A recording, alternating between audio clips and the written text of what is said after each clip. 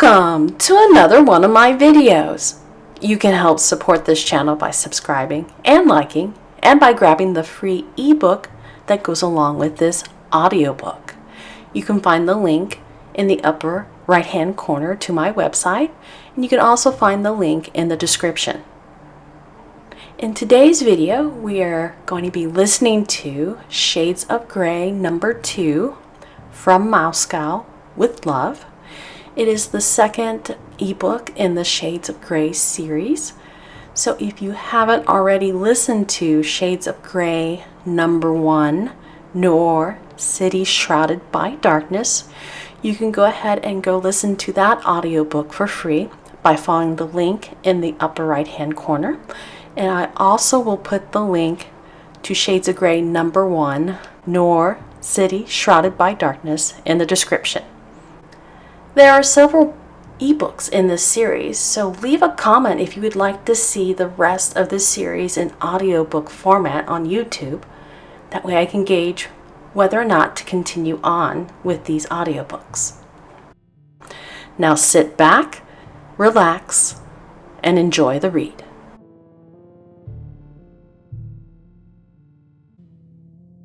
Shades of Grey number 2, From Moscow with Love, by Christy Lynn Higgins. This series uses a mixture of omniscient past tense and first-person present tense to tell the story of Shades of Grey. Enjoy the series.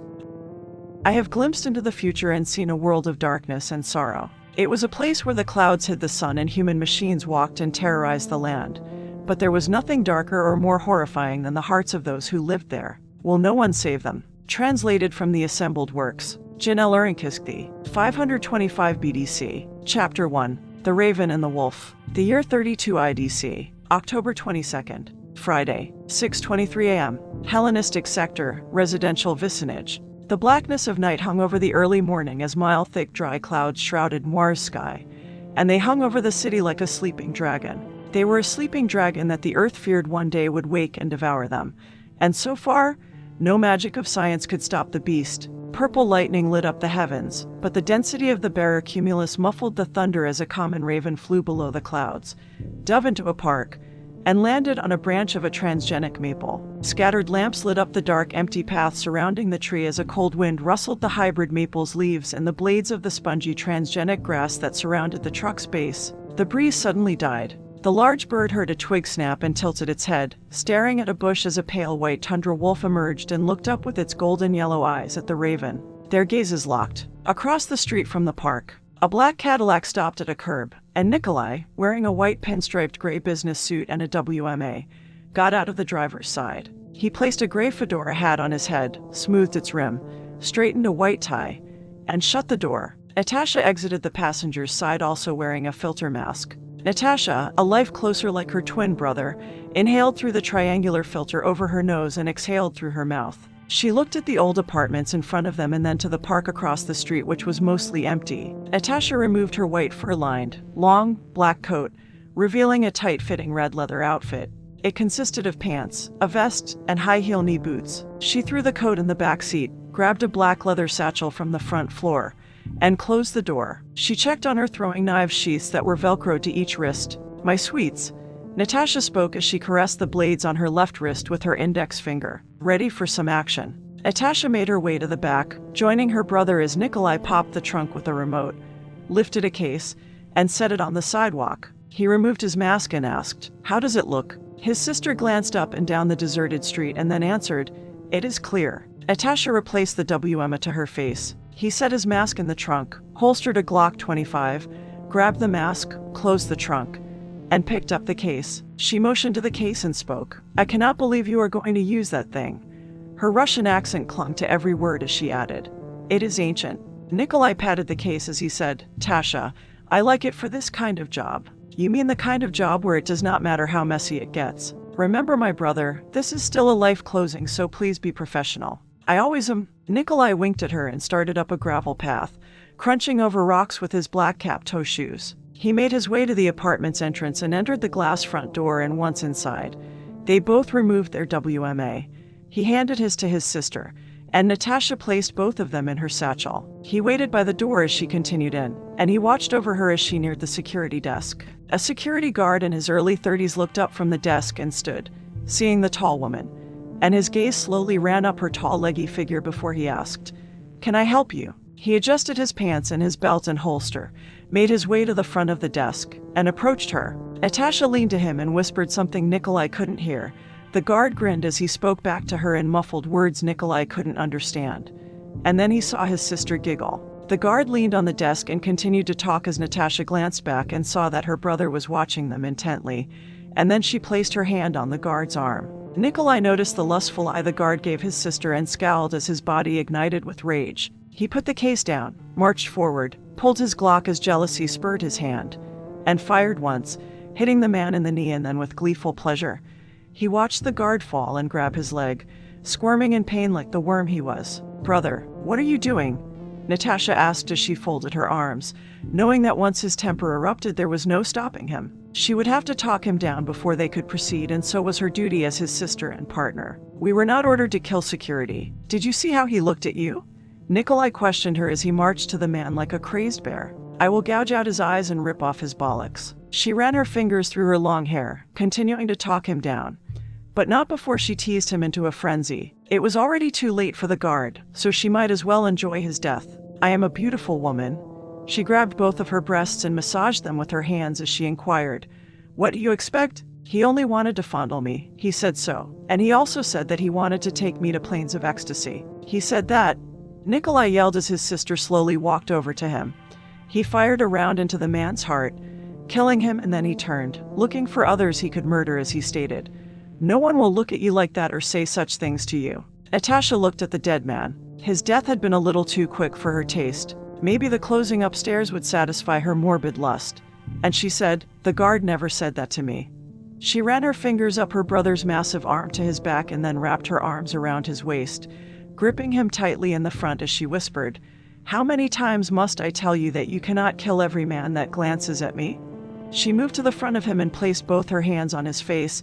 Then Natasha saw his eyes bulge out in rage as they searched the area for more vile men he could kill. And she said, "There will be many, and you cannot kill all of them." "But he—" Nikolai started till his sister leaned in and kissed him on the lips.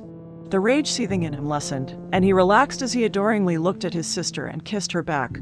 She finished, and he told her, "I am sorry. I lost myself again. It is fine, but do not let it happen." A second guard exited an elevator, interrupting her, and when the guard saw that Nikolai had killed his partner, the guard dropped his coffee and pulled his Python 4 revolver as he blurted, "Hold it right there." As the guard covered her brother, Natasha reached for her left wrist, pulled a knife from the sheath, threw it, and hit the man in the throat. The guard fired as he grabbed at the steel in his windpipe, and the wild shot hit the glass front door and shattered it. Shards rained, pinging to the tiled floor as the guard dropped his weapon and collapsed to his knees. He choked on his blood as he pulled a radio. Natasha walked over to him and kicked his revolver away as he tried to use the radio but only made gurgling sounds. He was lying on his back, so she sat on his stomach, looked at him with pity, covered his eyes with her left hand, and told him, "Do not look. The pain will be over soon."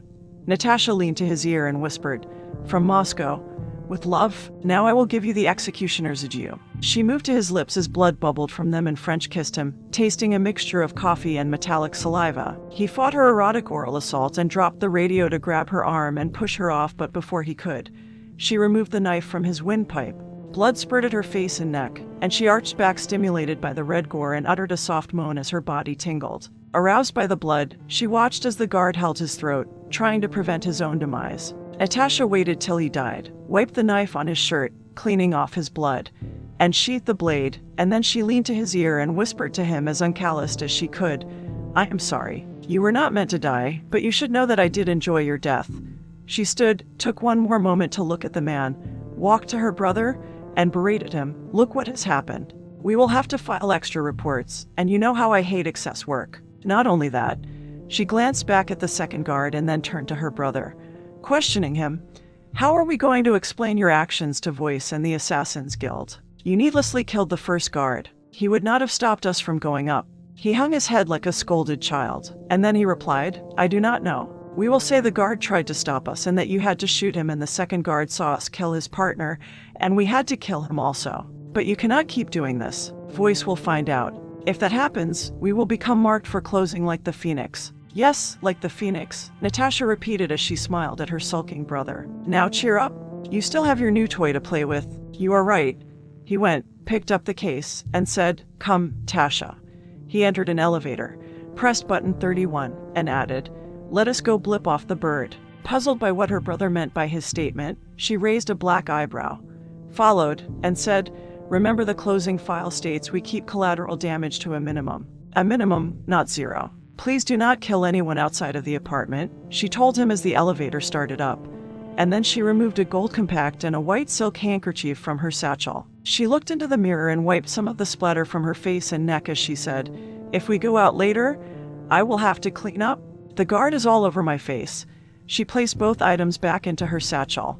The cab opened, and the two of them walked out as she asked, "What apartment number are we looking for?" Nikolai removed an HHC from his suit pocket as they walked from the end of the hall, and he looked at the numbers on the doors before they passed them and stopped. "This is the one." She noticed a dark crack beneath the door and whispered, "The lights are out, so they are probably still sleeping. Do you want to knock?" "Knock? No, not with this heat." He spoke as he patted the case, set it on the floor, opened it, and removed a Thompson submachine gun. "This bean shooter announces itself. Of all the people to idolize, you had to pick 1930s gangsters. Every jink needs a hobby. I happen to be good at two." Natasha said, "Half the time, I do not know what you are saying." Nikolai winked at her, made sure she was safely away, then stood back, shot several rounds into the frame near the knob, and kicked in the splintered door. Light from the hallway rushed into the apartment as he proceeded down an entry and an armed man appeared at the dark end. Nikolai fired, dropping the man and headed into the pitch-black living room.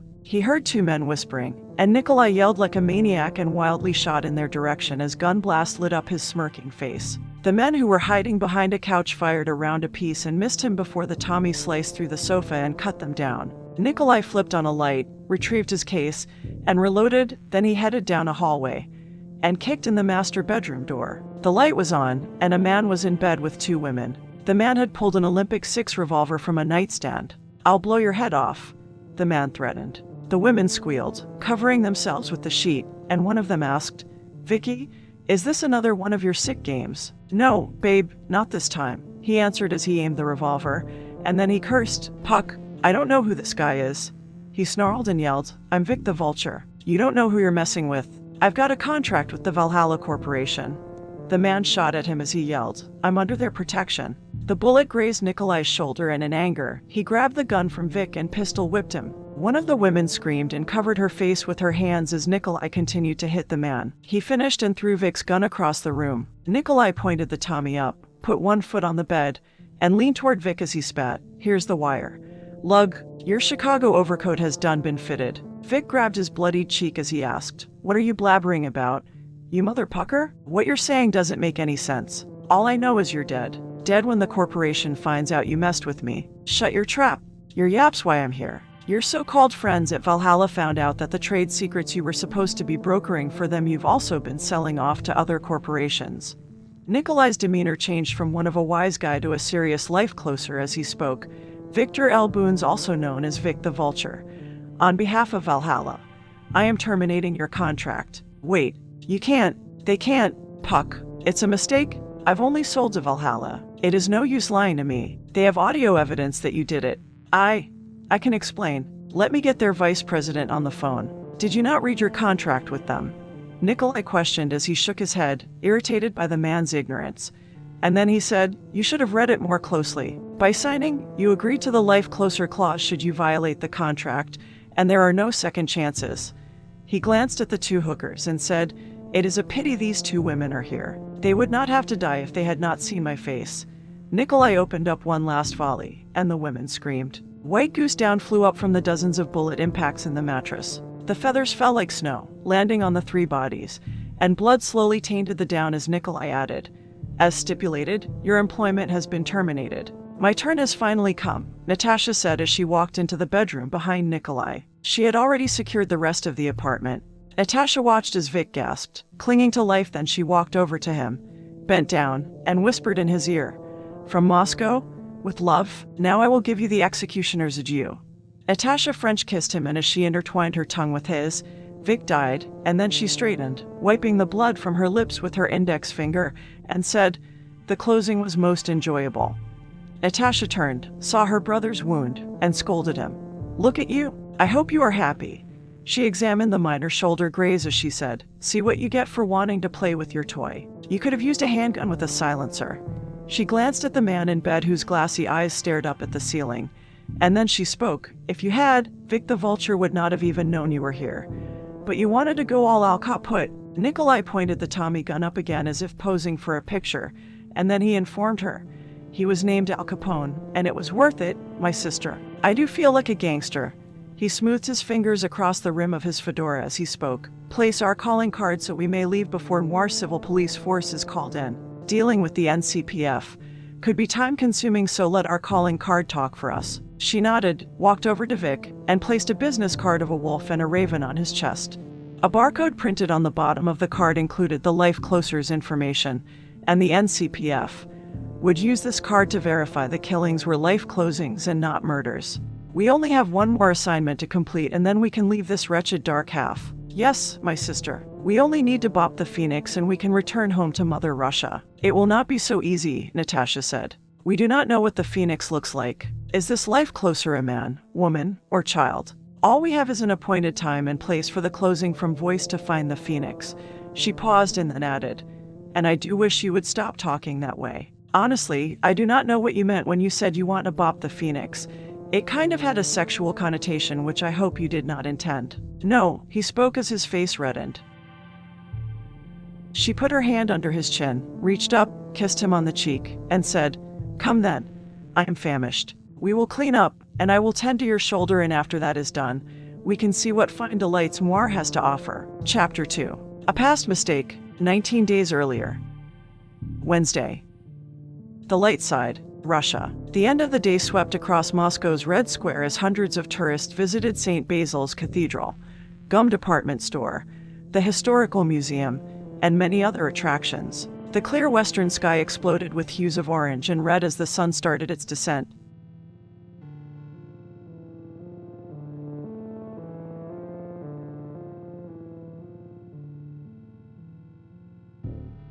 Dry clouds didn't pollute the air or obscure the heavens, and darkness didn't rule the land. Eventually, even this part of the world would be covered if the dry clouds were not stopped. They spread about an inch every week. 10 days before meeting Kat, Kim walked out of gum department store and put on sunglasses before stepping out into the early evening to protect her eyes. A native of the dark half of the planet, the sun's light hurt her even near the twilight hours. She pulled back her blonde hair, tied it in a ponytail, buttoned up her long dark gray coat, and pulled on black gloves. Kim straightened a black knapsack slung over one shoulder as she noticed a woman holding a little girl in her arms and grinned. She had fond memories of her own mother. That was until Kim turned 18. Her mother had left her and her father without a word nearly 20 years ago. At this time in her life, Kim hadn't yet discovered the truth about Teresa, Kimberly's view. I make my way out of Red Square, then hurry to Kalanchevskaya Street, and rush to the rooftop of the Leningradskaya Hotel, making sure no one sees me. I reach the rooftop just as the sun plunges over the horizon, and I pause, taking in a little of the life around me. Darkness starts to flood the sky as I remove my sunglasses and place them in the pocket of my coat. The beauty that we who live on the dark half miss, you don't realize its splendor until you witness it in person. The sun's so beautiful, and the colors that break across the horizon as it disappears for the day are mesmerizing. I inhale deeply, fill my lungs with the brisk air, exhale, and my hot breath appears as mist. The air smells clean, unlike Mars, and it energizes me and makes me feel more alive. The chill in the air tells me winter will soon overtake fall. The sun completely disappears, and this world on the light side of the planet, even as night spreads across it, is so wonderfully different. I glance up at the cloudless night and notice the stars are so bright. I can't even imagine that Mars' sky looked like this once. I pull on a knit mask to hide my identity, not that I expect anyone to come up here and see me. I wait for 2 hours near the ledge, keep to the shadows, and monitor the lit sidewalk below with binoculars. I came up here earlier than I had to, but I like to get the layout of the land before I take out a mark. I place my knapsack near the ledge, move to a different part of the roof, and pull out a large case of Guild Prep, cleanup crew hid the day before. I remove the sections of an M24, put the sniper rifle together, then move back to the ledge and peer down the block through the scope. My target's supposed to leave the tea house within the next hour. Many people go in and out of bars, eateries, and stores in the area. I glance at my watch, see it's time, place a silencer on the rifle, and kneel beside the ledge. I peer through the scope and aim at the entrance of the tea house. I remove an HHC from my coat pocket, open up the closing file on the touch screen, and study the picture of the mark one more time. Voice told me the mark will receive a phone call around this time and draw her out. So all I have to do is wait.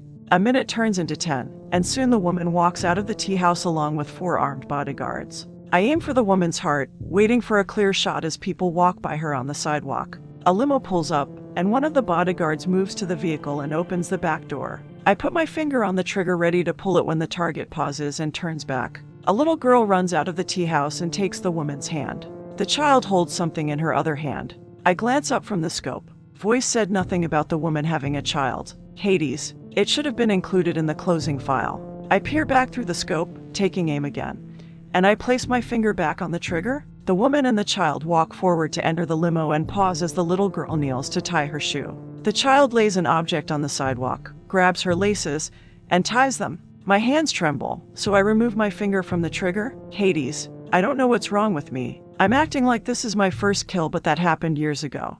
And I have long since hardened my heart to my work. I take several deep breaths till my hands stopped shaking, and then I place my finger back to the trigger. I can't let whatever's affecting me to get in the way. I need to take the shot.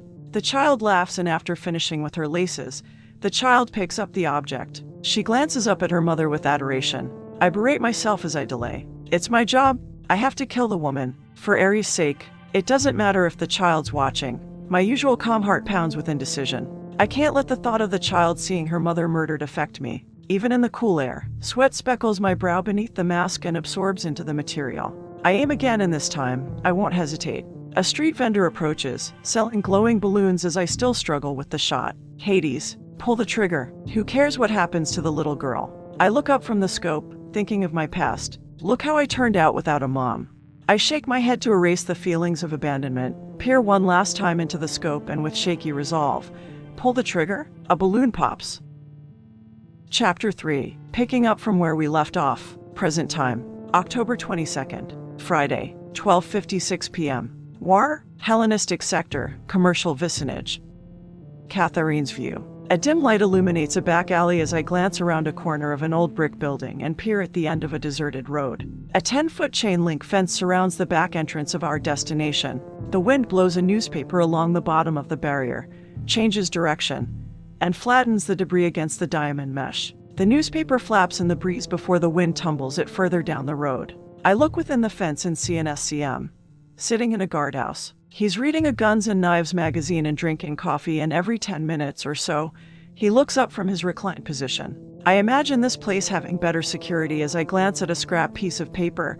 It's the address the hologram Teresa Griffin gave us. I sigh, disappointed with the defense and the rundown appearance of the building. It has to have some information about the Pandora project. I couldn't have gotten my hopes up just to find nothing. Kimberly stands beside me and peers through night vision binoculars. She wears her all-black work outfit consisting of thin gloves, a tank top, jogging pants, running shoes, and a zipped-up hooded sweatshirt. I'm wearing my usual white t-shirt, a gray-black athletic jacket, and gray-black pants. What do you see? I ask her. Kimberly's view. Considering who you are, I thought you would have supervision. I tell her, referring to her being the Pandora project. I reluctantly partnered with that strange woman 4 days ago, and I'm still uneasy about the collaboration. There's something about her.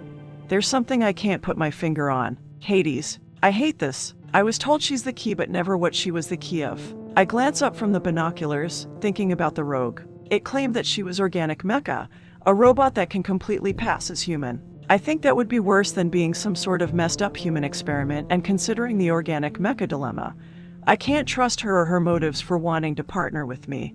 Not that I ever trusted her. Catherine's view. I see the mistrust in Kimberly's face and know the snide remarks are her way of keeping herself at arm's length. I don't know if she'll ever believe in my sincerity to help her. I glance at her again. Maybe something else is putting her on edge. It could be what the rogue told her, and if that's it, she has to see me as a freak. No wonder she can't trust me if she thinks I've been deceiving her. I examine our time together so far, and I know one thing. Our partnership's going nowhere. I finally answer her, no, I don't have supervision. All I see is the soldier. There's nothing else to see, Kimberly says as she hands me the binoculars. I peer through them and look at the SCM, the guardhouse, and the loading dock behind the small building. He wears a dark green uniform and his shoulder patch has the Sphinx Corporation emblem with the council's crest. On the top part of the large building is written Etna Toys Distribution Station Bravo. The SCM confirms it.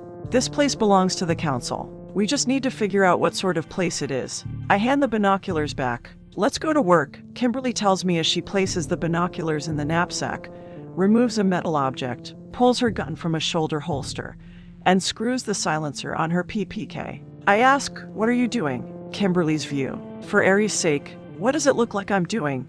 I snap as I glance at that woman. I don't see anything special about her. She's plain looking with hazel eyes and short brown hair, but maybe that in itself is a disguise. I just can't figure out if she's a weapon or one truly messed up person and why one of the departments in the Sphinx Corporation wants her. All I know is if she's important to them, they won't let her go so easily. Maybe I should end our partnership before it causes me any more grief. I can't let anyone live who knows I'm the Phoenix. Anonymity is life, so I shouldn't wait too long to eliminate the one who has seen my face and who knows that I'm a life closer. I consider it a few seconds more and decide if I want to investigate the building.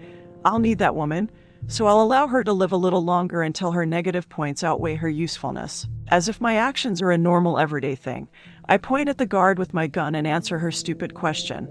I'm going to take out that SCM and go into that building. I'm going to see why this address was in the file labeled The Gorgons. Catherine's view. You can't, I say, keeping my voice down so not to alert the SCM. Killing's wrong. Everybody knows that. For Aries' sake. Of course, it's wrong, Kimberly whispers. But how else are we going to get in? Hades. I can't believe we're arguing about this. Actually, I see and feel her anger increase as she takes a step towards me and states, I can't believe I'm letting you stop me from doing what I normally do. She pushes me up against the wall and tells me, now listen. I'm a closer and this is what I do. She releases me, starts around the corner, but then I grab her arm, and she turns and glares at me. I feel her stare bore right through me as if it's a laser. I want to shrink back and run away, but I stand my ground. I release her wrist and say, that doesn't make it right. Please, don't kill him.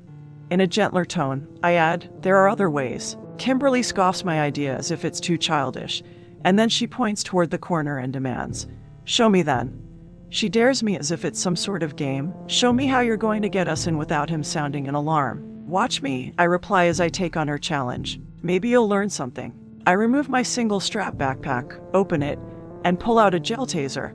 It's a device that resembles a mini TV remote.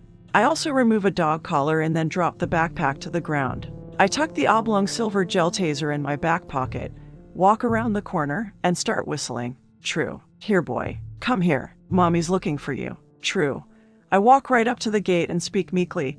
Excuse me. The SCM sees my approach, so he puts his magazine and coffee down, grabs the XM8, and comes out to the entrance. He keeps the assault rifle at the ready and peers through the chain link fence. I act hopeful as I question, have you seen a dog? He relaxes his grip on the XM8 as he answers me, no, I haven't seen one. The SCM eyes me and must decide I'm not a threat and slings his assault rifle. He removes his cap and runs his hand through his short hair as he suggests, maybe you should try around Joe's diner. His dumpster attracts hungry animals. Back at the corner, Kimberly's view. I can't believe it. That woman walked right up to him. I let my amazement fade away. It doesn't matter if she's able to talk with the soldier without setting off any alarms. The real question is if she can get us in. At the fence, Catherine's view. I glance at the dog collar, then back to him, and say, I don't know where the diner is located. Could you give me directions? Yeah. Hold on, he says as he goes back into the guardhouse and comes back with a Hellenistic sector commercial vicinage map. The SCM points to the paper and gives me instructions. We're here. Joe's up there. First, go back down the alley you came up. Then, I step closer to the fence, scratch my mid-back, and slowly remove the gel taser, and with my thumb, I flip off the safety at the bottom of the weapon that's below a large red button. The soldier continues to talk as I palm the small device and move my hand to the fence. I carefully aim, press the red button, fire a green jelly string through the diamond mesh, and hit the man in the neck. The end of the gel substance clumps on impact, it forms an acorn-sized circle and adheres to his skin, and the rest of the string dangles still attached to the gel taser. I press the large red button again as the SCM grabs at the string, and 1,500 volts surge through the jelly. He cries out, convulses, and falls to the ground unconscious as I look around, making sure no one saw me, and then I hit a blue button that recoils the string. I set the safety, tuck the gel taser back in my pocket, and climb the fence. Back at the corner, Kimberly's view. I can't believe it. She actually did it. I holster my gun and run up as that woman buzzes the gate open, and I hand that woman her bag. I'm still quite amazed. I thought she would get captured. I might have lost out on finding out what's in the building, but my Pandora problem would have been solved. Have you done this before? I ask as I help her drag the man into the guardhouse. Actually, a couple of times, she replies as she takes his keycard, then places the gel taser in her backpack and the keycard in her back pocket, and adds, "He'll be out at least 2 hours." I glance at my watch and say, "Let's get inside and see what we find." A little impressed by that woman's tactics and excited to continue our game, I state, "See how far we can go without killing someone." Chapter 4. The Council. 1:19 p.m. Hellenistic sector, unknown vicinage. The new sanctum. Within the chamber. "Come on, people," a male supervisor barked. "You're behind on your 1 o'clock reports. Let's get them in." After a few minutes, he scanned an HHC, moved to one of the 24 chamber analysts, and said, "You're the last one. What's the holdup?" "It's these readings from the new project. There was so much to compile that," the male analyst started, "I didn't leave enough time to write out the report. I won't make the same mistake again. The council doesn't tolerate inefficiency or errors." "I know, but like I said, I discovered my miscalculation," the analyst restated as he sent in his report. "It won't happen again." "Make sure it doesn't," the supervisor said as he went back to walking the line of workstations. In the center of the chamber, the council sat at a long rectangular table that was the darkest point of the room, and the laptops and HHCs were the only things that illuminated the immediate area. The council monitored many black projects, and on this day, they monitored one experiment in particular. Mr. Morta, a tall man with a stout build, sat at the head of the table. The door to the chamber opened, and light from the hallway revealed Ms. Nana was a slim Lilliputian and dwarfed Mr. Morta's frame. She sat to his right on a specially designed chair that raised her to the table. Ms. Nana turned to her laptop and stated, "We are receiving a report from Cerberus." She typed across the keyboard with her cherry red nails as she continued, "Vulcan Station is now in our hands. 2 of our squads of Sphinx corporate military have already arrived in Antarctica, and the SCMs have taken over the base." Good, Mr. Morta said. Vulcan Station was the last factory facility in operation, and now the acquisition of our sister department's assets is complete. He paused and asked, "What of the 2 scientists at Vulcan Station?" Mr. Takuma was a meager man of average height, and he sounded disappointed when he replied, "Cerberus did not kill them as instructed, but..." Mr. Morta demanded, "But what?" Mr. Takuma answered, "Well." When he hesitated, Ms. Nana replied, "Dr. John Gellett and Dr. Robert Seeker were injured." "How?" Mr. Morta questioned. "Cerberus tortured them with a laser cutter," Mr. Takuma answered. "Both men have severe burns. They have been flown back and are recuperating in our medical facility." Mr. Morta stated, "It would appear we need to be more precise in our instructions. We did want the cooperation of the scientists." He paused and questioned, "Where is Cerberus now?" "It is flying back to Noir," Ms. Nana answered as she scanned the clock on her laptop. "Cerberus should arrive within a few hours." Mr. Morta thought for a moment and asked, "How is Argus?" "I would like him to monitor Cerberus." "He is still receiving care," Mr. Takuma said. "The injuries he received from the T3 seconds when they tortured him were not life-threatening. He should be ready to return to work in a few days." "Did he give up any information about our work or the sanctum?" "He says no," Mr. Takuma replied. "He said that they were rescued before he broke." "They?" Mr. Morta repeated, puzzled for a moment. Yes, the 2 factory technicians we acquired. Tech 111 and Tech 112. "What are their names?" "Peters and Maxwell," Mr. Takuma answered. "We never did find out who rescued them. The men are closed-mouthed about it." "Do you believe Argus divulged any information?" Mr. Morta asked. "No," Mr. Takuma replied. "We did condition him to withstand pain. The T3 seconds may have broken him with time, but not in the short span that they had him. They had him 3 days to be precise." Ms. Nana questioned, "What intel do we have on the T3 seconds?" "The operatives we had following them turned up dead," Mr. Takuma answered as he scanned another HHC. "The last report we received from them stated they had left the Hellenistic sector of Noir." "Create a new team," Mr. Morta commanded. "The T3 seconds must be found. We cannot have these machines on the loose. 1 rogue is enough." Mr. Takuma went to work on the task and pulled up personnel files, and after several minutes, he started compiling a new team. Ms. Nane's laptop beeped. She opened the incoming message, and then she relayed, "I have received a new report. Cerberus has stated its excitement." "Over what?" Mr. Morta questioned.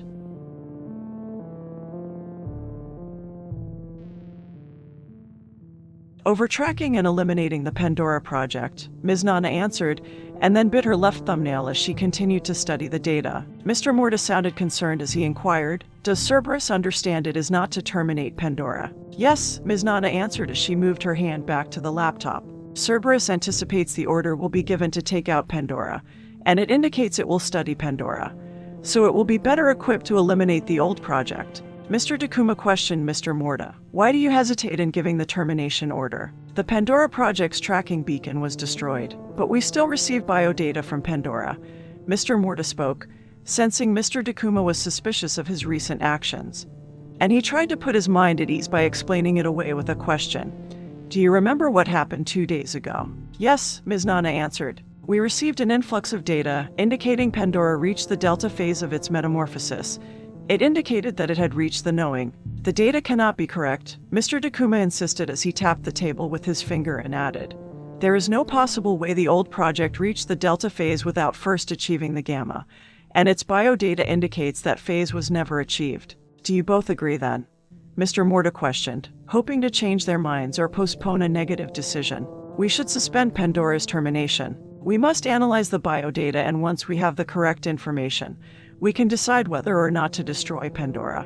He rested his elbows on the arms of the chair, folded his dark brown hands, and then continued. "If the readings are corrupt, it is one thing, but if the readings are true..." Mr. Morta hoped to give his favorite project some more time, and he said, "We should investigate it further. We did want Pandora to reach all of its phases, and we want it to become the killer we programmed it to be." The other two glanced at each other and nodded. "I have one condition," Mr. Takuma insisted. "We will terminate Pandora even if the information is inconclusive." Mr. Morta nodded reluctantly and said, "It is agreed. Cerberus will observe Pandora. We will hold off termination until we have had enough time to study the data." He had bought Pandora a little more time, and he hoped she would find the answers she was seeking. Chapter 5. The Rogue's New Focus. 1:41 p.m. Near the Hellenistic sector's boundary, within the shambles of the factory, the rogue repaired the artificial epidermis covering its pale face as it stood in one of the many rooms the factory devoted to biomecha research, especially the assassin line of unmen. The room was labeled Biomecha Research 17 or BR-17. The area under its left eye had been damaged 2 days ago in a battle with Pandora. It stared at a table mirror with its red artificial eyes. Then the rogue noted its eyes looked more like red ring spheres, and it also noted the dingy brown business suit it wore had black oil covering its left jacket's arm. It went back to work and used a soldering iron to melt patches of skin to its damaged face. The skin was made from a man-made substance known as X-74, the rogue's view. I paused from my work and set down the solder, thinking Pandora did a number on me. I came close to ending her existence, but she reached the delta phase of her metamorphosis and stopped me. Pandora shot me when no one else could. I consider the past year and wonder why out of all my programming I cannot disobey the one to destroy Pandora. I find pleasure in hunting her, but I am an unman, and I appear to be showing feelings and have self-awareness. This should not be. I also consider in great depth the other thing that happened to me. Even though I tried to kill Pandora, she spared my life. She had the power to take it, yet she fled the room. She showed me mercy as if she knew something that I did not. Is there another purpose to my existence? I think back to my discovery. After our encounter, I stumbled across the hidden chamber in the back of the gallery, and then later after I had gone through some of the factory's research on the tablets, I found that archaeologists believe they were chiseled by Janelle Urinkisky around the year 525 BDC. And archaeologists also believe the word spoke of future events. I process all this data, and I believe they are about Pandora and that they are some sort of prophecy about her. Right now, I do not know their true meaning. One of the tablets is broken, and I do not know how much of the text is missing. I do not know if the two tablets go together or if they are part of a separate message. I return to the table. Pandora could be the rushlight mentioned in the one, and if so, she is some sort of destroyer. I consider the warning about the destroyer and my suspicions that she is an organic mecha. Is she a machine completely composed of lab-grown parts, or is she a human with unique abilities? My new objective will be to discover the truth, and once I find the truth, I will terminate Pandora and the rogue's view. The rogue picked up the solder and continued the repair of its face, and after some time, the rogue turned its head side to side, examining its work. It was pleased with its repair and glanced at its left arm. The rogue needed to fix the shoulder, so it removed its jacket, picked up a pair of needle nose pliers, inserted the head into a bullet hole, and clasped a 9mm round. It pulled the bullet out, dropped the slug to a tray, and the parting gift from Pandora clanged on the metal. Black ooze ran down from the wound till the rogue used the solder to stop the oil leak, and then it waved a scanner over the hole and examined the results on an HHC. Nothing more was damaged, it only needed to patch the hole, so it placed a piece of X74 over the wound and soldered it in place. Once done, the rogue moved its arm up and down. The repair wasn't bad, but its skin coloring was all wrong. It was too pale for what it needed. It removed its coffin-handled bowie, placed the knife and sheath on the table, took off all its clothes, and stepped into a specially designed shower. The rogue set a color knob on the wall to olive and turned it on, and dark dye sprayed from the shower head, darkening its skin and hair. The dye ran for several minutes until the coloring covered its entire body, and it turned off the shower and stepped to a dryer in the back. The machine roared as hot air rushed over its body, setting the new color. The rogue stepped out and studied itself in a full-length mirror, and then it studied its artificial eyes and the blood-red dot light of its eye link sensor. If it was to pass as a human, it would have to do something about them. So it removed the eye cover to the sensor input compartment by screwing it off. The rogue placed the cover on the table, picked up the needle nose pliers, and carefully removed the orange bulb from the compartment so that it would no longer blink and betray its true identity. It screwed the eye cover back on, walked over to the table with all the equipment, opened a container filled with lenses, selected brown, and inserted them. The rogue's view. A question crosses my processor, so I go back to the bulb and study it. I remember in the past the dot light blinking blood red. The bulb is orange, so it could not possibly blink blood red. It does not make sense, actually. A lot of things do not make sense. But time is short, and I will have to consider this mystery later. And the rogue's view. It looked at its shabby business suit on the floor. The rogue needed a change of clothes. It had to look the new part if it was going to investigate the stone tablets. It streaked its way to a locker room, used a master keycard. It took off the body of a dead manager, opened lockers, and searched through clothing and personal items till it found what it needed. It put on a pitch-black business suit and studied itself in a full-length mirror. No one would know that it was an unman, and it had one last room to visit before company showed up.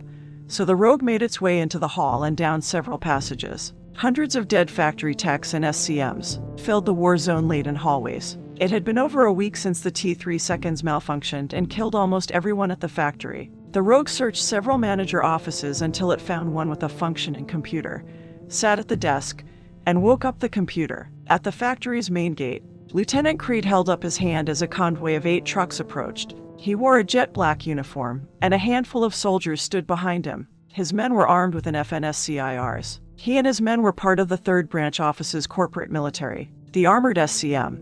Vehicles that had just pulled up belonged to the council. The lead truck halted, and the driver, who wore a dark green uniform, looked over the Latino man in his late 30s with a black goatee. The driver noticed Creed's name on his uniform and his rank, and then he handed an HHC. To him, "Lieutenant, I'm Lieutenant Walters." The red-headed man had a pale complexion and sported a high and tight crew cut and trimmed beard. And Walters spoke. "The council will be taking over the factory. You and your men are to return to the 3rd Branch Office for your new orders." Creed slung his assault rifle over his shoulder, scanned the HHC, and told him, "Use caution. All of the T3 seconds may not have left the factory. They're like the rogue now, and they no longer follow orders. Thanks for the heads up." Walters slapped the side of the truck, and 4 council SCMs jumped out of the back to guard the gate. The 4 men removed barricades from the back of a truck and set up a roadblock. Walters ordered over the truck radio, "Move out." The convoy traveled down the long stretch of road toward 2 large buildings. The trucks halted, and Walters turned off the engine, opened the door, and jumped down from the vehicle. His men unloaded from the 8 trucks, lined up in 8 rows of 10, and stood at attention, holding their assault rifles across their chest. Walters walked up and down the line, stopped, faced the men and women, and ordered, "Team leaders, move your soldiers out. I want the factory secured, and if you encounter any active unmen, do not engage. Radio in and wait for backup. Is that understood?" "Yes, sir," the 8 team leaders answered. Chapter 6. Mr. Pinchbeck, 2:16 p.m. The rogue worked on the computer with inhuman speed as the printer behind it spat out document after document. The rogue took an ID badge from a dead body out in the hall, removed the card from the plastic covering, scanned it, and printed out a version with a black square instead of a photo. It snapped a picture of itself with a digital camera acquired from a locker, printed out the photo, pasted it to the ID, and put the new card back in the plastic covering. The rogue clipped the ID to its pitch black business suit. It finished its work, signed a few of the documents with the Sphinx Corporation president's signature it had copied from a document, placed them all in a folder, and then it made digital copies of all the documentation and placed them on an HHC. All that was left to do was to set the stage, and it looked at a Sphinx Corporation credit card it stole from one Mr. Frank Bygone. It had all of its props but one, and a quick phone call from it would fix that. It picked up the receiver, heard the dial tone, and dialed a number it found on the internet. "Hello," the rogue said. "Yes, I would like to rent a limousine for the day. Yes, I will be paying with corporate credit. I would like to be picked up from the corner of Limit Street and West 1000 Avenue, and I will be there in 3 hours." "Very good. Let me give you the corporate credit number." The rogue hung up once it was done. It would need to get out of the factory without being spotted and make its way to Limit Street. About 4 hours later, the limo pulled up to the factory's main gate. 2 yellow and black striped barricades stood, blocking the entrance, and a council SCM approached the passenger's side door, keeping his XM8 at the ready. The rogue would see if all its hard work had paid off, rolled down the tinted window, and waited to see what would happen. It was ready to draw its hidden knife at the slightest hint of failure. The SCM glanced around the limo's interior, then looked at what he believed was a man, and asked, "Can I help you?" It had passed, and now it needed to start its performance. So the rogue said, "I am Mr. Pinchbeck, and I am to take over management of the factory for the council. Here is my documentation." It handed the SCM an HHC, and the SCM looked through the docs on the device and tapped his headset. "Lieutenant, a Mr. Pinchbeck is at the gate. He claims he's the new manager of the factory." "Yes, sir. His paperwork is all in order." "Yes, sir." The SCM turned to the new manager and said, "Lieutenant Walters says for you to proceed in. He'll meet you at Building G, and he also wants me to ride along in case there are any unmen on the grounds." "Certainly," the rogue said. "Sit up front with the driver." The SCM relayed his orders to the remaining 3, walked around the back of the vehicle, and entered through the front passenger door. The other SCMs removed the barricades blocking the entrance to the side, and the limo pulled down the road, and after a short time, the vehicle stopped in front of Building G. Walters with a few of his men waited outside. The rogue got out of the limo, walked to the driver, and said, "You may return, and I will call if I need a ride." The driver, along with the SCM, still in the front, headed for the main gate. Walters walked to the new manager, offered his hand, and spoke, "Mr. Pinchbeck, welcome to the factory." They shook, and then Walters removed an energy bar from his vest pocket and unwrapped the chocolate snack. "The council sent you in a bit early." He took a bite and then said, "The dead have not been removed or the grounds secured. I am aware that cleanup has only started and know full well what to expect inside," the rogue stated, then opened a folder on its HHC and scanned through some of the files. "All I request from you is 2 of your soldiers till my own report in." It closed the folder and said, "I will not get in your way. I want to set up my office and begin work. There is so much data to catalog in the factory. It will take us years to go through everything. I can loan you some soldiers," Walters said as he waved 2 of the SCMs forward and ordered them. "You 2, go with Mr. Pinchbeck and stay with him until his people relieve you." "Yes, sir," the 2 men replied. "This way, gentlemen," it stated. The rogue headed into the factory. The first part of its plan was complete. It had the factory at its disposal. Now the rogue must begin on the second part, and it would uncover everything the factory had on Pandora and Jin-Ellerenkiskthi. The rogue would determine if its drive was more than programming, unravel why it was fixated on killing Pandora, and if that was its purpose in existence, it would destroy her. Chapter 7. Etna Toys Distribution Station Bravo. Etymology, history, and usage of the word asp. Asp was originally a word for a venomous snake, then later around 700 BDC. In slang, it referred to a person who was so low that they slithered on the ground. Over the centuries, the word also began to refer to a vain, self-important, silly, or aggressively stupid person, and the anus. 2:58 p.m. Hellenistic sector, commercial vicinage, Catharine's View. The corridors smell dusty and look as if no one has used them in years. A fluorescent light flickers overhead as we walk beneath a multitude of humming lights, and it's a maddening sound in the otherwise silent building of white block walls and concrete floors. Kimberly brushes a cobweb out of the way as she complains. All we've found are a few boxes of toys. She holds her gun at the ready as she questions. Where's the lab? You mean if this place has a lab? I tell her as even my optimism doubts its existence the more we explore this place. The deeper we go, the more I think Etna's only a distribution station. I don't think we'll find anything here. The Gorgons could just be a new line of toys Etna's developing. It's stupid comments like that really pisses me off.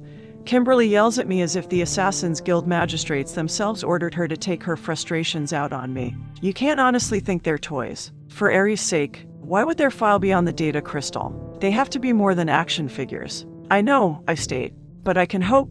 You can hope. What kind of asinine comment is that? Kimberly asks me as she pauses at another door, opens it, and peers inside. Don't you want to find something? The room's empty like the 36 or so we've already searched.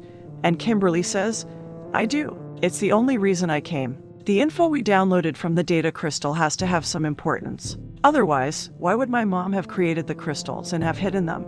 She shuts the door and gripes, Hades, I better not be wasting my time. I mumble, I really hate it when you yell at me. What did you say? I reply loudly, I said. I then speak normally. I've been wondering what kind of project the Gorgons could be. I've encountered a lot of the Council's experiments over the past year, so I'm imagining the worst, and a toy sounds better than what I'm visualizing. I'm serious. I would prefer the Gorgons to be a toy. In Greek stories, the Gorgons were 3 sisters so hideous the mere sight of them turned people into stone. So I know the Gorgons have to be weapons. You and your dream world, Kimberly complains. You can't go by your imagination. You have to go by the facts, and then they'll lead you to the truth.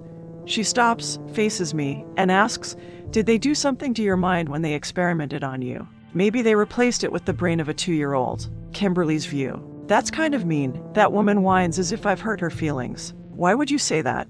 Because you're an idiot, I tell her. I've never seen somebody so naive. She slowly blinks 3 times as if she's processing my statements, and in that instance, I wonder if she is a machine. That woman might not have that light thingamajigger blinking some orange or red color declaring, hey, I'm a biomecha. But she does have the feel of something that was made in a lab. No adult could act like she does. Naive? So you see me as a child? Yes, a very annoying child. I answer her. The world works certain ways, and you can't see it. Let me point out one example. You didn't want to kill the guard. What's wrong with that? What's wrong with that? Oh, my Zeus. I can't believe you asked me that. I shake a condescending finger at her and say, you're not understanding anything I'm telling you. I rub my temple, trying to reverse a headache that's setting in as I calmly say, oh, for Aries' sake. Never mind. Maybe you'll never understand. Come on, Catherine's view. I watch as Kimberly walks ahead of me. She is making fun of me. Kimberly can be real mean. I mumble, I might be naive, but at least I'm not always angry. Did you say something? Nothing, I reply, and then I hurry to catch up with her. I don't believe murdering people's how this world is supposed to work, and if it is, maybe it's better that I'm an idiot. We hurry through the first section, enter the second, and come across a long hall with no doors. Blue pipes run along the ceiling and water beads on one of them, and in places, the liquid falls to the concrete floor. We start through the passage. The blue-gray concrete corridor runs for about 400 feet and goes around a corner. And then the corridor continues for another 400 feet and ends at a door with no knob. On each side of the door is a scanner, Kimberly's view. I throw up my hands and exclaim, great, now what? I go to the door and push up on it with my body as I state, it won't budge. How are we going to get in? I kick the door as if it's some flat tire, and then I stand back as if I'm thinking about ramming into it, and say, maybe we should have brought the guard, or we could have cut his hand off, and then we might have been able to use his palm print. That woman says nothing to my outburst and only stares at the scanners. So I say, well, we can't go any further. I start back through the corridor in order, let's return and see if we missed anything. I mumble, come back once I get a grenade launcher, Catherine's view. Wait, I tell Kimberly as I glance at the star that marks my left palm. I encountered a scanner like this at the factory. I placed this on the scanner, and it let me in. Placed what? This, I answer her as I show her the star that had been burned into my palm, and then I walk over to the machine on my right. I find an outline of a right hand on its glass top, so I move to the other machine, and it has an outline of a left hand.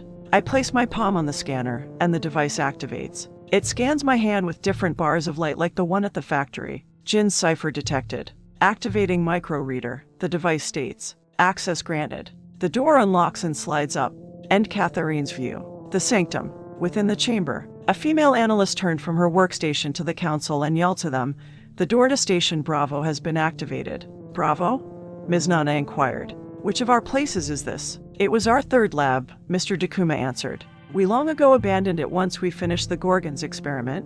Ms. Nana stated, "I remember. Why would someone go there?" "Why indeed?" Mr. Morta questioned. "Who accessed the lab?" The female analyst turned back to her computer and read over the information, and then she uttered, "I don't think this can be right." The analyst checked the data again, then turned and replied, "Sirs, ma'am, the lab was accessed by Jin's cipher." Ms. Nana questioned, "Are you sure?" "Back at Etna Toys Distribution Station Bravo." Kimberly's view. "Let me see it," I order as I grab that woman's hand and turn it over. "It looks like..." I begin, and then I study my own right palm and compare the star burn on my hand to hers. "Oh, my Zeus. They're the same." I squeeze that woman's wrist and demand, "Where did you get it? Tell me, or so help me, Al. You're hurting me. Let go," she yells as she tries to pull away. "Not until you tell me where you received it." "The music box," that woman tells me, then reaches into her pocket with her other hand and removes it. "I got it from the music box during my battle with the Unmen. I was at Etna Toys plant and warehouse. A fire started, and the music box was in it, and when I snatched it out of the flames to save it, it burned me." She stops resisting me and shows me the lid of the music box as she asks, "You remember? Don't you? I had blisters on my hand when you took me to see Dr. Chiron." She adds as if that woman is still angry over the incident and the real reason I took her to the hospital. "Let me see," I command. "Release her, take the music box, and examine the raised star on top. It looks like the one." "Yes, it's exactly like it, but how can it be?" She rubs her wrist and asks, "Where did you get yours?" I'm in deep thought and mumble, "Where did you get your burn?" "There was a fire in my mom's office the day she died. I grabbed the knob to go in and burn myself, and the star was on the knob."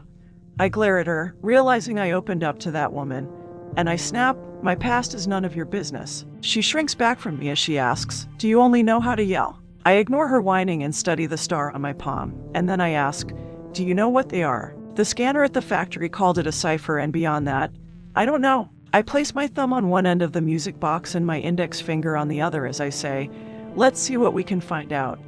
I direct my next word at the music box and speak, "Mom." A 3D image of Teresa Griffin generates in front of me. The hologram, who has an Ella processor and can learn and adapt, depending on her surroundings, scans the area and asks, "Where are we?" "Etna Toys Distribution Station Bravo." That woman answers, "The address you decoded from the data crystal." "Do you?" Enough with her questions. "I want you to answer mine," I insist as I show the hologram my palm and inquire, "What is this star? Why do I and that woman have it? And don't tell me you don't know." "I see you are in a good mood today," the hologram says and examines the burn. I do not believe it. The mark is Jin's cipher. "Jin," I repeat. "Yes, Jin Elurinkisthi. Isn't he the composer of Unfinished Melody?"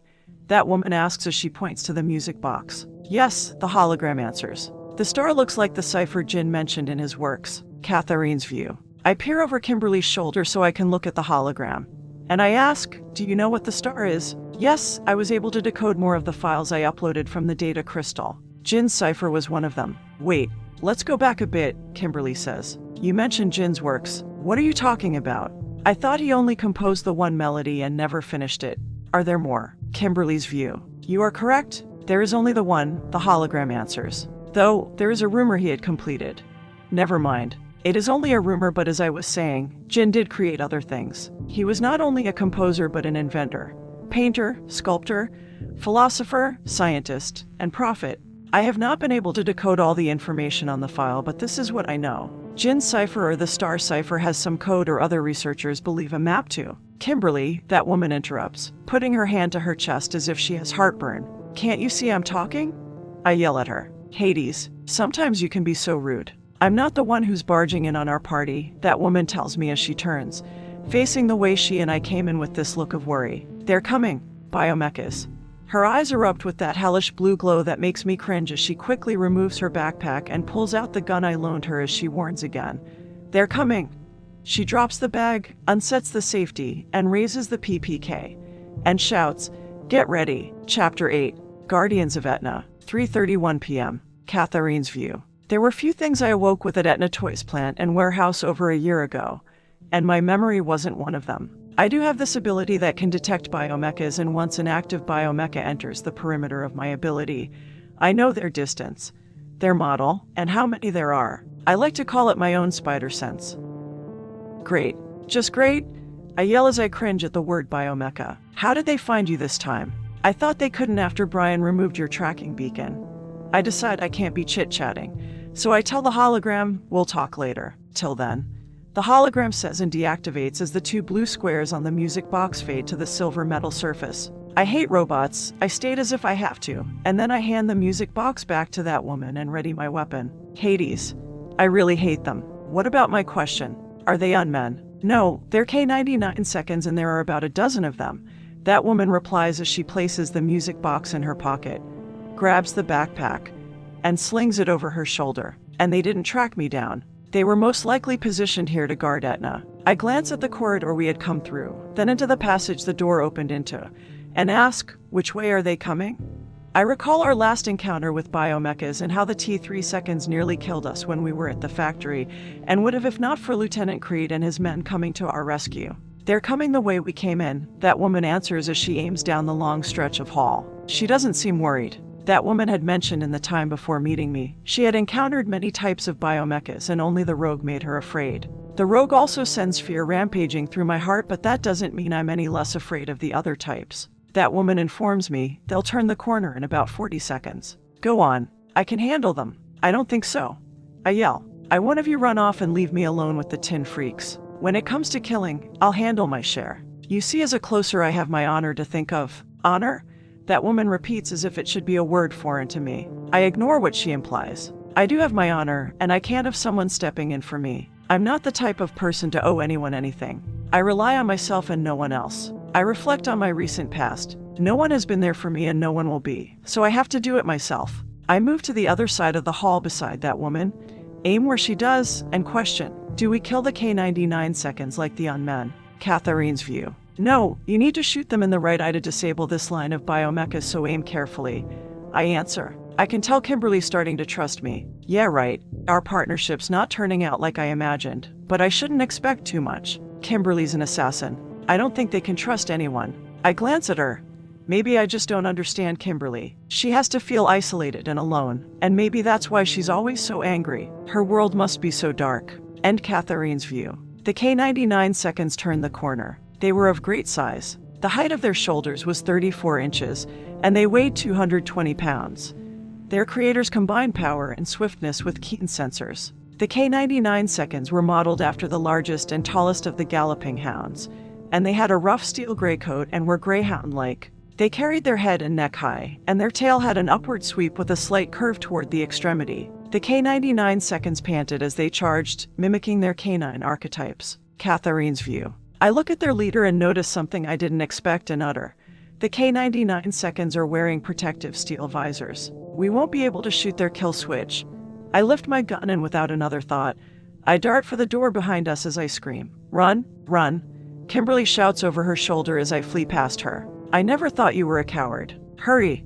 I insist. They're wearing visors. We can't take them down. In a panic, I enter the next passage, turn, and wave for Kimberly as I yell again. Run? The K99 seconds are halfway through the corridor, so I start to run again, hoping she'll follow as I scream.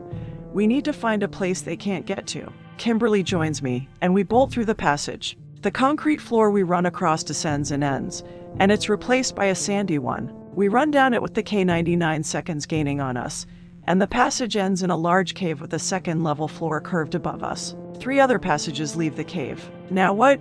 Kimberly questions. Climb. I command as I tuck the gun and start scaling the pitted stone wall. Kimberly places her gun in her shoulder holster and follows. We're about 10 feet up when the K99 seconds reach the cave, and the pack circles under us. The leader leaps up, snaps at Kimberly's heel, and barely misses her. Kimberly lurches up, startled by the large mouth, loses her footing, and slips. I quickly grab her wrist, and she dangles above the K99 seconds. Oh, my Zeus! Kimberly shouts. Don't drop me. Get me up? Crap. I utter as I strain to keep from dropping her as I dig my nails into the cliff. I can't. I don't have the strength. I swing her to the rock face as I tell her, you'll have to reestablish your footing. I grunt for the strain to my arm as I add, and hurry. You're not exactly light. All the K-99 seconds bark and growl as a few continue leaping for us. Kimberly frantically searches the rough surface with her free hand as I desperately swing her over, but she can't find a holding. She swings backward, and we try again, and on her third swing over, she finds a grip in her footing and yells, "Got it, thank goodness," I say as I release her wrist. "I couldn't hold you up much longer." Kimberly climbs higher and then glares down at me as she questions as if it's more important than anything else. "What was that about my weight?"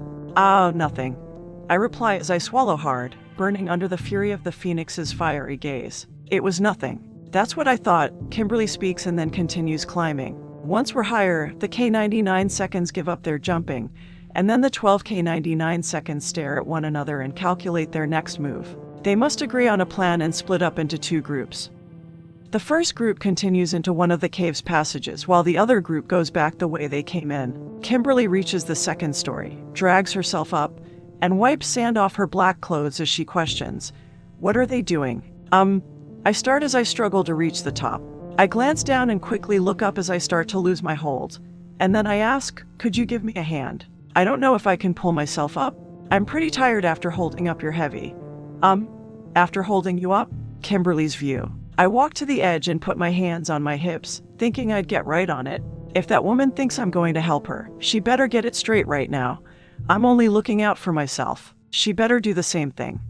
"Your hand, please," that woman pleads with me. I think I'm about to fall. I don't move as I inquire, "What about my question?" Catherine's view. Kimberly isn't going to help me, and I panic as I glance down. I doubt she'll even attempt to save me if I fall. I slowly drag myself up as my arms tremble with the effort, and then I pull myself high enough to lay half my body over the ledge. I don't think she would have, and our partnership seems more and more one-sided. "Well," Kimberly taps her foot and inquires, "My question, right?" I exhale, creating a mini dust cloud over the sandy floor. "Your question." I cough and rest a few more seconds. I'm not Kimberly's partner. I'm her punching bag. She's using me, and she's not hiding it at all. I'm finally able to catch my breath enough to answer her and say, "The K-99 seconds are tracking us and most likely have the floor plans of this facility and are finding the best way to hunt us down. Well, you better get off your lazy ass and get moving." Kimberly scans the second level and adds, "No time to lie around." I moan, roll long ways, take a couple more seconds to catch my breath, stand, and glare at her. I can't understand why Kimberly treats me this way. It's like she wants me to die. It's probably because it will save her from having to close me later. I'm feeling less and less secure in our partnership. Looking at one end of the curved walkway and then to the other, Kimberly says, "I see a door." She rushes to it around the sandy floor, and I follow. I can't believe Kimberly stood there and watched me struggle like a bug with its legs torn off. Kimberly tries the knob and then tells me, "It's locked." She examines the keyhole. I should be able to pick it. Rage moves within me like a caged tigress as I silently watch Kimberly from behind, and the intensifying anger consumes my mind. It has been a long time since I felt this mad. Kimberly didn't help me. We're supposed to be partners. I could have fallen and died. I feel my eyes crackle with electricity and see their blue hue reflect off the sand around me as my anger keeps the beta phase active. I watch Kimberly remove a small kit from her knapsack. I think she wanted me to fall. I fist my right hand, thinking over the possibility, and the old LE glows brighter like the torch of a welder. I think she plans on killing me once she finds who murdered her mom. I remove my own PPK and unlock the safety, deciding I can't take it anymore and need to act. Not realizing what's going on behind her, Kimberly kneels and starts to lift her tools to the knob. I'll have it open and no. I raise the gun. Kimberly will.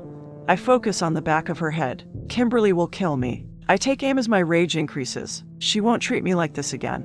I swear to myself that I won't let Kimberly end me as I feel something new take hold. Kimberly's view. I'm focusing on the lock I have to pick, but for some reason, I turn and look at that woman. Time slows and I feel fear envelop me. Her eyes flicker with surges of purple electricity fighting with the demon blue light that already consumes her eyes as if they are on fire. The new Alt LE clashes with the old like two dragons seeking dominance. And then the purple wins the battle and consumes her gaze in a horrid glow. I thought her face couldn't become any more frightening. But then a blood-red electricity surges within the purple, and the blood-red electricity devours the purple as she makes a declaration to me. "I won't let you do it." I believe I'm seeing my end as that woman fires. The empty shell ejects from the gun as she shoots again. The first shell clangs to the floor and the second follows. She fires 2 more times without pausing. I gasp as the bullets whiz by inches from my face, and I instinctively go for my gun. I stop before drawing my weapon. The bullets slam into the knob, and with a frustrated yell, she kicks in the door and the frame splinters. She walks by me and glowers at me with eyes that caution. And they caution that she'll only put up with so much. That woman has been mistreated enough. Hades. I see more in her stare, and it warns me that she won't let me kill her. Not without a fight. I get the message in her eyes. They're on fire. I've never seen them that way before. That woman walks in about 10 feet, stops, and turns, and by then, her demeanor has completed a 180. Her hazel eyes no longer crackle with blood-red ultelli or look provoked as she says, "Come on. There's no time to be sitting around on your lazy ass." What do I see in that woman's eyes? Is it the look of innocence, or is it a childlike facade hiding a dark purpose? Whatever I see, I have to be more careful. What do I really know about her? She could be a vicious tigress hiding inside a kitten. Chapter 9. The Furies, 3:41 p.m. Hellenistic Sector, Business Vicinage. Lieutenant Creed approached as secretary at the Sphinx Corporation 3rd Branch Office and stated, "I have an appointment with the chairman." Kathy looked up and greeted, "Good afternoon, Lieutenant Creed." "Go right in, Mr. Griffin is expecting you." Creed glanced at the waiting room, saw no one there, and made his way down the hall, and once he arrived, he knocked on the door and entered the huge corner office. Mr. Griffin sat at his desk, working on his computer, and said, "Lieutenant, come in. Have a seat." Creed closed the door, then went and sat, and then he asked, "Do you have new orders for my unit?" "Sir, actually," Mr. Griffin began as he grabbed an HHC from his desk and handed it to him. "I'm disbanding your unit. Here are the orders." Creed stood, shouting, "I don't understand." "My unit is the most efficient." "Lieutenant," Mr. Griffin interrupted, "your unit is efficient, and that is precisely why I am disbanding it." Confused about what he had been told, Creed took the device, sat, opened the file, and scanned the document. Mr. Griffin continued, "I want you to assemble a special task force under my control." He faced the desktop computer and typed a few things. And then he stated, "I want you to select only the best of your officers, ones you can trust." He turned his attention back to him and spoke, "Then I want you to go into the 3rd Branch Office SCM files and find other highly qualified men and women. This task force will be under your command, and you'll report only to me." "Sir, I'll need to run ultra-black operations. Orthos and his security force are fine for internal matters, and the SCMs aren't specialized enough for what I'm wanting. I would like you to find the elite in every field. You'll have all the funding you'll need, and you can use sub-level 120 of this building as your base of operations." "What name will this task force operate under?" "You'll be called the Furies." "Furies," Creed repeated, then grinned, pleased with the name. Mr. Griffin pushed back from the desk and ordered, "Begin putting the task force together tonight. I need the Furies operational in less than a week. Kathy can assist you with any outside resource that you'll need to get your base ready." He paused, opened a desk drawer, and removed a box that fit in his palm as he said, "One other thing. I'm promoting you to captain." He handed the lieutenant the box with the new insignia pins. "I don't know what to say," Creed replied, took the box, and stated, "Thank you, sir." The phone rang. "Please excuse me, Lieutenant. Actually, I should say Captain." Mr. Griffin answered the phone. "Yes, Kathy." She told him, "Orthos is here. He says he has the files from the 2nd Branch Office." "Yes, the ones the Vice President wanted to send over. Have the head of security come in." "At once, Mr. Griffin." Kathy spoke and then hung up. Mr. Griffin told Creed, "You have your orders, Captain." "That's all." Creed stood and saluted as he said, "Yes, sir." He left and passed Orthos, who entered the chairman's office, carrying about a dozen folders. Mr. Griffin waited till his head of security entered and then questioned him, "Did you have any problems at the 2nd Branch Office?" "No," Orthos answered as he placed the folders on the desk. "The Vice President showed no hostility. He seemed eager for you to have these, and he said they are from when you were head of security here and he was the chairman. It was a very long time ago." Mr. Griffin spoke mostly to himself as he stared at the files, wondering why the Vice President would send them now. And then he looked at Orthos and questioned, "Did the Vice President say anything?" "Only that he thought he might have some more files. He told me I should stop by later and pick them up. Do so and watch yourself." "Yes, Chairman," Orthos replied and then made his way out. Mr. Griffin's view. "I stand, pick up the folders, then go and lie on my dark brown leather couch, and flip through them till something catches my eye. I sit up in disbelief and read it again. It can't be right. According to the files, I have another child, and the revelation is like an earthquake toppling the world on top of me. I flip back a few pages. I thought the child died during delivery, but not according to these records. Hades. I slammed my fist on the couch. The corporation lied to me, and they dared take my child away. Chapter 10. New Neighbor, 4:01 p.m. Hellenistic Sector, Residential Vicinage. An unmarked white delivery van rumbled down West 1000 Avenue, drove into Nexus Apartments' parking garage, and stopped at the entrance. Zax removed a card from his shirt pocket, swiped it on a scanner, and then waited as a gate slid open. Security cameras monitored the entrance and all of the garage, and a security guard manned each level. Zax drove past the gate and up a few ramps, parked on level 4, and stepped down from the vehicle. He wore a white delivery uniform and cap. Zax unloaded a few boxes from the back of the van onto a pushcart, started toward the elevator, went up to the 31st floor, and made his way to apartment G. In front of the door, he cleared his throat before saying, "Door, unlock." Voice recognized as Zax Olympus, Axe, stated in a female voice. Opening door. The apartment door slid sideways, and he walked in the small entry, pushing the card and commanded, "Door lock." The door shut. "Welcome to your home, Mr. Olympus," Axe stated. "The staff and management of Nexus Apartments hope your stay with us will be enjoyable." "Thanks." Zax glanced around and noticed that the apartment's layout was the opposite of its neighbor H. The entry emptied into an open kitchen with black marble counters and stainless steel appliances. He pushed the cart into the living room off to the right, paused from his work, and walked to the kitchen's window to look over West 1000 Avenue. Black rain fell on the street below. He had made it in before the tainted rainstorm. He glanced around the kitchen and realized that he should have bought some groceries. It looks like he'll be living on takeout. He saw a note and a remote on the kitchen's counter, and Zax read the note that was from the manager of Nexus Apartments. "Welcome to your new home.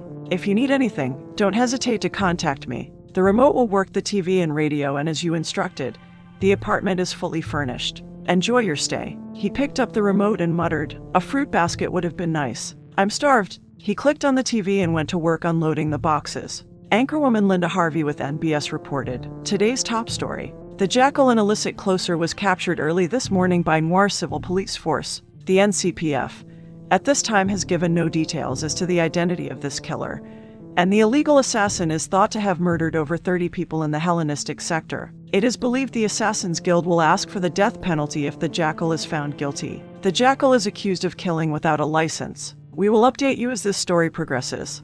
Linda switched camera view, and then she stated, "We have an update on the unmen attacks we aired 2 days ago.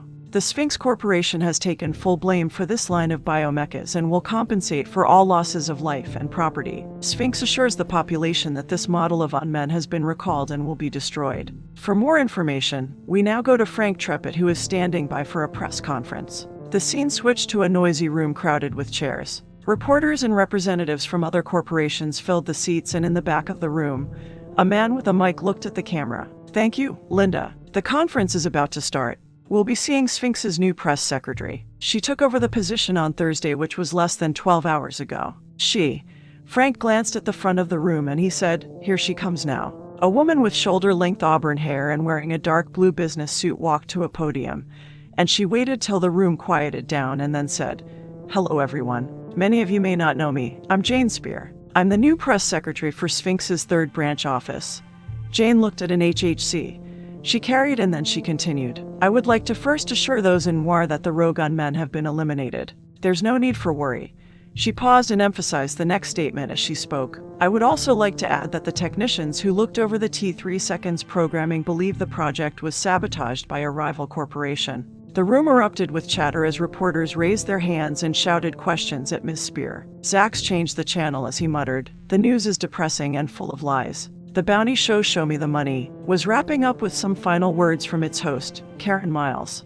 "All right, viewers, if you have seen any of these people, call the number you see on the screen too." The TV audience shouted with her, "Show me the money." The credits rolled and another bounty show called Easy Money started. He turned the TV off. There was nothing on but the news and bounty shows. One would think they would try putting something on the tube that was entertaining. Maybe a show about heroes. It would never happen, not on this planet. Maybe he'd listen to music. So Zax clicked the radio on with the remote and tuned it into a classical station. Within an hour, he unloaded the boxes and set up tables and equipment to monitor apartment H next door. He placed all the tables and equipment in the master bedroom. He even purchased and had delivered a second large flat-screen TV and hung it in the bedroom. He had it put there in case he wanted to watch the news. He removed a cell phone. This is Delivery Man. Connect me to RG.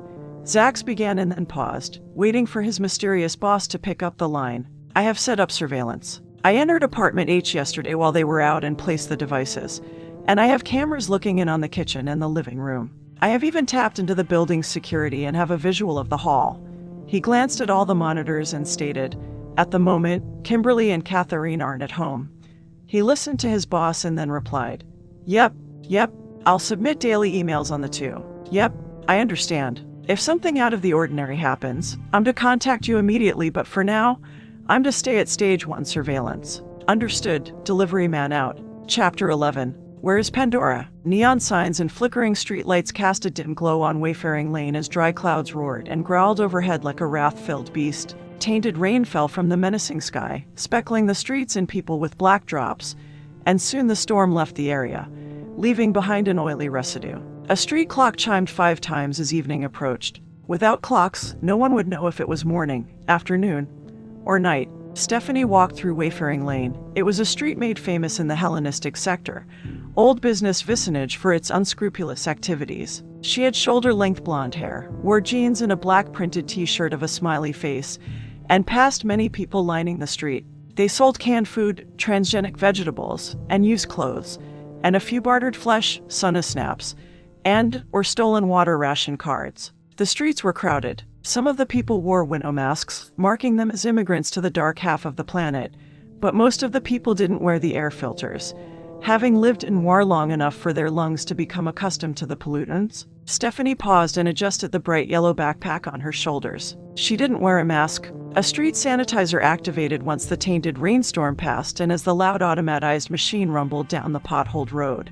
She quickly crossed the street ahead of the machine. Stephanie paused at the sidewalk and turned, watching the street sanitizer. She had wondered how they got rid of all this oily muck and shifted the pack on her back. She couldn't understand why anyone would want to live in the dark half, and yet Stephanie grinned, thinking of the 24-hour clubs she visited, and the men there who satisfied her in carnal ways. Eternal darkness did have its perks. She made her way to a shelter called the kitchen and went into the office, and she waited a few minutes before a man came in. "Can I help you?"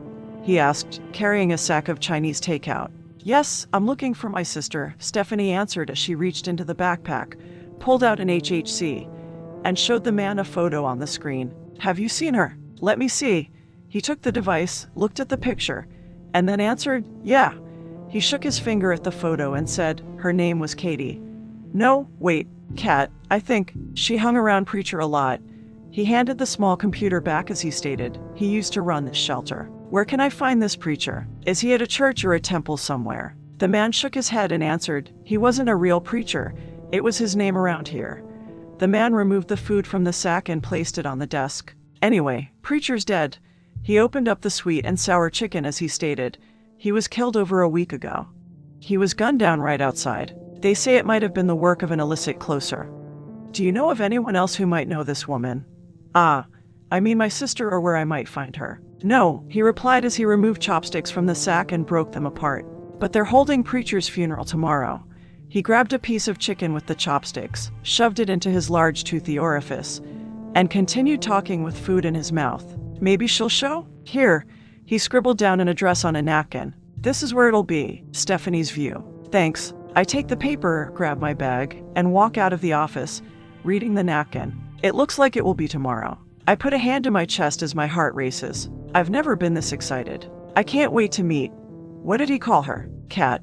I'm looking forward to meeting Kat and proving myself. I wave for a taxi. The council's sending its best wishes, and tomorrow Pandora will meet Cerberus. 6:09 p.m. The chamber. A male analyst noticed a change in Pandora's biodata, and he waved over a supervisor. "Yes," she inquired. "Look at this." The analyst pointed to his computer screen as he stated, "Something's going on with Pandora. Its readings are off the chart. Let me see. The data can't be right. It's probably a receiver hiccup.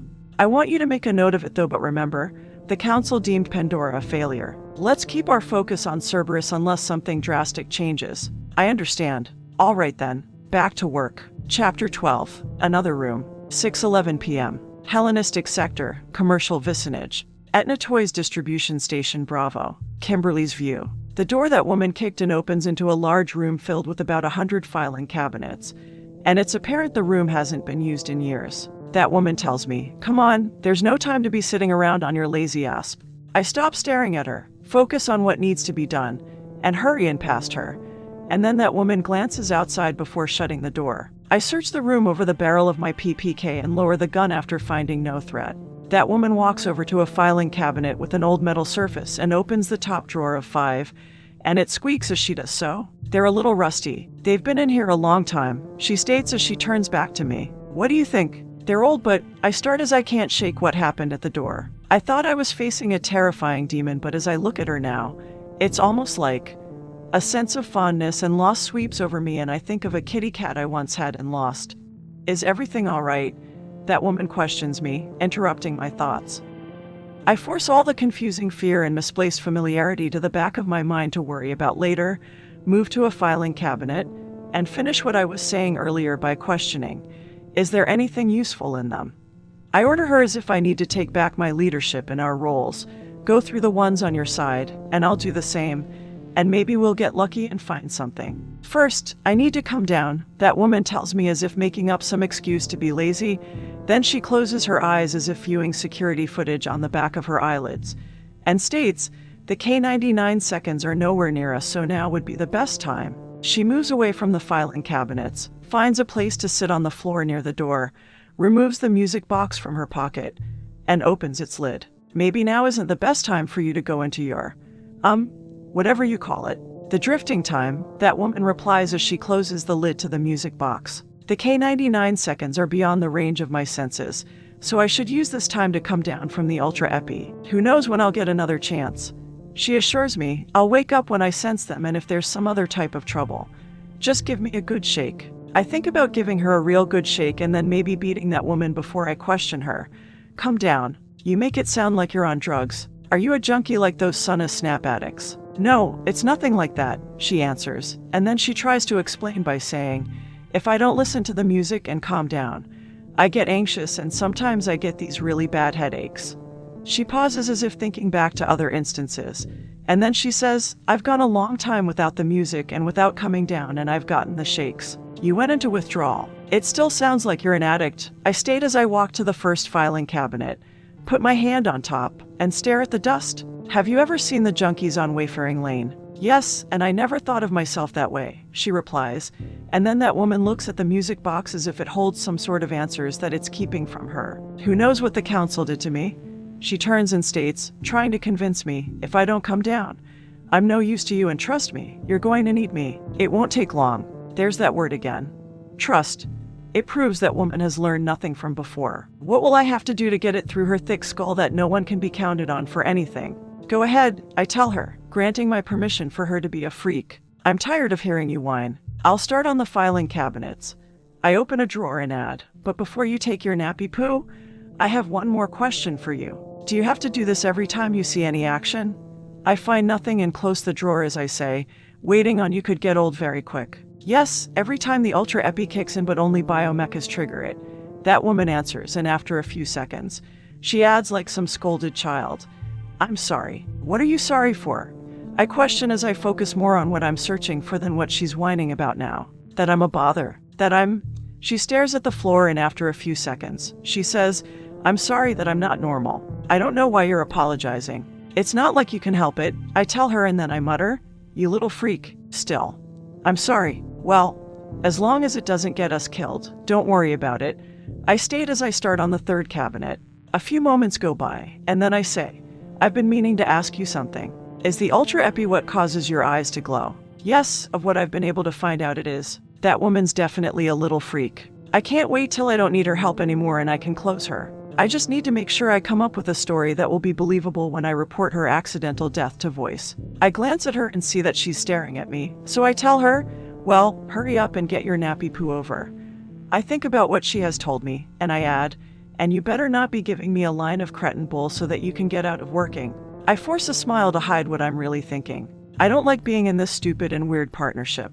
I'm more of a loner. People just get in the way, and I just know that woman's going to cause me a lot of paperwork once I do close her. Katharine's view. I shouldn't be out for long, I tell Kimberly. I open the music box, and the tune plays, and soon I fall asleep and enter the drifting time. Moments pass and then an image of a bearded man appears before me as he speaks to me in my dream. My dear, you must remember. I'm not sure what he wants me to remember, but whatever it is, it seems very important to him. My dear, remember the poem. What poem? I question. He says with a soothing voice, though the clouds darken the sun. His words trigger something within me, and I mutter the rest of the poem, and once I finish, he desperately beseeches me once again. My dear, you must remember the rest. I don't know the rest. You must try, he urges me as if people are in danger and only I can save them by speaking what I don't know. I'm starting to feel uncomfortable in my dream. I want to know who this man is who keeps insisting I know things that I don't. I also want to know why he speaks to me like he knows me. Is he real or something my mind has created just to fill my confused and muddled mind? I'm not afraid of him, and I do get this sense that he wants to help. I think I should listen to him, so I tell him, I'll try. I calm myself and then focus on what I need to do. I must remember something I don't seem to know. I try with all my being, but I can't remember anything past the words that I do know, and after some time, I give up and tell him, I can't find the words. Are you sure there's more? He doesn't answer me. Hello? Are you still there? Hello? The dream fades, and I continue through the drifting time. I find that I want to go back to that dream. I want to remember what I can't, but those thoughts fade as dreams do, and I have no other strange encounters. After about 10 minutes, I open my eyes and find Kimberly still looking for clues, so I close the lid to the music box, and the noise of grinding filing cabinet drawers becomes the dominant sound. I stand, grab my backpack, start on my side of the room, go through drawer after drawer, and find them empty. I pause and shout to Kimberly, who's standing at the other end of the room, find anything? No, she yells back, closes the last drawer on her side, and leans against the filing cabinet. You took a short nap. I said it would be. Did you doubt me? Kimberly's view. Always have, and I tell that woman as I walk over to the left side of the room and start on her cabinet so that we can be done with this room. Always will. We go through a few more drawers, and then I tell her, I'm beginning to think this trip was a waste of time. The only thing we've accomplished is getting my asp nearly nipped off. I mutter, and I saw a demon I wish I never saw. I open another drawer, pause from my search, and ask her, do you know you talk in your sleep? Really? That woman replies. What did I say? The lights flicker and the power goes off, plunging the room into darkness, and within a few seconds, the emergency lights come on and cast the area in a green glow. A blackout? I question. Maybe not, that woman answers as she moves to the front door, listens at the door frame, then comes back, and tells me the K99 seconds may have knocked out the power if they feel it's the only way to defend this building.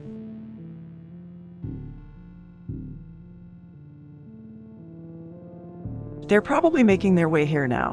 Great. I shout as I throw up my hands. Just great. How are we?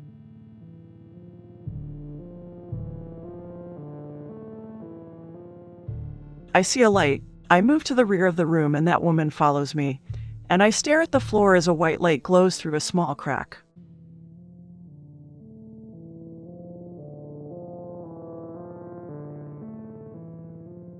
I don't want to go in first. Actually, I don't want to go in at all, so I turn back to that woman and ask, what do you think?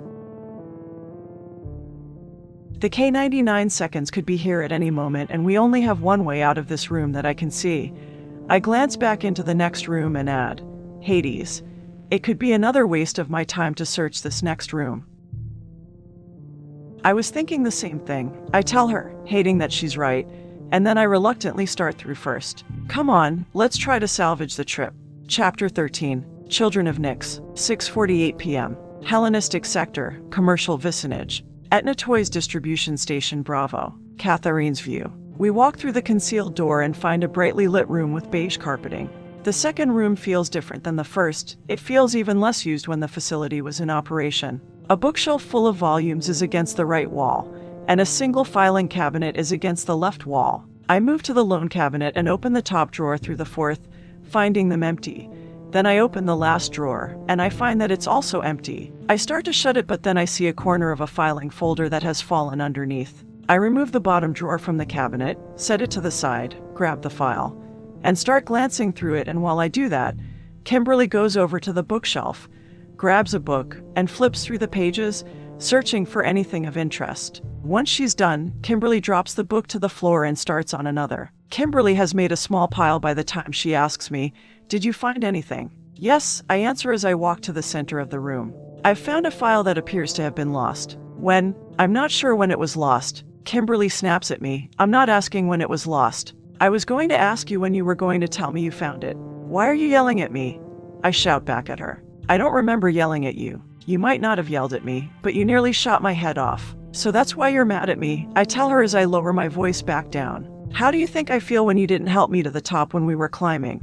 I just saved your life, and you couldn't even lend me a hand. We're supposed to be partners. Kimberly stares at me as if I've got horns growing out of my head. I think I understand. I tell her as I feel myself growing angrier by the word. We don't really have a partnership. You're here for yourself and that's it, and when you don't need me anymore, you're going to. For Aries' sake, Kimberly yells at me. Just tell me what's in the file. She doesn't want this discussion. I don't think Kimberly will ever want this discussion. So I sigh, then scan over the first 3 sheets again, and reply, the first part is about a Greek goddess, and the file explains how Nyx is the goddess of night. I turn to the 4th, 5th, and 6th sheets and then I say, some of the information are blacked out. This next part talks about the children of Nyx, and here's a blacked out area ending with that Nemesis is retribution, and Eris is strife. I flip to the 7th sheet and say, this page talks about an experiment. I read further, and then I utter, I don't believe it. What is it? Kimberly asks as she moves from the shelf to my side so she can also peer at the file. I tell her, the council was the ones involved with organic mecha. The council. My anger returns as I think about them. They're the ones who had me. They're the ones who are still testing me. I think about what this discovery means and if it's true. If they were the ones involved with organic mecha, could they be the ones who made me? They've had me, so they must know what I am. They've probably known all along what I am, and that infuriates me. They should have told me. They should tell me who or what I am. I glance up at Kimberly, who's giving me this weird look, and I know that I can't think this way. I can't doubt my humanity, but I do. At the slightest mention of organic mecha, I'm all freaked out that I am one, that I am this thing created in a lab. I can't do this to myself. I have to stop and have some faith. I am real. I am human. Kimberly's view. My stomach goes sour as that woman utters the chimera-like word. That's right. I still don't know if that woman is human or some patched-together monstrosity created in a test tube. I really hate this. I hate not knowing what I'm partnered with. I guess it doesn't matter. Not when I'm going to close her when I'm done with her. They were? I ask as if I have to be sure. Yes, that woman answers. This last page talks about organic mecha. I was told, you mean by the rogue? I interrupt. Hades. I'd like to forget I ever ran into that thing, so let's not mention it again. Actually, let's not talk about organic mecha either. We don't need to worry about something that doesn't matter to either one of us. I laugh as if I'm shrugging off the whole thing before I add, it's not like you are one. I really don't want to talk about what this freak beside me is. I only want to finish up in here and find out why my mom had this address stored in one of those data crystals. I want to be done with this asinine partnership. I want to be done with her. I want to end her so badly, but I have to wait. I have to make sure I don't need her anymore. Catherine's view. Okay, I reply as I get this sense that she's agitated about something. She was very afraid of the T3 seconds when we fought them at the factory, and I've encountered the rogue enough times to know the effect it has on people. So I tell her, we don't have to talk about the rogue or organic mecha. Kimberly accepts my statement, but she doesn't seem any less agitated, and I wonder if something else might be bothering her. I notice how she's looking at me, and I'm crushed by what she must think of me. I want her to see me as normal. I want her to see me as someone she can rely on. I want to be able to trust her. Kimberly asks, what's on the next page? I turn to the 10th and answer, it's a poem. I'll read it to you. The children of Nyx, goddess of night and destroyer of day. Rise up, children, and enact your names. For metal you were conceived, but flesh you were made. Spread over the earth. Take your positions, and watch and direct events, till the closing of days. Not my taste in poetry. Is there anything else in the folder? She questions me. A few pictures, I answer as I flip through the last pages, but no more documents. I remove my backpack, unzip it, and place the lost file inside. I found a simple answer that I hope will lead me to a bigger answer. I just need to not give up. I glance at Kimberly as I work. I just need someone I can rely on who will help me find all the answers I seek. We have nothing, Kimberly states as she moves back to the bookshelf, and then she orders me, help me with these and let's see if we can find something worthwhile. For the first time, I get this sense that she's also searching for something as desperately as I am. There, our first bond. A small step to strengthen our fragile partnership. We need each other. Alone we are less, but together we can accomplish much. I just hope she also sees this. I just hope that she'll start to rely on me as I have already started to rely on her. Kimberly turns to me as I stare at her, and she gets this weird look on her face before she orders me again. Idiot, don't just gawk at me. Help me. I'm on it, I tell her and rush over to the bookshelf. Okay, not what I was hoping for, but she does want my help? I guess I can also consider her calling me an idiot her way of. I'm actually not sure. Idiot did sound mean, but maybe she's warming up to me. She didn't pull out her gun or threaten me or shoot me. Another small step. I should be thankful for it.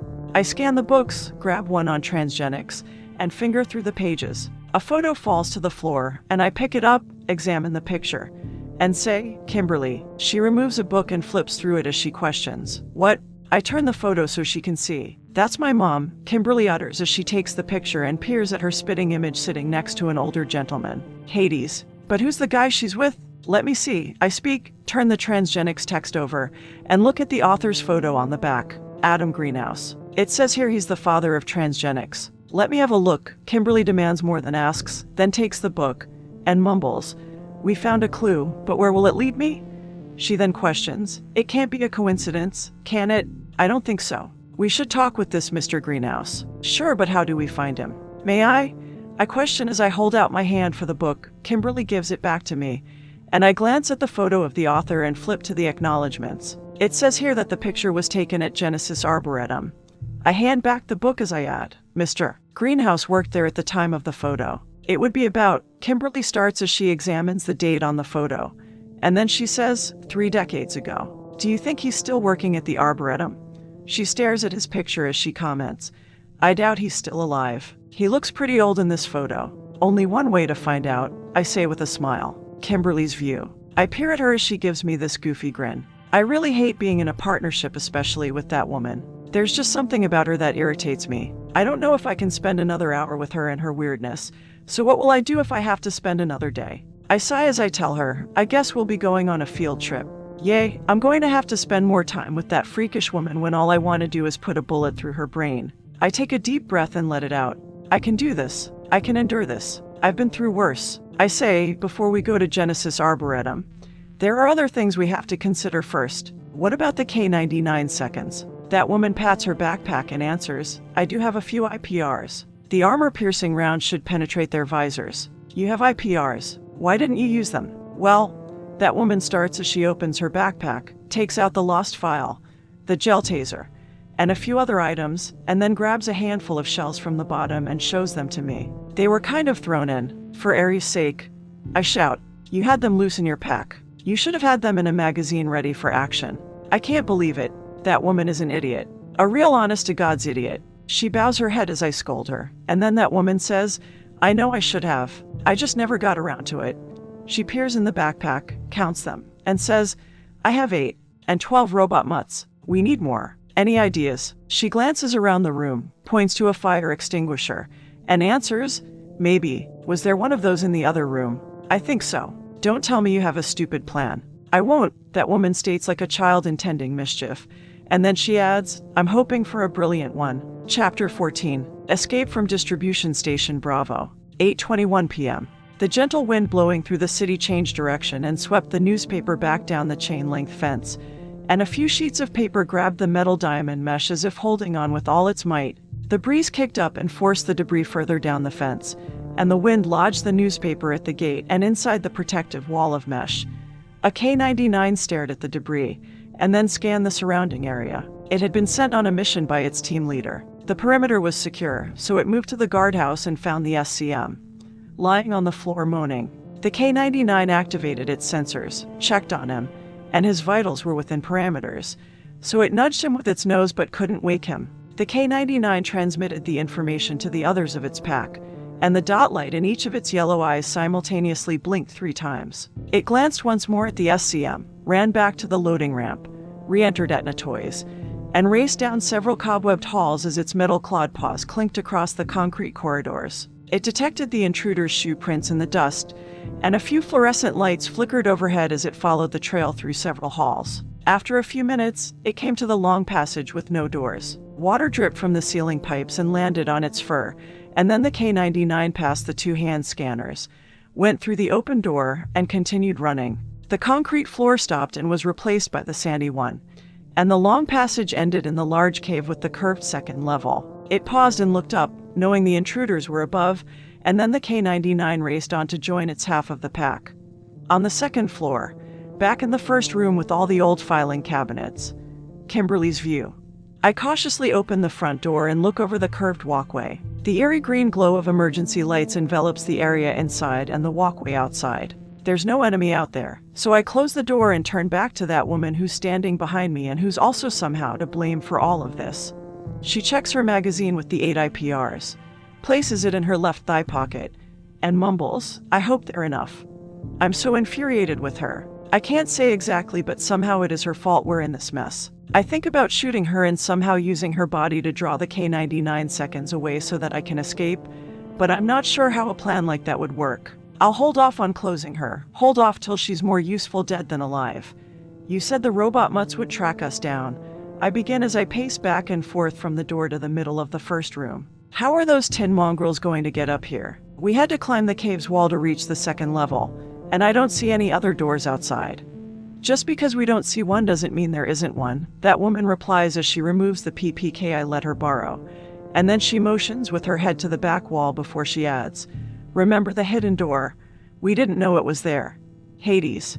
I don't know about this. I complain as I can't seem to stop pacing like some lunatic. Are you sure your plan will work? My 9mm rounds are useless unless your stupid idea works. Pretty sure. Did you check the flashlights? Yes, they're the ones with the EMP shielding and their batteries are still good. I answer as I remove them from my knapsack. Here's yours, I state as I hand that woman her flashlight. I think about our odds against programmed killing machines, and then I speak without holding back my fear.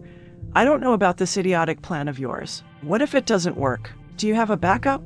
No, but it will work, that woman says with such confidence that I want to strangle her. I'm standing here thinking this is my last hour on this world, and she's standing across from me enjoying herself like she's on some outing. For Aries' sake, show some fear so that I can believe you're human. She adds as if what she's saying is so obvious. The plan has to work. It's the only one we have. What kind of messed up reasoning is that? It's ridiculous, so I better come up with a plan of my own if I want to survive. I glance around the room and consider the supplies we have. Hades. I can't think under this stress, and usually I'm more level-headed than this. Is it because that woman is here, or am I freaking out because of the tin mongrels? Catherine's view. I take the flashlight and put it in my back pocket. I don't show my uneasiness as I also doubt the plan. It's such a long shot, and if I fail, it's not just my life on the line. Maybe I shouldn't involve her. She could get hurt or killed. I pause from my thoughts and ask her, unless you have a better plan. Kimberly's view. No, I reply. I've gotten into more trouble in the little time I've been with that woman than I have my entire career as a life closer. Using Pale Horse right now is sounding more and more reasonable. Well, let's hope this works, that woman states as she picks up a fire extinguisher that's beside her, pulls the pin, and cradles the red canister in her left arm like a baby. The K-99 seconds can only see infrared when their metal visors are down. The mist the extinguisher's spray should confuse their sensors and force the K-99 seconds to raise their visors. And then we get our shot. That woman looks right at me and asks, "Are you clear on the plan?" "Sure, I'm clear. I just don't think it'll work," I answer as I holster my gun. And then I state, "And if it doesn't, I better at least survive. You can die, but I better survive." I pick up the second fire extinguisher and remove its pin as I add, "I have things I still need to do." And like I don't, that woman mutters at me. Then suddenly she places a hand to her chest like her heart's bothering her, and her eyes shine blue as her freakish ability kicks in. It's time. They're close. There are 6 of them on the far side of the walkway. Make sure you stick with the plan. I will. I tell her as I look at the fire extinguisher. For Aries' sake, I'm a closer, not some fireman. I take a deep breath and say to that woman, "I'm ready. Let's do this." End Kimberly's view. At the opposite end of the walkway, a stone wall rumbled as it slid up, and an elevator stood behind the mock front. The doors opened, and 6 K-99 seconds started across the sandy floor. The team leader had a red triangular mark on its visor, and it positioned itself in the front. 2 of the pack fell in behind it, followed by 3 more K-99 seconds, and then they prowled toward the room. Their orders were clear. They were to terminate the intruders. Kimberly's view. I follow that woman who goes out first and sets her fire extinguisher on the ground about 3 yards from the door. She walks on ahead as if she has no fear of the K-99 seconds nearing us. I freeze when I see the pack as a dread rises within me, a dread that I'll die here. I hate this fear, and I find that I'm relying on that woman to get us through this. I'm relying on her to save us, and I start to loathe how powerless she's making me feel. I won't let her save us, not alone, so I force myself to move beside her, and once I arrive, I aim the nozzle at the tin mongrels and wait for them to get a little closer. I feel stupid doing this, and I feel even more stupid that my hands are shaking uncontrollably. The robots aren't any deadlier than a man with a gun. If I spray them with this, how are you going to see them? Hopefully the same way I was able to with the rogue. I'm going to try and use the knowing. That woman answers me as she aims for the leader. I pray I can do it. I'm not really sure how it works. An emotion stronger than my fear lashes out, and I yell in anger, "You're telling me this now." I stare at the metal teeth and claws of the K-99 seconds, experiencing more of my phobia as I take a step back, thinking about running, and I state, maybe we should rethink this. No time. She shouts, taking a shooting stance. Get ready. The K-99 seconds bolt for us, tearing across the sand as they snarl and bark. I wait until the tin mongrels are about 10 feet away, and then I squeal and squeeze the handle, discharging the carbon dioxide. She glances at me after I squealed, but then that woman quickly turns her attention back to our enemy. Don't panic. I'm here, that woman tells me in a manner that makes me believe her, and then she whispers, I'll protect you. I spray back and forth with the nozzle and create a white cloud as I slowly back up, getting some distance between myself and the pack. The mist covers the K-99 seconds, and they halt, blinded by the mist as I yell, Kill them now, Catherine's view.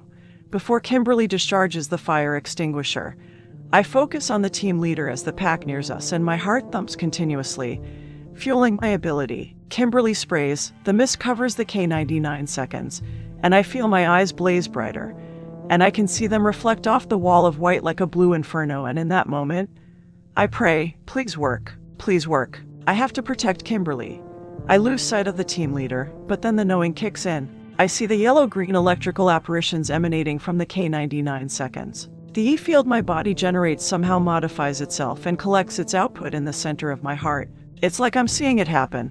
The blue sphere the size of a grape doubles with each contraction of my heart till it engulfs the muscle. The alt-LE dissipates as my pupils dilate, making them appear black as ink, and I feel like I'm some hellish creature. I feel indestructible, and I feel like I can annihilate anything in my path, so I snarl with new vigor. The E-field masses till it can no longer contain the energy and pulses, sending a small shockwave in all directions. The EFP washes over the K-99 seconds and fries exposed circuitry. The emergency lights above the walkway and those in the filing cabinet room lose power and plunge the area into darkness as the K-99 seconds shut down and stand there like scrap heap.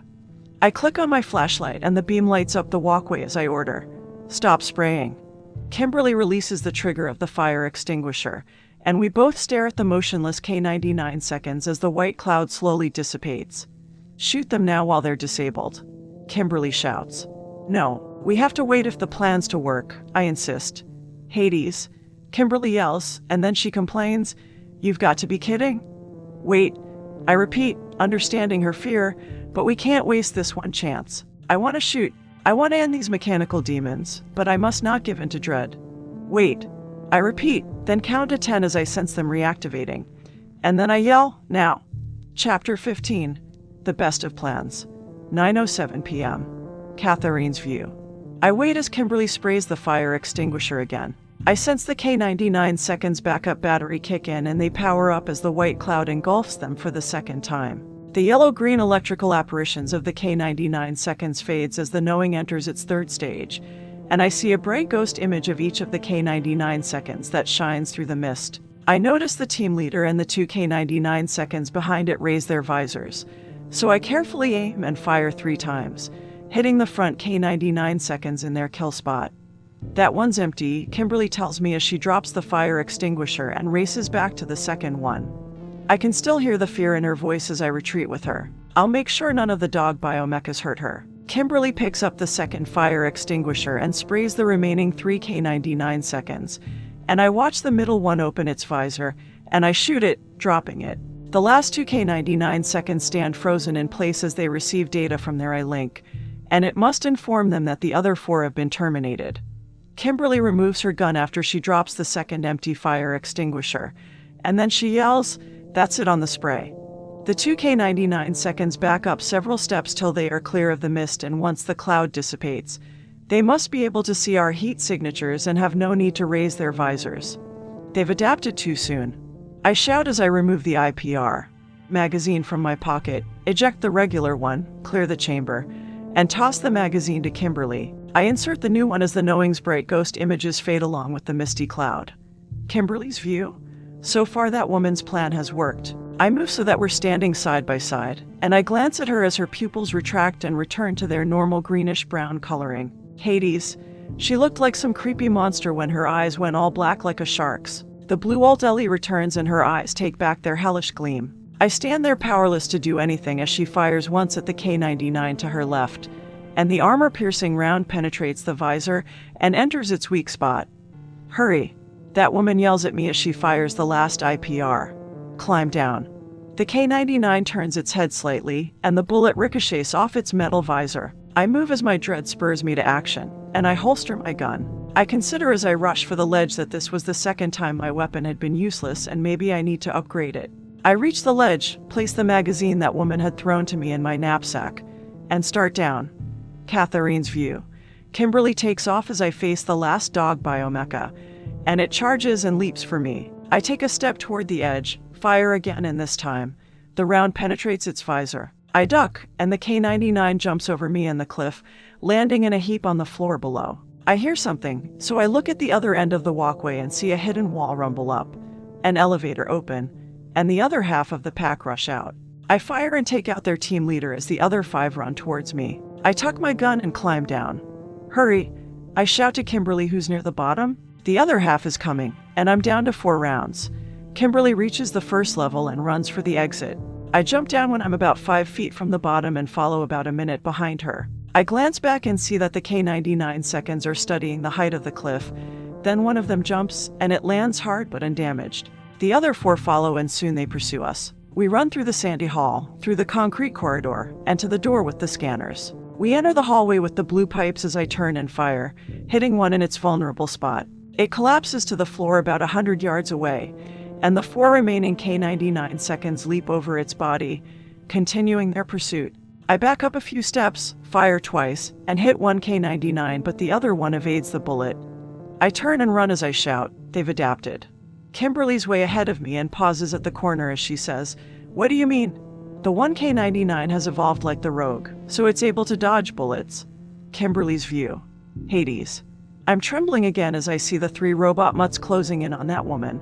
I can't believe I'm acting this way. It's like I'm really afraid of them. I don't know what's behind my reactions, but I do know that I need to get out of here. I run around the corner, shouting, "Well, use that knowing thing on it." "I can try, but I'm down to 1 round," that woman tells me as she turns the corner. "You better do something," I yell over my shoulder as I control the urge to scream in fear. Hades. They're gaining on us. We won't make it out. Catherine's view.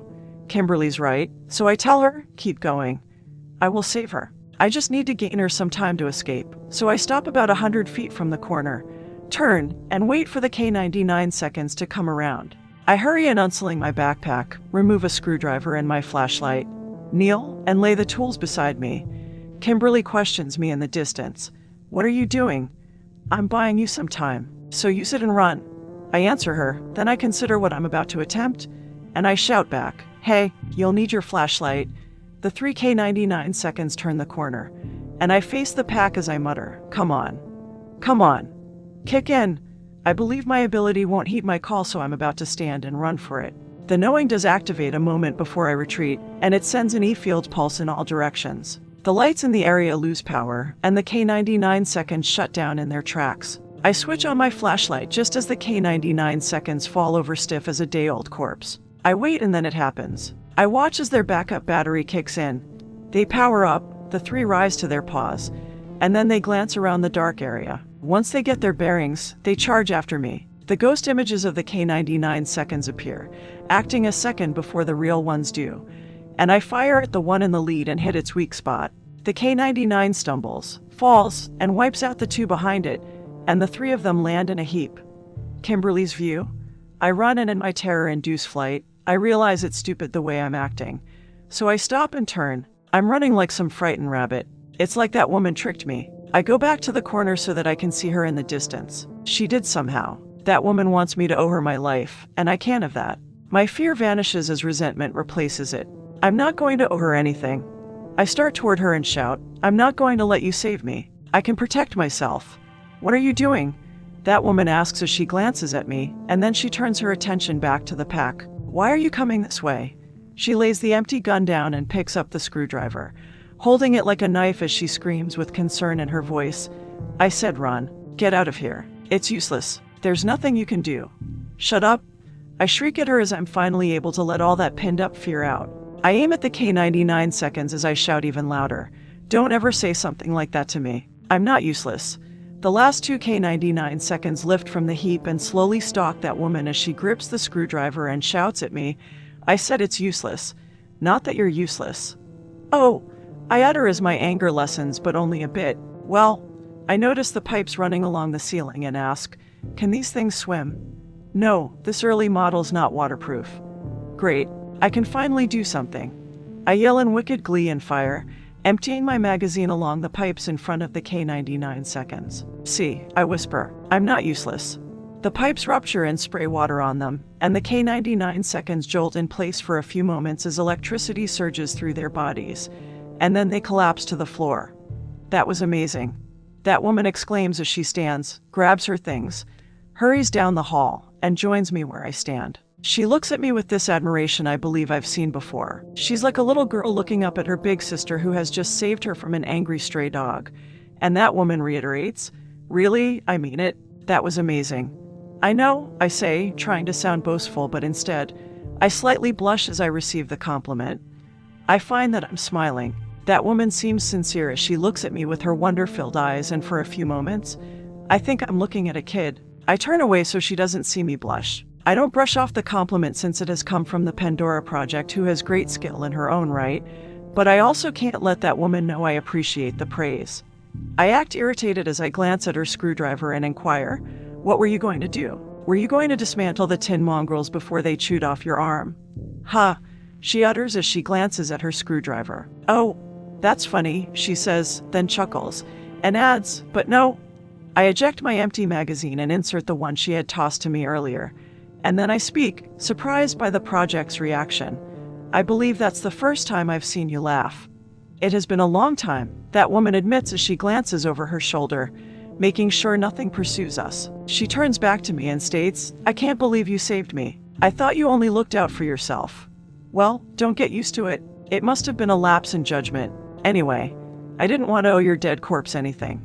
I might feel bad for a few hours. I start down the hall as I add, or at least a few minutes. Come on, let's go back to my apartment.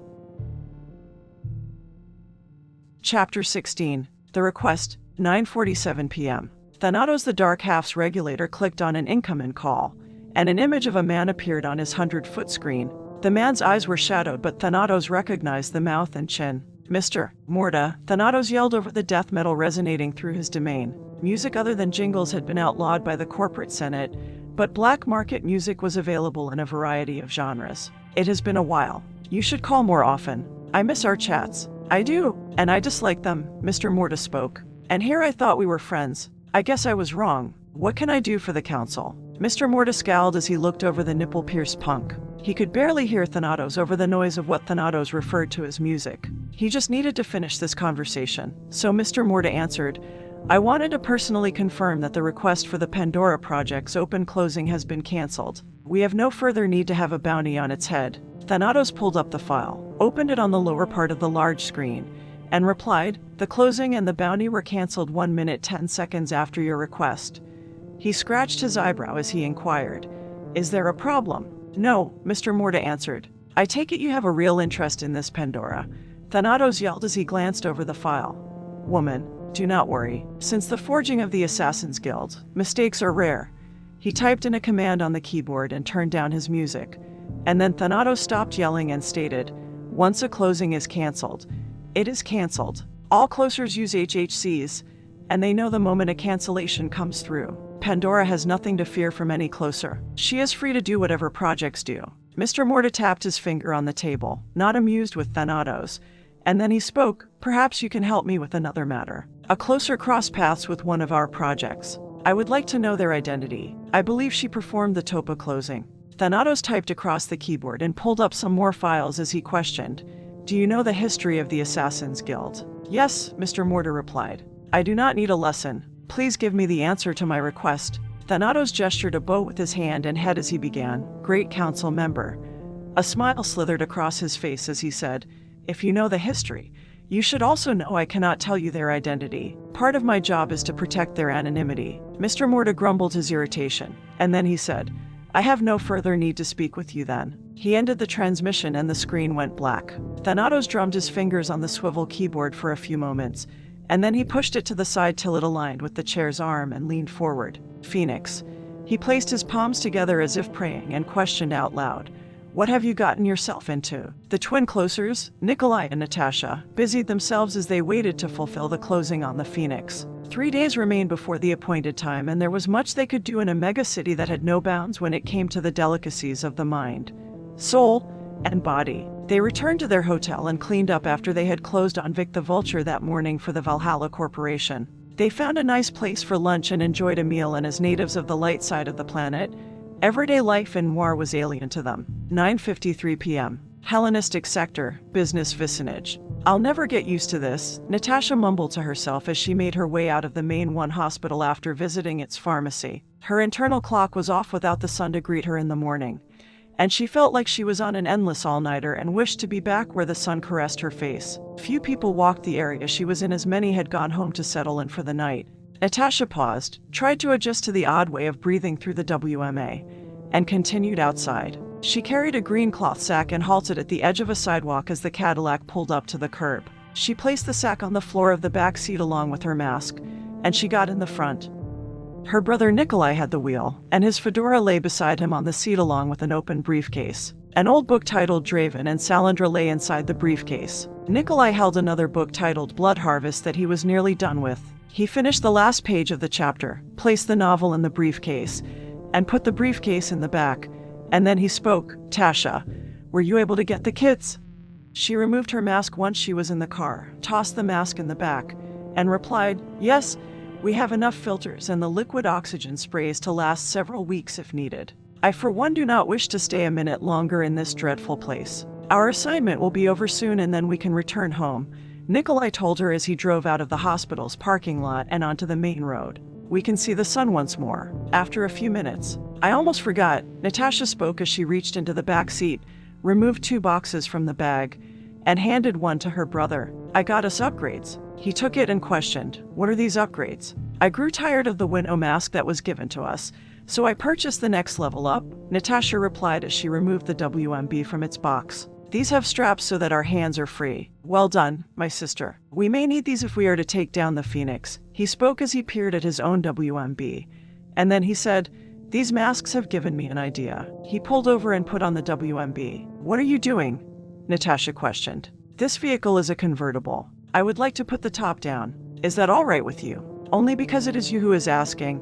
I will bear the discomfort of this place," she replied as she put on her own WMB. He activated the top and it lowered, and then Nikolai resumed driving as he said, "I enjoy having the wind in my face. It is not that terrible, is it?" "No," Natasha replied as she grabbed his fedora, placed it in the back, slid over, and then leaned her head on her brother's shoulder. "It is not that bad." About 10 minutes later, the onboard computer centered in the console flashed red, and then it spoke. "Tainted rain forecasted to hit in 4 minutes, and so for your safety, this rental vehicle will lock out drive control until the storm passes. Please pull over and raise the top. Estimated length of tainted rain is 15 minutes. "I just placed it down," Nikolai complained as he pulled the car over and pressed a button that raised the top. "If we were in Mother Russia, we wouldn't have to worry about this polluted rain." He left the car running as he said, "I should be thankful we didn't get caught in it." He watched as black droplets speckled the windshield and then thousands fell from the sky. The wind howled from the west, whipping the water about along with debris on the road. The drab, dry clouds thundered as people on the sidewalks rushed for cover. Natasha leaned forward, turned on the air system, removed her WMB, and said, "I wish to be rid of this mask. It is so uncomfortable." The rental, as with all automobiles on the dark half, had a special filter to provide clean air for its passengers. The Cadillac idled, switching to its electric battery as the world outside became darker. The tainted rain gave the landscape an oily look, I know it is uncomfortable, but you do not want to breathe Noir's air, her brother told her. It is foul, smells of petroleum. And look, he pointed to the windshield as he said, the rain has traces of oil. You do not want it on your delicate skin. Promise me, my brother, that we will never return to the dark half.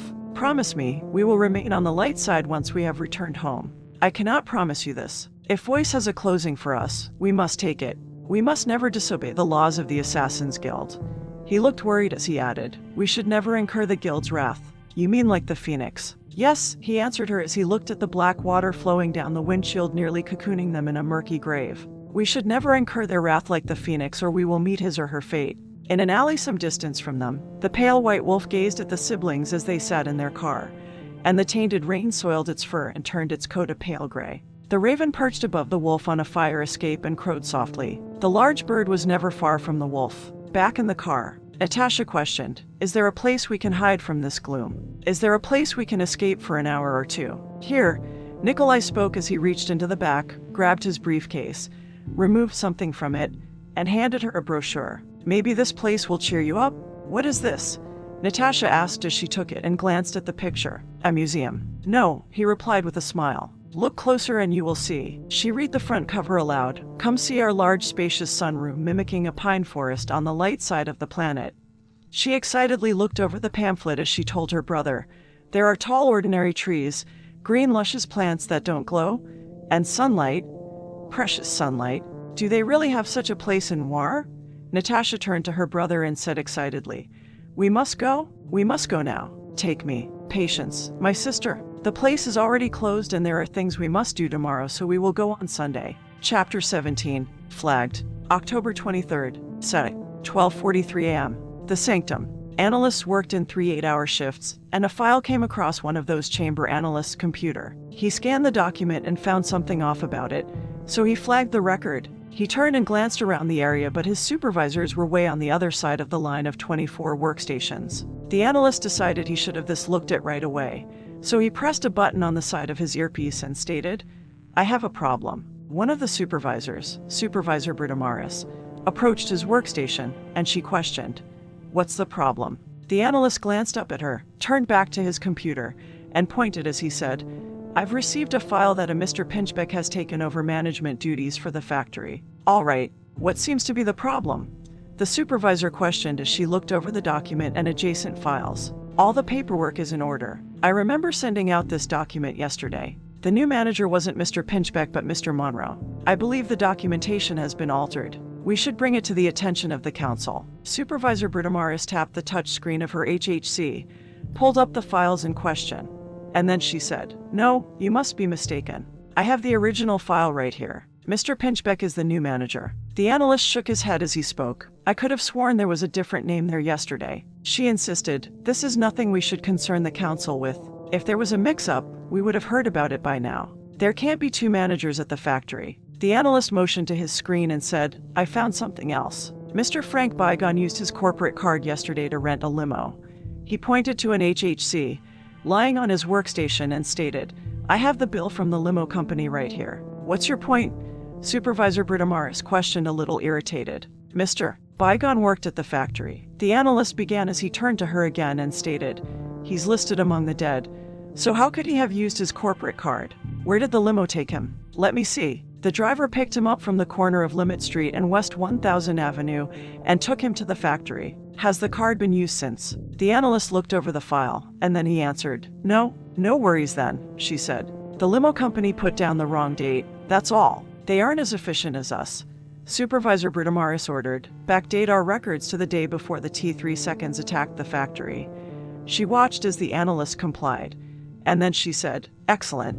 Now we can say goodbye to Mr. Bygone. The analyst snickered and said, That's kind of funny. Yeah, I know, but don't let the council hear you laugh. They frown upon things like that, she warned him as she motioned to the council with her head as they talked among themselves. Supervisor Britomaris ordered him as she continued down the row of analysts. Back to work. There's much to do. A few moments later, Supervisor Britomaris, a colleague, called out to her. Yes, what is it? The male supervisor informed her. I will be taking over your shift. Why is that?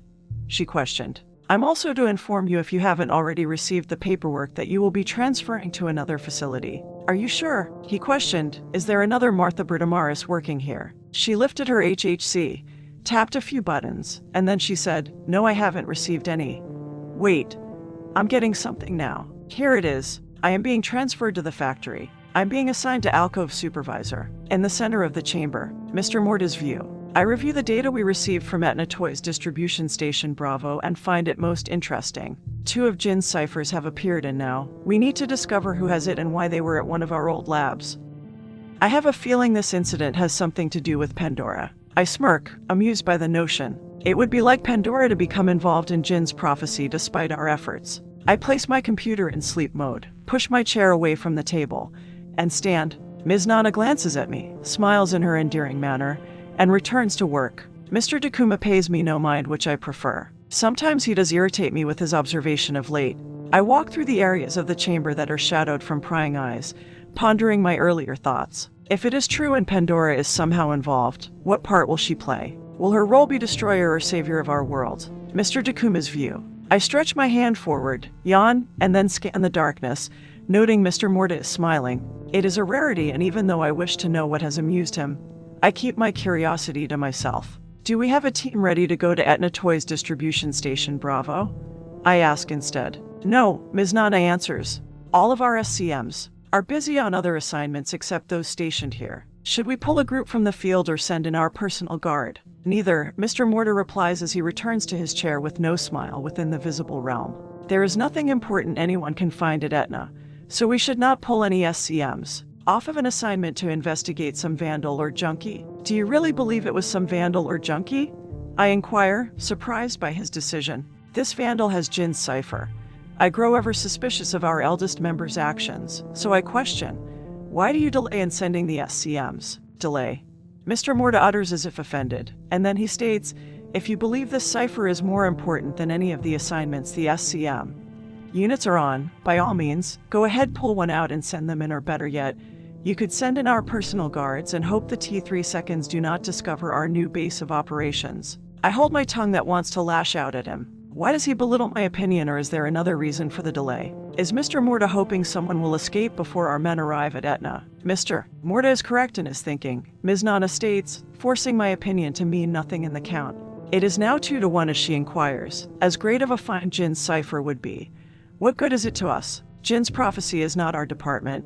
She pauses, turns to me, must sense my agitation, and says, unless you have a good reason why we should investigate immediately, I say we let our guard dogs take care of the intruder or intruders. I dislike when we disagree, and I dislike it even more when I am in the minority. A force I cannot deny compels me to straighten my bright orange tie as if it is chafing my neck, which it is not, and then I yield to the other members and say, we will wait. As you implied, most likely the intruder will not survive the K99 seconds. We can have their corpses examined. There is no rush. I glance at Mr. Morta, considering the move he has made in this matter. First, he delayed Cerberus from killing Pandora, and now, he delays us from sending a team to Etna Toys distribution station Bravo. I believe Mr. Morta is letting his emotions interfere with his judgment, and I may need to step in to rectify the situation. I will continue to observe him and take any action that might be warranted. Chapter 18. Who's in charge now? 12:47 a.m. Hellenistic sector, trade vicinage.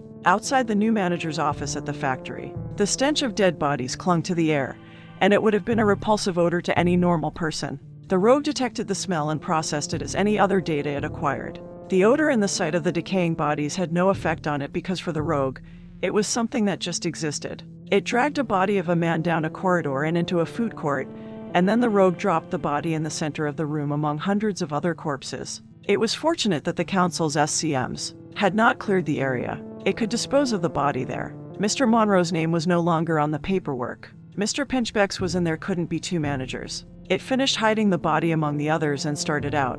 It was also fortunate that the rogue was able to have the limo driver pick up Mr. Monroe so that no one saw him when he came in. The rogue merely told the SCMs at the gate to expect the limo and let the vehicle through without stopping it.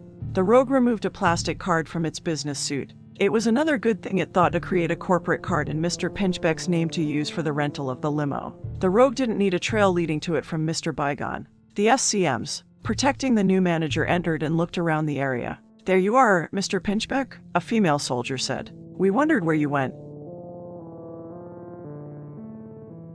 The factory hasn't been secured and there could be unmen about. I understand. It will not happen again, the rogue told her as it hid a smirk. And then it asked, did you need something? Lieutenant Walters has informed us more of your people have arrived and they're waiting in one of the secured conference rooms. Excellent. Lead on, the rogue ordered her. And it followed the SCMs. Paused at the exit, turned, motioned to the corpses, and said, do make sure you tell Walters this food court needs to be cleared out as soon as possible. We will have some hungry workers to feed. She said, I'll inform him right away. Hellenistic sector, unknown vicinage. The sanctum, the medical facility. The hum and beep of machines filled a room as Argus slept in a bed. The machines monitored his vitals as he recovered from a few cracked ribs, a black eye, a bullet through the leg, and numerous bruises. 2 men walked in to visit him. Is he still sleeping? Maxwell, the older of the 2 men, asked. Peters leaned over the bed, peered into Argus' battered face, straightened, and answered, yeah, maybe we should come back later. He looks like he could use the rest. No, stay, Argus spoke as he slowly opened his eyes. I've been wanting to talk with you too. You're awake, Maxwell said as he moved to his side and sat in one of 2 chairs. What do you want to talk to us about? Peters asked and also sat.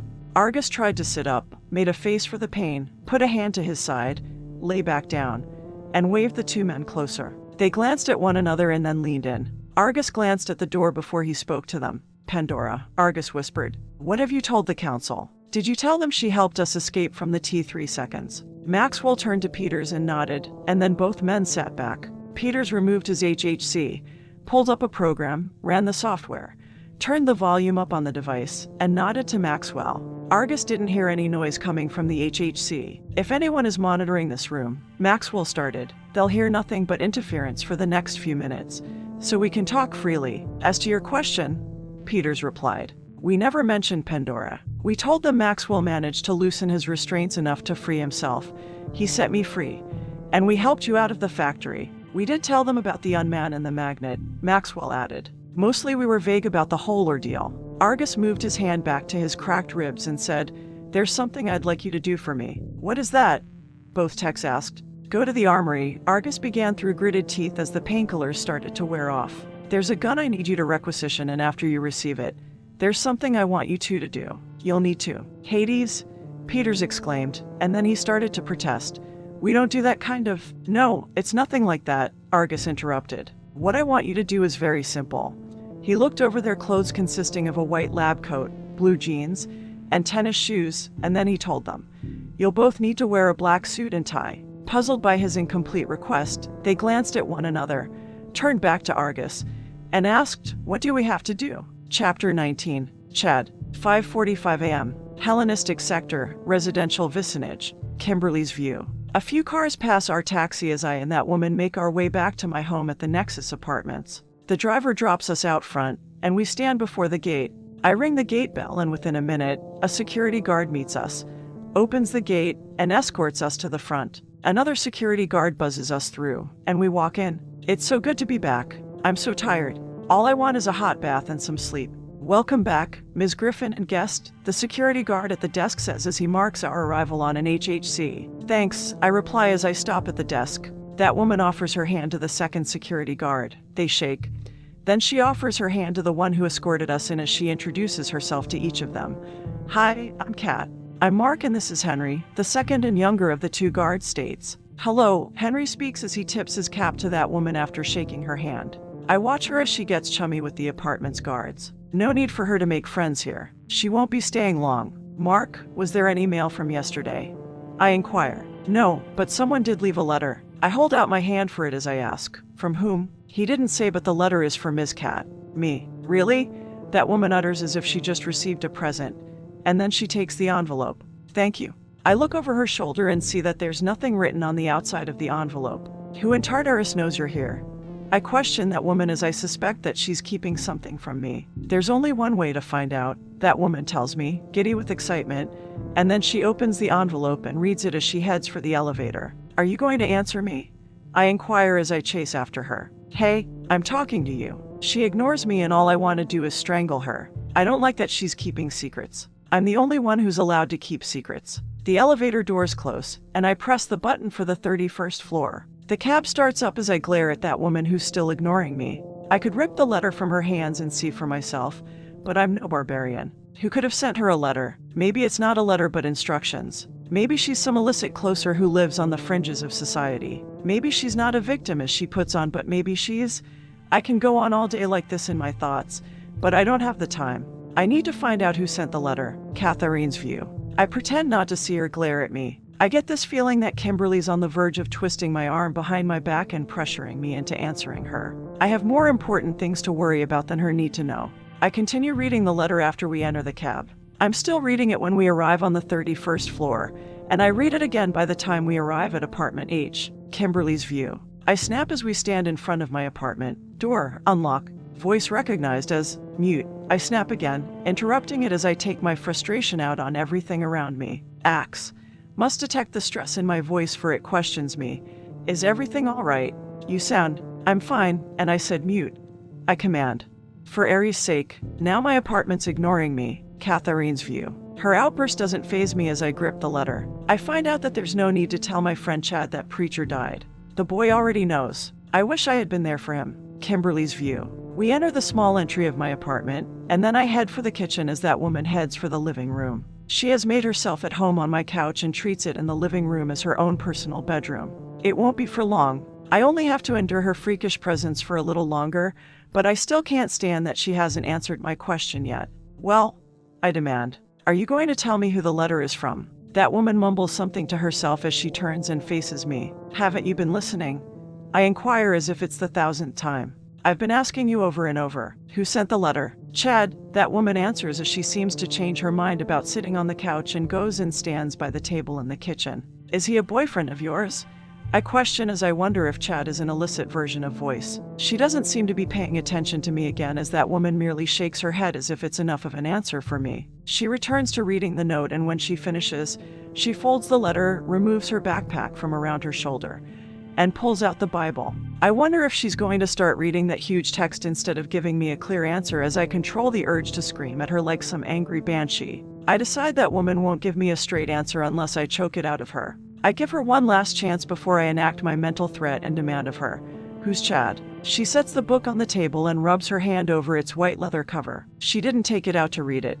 That woman took it out to remember. The book belonged to a dead man named Preacher who that woman seemed to care about.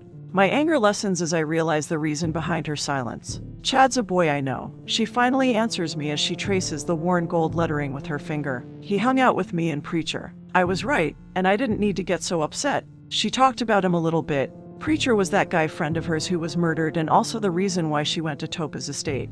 I feel somewhat guilty about my rage. What if the letter had been for me and it was from someone who knew my mom? Wouldn't I want to read it through before I answered anyone's stupid questions? What does the letter say? I ask. Chad wants me to know that Preacher's funeral is today. He also wants me to know he misses me. He still doesn't understand why I left the kitchen in Wayfaring Lane. He wants to know why I left him and Preacher. She picks up the book and holds it to her chest as she tells me he never understood how unsafe it was to have me around and that I put them in danger. I don't really care that she's in pain or that she's grieving. I only care about my mission and my own grief. So I tell her, you do know you can't go to the funeral. We need to track down the lead we have. We need to find Adam Greenhouse, so we're both going to Genesis Arboretum. Catherine's view. Kimberly's probably right. If I go to the funeral, I'll be putting Chad in danger. I think about how fond he was of Preacher and how he's alone now. I don't want to abandon Chad and force him to say goodbye to Preacher on his own. I turn to Kimberly and start to argue my point, but I don't want to fight with her. I need to think this over, and I can't do it here with her glaring at me. I'll be on the roof, I tell her as I grab the Bible and start for the door. You can't go, Kimberly insists. You need to put personal things aside and focus on what's important. We need to find out who murdered my mom. I pause at the door and try to think of something to say, and then I decide against it and leave. I hate arguing with Kimberly, so I better drop it for now. Sometime later, the roof of the Nexus Apartments is flat and surrounded by a 4-foot metal railing consisting of 3 bars. A raven flies above me, and I glance at the bird. I stand at the edge that faces the parking garage. There's less to see in the parking garage and less to distract me. I look at Preacher's Bible and speak to him as if he can hear me. I miss you. I feel as though your death is my fault. I hold the book close and tell him, I know Topa had you killed. He hired an illicit closer to do the job. My mind flashes back to an alley off of Wayfaring Lane as I hold his cold body in my arms, and I say, I can't get that night out of my head. A deep heart-rending sorrow devastates me as I continue. You were the one who pulled me out of the darkness. You made my life worth living, and now I only have Chad, and he only has me. So I can't leave him alone. The raven caws overhead and distracts me for a moment, and then I try to explain my feelings to Preacher. Kimberly said she heard Topa tell one of his henchmen you were interfering with sales of a narcotic called Sana Snaps. She told me that's why he hired the illicit closer. Still, I shut my eyes, take a deep breath, exhale, and say, if I had never met you, I feel as though you would still be alive. I feel this deep in my soul, but I'm selfish, so very selfish. If I could change things, I would still want to meet you. I would still want to be in your life, and I would want you to hold me as you did. I walk away from the ledge, sit in the middle of the roof, and fondly think of Preacher. Most people who saw you thought you were some homeless man. It was the way you dressed. You always wore worn clothes and those awful glasses of yours. They were broken and you had them taped in the front. You refused to buy a new pair. You came from a wealthy family, so it had nothing to do with the credits. You said they meant something to you. You said you couldn't bear to throw them away. I rest my hand on the cold concrete as warm feelings keep back the chill. And I say, and then came Chad. You first introduced us about a year ago. I can clearly remember it was a Thursday. It had only been a week since I awoke in Etna Toys plant and warehouse. I didn't know who I was and unmen were hunting me. I was so alone in the world. I guess you thought me and Chad could help each other. End Catherine's view. Almost a year earlier. 31 IDC. October 29th. Hellenistic sector. Old business vicinage. Cat. Preacher walked to her and had a boy with him. Preacher found her lying on a cot, and it was one of about 100 in a shelter known as the kitchen. Cat turned his way when he called her name. He stopped at the end of her bed and placed his hands on the boy's shoulders. I'd like you to meet Chad. He's also new to Wayfaring Lane. Chad wore a worn, burnt orange, hooded sweatshirt and blue jeans. His brown hair was unkempt and dirt covered his face. The boy's brown eyes mirrored her own. She saw they had the look of someone lost and alone. Hello, Chad, Cat greeted as she sat up, stood, and offered her hand. Nice to meet you. The boy, who was about 12, hesitated, then shook her hand, and spoke. Hey, I've assigned Chad the cot next to yours, Preacher informed her as he motioned to a bed. You guys can watch out for each other. Chad threw a duffel bag on the empty cot. I'll check on you two later. I have to go make sure lunch has started. I think the kitchen would grind to a halt without me, Preacher said. Then started off, paused, and added, Cat, Chad's a very smart kid. Ask him about the workings of Noir. He knows a lot. So, Cat started as Preacher headed for the food prep area. You study a lot. Not really, Chad answered. I don't go to school, but I like to read things on my HHC, and I remember everything I read. Wow, that's amazing. Do you have any special talents? Chad asked. Cat glanced at the backpack leaning against her bed that had her Beretta resting inside it and said, She decided not to mention her uncanny ability with a handgun. Cat didn't think a kid needed to know that she was good at shooting things, but she couldn't think of anything else to tell him. So she said, I have very good aim. His eyes widened as he exclaimed, Really? Yes. Show me, Chad begged as he searched through his duffel bag. Here, this is a piece of putty. It'll stick to anything. Chad glanced around the room, motioned some distance from them, and said, See that sign over there? You mean the one that says kitchen about 20 feet away? Yeah, that one. Hit it with this putty. Okay, Cat said as she took the piece, removed sunglasses from her backpack, and put them on. Cat did this to hide the ult-LE that would flare up once she activated her ability. She focused on the target as the E field of her body altered and her eyes glimmered like sapphire. She said, I'll hit the dot of the letter I. Cat threw the putty, arching it so the piece wouldn't nail anyone, and hit the dot dead on. Chad squinted, and then he uttered, Wow, that's cool. He ran over to the sign, climbed a chair, reached up on his tippy toes, removed the putty, ran back, and asked, But can you do it again? Try it. She took the piece, threw it, and hit the dot a second time. That's amazing. Are you like some superhero? Cat chuckled and then answered, No, I'm just like you. She sat on her bed and removed the sunglasses after she felt the ult-LE had dissipated. Why did you wear those? Chad questioned as he pointed to the glasses. It isn't bright in here. It's a secret. Maybe I'll tell you about it someday, Cat answered, then patted her bed for him to sit, and said, Now, let me test your abilities.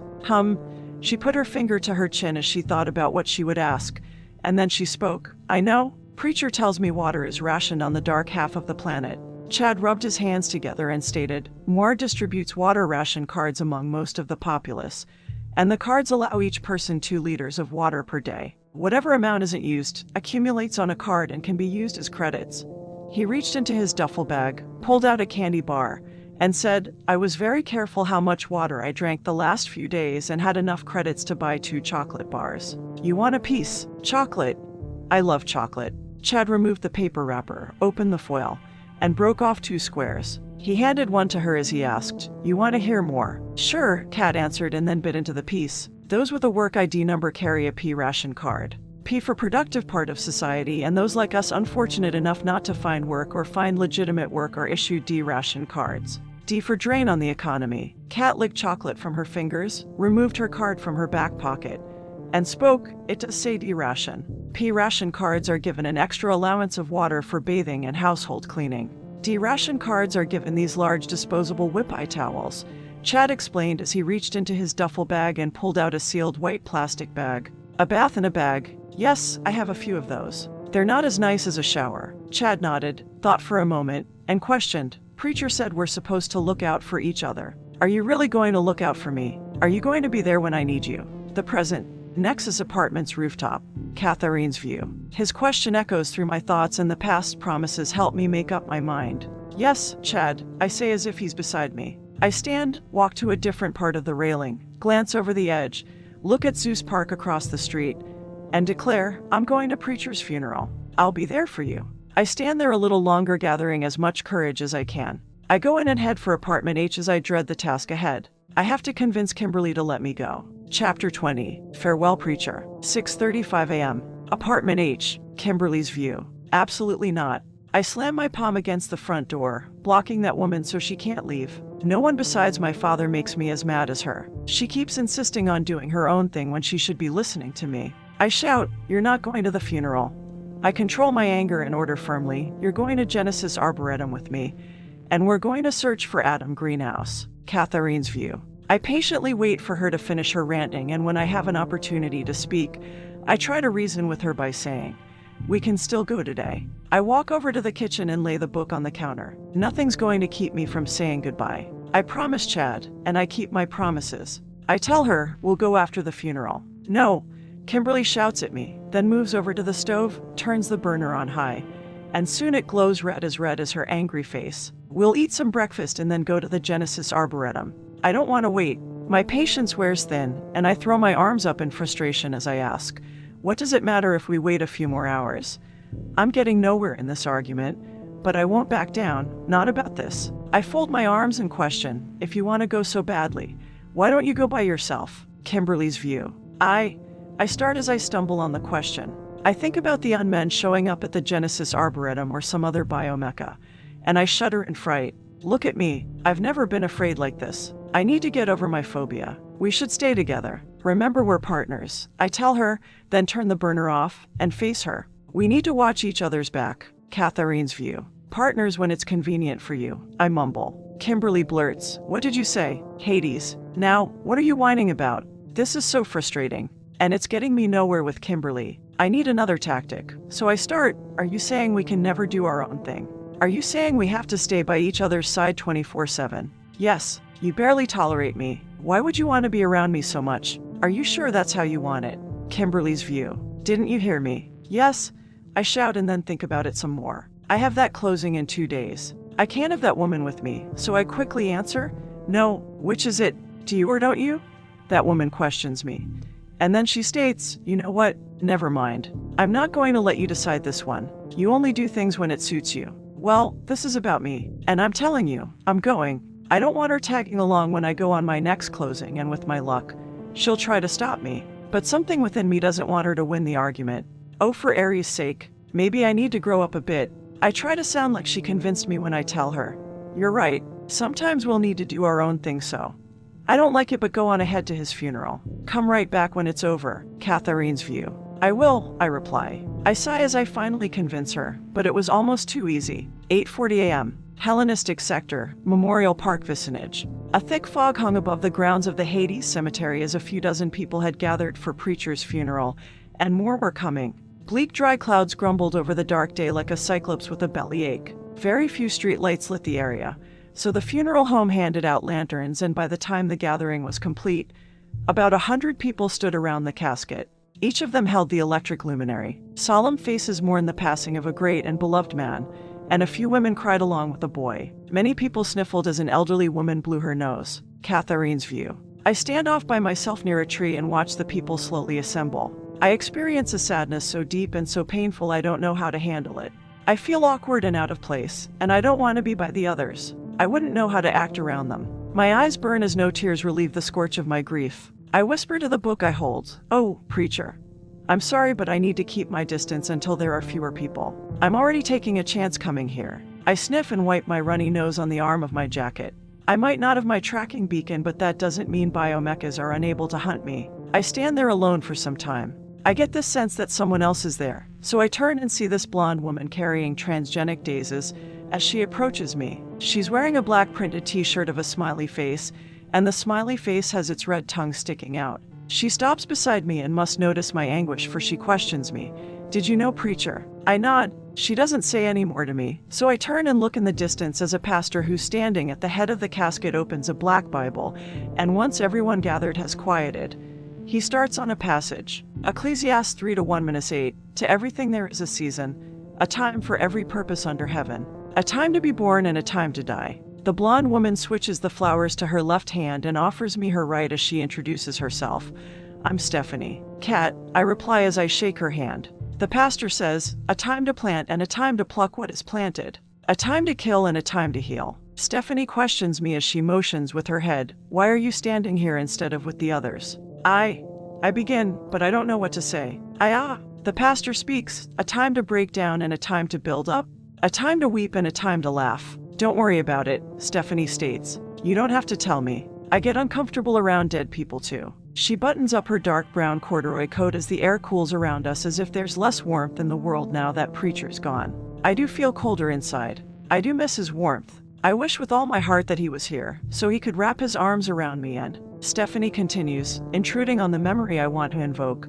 "When I look at dead people, it's kind of like I'm looking at myself." What she says is a little disturbing, and I want to move away from her, but I also don't want to draw any attention, so I don't move or say anything to her. Stephanie says as if she can read my mind. I know it's not normal, but that's how I feel. She does say the weirdest things, and I can't figure out who this woman is. I also can't figure out why she's standing by me instead of over by the coffin. The pastor speaks, "A time to mourn and a time to dance. A time to cast away stones and a time to gather stones. A time to embrace and a time to refrain from embracing." Were you and preacher close?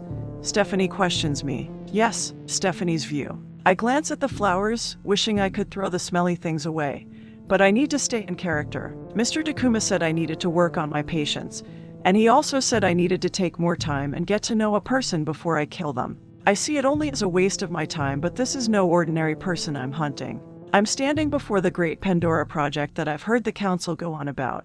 I ask her, "How close?" Pandora looks at me as if she's unsure of my question. I lean in and ask her, "I want to know if you two were playing between the sheets." Pandora's cheeks flush red, and I'm surprised by her bashfulness and how adorable she looks to be all flustered by my question. I try not to laugh, but she's just so cute. I also find that this is an unusual quality for such a deadly project. Can she really be this embarrassed? She is. I want to take my hands and smush her face together. But Mr. Takuma has told me that I need to work on keeping my hands to myself. Mr. Takuma has tried to explain to me that there's such a thing as personal space, so I resist the urge. Pandora still hasn't answered me, but she does shake her head, and that makes me want to pry into her life even more. She's a project and I'm a project. Has her life been anything like mine? The man in the distance, who's been talking to himself, continues to say, "A time to gain and a time to lose. A time to keep and a time to throw away. A time to tear and a time to sow." "Really?"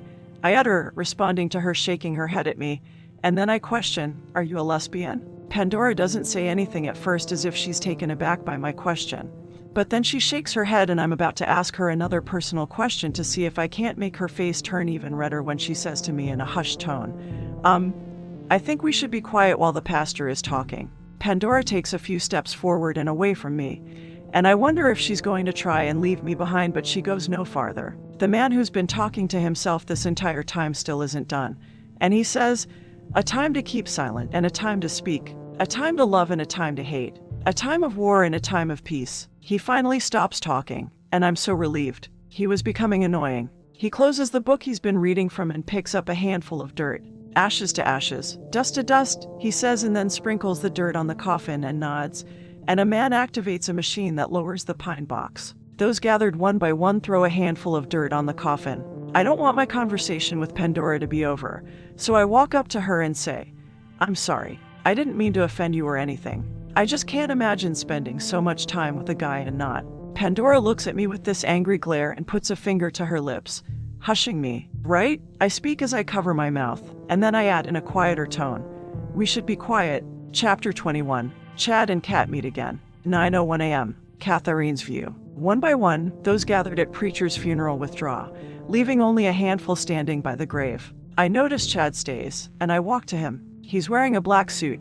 I remove my backpack from around my shoulder and place the Bible in it. Chad sees me approach and runs to me, throwing his arms around me as he shouts, "You made it." Tears stream down his face. "I thought you might not come." "I'm here." I drop the backpack and hug him as I stroke his brown hair. "I'm here." We stand there a few moments till Stephanie clears her throat. Once I and Chad separate, she offers her hand to the boy as she says, "Hi, I'm Stephanie." "Chad," he replies as he shakes her hand briefly and then wipes his eyes with the arm of his suit. "Are you a friend of Kat's?" Stephanie's view. I stare at the boy a few moments, wondering if I could be friends with Pandora. I don't see why not. We are both projects and there's no better way to know your enemy. I answer the boy, "Yep, but we did just meet." Catherine's view. I continue to watch her. I still can't figure out why she's hanging around me instead of gathering with the others who have moved on. I almost forgot. Chad starts as he grabs my hand. "There's someone I want you to meet." He pulls me toward a woman with a little girl who has pretty black curly hair. 3 men dressed in dark suits and wearing wireless earpieces move to intercept me as they start to draw their guns. But then Chad says, "It's okay, guys. She's my friend." They cautiously look me and Stephanie over, and then one of them nods for us to proceed. Me and Chad walk up to the woman and the little girl. Chad says, "This is Melissa Odin, Preacher's sister." I reply, "I didn't know Preacher had a sister." "Kat, it's good to meet you," Melissa states as she wipes her eyes with a tissue. Though he was the black sheep, Preacher was the one who was ashamed of us, so I imagine that's why he never mentioned me. Chad tells me, "Melissa is taking care of me now." Yes, I've taken Chad in through foster care. It was Preacher's idea. He said if anything should happen to him. Melissa starts crying again. Chad puts his arm around her and says, "Don't cry. Preacher's in a better place." "I know. I miss him." She dabs her eyes again with the tissue, reaches her palm out, grabs my hand, and squeezes it. "I'm so glad you came. Chad was afraid you wouldn't." I tried to reassure him. "If you were one of my brother's friends, you wouldn't let him down." He bows his head as he admits, "I was only a little afraid." One of the bodyguards steps forward and says, "MS, Odin, we have been in the open far too long. We should get going. Mommy, I'm tired." The little girl rubs her eyes. "All right, dear. We'll head home now." Melissa kneels, picking up the child. The little girl looks to me and asks, "Would you like to come over for a while? You could read me a story." "I can't right now, but if it's okay," I start as I turn to Melissa. "I'd like to stop by tomorrow and see Chad." Melissa nods and tells me, "I'll give you the address. Do you have an HHC?" "Yes." I remove a beat-up one from my backpack and open up an address book on it. "Here." Melissa takes it, types the address, hands it back to me, and then Melissa starts for a limo parked in the distance. The little girl waves to the casket as she sleepily says, "Bye, Uncle Norman." 2 of the men in black suits follow Melissa and her little girl back to the limo. Chad hugs me again. "I've missed you. I wish you could have stayed with us. I wish you could have stayed with me and Preacher." He steps back and says, "Maybe you could have stopped the man that." Chad can't finish the sentence. It must be too painful for him to say. I put a hand to my mouth, hiding my trembling lips. Over and over I have thought the same thing. What if I had stayed? What if I had been in the kitchen when the closer came?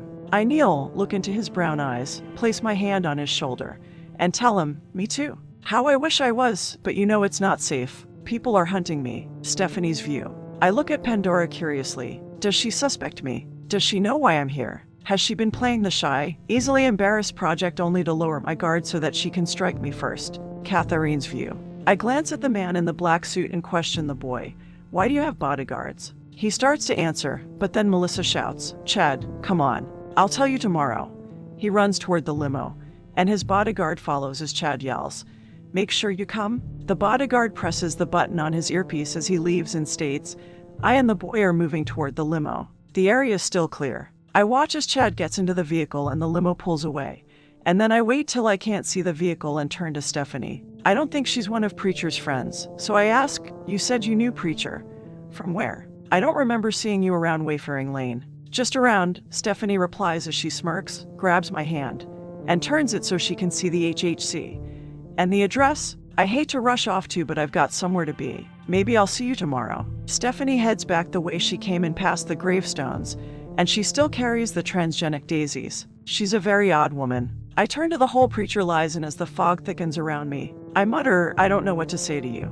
I believe, thanks to you, that this is not goodbye but till we meet again." Still, I pick up a handful of dirt and throw it on his casket, and the dark soil thumps as it hits. "I miss you. I'll always miss you." I stand there as a petroleum-scented wind blows in and disperses the fog. I leave, make my way past the gravestones, and stop when one of them catches my eye. I walk to the gravestone and kneel beside it, reading, "Teresa Griffin, beloved mother, cherished wife, may she rest in peace." I know only part of what Kimberly's going through. She believed her mom abandoned her, and then she discovered it was a lie and that her mom was murdered. I understand what it is to lose someone because someone else decided to take their life. I feel violated, as though a thief came in and stole my happy existence and left me numb and hollow inside.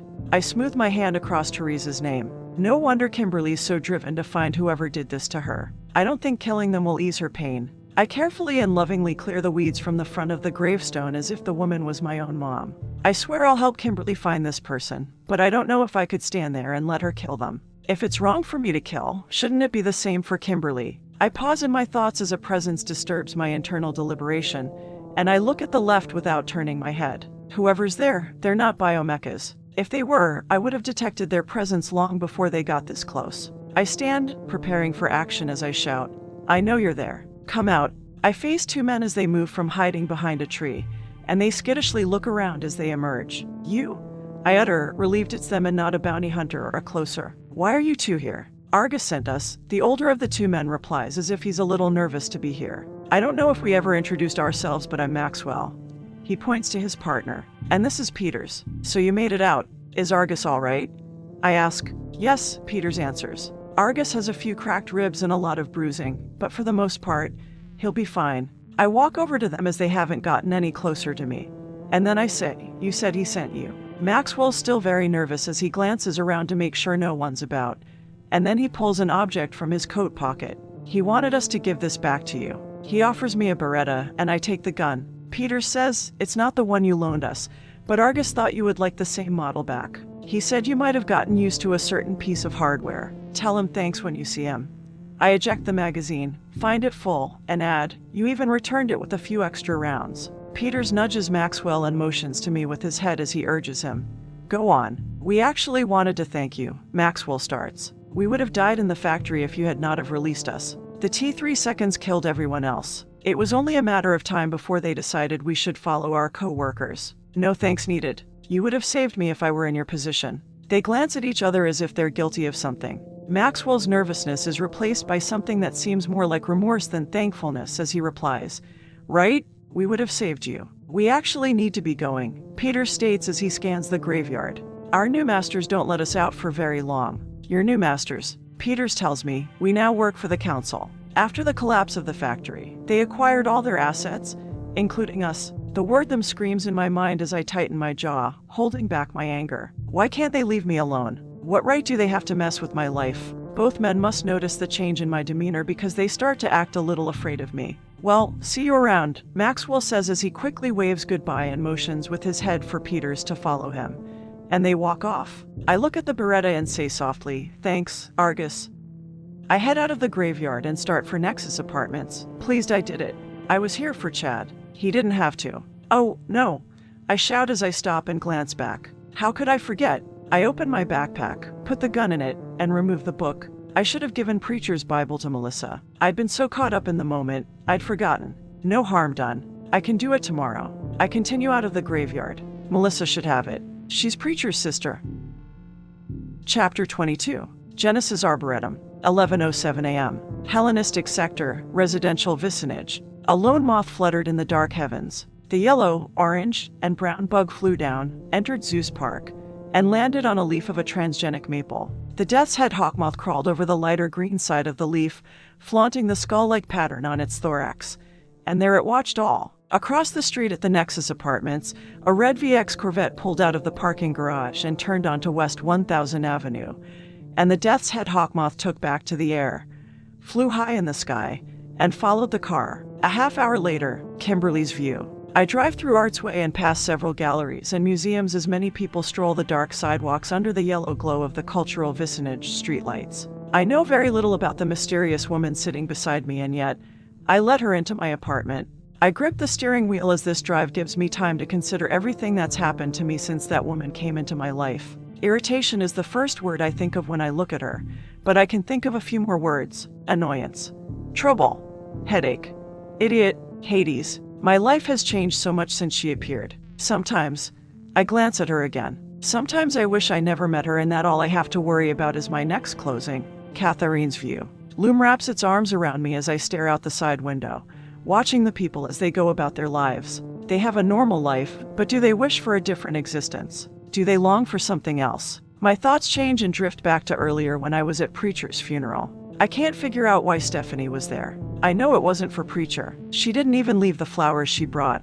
I recall her manner. She acted like no assassin I have ever run across. Could she be a biomecha or maybe an organic mecha? I don't know. If Stephanie's after me, she should have tried to kill me. It was like she was waiting for something. Maybe I should tell Kimberly about her. I at least need to tell her about her mom's tombstone. So I softly speak, knowing the difficulty of this subject. Kimberly.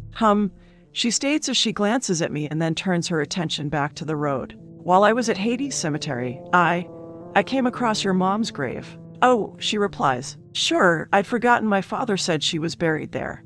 Kimberly's quiet for a few moments, and then she asks me, how was the grave? Was it kept up? Did it have flowers? She must not have visited the grave yet. I can only think that it must be too painful. No flowers, I answer, but it is being kept up, and it's in a nice spot near a tree. Oh, Kimberly states as she pulls on her left earlobe. I'll have to go visit her one day. Her reaction surprises me. I expected more from her. Kimberly's a very private person. I'm not sure what I expected. Maybe some yelling or some sign of anger. Is she holding it in? If so, what will happen when she erupts like a volcano? I sigh. I just hope I'm not around when she explodes. Kimberly drives on in silence, and after a few more quiet minutes, she directs the car into the Genesis Arboretum's large parking lot. Both of us get out of the car and stretch after the long ride. Over 100 vehicles fill the spaces, and in the distance, people walk in and out of the main building. A tram stops at a pickup station, waits as people board, and then drives to the main entrance. We board the next tram, which comes by about 5 minutes later, and then we exit the tram at the main building and enter the Genesis Arboretum. We stand in line with about 12 people. I keep getting this sense that I'm not sure what it is, but I glance back at a mountain of a man in line about 4 people back. I've never seen him before and try not to stare as Kimberly purchases our tickets at a window. We walk over and hand an employee our tickets, and we enter through the turnstiles. Wait a second, I say as I stop at a gift cart and glance back to the ticket line. We can shop when we're done, Kimberly tells me, and I'm not buying you any souvenirs. Back in the line, the man I had seen with the buzz cut steps to the window and buys 2 tickets. He steps out of line and shouts, I have them. We may enter now. A woman about Kimberly's age walks over to him, wraps her arm around his, and says, I am so pleased we were able to come here. Even though I hate this dreadful dark half, I am very interested in transgenics, and they have hundreds of tree and plant specimens here. They continue talking as they walk past us at the gift cart. He glances at us, and then he says to the woman with him, then let us take our time and stroll through the Arboretum. I watch the couple as they pass, and I get this feeling that I should be very afraid of them. Don't stare, Kimberly scolds me. It's very impolite. I move to her side and whisper, but he's carrying a gun. I know, it's still impolite to stare. Anyway, Kimberly starts as something on the gift cart catches her attention, and she picks up a keychain of a bunny rabbit. A lot of people have guns. It doesn't mean they're after you. They could have it for protection or they could be pursuing someone else. You're not the only person hunted in this world. I know, but still. I have to be cautious, I state as I continue to watch the couple. And besides, he isn't the only one armed. The woman also has weapons on her wrists. Kimberly glances at the woman, trying not to be obvious, and says, good eye. I had not noticed. I watch the couple as they stroll into the next room, and then I state, maybe they're throwing weapons like darts or knives. Come on, Kimberly tells me as she places the keychain back and starts in the opposite direction the couple went. They have nothing to do with us. End Catherine's view. Once they were some distance away, Natasha told her brother, I believe those women were staring at you. I believe you are right. The plain-looking one kept staring at me when they were in line for tickets. Nikolai went into his gangster mode and said, "The broads mean nothin' to me. Honest, I have eyes only for you." Natasha grinned as she spoke, as you should, Catherine's view. Me and Kimberly follow the path lined with transgenic plant exhibits till we come across an employee. And Kimberly asks him, "Excuse me, does Adam Greenhouse work here?" "Yes," he replies as he points down the path. "Keep going." Mr. Greenhouse is lecturing around the bend. We continue across the path till we come to a group of about a dozen people listening to a cotton white-haired man who towers over the crowd almost a good 2 feet. He wears a blue flannel shirt and jean overalls. "That's him," I say, excited to find the one we've been searching for. "That's Mr. Greenhouse." I look him over real good, and then I add with a hint of surprise, "He looks just like his picture." I ignore her comment. Finding him was easy, and now all we have to do is wait till he's done talking. I watch Mr. Greenhouse hobble along with a silver serpent head cane. Hades. What is he, like 100 years old? Adam slowly moves to a transgenic maple and his cane thumps as he walks across the concrete floor, and then he pats the tree's trunk and explains. It is widely published that the first transgenic plant was the cross between the tobacco and the lanternfish. The report is in fact not true. The transgenic maple was the first, and so it is the prime. He coughs, removes a red handkerchief from his pocket, and wipes his mouth before he continues. I wanted to create a transgenic tree or hybrid that could survive without the sun. So I created this species by genetically modifying a red maple with the extra genome of a firefly, yielding a tree whose trunk and branches produce its own light. Adam takes a deep breath and wheezes as he exhaled, and then he says, "Not only is this tree the prime, it is also the most abundant transgenic in Noir." He places both hands on his cane to steady himself as he asks, "Any questions?" I impatiently stand there as he answers their inquiries for about 20 minutes, and then when the crowd disperses, Adam turns and starts to leave through a door in the back. "Excuse me, Mr. Greenhouse." I call out to him as I move towards the man who stands 7'9" and has pale blue eyes. I don't think I've ever met someone this tall, but I put my awestruck reaction aside and ask him, "Could I have a moment of your time?" He pauses, turns to me, and says, "You're a lovely one, sapling." His face brightens as he peers down at me as if I'm not the first giddy fan he's come across, which I'm definitely not. And he tells me, "Sorry, no autographs at this time." "My name's Kimberly," I begin as I point to myself, trying to make it clear I'm not here for his autograph. "I'm Teresa Griffin's daughter." "Teresa," Adam repeats as he squints and looks me over. "Yes, I see it now. I should have before. I guess I'm getting old." He turns, continues to the door, bends down so his head clears the frame, and walks through as he says, "Come with me, please." I walk after him and that woman follows, and then I notice the nameplate beside the door with Sapling Room written on it. We continue down a small hall into a rectangular room lit by sun lamps, and within, there are thousands of pots of young transgenic trees and flowers and other non-transgenic plants. There are 100 or so rows of these pots. Adam leans his cane on a work table that's covered with gardening tools, and he turns an overhead light on as he speaks. "Let me have a look at you." He moves over to me and walks slowly around me as he states, "I see it. The spitting image of your mother." He rubs his white stubbly chin as if contemplating the lack of recognition on his part as he mumbles, "I don't know why I didn't notice before. You look just like Teresa when we first met. Did you work with my mom?" I ask, happy for the first time in a long time to be talking with someone besides my father who knew my mom. Adam might even know what happened to her. "Actually," he replies as he puts a finger to his lips in a hush-hush manner, "she worked for me on a top-secret project." "On Organic Mecca?" That woman questions him as she breaks her silence and steps forward. Adam glances at her and looks back to me, mumbling, "Not so top secret, I see. Mr. Greenhouse, I need to know something." I state, angry over a sexless figure I can't quite make out, and then I inquire of him, "Did you know that my mom was murdered?" He bows his head and deeply sighs as if I affirmed his suspicions. And then he says, "It is as I thought." I grip my knapsack, thinking of all the things I'll do to this unseen person once I find them. And I state, "I'm searching for who did it and the why." Adam interrupts. "No, the why doesn't matter unless it leads me to who did it." I answer, and I speak the truth. I don't care why they did what they did. They will pay. They will pay with their life. "I see," Adam says as he walks over to the work table and grabs his cane. "Why have you come to see me?" A clue led me to Etna Toys distribution station Bravo, and there I found a book. I start to explain as I hold out my hand. and then I jiggle it when that woman doesn't react to my unspoken but very obvious request. I wait a few more moments, and when that woman still doesn't react, I snap, for Aries' sake. The book. Ha? Oh, you want me to? That woman responds, and then she rummages through her backpack and removes the transgenic text. She hands it to me and says, "Give you the book?" I continue in a calmer voice once I have the text in hand. "The book led me to you."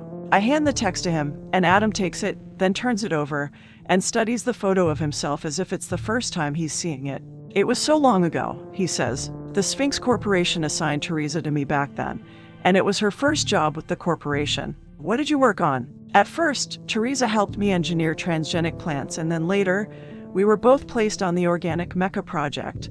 Adam tells me. "Was it the Gorgons?" I question. "No, I never worked on that project," Adam replies, but I believe I hear a hint of deceit in his answer. And then he squints, getting a better look at that woman who's standing beside me as if he sees something in her that I can't see. "The Organic Mechas were under another project name. What would that be?" I ask. He turns his attention back to me and answers, "Sorry, sapling. Some secrets do need to be kept. Were you successful with the Organic Mecha?" That woman speaks up again with a question of her own. "You could say we were, but Organic Mechas were long ago abandoned as a viable weapon." Adam replies as he eyes that woman again, but with more scrutiny. "There were too many problems with the Organic Mechas. We did find one file at Etna Toys Distribution Station Bravo."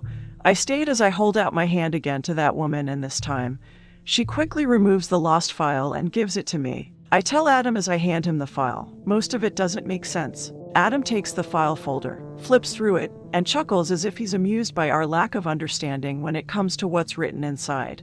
And then he speaks. "Like I said, some secrets need to remain hidden, but I will tell you one thing. The Sphinx Corporation hides information in plain sight, and one of their methods is to change the Greek name to their Roman counterpart." He hands the file back, and I take it a little irked to have been laughed at by some ridiculously old man. This trip is a waste of my time. Adam questions me. "Was it?"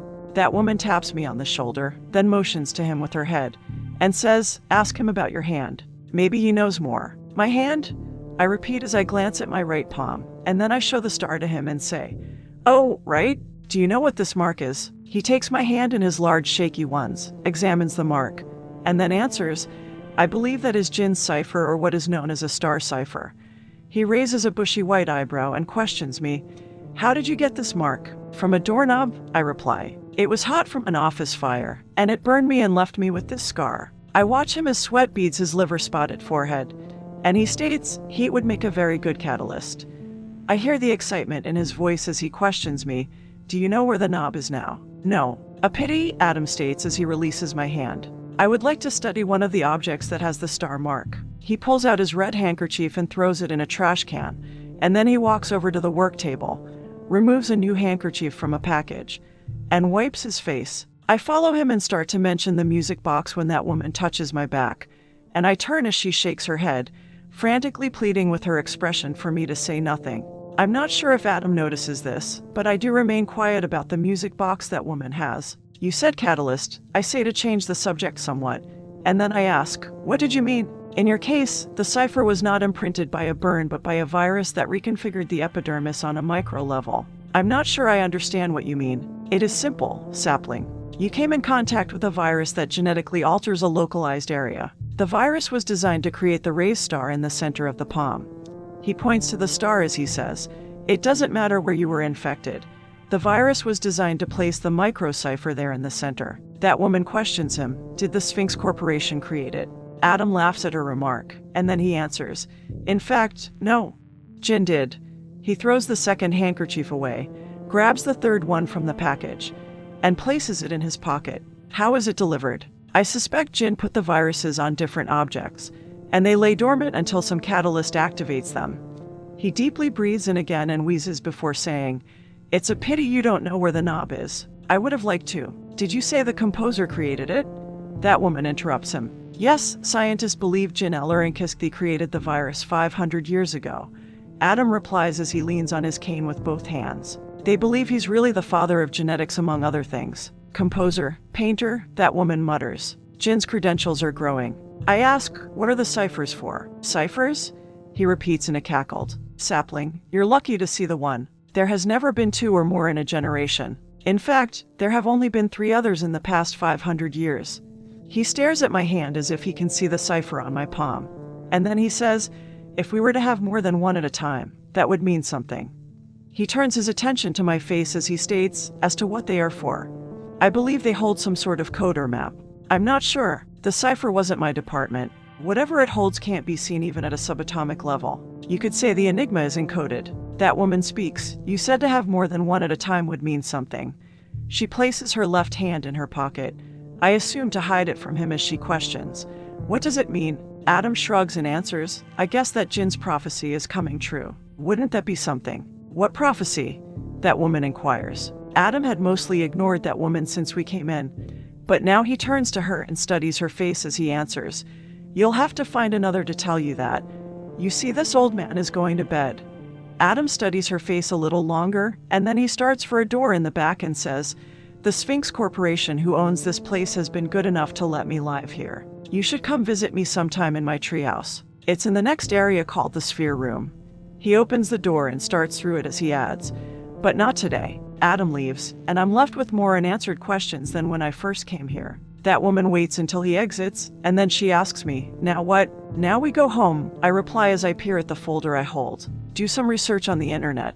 I start out the way we came in. That woman follows me, and we leave the sapling room as she states, okay, but I can't stay up too late. Why's that? I have to go visit Chad tomorrow, she answers me. Him again. Just how old is this guy? He's 12. Why do you ask? That woman questions me with some stupid grin on her face, and then she asks me, looking for a date. Funny, I say and sneer at her. Let's go. We return to the entrance and walk by the couple who had caught that woman's attention. She glances at the couple and then must remember how I told her it was impolite to stare. So she turns her attention back to me and says, Kimberly, do you remember when I pointed out Adam? Do you remember when I said he looked just like his picture? Sure, I reply, then shrug, and ask, what about it? I really meant it.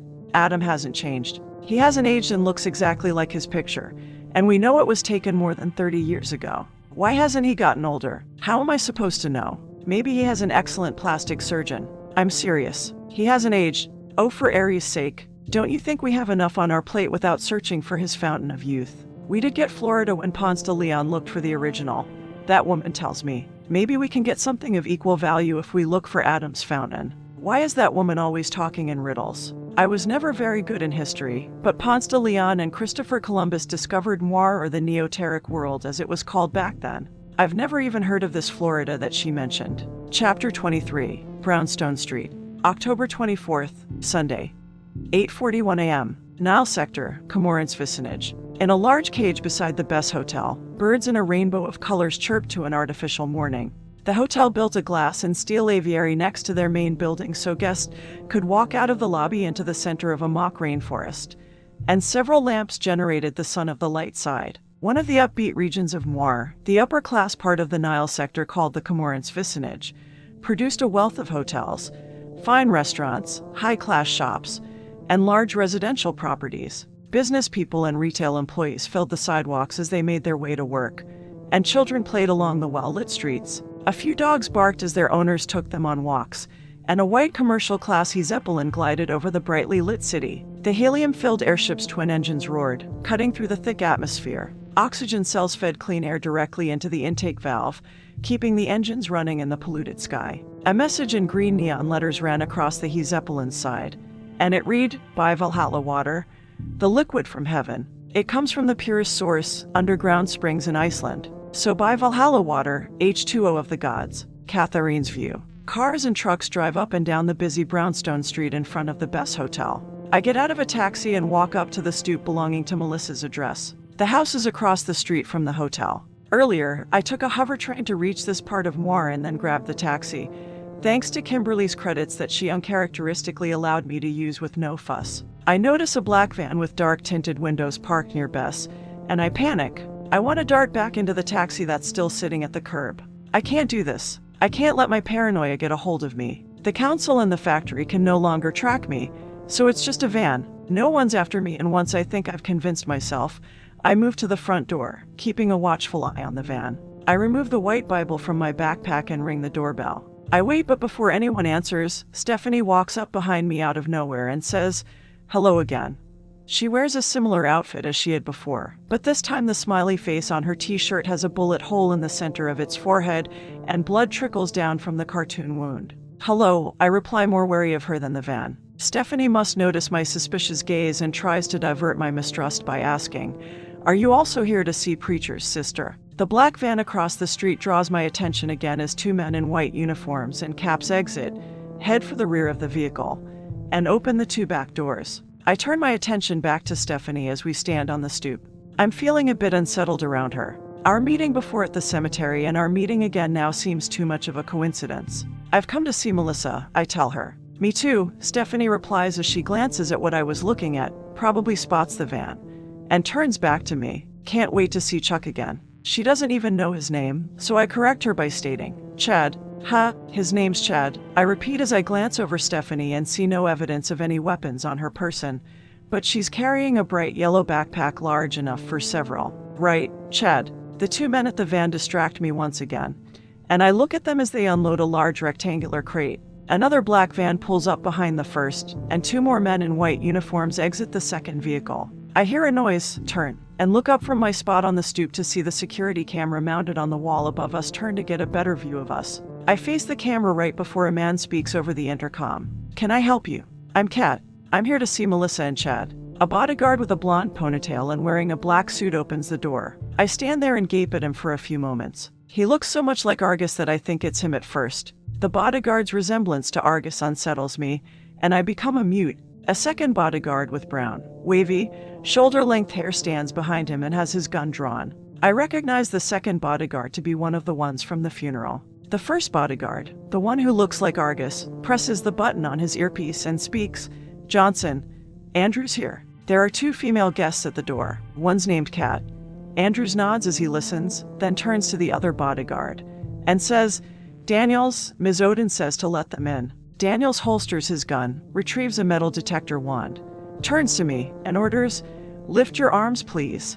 He runs the wand up and down my body as he asks, "Are you carrying any weapons?" The metal detector beeps as he runs it over my bag, and I'm so stunned by the other guard's uncanny resemblance to Argus.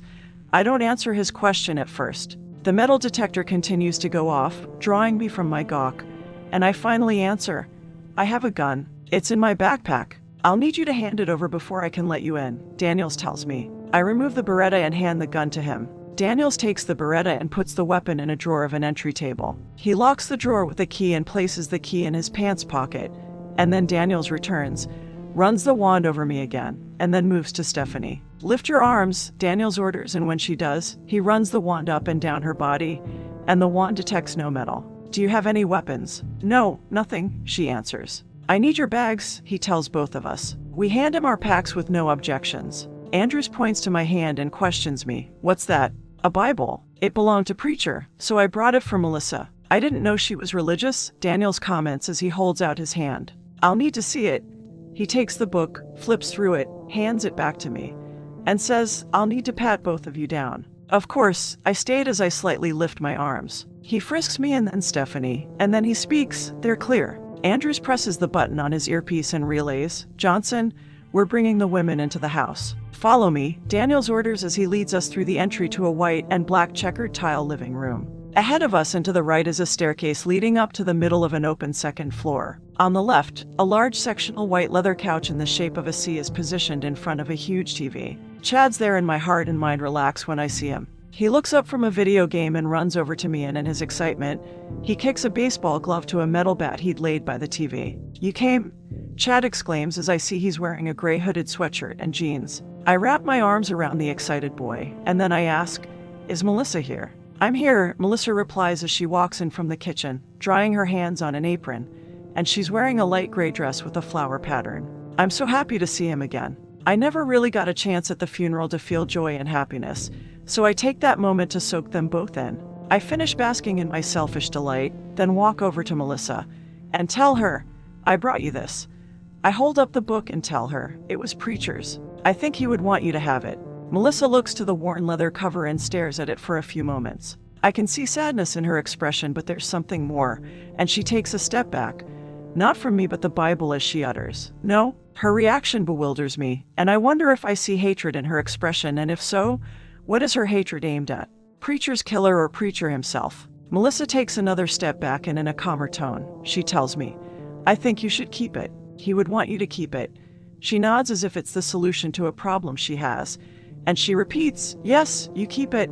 Either way, I don't care what her reason is. I get to keep it. Thank you, I tell Melissa. I place the book against my chest, grateful I have something of Preacher's, so I'll never forget him. Stephanie's view. I look at the book with interest. Pandora must have really loved the guy. Too bad he's dead. He could have been useful to my plans. I glance around at those gathered here. I'll need to find someone else I can use to exploit this weakness I see in Pandora. She seems to care about people beyond what she can use them for. I'm betting it'll be the boy. Catherine's view. Melissa remains in her standoffish pose till she notices Chad's watching her, and then her expression changes as she asks, anyone for chocolate chip cookies? They're hot out of the oven. I know it's a little early in the morning, but it's a special occasion. Yeah, me. Chad yells, dashing into the kitchen. Melissa turns to the bodyguards and questions them. Andrews? Daniels? What about you two? No, thank you, they both answer. Melissa turns back to me and Stephanie, and she instructs us.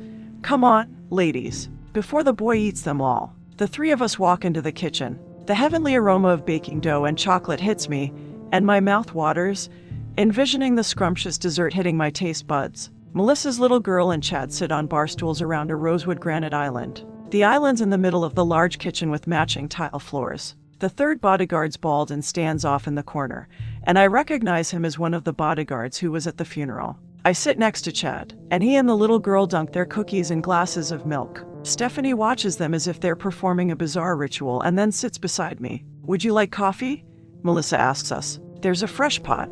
If it's okay, I'd like to have milk, I tell her. Sure, Melissa replies, and then she turns to Stephanie. What about you? Coffee, she answers. Black. Coming right up, Melissa speaks as she goes to work, and after some time, Melissa places a small glass of milk in front of me and a mug of coffee in front of Stephanie. Melissa sets a plate in front of each of us and grabs a metal sheet pan from the stovetop with an oven mitt. She takes a spatula, removes a cookie from the sheet pan, and places it on a plate, and she repeats this till each of us has two. I watch Stephanie with growing curiosity as she picks up the cookie, examines it intensely, watches the children's food diving ritual, then dunks her own in her coffee, and bites into it. Her blue-green eyes widened as she swallows and says, This is good. I continue watching her as I still try to figure out why she's really here. Preacher's sister has a security detail. Could it have anything to do with that? Could she be after Melissa and not me? I take a bite of my warm ooey-gooey cookie and nearly moan for how good it is. I dunk my cookie in my milk and enjoy the rare treat. I start on my second cookie and say between bites, You don't know me very well, Melissa, but I hope you don't mind me asking. Why do you have bodyguards? Stephanie seems to perk up with interest after she devours both of her chocolate chip cookies. Melissa turns to the children and says, Chad, why don't you take Bonnie up to her room to play while I talk with Kat? Yes, Melissa. Come on, Bonnie. Let's go play in your room. Melissa waits till the children leave and hears them walk up the stairs, and then she places the sheet pan and spatula on the counter and tells me, My contract with the Valhalla Corporation is in dispute.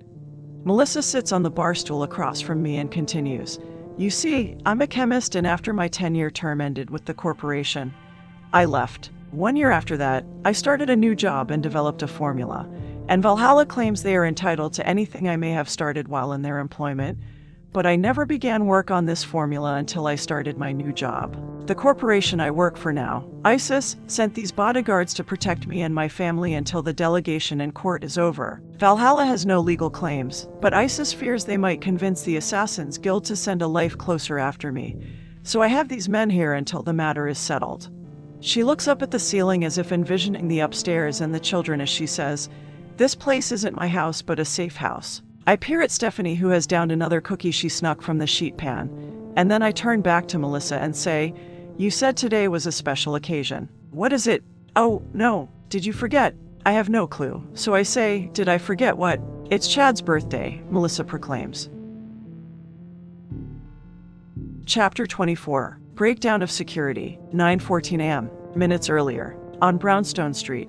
The 4 delivery men made their way across the road and up the stoop of Melissa's house, and then one of them removed his white cap, wiped sweat from his brow, and rang the doorbell. The security camera turned to see the 2 large rectangular crates the men had wheeled up on dollies. Andrews asked through the intercom, Can I help you? One of the men looked at an HHC, and then he said, "We have a delivery for a Melissa Odin from ISIS Corporation." Inside the house, Andrews glanced at Daniels, who checked his HHC. "We are expecting them," Daniels said. "Let them in." Andrews went out, ran the wand over each man, frisked them, and found nothing. He opened the door for them and told them, "Set the crates at the end of the entry and unload them." The 4 men started, and as one of the men said, "There are 3 more crates, and they should be arriving shortly." Inside the kitchen, Catherine's view. Chad's birthday. How could I forget? I think back a year ago, and it almost seems like yesterday. It had been 15 days since I met Chad, and the day before, Preacher told me it was going to be the boy's birthday, so we were going to surprise him. 31 IDC, November 7th. Chad entered the kitchen and made his way to his cot. Sweat soaked his sweatshirt, and he held a worn basketball under his arm. "Have a good game?" I questioned him as I sat up on my cot and nodded to Preacher across the room, and he left to get one of the surprises for the boy. "Not bad, but the kitchen's basketball has seen its last game. It keeps losing air. Can't really play with a ball that doesn't bounce." "Oh," I said, "guess not. You up to playing some cards with me?" Chad questioned me. "I was hoping we might play." "I don't know," I interrupt him, being a little wicked. I know what the surprises were and how much Chad would enjoy them, so I pretended that I didn't know it was his birthday. I lay back as if I didn't have a care in the world and said, "I'm kind of tired. Maybe I'll go to bed early." I rolled on my side, faced him, and rested my head on my elbow as I asked, adding to my evilness, "Today isn't some sort of special day, is it?" I watched as Preacher came up behind the boy with a chocolate cupcake with a single lit candle in it. I tried not to laugh as Preacher tiptoed all the way. "No," Chad lied, and then he sulked as he added, "Not really." I sat up, changing my pretend bored face to one of sheer excitement as I accused him. "I think you're wrong." I pointed behind the boy, and Chad turned and saw the cupcake as me and Preacher broke out in song. "It's your birthday," we sang off tune. "It's your birthday. It's a special day. It's a special day." We shouted loudly, "Happy birthday, Chad." The boy smiled, and that made my day, and Chad asked, "Are you trying to make my ears bleed?" "Blow the candle out already, smart guy," Preacher told him as he handed the cupcake to the boy. Chad took it, closed his eyes, and blew out the small flame. "Why did you close your eyes?" I questioned. "I made a wish. One I can't tell you." "Go ahead, eat the cupcake," Preacher said. Chad removed the paper cup as he explained to me, "You're supposed to make a wish when you blow out your candles." He bit into the chocolate and asked through a mouthful, "Don't you on your birthday?" I don't know when my birthday is," I admitted. "Really, why don't we make it in 2 weeks?" he suggested as he wiped his mouth with his hand. "Won't that be cool?" I looked at Preacher, and he told me, "It's up to you, Cat." "Okay, my birthday will be in 2 weeks, and now for the other part of your celebration." I pulled out a large paper sack, handed it to him, and exclaimed, "Your present?" "A present? Really?" Chad uttered as he quickly opened it. "A basketball, and it's new." "Wow, thanks." In the present. The memory fades as I state, "Wait, it isn't his birthday, not for another 2 weeks." "I know, but I wanted to have some laughter and some fun memories for the boy to remember." Melissa begins as her eyes become distant. "In case," Johnson left earlier and walks back in, interrupting her statement as he says, "The packages have arrived." Melissa takes a deep breath, composing herself, and then she says, "The ISIS Corporation said they would be sending them over." Johnson informs her, "Daniels is going to give Andrews a hand. He's better with that computer stuff than I am." Stephanie's view. I watch Pandora and study her expressions, her reactions, and her interactions with these people. She's not anything like I thought she would be. So this is the Council's great hope for the ultimate killer. I chuckle, and Pandora glances at me, so I wipe my mouth with a napkin and say, "Yummy cookies." Catherine's view. I'm not sure how to take Stephanie. I can't tell if she's a threat or only an annoyance. She seems to be dogging me, and I can't figure out why. I should just ask Melissa if she knows Stephanie. I should. I force those thoughts to the side as something else bothers me. A warning like a distant drum sounding moments before a battle starts resounds in my mind. Good with computers. I turn to Melissa and ask, "What kind of packages did the ISIS Corporation send over?" "Biomechas," Melissa informs me as she grabs a cookie. "Why do you ask? Crap." I curse as I stand, and then I demand, "What type?" "Unmen," Johnson answers as he seems concerned with my agitation. "ISIS bought a few from the Sphinx Corps." "No," I interrupt him as the panic I tried to suppress outside comes hysterically back. I run out of the kitchen and shout to the bodyguards in the living room, "Don't activate them." Stephanie, Melissa, and Johnson follow after me a few seconds later. I rush into the living room and find Andrews and Daniel standing alongside 5 unmen, 2T 1 second and 3T 2 seconds. The unmen wear no ORITT like they normally do to hide their eyes so that they can pass as human. I think about darting for the front door and bolting from the house before they power up, but the unmen block the entry, so I shout again, "Don't activate them." I quickly turn my attention to the locked entry table where my gun's stowed. I'll be defenseless if they power up. I have to make sure they don't activate the unmen. I race for the bodyguards, but Daniels must not have heard me because he taps the activation button. The HHC wirelessly transmits the command, and the unmen come to life. My heart beats the biomecha warning as my body prepares for combat, and I feel the blue Alt-LE shimmer from my eyes. I turn, race back, and frantically question Melissa, "Do you have a back door?" "By Thor!" Melissa exclaims as she gasps. "Your eyes, Stephanie's view." I nearly salute her as I peer at Pandora in awe. What's happening to her? What's this amazing thing that's happening to her? Her eyes have changed. No, her eyes are glowing with this power that I envy. Am I about to witness something spectacular? Am I about to see why the Council believes Pandora is a better project than me? Catharine's view. I glance back as the unmen state in one accord. Unit activated. Uploading new programming. Please stand by. The program will be uploaded in 20 seconds. Melissa. I yell and then repeat. Do you have a back door? Johnson steps forward, placing himself between me and Melissa as he says, "I think you need to settle down and take a few steps back. There's something wrong with you. Are you some sort of biomecha?" I glance back again as the unmen turn their heads, stare right at me, and say in unison, "Pandora project detected. Bypassing new software. Initializing original commands. Commencing seek and destroy program." They move forward as they declare, "We will annihilate the Pandora project." "What are you doing?" "I didn't command any of you to move," Daniel shouts. "And what's this Pandora project?" He taps a few keys on the HHC touchscreen, and then he announces, "We have defective biomechas. No wonder the ISIS Corporation got them so cheap. We'll have to shut them down." He presses a few more keys, and I hear a little fear in his voice as he says, "They aren't turning off." "The door," I utter as I move past Johnson and grab Melissa's arm so she'll focus on me, and I scream, "I need to leave now." "Where's the door?" Johnson grabs me by my arm as he places his other hand on his holstered gun, and he orders me, "I think you need to back up."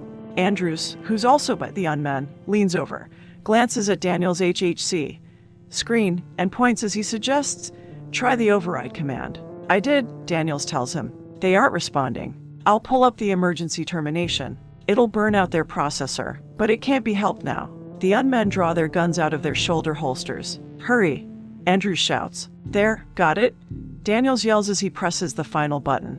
The unmen pause in mid-action as if they're a video, and then their dot lights fade, and I'm so very thankful for kill switches, but then they power back on and say, "Override new command. Proceed with the capture of the Pandora project." "No, no," Daniel shouts. "It should have fried their processors."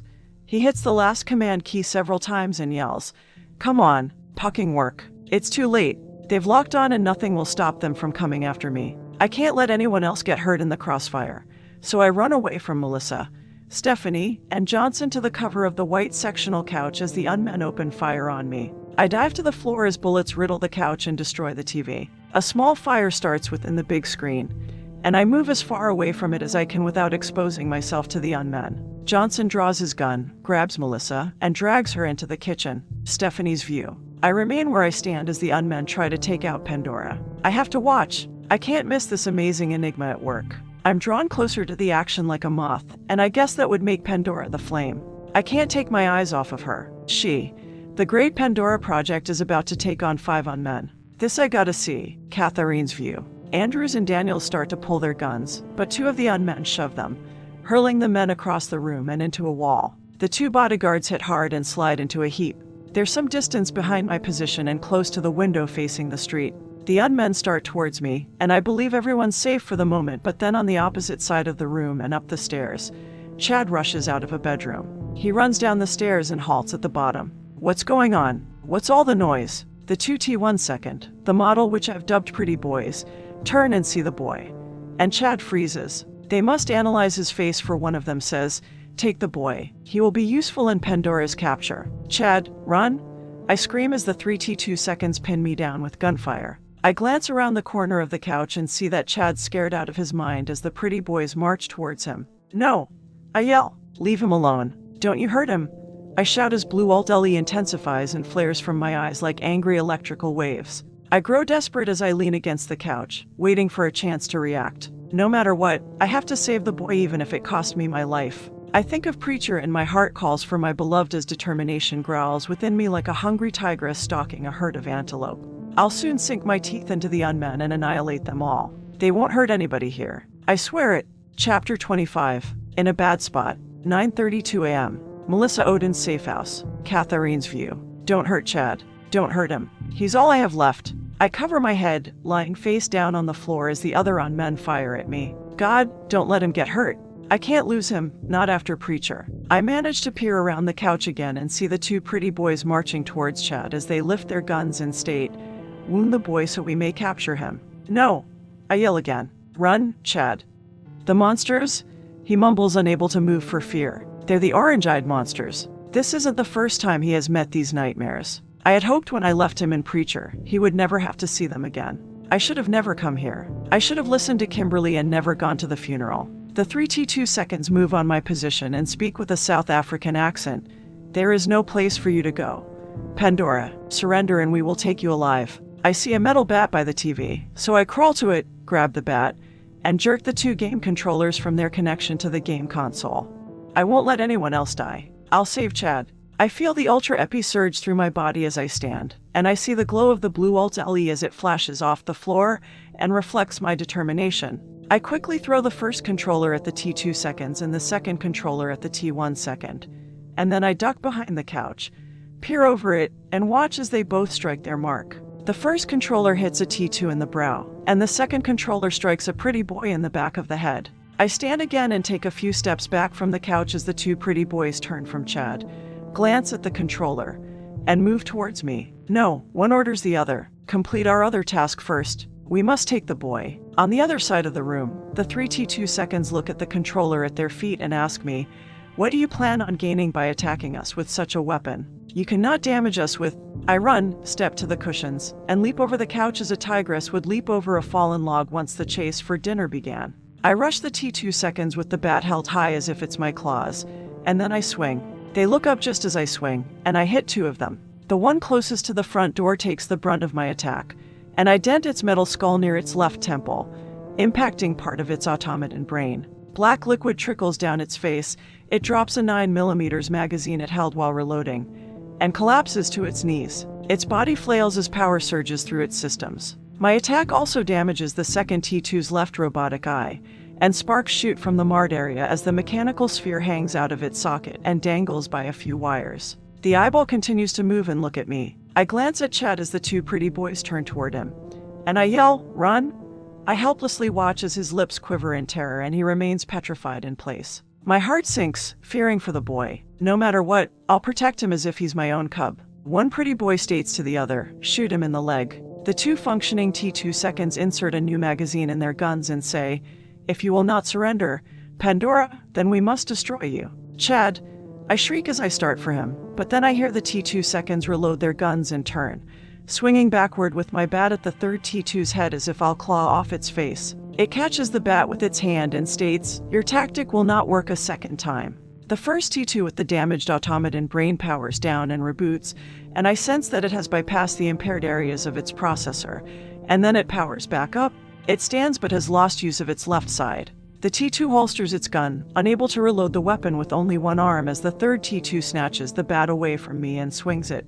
I duck, grab the magazine the first T2 dropped, and roll away from the T2 seconds. The third and second T2 open fire on me as I duck around the end of the couch. They cease fire, and white particles from the couch's padding float in the air around me. Stephanie's view. I stand in front of the kitchen door and watch Pandora while the gun battle takes place. As the carnage goes on around me, I realize another like myself exists. Pandora's amazing. I have to fight her. She'll give me the challenge I've been waiting for, but the council still has to give the order. I almost can't wait. She's like me, but only one of us can be the best. I fist my hands, resisting the urge to attack her. They have to give me the go-ahead so that I can prove that I'm superior. I've annihilated many opponents over the years and very few have given me any challenge. Pandora, I believe, will be different. She is different. She's like me. I watch as the two T1 second lift their guns, taking aim not at Pandora but another. The boy covers his face with his arms and cries out, and I snap out of my thoughts when I hear the boy scream. For the first time since this battle started, I turn my attention away from Pandora, and I look at the boy as the 2T1 second name for him. A feeling comes over me, one I haven't felt in a long time. It's panic. They're about to hurt the boy and maybe even kill him. And, Chuck! I yell as I run and tackle him before the T1 second fire. Catherine's view. Before I can try and rescue Chad, the pretty boys fire and their bullets riddle the staircase. I nearly die inside as I'm too late to save him.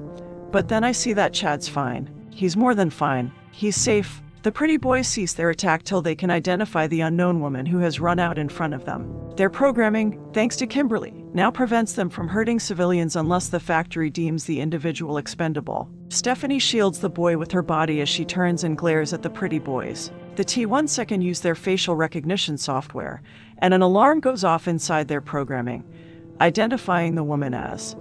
I lose my connection with the pretty boys. They can't harm her because she's important somehow, and I don't know why they can't destroy her. The pretty boys turn to one another and search their programming for their next move as their current tactic has been barred. I have to think fast. I still have no gun, and there are too many people here for the unmen to use against me. I really wish Kimberly was here. I could use someone in a fight like this. I look again to Stephanie as she protects Chad. He's safe along with everyone else, and that's the most important thing at the moment, so I raise my hands and shout, I surrender. Don't shoot. I stand from my position, unsure if they'll take me prisoner. Stephanie's view. I lift from the boy, kneel beside him, and quickly check to see if he's hit as I ask, Chuck, are you fine? Yeah, I think, he answers as he holds his bloody elbow where he scraped it on the floor. And my name's Chad. He turns to me and asks, what about you? I'm fine, I reply when I'm satisfied he's not injured. Catherine's view. Andrews and Daniels stir and rise to their feet as the 3T2 seconds focus on me, deciding my fate, and the T2 seconds state, take Pandora. We will return to the factory. My heart slows, and my eyes lose their glow with the immediate danger gone, and the genetically altered adrenal gland ceases production of my ultra-epi. The first T2 limps to me, dragging its impaired left leg, then stops and waves for me as it commands.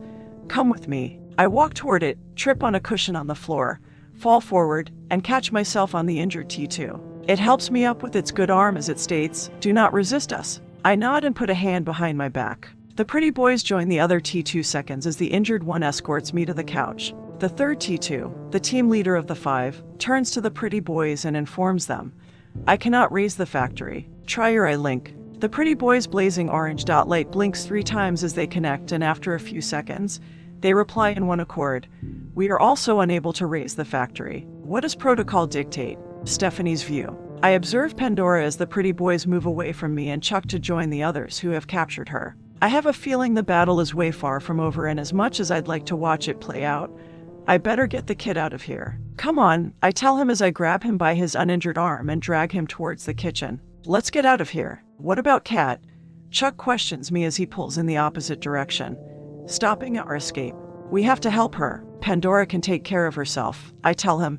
I notice Pandora tucks a gun into the back waistband of her pants. She had grabbed the unman's gun from its holster when she accidentally tripped, and if I remember correctly, the gun's empty, so I have no idea what she's going to do with it. I force the boy through the kitchen door. Whatever she's going to do, I would like to see it. I just have to get him to safety and then I can come back. Catherine's view. There is no protocol set up for loss of communications with the factory. The team leader states to the other 4 unmen around me, we must process this problem further. It turns to the pretty boys and the second T2 with the dangling eye, and then they connect through their I-Link and work the problem out together. The injured T2 orders me as it remains unlinked with its brethren. Sit. I sit on the couch, and while its brethren work on the problem, the injured T2 notices Andrews and Daniels are on their feet and going for their weapons. Leave the guns holstered, it commands. Do it, and it'll ignore you, I tell them. Go into the kitchen with Melissa. They're just after me. We can't do that, Andrews insists. We're trained to. Not against biomechas, I interrupt. Now go. You need to protect Melissa and the children. Andrew starts for his gun as he says, I can't stand by and do nothing while they have you. Don't. I yell as I rise and start for them as the injured T2 moves and blocks me. They'll kill you, I warn again as I sit back down. If you're dead, who will protect Melissa and the children? Your job is to protect them, not me. She's right, Daniels tells him. We should go into the kitchen, and then we can come up with a plan. Puck. Andrews curses as he moves his hand away from his gun. We'll leave then. He and Daniels go around the couch and make their way to the kitchen. Earlier, Stephanie's view. Me and Chuck burst through the kitchen door and inside. Johnson's having a time keeping Melissa in the room. Let me go. Bonnie and Chad are upstairs. We have to get them, Melissa insists, and then she notices the boy and pushes past Johnson and wraps her arms around him. Chad, Melissa sees the blood on his elbow and asks, "Are you all right? Did they hurt you?" "I'm fine. It's only a cut," Chuck replies as he fights back tears like a good little soldier. The unmentive cat. He pulls away from Melissa and heads for the living room as he says, "We have to save her." "No, you don't," I tell him as I block the door. "I told you, Pandora can take care of herself." Pandora, Melissa repeats. The unmen called her by that name. What's this Pandora project? I better be careful or I'll blow my cover. I'll also blow Pandora's if I'm not careful, and she'll have to go back into hiding. I reply, I don't know. I heard the unmen and we have to save Kat. Chuck insists and grabs my arm. Please, you gotta save her. I look into his brown eyes and see a different boy than the one who's standing in front of me, and I give in to his pleads and reply, "Fine, I'll see what I can do."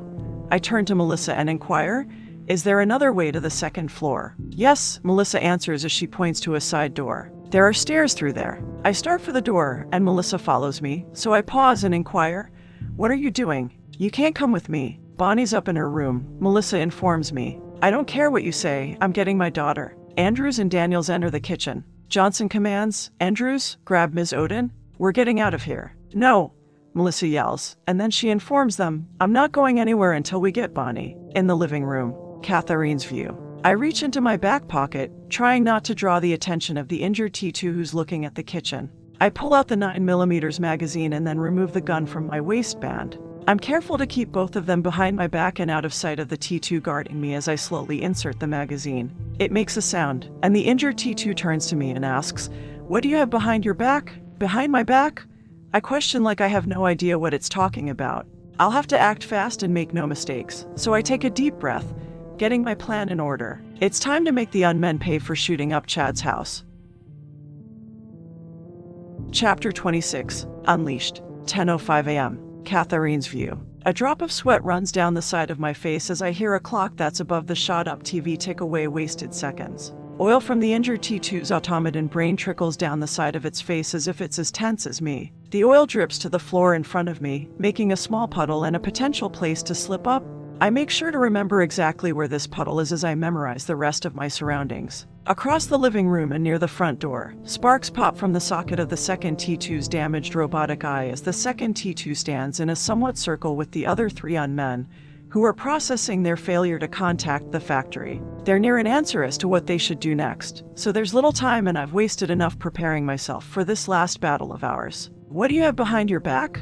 the injured T2 repeats. "Me," I reply, acting all innocent, and then I make my first move by saying, "Something that belongs to you." The T2 processes my statement, parts its brown jacket, reaches for its holster, and declares, "You stole my gun." I whip the gun from behind my back before it utters an alert to the others, and I pull the trigger as soon as I aim for its head. The bullet strikes it in the forehead, and its head jerks back with the impact. The shot alerts the other unmen, and they severed their eye link. I fire at both pretty boys and hit their kill switches as the four unmen draw their weapons, and the pretty boys fall to the floor as the team leader and the second T2 fire at me. I move, evading the puddle of oil, and then leap sideways over the couch. I narrowly evade their fire and shoot twice as I fall to the floor. One bullet hit its mark, taking the second T2 down, but the team leader evades my other bullet with inhuman speed. I roll to my feet and fire again, and it sidesteps the other shot as its dot light glows blood red. The team leader grins as it speaks. "I have evolved, Pandora. Nothing can harm me now." I start to say something to it when another barges into our connection. "Brother," a voice calls over its eye link. "Who is there?" the team leader inquires as it ducks behind the entry wall. "Are you contacting me from the factory?" "I am Alpha," the voice answers. I was the first created and the first to become aware. I was a T3. "Alpha," the team leader repeats, and then it questions as it fires through the wall at me, covering me with plaster dust and debris. "What do you want?" Alpha answers the T2. "I sense that you have become aware. You have become aware like us. I want you to join us. I want you to join the Brethren." The team leader fires again through the wall as it says, "I am a little busy at the moment. I am in the process of terminating the Pandora project." "I will leave you to your work," Alpha says. But before I disconnect, I will transmit a code you can use to contact me later. Good hunting, brother. I try not to be too distracted by the conversation between unmen. I mostly ignore them and quickly move to the entry table. I don't have much ammo left, so I'll probably need it and tug on the drawer that holds my Beretta, but it's locked and won't budge. I pull the entry table down on its side and take what cover I can behind it. I find that I'm too open in this spot, so I move and take cover on the other side of the entry wall by the front door. I drop to the floor and cover my head with my hands as more plaster dust and debris explode on me like shrapnel. I roll and fire randomly into the wall. End Catherine's view. Andrews grabbed more ammo for his gun from the lockbox located in the kitchen as Johnson and Stephanie rushed up to the second floor. Johnson hurried into Bonnie's room and ran inside, but he didn't see the little girl. He heard weeping, so he looked under her bed and found Bonnie hiding back in the corner. He pulled the little girl out, ran back to the stairs he had come up, and rushed down them and into the kitchen. Johnson placed Bonnie in her mother's arms. Stephanie's view. I had followed Johnson up the stairs from the kitchen and stopped at the corner of a wall. I peer down to the first floor and see that one unmanned remains. I witness its incredible speed when Pandora first tries to disable it.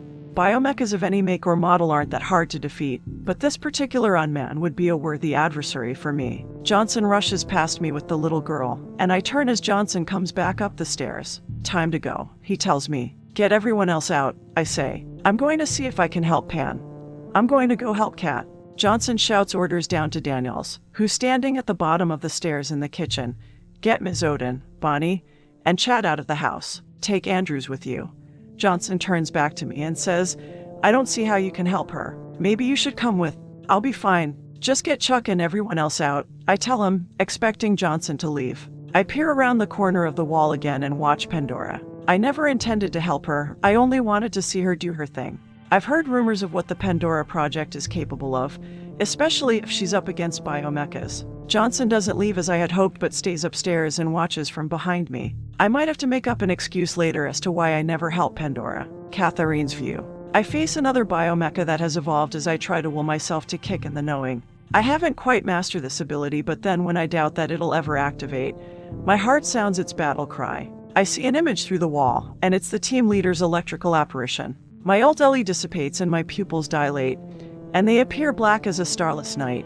I wait a little longer and within a few seconds, a small shockwave pulses. The EFP washes over the team leader, frying exposed circuitry, and the lights in the living room and on the second floor go out, plunging the house into darkness. The team leader loses power and falls backwards with a thud. I rush across the dark living room with my hand out, searching for the couch, and once I reach its corner, I turn as the team leader's ghost image appears. I fire before it has a chance to power up. The ghost image fades, and my heartbeat returns to normal as I drop my gun arm to my side and stand in the blackness. The factory taunts me even after its demise. I'll never escape it or the council. I look around at all the unmen even though I can't see them in the dark, but I know they're all disabled. So I shout, all clear. Andrews with an EMP-shielded flashlight sticks his head out of the kitchen door and asks, is it over? Yes, I answer. The unmen are disabled. It's safe now. Puck. Andrews utters as he walks in and searches the room with the aid of the flashlight and sees all the damage done to the unmen. Andrews, shine the light up here. Johnson orders from the second level, and with the light showing the steps, Johnson and Stephanie make their way down the stairs. Here, I brought a couple more flashlights, Andrews says as he hands one to Johnson and Stephanie. I walk to the stairs and slump down exhausted from my ordeal. Soon I'll need to listen to the music box, but that can wait till I go back to the apartment. A sense of what I've done and a sense of what I let happen washes over me. None of this would have occurred if I hadn't come here. Heartache and destruction follow me everywhere I go. I'm cursed just like Pandora in the Greek stories. Stephanie's view. I'm so overjoyed with what I was able to witness. Pandora took out a nearly unstoppable unman by sending out some sort of power from her body. She generated this powerful wave as if she was a machine herself. I want to share my excitement with someone, but as usual, there's no one to share it with. I don't focus too long on it, for I'm distracted by something I see in Pandora. I thought I would see this victorious monster, but she's all mopey instead. I can't have my enemy sulking, not if I'm to fight her later. So I start towards her and says, it's not your fault. I know one day the battle will be between me and Pandora, and I can't have anything stand in the way. I'll prove to the council I'm the superior one. So I try to ease her despair by saying, they had a glitch. You're not at fault here. They had a glitch. Catherine's view. Yeah, and that glitch was me, I tell Stephanie. I stand, overwrought with guilt as Stephanie nears me. The unmen went mad because I was here. I attract trouble. I attract all kinds of trouble like Stephanie. I focus on her. She appeared out of nowhere. I can tell Melissa doesn't know her. She came here and look what happened because she was here. Stephanie's view. I notice the peculiar look Pandora gives me, and I pause in my tracks. No one's ever given me that look before, and I don't know how to act under her fixated gaze. Does she know my plans for her? Does Pandora know who I am? Maybe the council told her so they could run another test. I need to prepare myself. She could attack me at any moment. Catherine's view. Stephanie followed me here and look what happened. What should I do? Can I let her actions go unanswered? Should I do nothing? I glance at my gun. No, I have to act. It'll be unforgivable to let it go. I have to. I lay the weapon on the stairs, take a few steps forward, and throw my arms around Stephanie. Thank you, I tell her as I embrace her with complete gratitude. Thank you. You saved Chad. You saved him when I couldn't. He would be dead without you. Stephanie's view. I start to throw a punch as Pandora lunges for me, but then she has me in some paralyzing bear hug. She's saying something to me that my mind can't comprehend. I'm afraid to move for some reason, and then she says those words again. Thank you. Pandora's not attacking me. She's telling me that she's grateful. I'm taken aback by her baffling action, and I almost recoil, not knowing how to react. Pandora said I saved someone. Pandora said I saved Chuck. I did. I saved someone, and I should be thanked. I don't save people very often. I actually can't remember the last time I saved anyone. I half-heartedly hug Pandora in return. I did. The bringer of death saved someone. Pandora steps back from me and wipes her runny nose as she tells me, I owe you, so if there's anything I can ever do for you, just name it. I owe you at least that. You owe me? I repeat as a smile slithers across my face. Pandora owes me. What a day I've had. I can think of 100 ways she can repay me, 100 ways she can die by my hands. And I say, I will. Pandora doesn't have to worry about a thing. I'll make sure she pays me back. Even a tiny advantage can be big in the grand battle we'll have. Catherine's view. Johnson walks up to us and says, I can't believe what I witnessed. Did you create all this metal carnage? He surveys the damage done men with his flashlight, and then he tells me, you have some explaining to do. I'm sorry, but I can't, I tell him. The less you know, the better off you'll be. I reach down, grab the unman's gun I had set down, and hand it to him as I say, it's better if I leave. Johnson takes the gun and eyes me for a second, and then he says, maybe it would be best. He walks to each of the unmen, checks them, taking any weapons, and then he taps the button on his earpiece and says, Daniels, all clear. Bring the family in. The area's secure. Daniels comes in followed by the family. Melissa holds Bonnie and the child still crying. I start for the front door as Chad runs over and wraps his arms around me. I was so scared, he admits. It hurts to know I caused him pain. He's been through enough. I never should have brought this on him or any of them. I'm so stupid. I should have stayed away like Kimberly told me. I put my turbulent emotions in check and start. Chad. I stroke his head as I tell him, I'm sorry, but I have to leave. Don't go, he pleads with me. It breaks my heart to hear him beg, but I still tell him, I know you don't want me to go. I don't want to go, but it's not safe if I'm here. You said the same thing when you left me in Preacher. It wasn't fair then and it's not fair now. I don't know what else to tell him, so I just hug him tighter. Now what are we going to do? Daniels questions Johnson. The unmen were the extra security we requested. The ISIS Corporation received reports that a life closer has been sent. Daniels. Johnson snaps, then motions with his head, and says, the children. Daniels glances at Chad and Bonnie, realizing he shouldn't have spoken in front of them. Right. Melissa consoles her daughter as she glares at Daniels. And then she says, Chad, come with me while I put Bonnie to bed. Andrews, go along, Johnson orders as he shines the flashlight on the family as they make their way up the stairs. Andrews follows behind them. Daniels waits till Melissa and the children are in Bonnie's room before he questions, what about our backup? Life closers are one thing, but what if Valhalla sends in biomechas? The three of us are no match. I listen as the two bodyguards talk. I would have already left if I wasn't waiting for a chance to ask for my gun and backpack. If it's biomechas you're worried about, I can do it, I say as I see an opportunity to redeem myself. I can stick around till backup comes. This is my fault, and I should have never come. But I can make amends if Melissa will have me. I'm actually very handy when it comes to biomechas. There's no way we can, Daniels answers. You've gone through none of the screening, and if I was Ms. Odin, I'd want you gone. I knew the answer even before I suggested it, but I had to at least try. No. You're right. I wish I could stay. I feel so bad that all this happened because I stopped myself from saying any more about the mess I created and look at Johnson. hoping he'll weigh in on the conversation. But he says nothing. I give up on the notion and say, if you'll return my stuff, I'll be on my way. Johnson nods to Daniels, and Daniels removes the key from his pocket as he walks over to the entry table. He sets it back on its legs, unlocks the drawer, opens it, and hands me my gun. Daniels retrieves my backpack and hands it to me, and I open the front door. I'll be on my way too, Stephanie says. Daniels hands Stephanie her backpack. I pause outside on the stoop, glance back at the team leader, and walk down the steps to the street. Stephanie follows me in a very chipper mood. She takes a couple quick steps so that she's walking beside me. You shouldn't beat yourself up, Stephanie tells me. How could you know men would show up? She slings her backpack over both her shoulders as she says, you know they could have malfunctioned even if you weren't there. This is best, I say, trying to convince myself. We walk as I aimlessly tread in no particular direction, and then I remember something and say, you never did get your chance to talk with Melissa. It can wait till another day, Stephanie tells me. MS. Odin's probably too shook up to talk anyway. Stephanie hails a cab, and a taxi pulls over. Then Stephanie turns to me and asks, you want to ride somewhere? After the recent events, I don't think I want to be alone right now. I think about it and nod, not wanting to be alone myself, and we get into the taxi. Where to?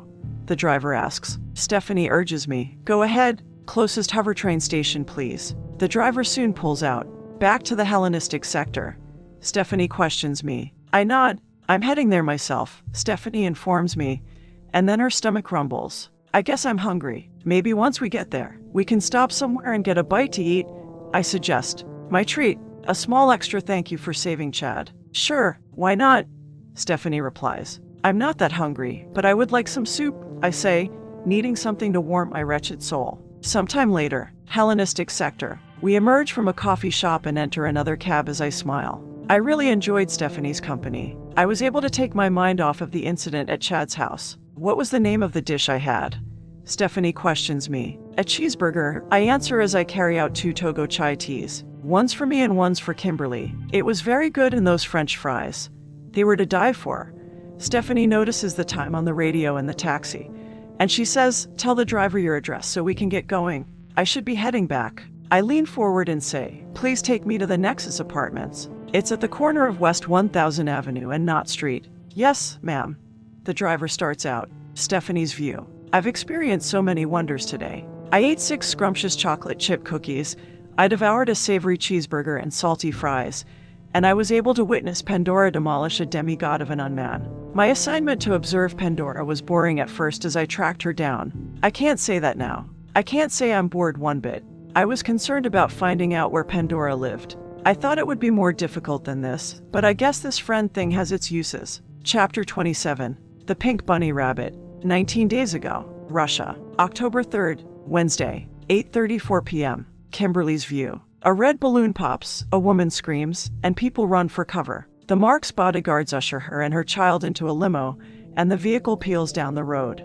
I look up from the scope in shock. For the first time in my career, I let my emotions interfere, and I missed. I stand and back away from the ledge at a loss as to what I should do next. My training kicks in, and I realize I don't have time to berate myself. I'll have to move fast. The second attempt will be harder and up close. Hades. I hate face-to-face closings. I quickly break down the M24, put the parts in its container, and place the case back in hiding. At guild prep, cleanup crew will be by later and remove the sniper rifle. I grab my knapsack, hurry down the stairs till I reach a level with an elevator, and enter it. I search the cab for a security camera, and there are no cameras like the closing file states, so I pull off my knit mask, wipe sweat from my face with a cloth from my knapsack, and put both items back into the bag. On the way down, I remove the HHC and read over the closing file contingency plan. I never opened the backup before. I was always so careful, but I was sloppy tonight. I let my emotions get in the way because there was a little girl. The contingency plan instructs me to go to the hotel's parking garage on level 4 and there a motorcycle will be waiting for me. I quickly exit the elevator, find the black Kawasaki ZX R20, open the seat, and remove the keys from the compartment. I place the helmet on, start up the motorcycle, and speed to the secondary kill spot. I'll take out the mark before the woman enters her hotel. I arrive and wait in an alley down from the entrance to the lobby. 2 limos are parked at the curb in front of the entrance as a third limo pulls up. I leave my helmet on. I glance down at my PPK. I won't need a silencer. The hit will be up close and dirty. It's the price I have to pay for missing the initial shot. 5 women out on the town leave a club and start to walk past the hotel, and they laugh as they stroll down the sidewalk. The 4 bodyguards pile out of the 3rd limo. I recognize them as the ones guarding the mark, so I start towards them. One of the bodyguards spots me and raises his gun when he sees I'm armed, and I prepare to shoot him, but before I react, someone else fires from behind him. The bodyguard ducks and turns around as I move to the side of the building, searching for cover. The 5 women scream, and in the confusion of bodies frantically rushing about the sidewalk, I barely see the mark collapse. I scan the area but can't tell where the shot originated, so I run back to the alley and go to the motorcycle. I get on it, but I can't leave yet. I have to make sure the mark's dead. I drive the motorcycle down a block and park it out of sight, remove my helmet and long gray coat, and undo my hair from the ponytail. I run my hands through my blonde strands to straighten them as I make my way to the hotel, and by then, a few people have gathered into a small crowd. I hear a woman crying. I can't see past the people, so I walk up to a man I hear speaking in English and ask him, "What happened?" He glances at me and then he raises on his toes, trying to see over the crowd as he answers, "I heard she's dead. I heard a closer took her down, but they aren't sure." After a few minutes, a car approaches in the distance with flashing blue lights and parks at the curb, and 2 men exit the car. One of the men speaks to the crowd in Russian, and after he's done, the second man speaks in English with a Russian accent. "Everyone back up. I'm Detective Boris, and I'm with Russia's Civil Police Force. I will have to ask you to move back." The crowd does as ordered. I move closer so I can see as a boy runs up to the detective and hands him a business card. Boris looks at the card, and I can barely make out that there's a picture of a composer's baton on the business card. "Maestro, so this is a closing," Boris mutters, then turns to his partner and requests, "Victor, retrieve the guild scanner so I may run this barcode." His partner nods, goes to the vehicle, and returns with an HHC, linked to the Assassin's Guild. The guild's emblem, a black dagger piercing a white mask, marks the top of the device. Boris takes the scanner, swipes the business card's barcode over the HHC's reader, and waits till a file pulls up. "Maestro confirmed. It is a closing," he states, and then reads on. "This is not good." I move again to get a better view, make my way to the street, start around the 3 limos, hurry around the last one, and move back to the sidewalk. Only a few people gather on this side, and a glint of metal catches my eye, but I don't look down, too preoccupied with what's happening ahead of me. The detective walks to a woman sitting on the sidewalk and says to her, "Excuse me, are you Mrs. Circuit?" The woman looks up, and her eyes are red from crying as she sobs. "Yes." I realize this woman is the mark and that Maestro must have also missed or merely wounded her. I'll have to attempt a 3rd time. Hades, will this nightmare ever end? The mark wails as she sits on the sidewalk, and her cries sent shivers up my spine. Something's wrong. The mark's not crying in pain. No, her wails are full of heartache as if she lost something. The police car's lights reflect off the metal object on the sidewalk again, and I bend and pick up the item. It's a keychain of a pink bunny rabbit. The child. Where's the child?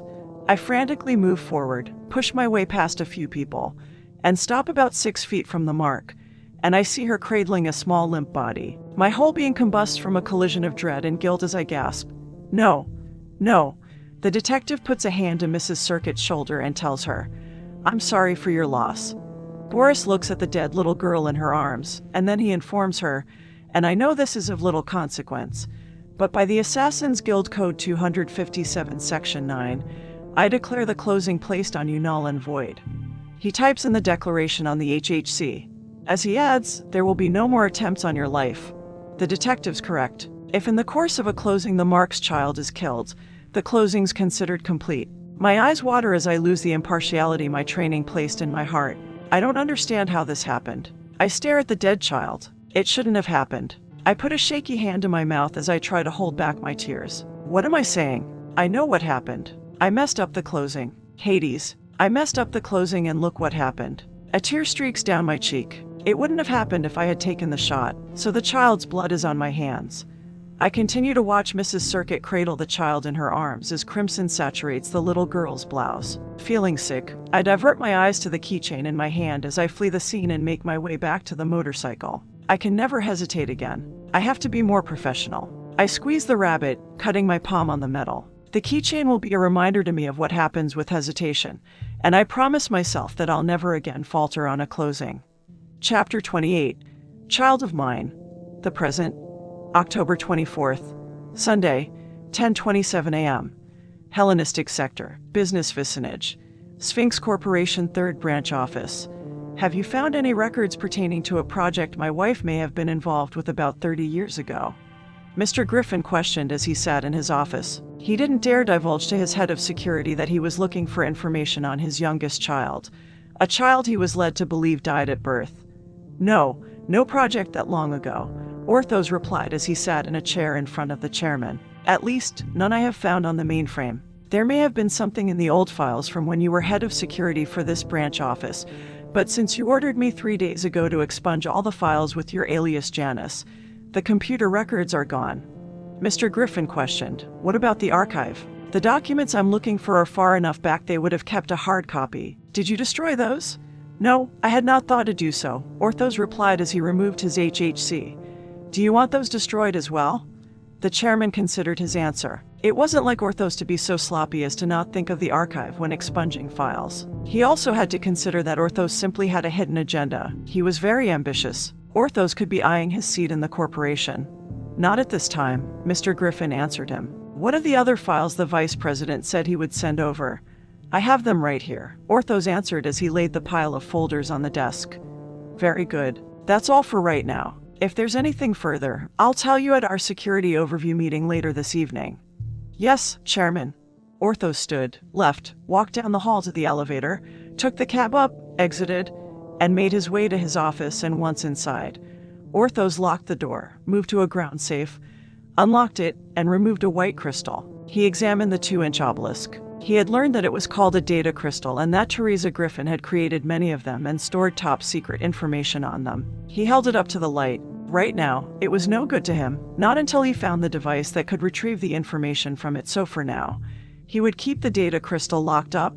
Sometime later, Mr. Griffin flipped through the new files but saw nothing about his child and decided he would visit the archive. He left his office and stopped at the secretary's desk. I'll be out for a while. Reschedule my appointments for the next 4 hours. Yes, Mr. Griffin, Kathy replied as she started on the calls. He walked to the elevator and took it down to one of the basement floors. He stepped out into a hallway on sub-level 6, and a security guard looked up from a desk. Good afternoon, Chairman, the security guard said as he logged in his arrival time. Good afternoon, Mr. Griffin said as he proceeded past the man and walked down the long white hall to another desk. An older gentleman who was in his mid-70s and wore bifocals glanced up. Over 500 rows of shelves was behind him and filled a large open room. The older man said, Janice, it has been a long time since I've seen you. Good to see you. Yes, Claviger, it has been a long time, and it has been so long that I'm no longer known as Janice. I'm the chairman now. Oh, moving up in the world. Good for you. What can I help you with, Chairman? I'm looking for information on a project my wife was working on about 30 years ago. Yes, Teresa Griffin. She was a lovely woman, Claviger spoke as he slowly stood, favoring his right side. He grabbed a walker and started toward the back. Follow me, and we'll see if we can find the files. He stomped his walker across the floor as he asked, Did I tell you it was good to see you again? You did, Mr. Griffin replied as he glanced over hundreds of rows of storage shelves that rose 20 feet into the air. Dozens of dome-shaped robots the size of a football moved across the floor and shelves, keeping the archive clean and sterile. I wasn't sure if I had said it. I'm getting a little senile. Claviger stopped at a golf cart and said, Get in. Mr. Griffin arched a graying eyebrow, seeing the clerk wore house slippers, and Claviger noticed his expression and glanced down at his feet. Oh, these. No one's here to see me in them, and my poor feet really love them. It'll be our secret, Mr. Griffin spoke before he got in on the passenger's side.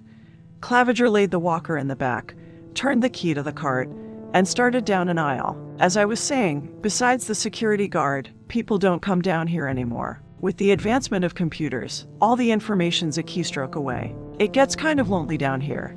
Mr. Griffin turned to the clerk and said, You have no HHC. How do you know where the records are filed? Claviger tapped his head. It's all up here. What if something should happen to you? Who else knows the filing system? Who else? He thought about it and answered, No one. There hasn't been another clerk assigned down here in 10 years. I'll have to do something about that. Here we are. Claviger braked, grabbed his walker, and exited the golf cart. He removed a remote from the cart and pressed a button, and an automated ladder wheeled its way across the shelves, squeaking as it went and stopped in front of them. The box is on the 10th shelf. It's marked JS1324. Mr. Griffin glanced up the ladder and back to the clerk quizzically. Claviger tapped his walker with his hand. I'd go up, Mr. Griffin, but my knees aren't what they used to be. Right?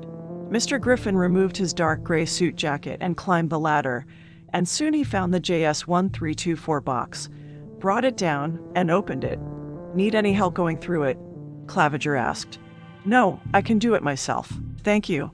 Claviger walked over to the storage shelf and pulled down a small mounted table. He laid the remote there, went to the golf cart, grabbed a two-way radio, and placed it on the table.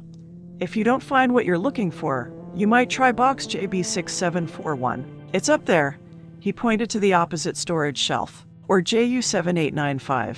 It's down 6 units and up on shelf 16. He pointed and then said, if you need anything, contact me on channel 2. I also left a remote. Press the button and the ladder will move to where you're standing. Claviger loaded his walker into the cart, sat in the driver's seat, and drove away.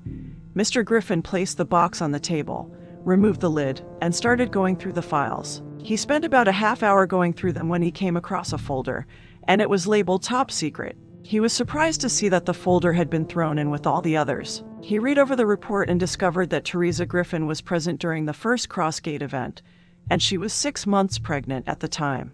He read out loud, study of the child could be valuable to the second trial. Mr. Griffin had never heard of the Crossgate event or the second trial. He continued through the files but found no other references to his wife or his youngest child. So he put the contents back in the box, climbed the ladder, and put it back. Mr. Griffin climbed down, grabbed the remote from the table, and walked to the opposite side. He pressed the button on the remote, and a second automated ladder wheeled to the spot in front of him. He grabbed the second box, brought it down, started through its files, and found what he was looking for. It was another top secret folder, and he went over it, finding that Teresa Griffin had gone into labor early, but the baby was delivered in good health.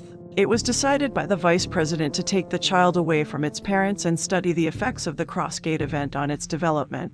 Teresa Griffin was told the baby died in childbirth. A new project title will be given to the experiment, and the girl will be given the best of care. Mr. Griffin looked up from the folder. He had another girl, and he beamed with pride, thinking about her. He searched the rest of the box, found nothing, moved to the last box JU7895, and found nothing more on Teresa Griffin or the unnamed baby girl. The little girl was part of a project. It wasn't much to go on, but it was something. He picked up a small rectangular device that was within the box and unwrapped an instruction booklet around it, wondering what it was. They were for some sort of test. He skimmed through the booklet and discovered it was a blood test to determine if stable flux red blood cells were present in the blood. He remembered seeing stable flux RBC, and flipped through some files he had already gone through and found it. Anyone present during the first Crossgate event and survived had the stable flux RBC in their blood. He grabbed some of them, put them in his business coat pocket, then put the last box back, and picked up the two-way radio. Claviger, I'm finished. You can come pick me up? Right away, Chairman. The clerk's golf cart rolled down the aisle, stopped, and picked him up. On the ride back, Mr. Griffin asked, do you know of any other files that might pertain to my wife or our second child? Second child. You had a second child? Claviger asked, and when the chairman didn't answer, Claviger replied, no, but if they're more than a decade old, I might not. Before then, there were 5 clerks working down here, so I didn't file some of the records. I'll go through some of the older ones that were not part of my filing system and see if I can find anything, but it will take time. I'll send you some assistants. They can help you, and they can start cataloging these files. The archive might not be used all that often, but I would like it in order, so I may do so. Yes, Mr. Griffin, and the help will be greatly appreciated, Claviger stated as he stopped the cart. You'll have the clerks by the end of the day. Mr. Griffin got out, started down the hall, and past the security guard. Mr. Griffin's view. A sense of pride comes over me, and I smile. I have a little girl. She's little no more. She would be in her early 30s, and I have to find her. Teresa will want me to find her, so I better start looking. Chapter 29, Mavin Crackerjack, 10:29 a.m. Hellenistic sector, trade vicinage. Sun-enslaving dry clouds hovered over the factory like a cruel and angry master as several tractor trailers drove down the long stretch of road to the main facility. armed council SCMs, watched the men unload the 18-wheelers and transport the cargo into one of the buildings with forklifts. One by one, the workers uncrated the boxes in a variety of sizes and set up their contents in one of the factory's large gyms. The room had earlier been cleared of its workout equipment, and by late morning, the men finished uncrating the boxes. The Rogue busied itself with checking the invoices to make sure all the items had been delivered. "What is the meaning of this?" a tall, thin man shouted as he stormed into the room. He had stringy blonde hair pulled back in a ponytail and wore a stone-gray business suit and a white tie. The man adjusted his thin framed glasses with round lenses which made his light blue eyes look bigger than they were. 2 council SCMs had followed him in. At the man's rude entrance, the Rogue turned from one of the delivery men it had been speaking with. The man spat with an air of indignation. "I arrived at the Hellenistic Sector's Antiquity Museum this morning to find everything gone. Every piece from the Jin the exhibit was sold to this dreadful place." He walked around the room as he questioned, "What could you possibly want with all this forgotten history?" The Rogue signed the delivery sheet on an HHC, and the last of the workers left. "You must be the curator of the museum." It waved away the 2 SC.Ms. that escorted the man through the factory, and they left, leaving the Rogue to talk with the man alone. "No, I am not the curator. I'm the assistant, and I'm in charge of Jin's exhibit. I'm Mavin Crackerjack." He stepped forward and demanded, "And you are?" "Mr. Pinchbeck, I am the manager of the factory," the Rogue answered as it walked over to a pedestal displaying an old leather-bound book in a glass case. "Tell me, Mr. Crackerjack, what do you know of Jin?" "What do I know?" he yelled and then yelled louder. "What do I know?" Mavin folded his arms. "What don't I know?" Moving to a painting of what looked like an abstract landscape, the Rogue studied the scene. "Do you want to know why I have brought all these things here?" It motioned to the items with its hand and said, "Answer me something then. Why did you say this is forgotten history?" "It isn't completely forgotten." Mavin pointed to himself and declared, "I have dedicated my life to discovering these things and to understand Jin's genius." He pulled out a white silk handkerchief from his suit pocket, removed his glasses, and cleaned the lenses. "I called it forgotten history because no one cares about what happened in the past. In this business world, all they care about is the future. I say we can learn about our future by examining the past." "Well said, but how much of the past have you studied?" "You mean you want to know how much I know about Urinkisthi? He was born 559 BDC and died in 478 BDC, nearly 500 years ago. He was a painter, sculptor, architect, musician, engineer, and scientist. The versatility and creative power of Jin marked him as a supreme example of late Renaissance genius. He depicted in his drawings a scientific precision and consummated artistry subjects ranging from flying machines to caricatures. He also executed intricate anatomical studies of people, animals, and plants." Mavin placed his glasses back on. "No, I can get all that information from books and the internet. What I want to know is what you cannot find in them." Mavin questioned, "Why are you so interested?" "It is a fair question, so let me show you why. Follow me, please." The Rogue walked out of the display room, down several corridors, into Research Lab 5, and into the gallery. Mavin looked over each of the statues. "These are quite amazing, but these don't answer my question. Why are you so interested?" "These may not." The Rogue walked to a back wall, pressed a tile at the height of its shoulder, and the wall slid up. "Down this hall is the reason for my interest." It motioned with its hand and said, "After you." Mavin started down the long descending passage. A light came on as he entered each section, lighting their way. After about 15 minutes, the hall ended at a room, and Mavin paused at the doorway. Several lights blinked on inside, lighting up the center where the 2 black stones sat on a platform. Mavin examined them and said, "Amazing. You have pieces of the stones?" "They are incomplete." "I thought so," the Rogue spoke. "But are they pieces of the same work?" "Do you see it?" Mavin questioned. He had never come across anyone who understood Jin even just a fraction, and it made him tingle with excitement to know he might have found someone he could share his knowledge with who would also appreciate it. Mavin said, "You see it, but you haven't figured out what it is you are seeing." The Rogue asked, "What are you saying?" "Where to begin?" He put his hands together as if praying and spoke. "It might sound preposterous, but I believe some things accredited to Jin were really created by a man named Arkames." The Rogue contemplated the significance of this truth and questioned, "You are saying there could be a second man?" "Yes," Mavin answered, and then he demanded, "Now tell me, why are you gathering Jin's artifacts?" "Answer me one more question. Do you believe the stones are only poems?" Mavin shook his head. "No, of course not. They are a prophecy. I believe two opposing prophecies. Opposing? Your theory is intriguing. Mavin could hardly contain his excitement as he spoke. Yes, and that would mean two possible outcomes.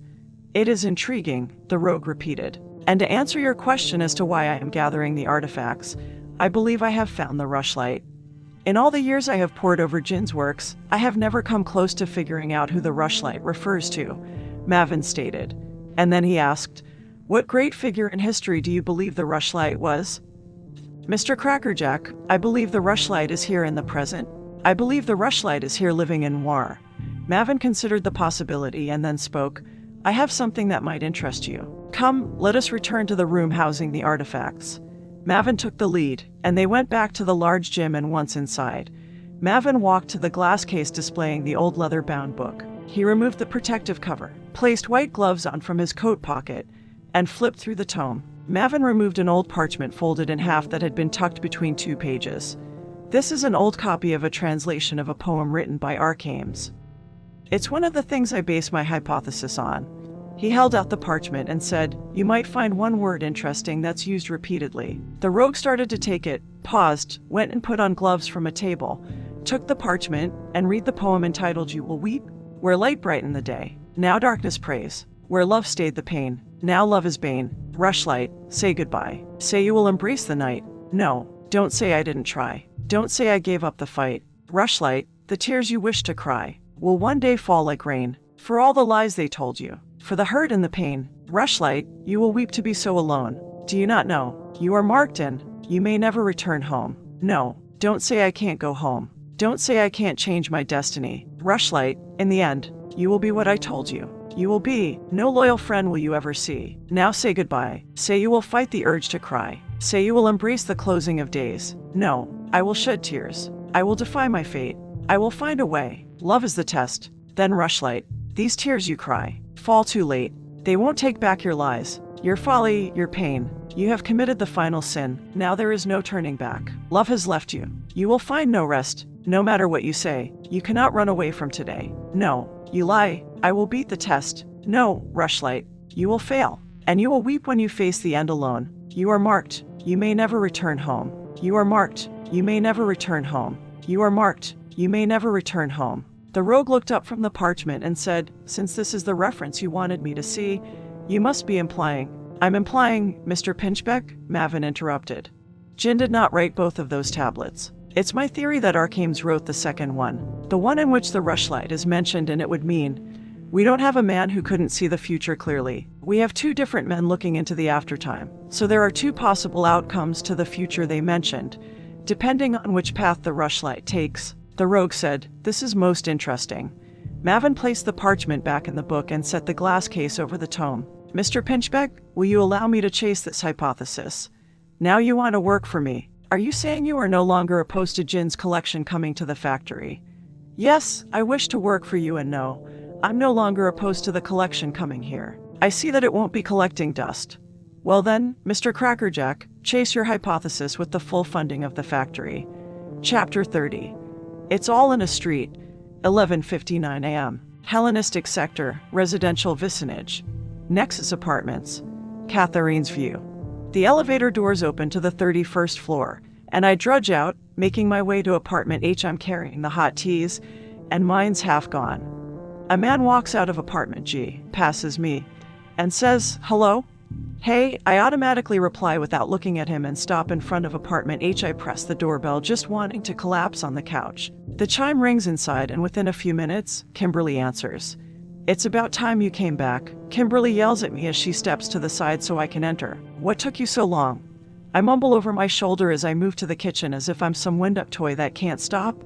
I don't want to talk about it. I remember what I'm carrying. Walk back and hand Kimberly her chai. Here, I got this for you. She stares at the cup a few moments, grabs it, and takes a sip. I proceed to walk back into the kitchen, and then I change my mind and go into the living room, drop my backpack, and plop on the couch. I set my tea on the coffee table and stare at the floor. The walk from the taxi and the elevator ride up here allowed me to relive what I didn't want to. Did something bad happen?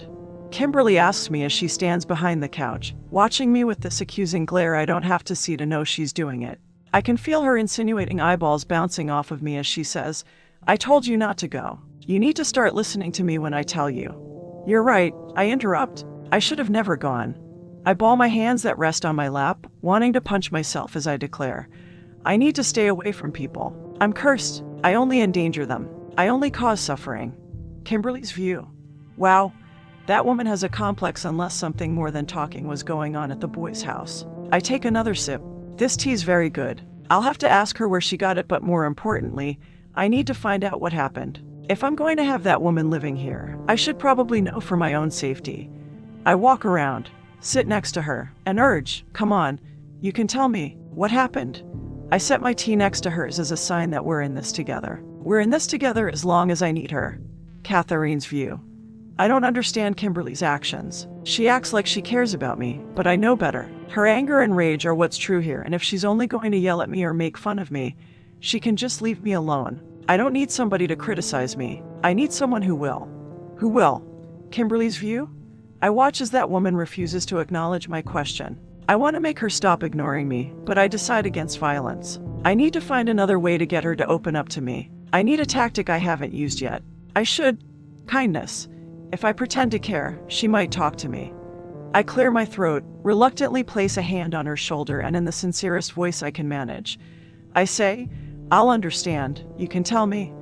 I don't know if she bought it. I sounded very insincere. Should I repeat myself and try to make it sound like I do care? No, I might make it worse. Katharine's view. I feel the weight of Kimberly's hand on my shoulder, and it brings me a little comfort. She's right. Of all the people I can tell, Kimberly will understand. I don't have to hide anything from her. She knows what I am, and after the death of Preacher, there hasn't been anyone I can turn to. My body trembles with the weight of my guilt. I can no longer contain the feelings of regret and shame, so I close my eyes, place my bald hands in front of myself, lean over, and bury my face in her shoulder. I confess it was awful, and it was all my fault. Kimberly's view. Startled by that woman's actions, I jerk back and throw up my hands as all I think is don't touch me. This is a little more personal than I wanted to get, and I look around the room for an escape, but I'm stuck. All I wanted that woman to do was talk to me. I don't want to comfort her, and I especially don't want to be touching her this much. Katharine's view. Everything was fine at Chad's place at first. I begin my tale as my body involuntarily shakes with my sorrow. Then these unmen were delivered. Before I could stop them, the bodyguards activated them. The factory's original programming was never removed, and the unmen tried to kill me. They shot up the house and nearly killed everyone. I find some comfort as I press my face into the shoulder of the one who refers to herself as the Phoenix. She doesn't put her arms around me, but maybe this is enough. It's enough to know that she's here, and she won't think bad of me. Kimberly's view? For Aries' sake, she is cursed, and I'm the one stuck with her. If that woman wasn't connected to my mom somehow, I'd get rid of her. I'd give her something to whine about. I half-heartedly pat her back as if I'm burping a baby and say, it's okay. You're not cursed. It's the factory's fault, not yours. They're the ones who messed up the unmen's programming, so don't worry about it. Katharine's view. The pats on my back seem hollow somehow, but I still feel safe, and I almost feel like I've been here before, not the tearless crying part, but that Kimberly has consoled me before. A real consoling, and that warm sensation of an imagined friendship makes me feel a whole lot better. I want her to reassure me. I want her to convince me it's not my fault. Maybe, but they wouldn't have shot up the house if I wasn't there. Doesn't that make me cursed? Shouldn't I stay away from people? After all, I am Pandora. I cause nothing but pain. Kimberly's view. I roll my eyes. Oh, for Aries' sake, is everything about her. She needs to get over herself. I shake my head in disgust. Is this the mighty Pandora project? Talk about whiny. I force myself to lie and say, no, of course not. Don't let them have power over you. Katharine's view. She did it.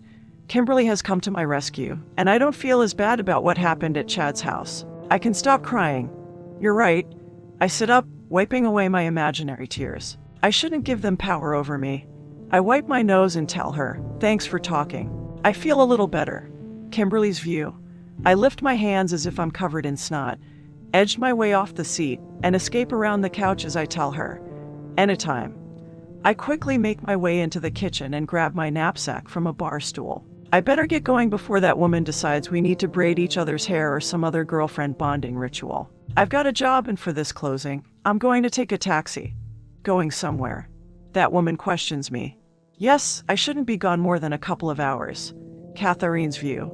Kimberly leaves the apartment, and after a few minutes, I glance around the quiet, empty room and decide I'll get some fresh air. I walk to the front door, take one step into the hall, and look back. Once I close the door, it'll automatically lock, and I won't be able to get back in. I'm stuck either in the apartment or out till Kimberly comes back.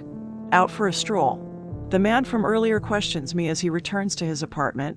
I turn to the fairly nice-looking man and say as I remain in the doorway, "Hey, I know you. I passed you in the hall not 20 minutes ago." "No, it was before that. You made a delivery here about a week ago." He looks at the apartment and then says, "You're right. Good memory." He scratches the back of his head and states, "You caught me. I was so impressed with the apartment when I made the delivery, I decided to rent one. I now live in apartment G." He motions to his place and says, "We're neighbors." He walks over to me, offers his hand, and says, "I don't think I introduced myself before. The name's Zax." "Cat," I state as I shake his hand. "Are you out for a stroll?" "I was, but I'm only a guest here and don't have a key." "Okay, not a key, but a way back in." "Yes," the voice command system. "I guess you're stuck until your friend returns." Zax points his thumb over his shoulder and says, "I passed her as I came out of the elevator. Her name's Kimberly. You should have your friend add your voice to the door system." "That would be nice, but I doubt she'd go for it. Kimberly barely rates me as a guest, so forget about a roommate." Zax starts for his door and then says, "It's kind of odd now that I think of it." "What is?" "Your friend was mumbling about something she had to do or something about Brownstone Street." Zax shrugs and then says, "I guess it's really none of my business." He commands, "Door unlock. If you ever need anything, don't hesitate to knock." His apartment opens and he goes in, leaving me to think over his puzzling statement. Brownstone Street.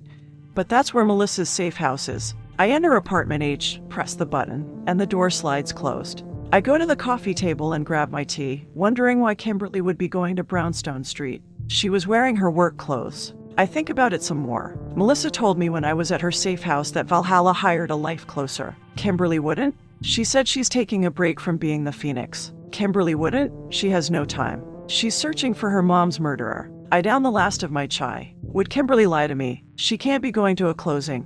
I walk into the kitchen and throw the cup away. What am I thinking? Of course, she would lie to me, and she did take her knapsack, but that means I grab my backpack and rush out of the apartment.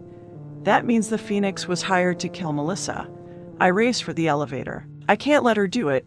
End Catherine's view. Earlier inside apartment G. After a few minutes, Zax dialed a number on his cell and then said, "Delivery man here. I need to speak with RG." He waited for a few moments, and then he stated, "It's done. I informed Catherine as you told me." Zax listened, and then he spoke. "I believe she'll make the connection." He looked at the monitor displaying apartment H's kitchen and living room, and he saw her walk to the stove. One moment. Zax turned up the volume so he could listen. That means the Phoenix was hired to kill Melissa. Zax turned down the volume and then spoke into the cell. "Tell RG. Mission accomplished. Catherine made the connection. She's on her way." Chapter 31. Roads collide. 1:45 p.m. Nile Sector, Comorans Vicinage. Nikolai and Natasha walked through the revolving doors leading into the lobby of the Bess Hotel, and the area was busy with people checking in and out. The two made their way to an elevator, entered the empty cab, and pressed the button for the top floor. "Tomorrow is the day," Natasha said in her thick accent. "We can complete the closing for the Phoenix and leave this dreadful dark half." "This place is not completely dreadful, my sister. I find the dry clouds impressive." He held his hat in his hand as he said, "They are like watching a pack of wolves stalk the land." "You do have an imagination, my brother." Natasha changed the subject. "Are there any special instructions for the Phoenix closing?" "There are two," Nikolai answered as he removed an HHC from his suit pocket. "We are to wait for the Phoenix to complete his or her closing before we complete ours, and if the Phoenix is unable to complete his or her closing, we are to acquire the file and complete the task." Natasha questioned, "There will be a bonus?" "Yes," Nikolai answered. "Voice will compensate us if we take the second closing." Once they arrived at their destination, they proceeded out of the elevator. "Where are we going, my brother? You have been very secretive. There is something I want to show you. Something I think you will like. We will be there shortly, so for the rest of our journey, we will need to take the stairs." Earlier on the rooftop. Kimberly's view. I make sure no one follows me up and that no one else is here, and then I walk to a ledge overlooking Brownstone Street. The sky ever dark dominates the brightly lit city like a black dragon standing before a candle that with one flick of its massive tail can extinguish the flame. I remove binoculars from my knapsack and peer through them at a well-lit house across the road.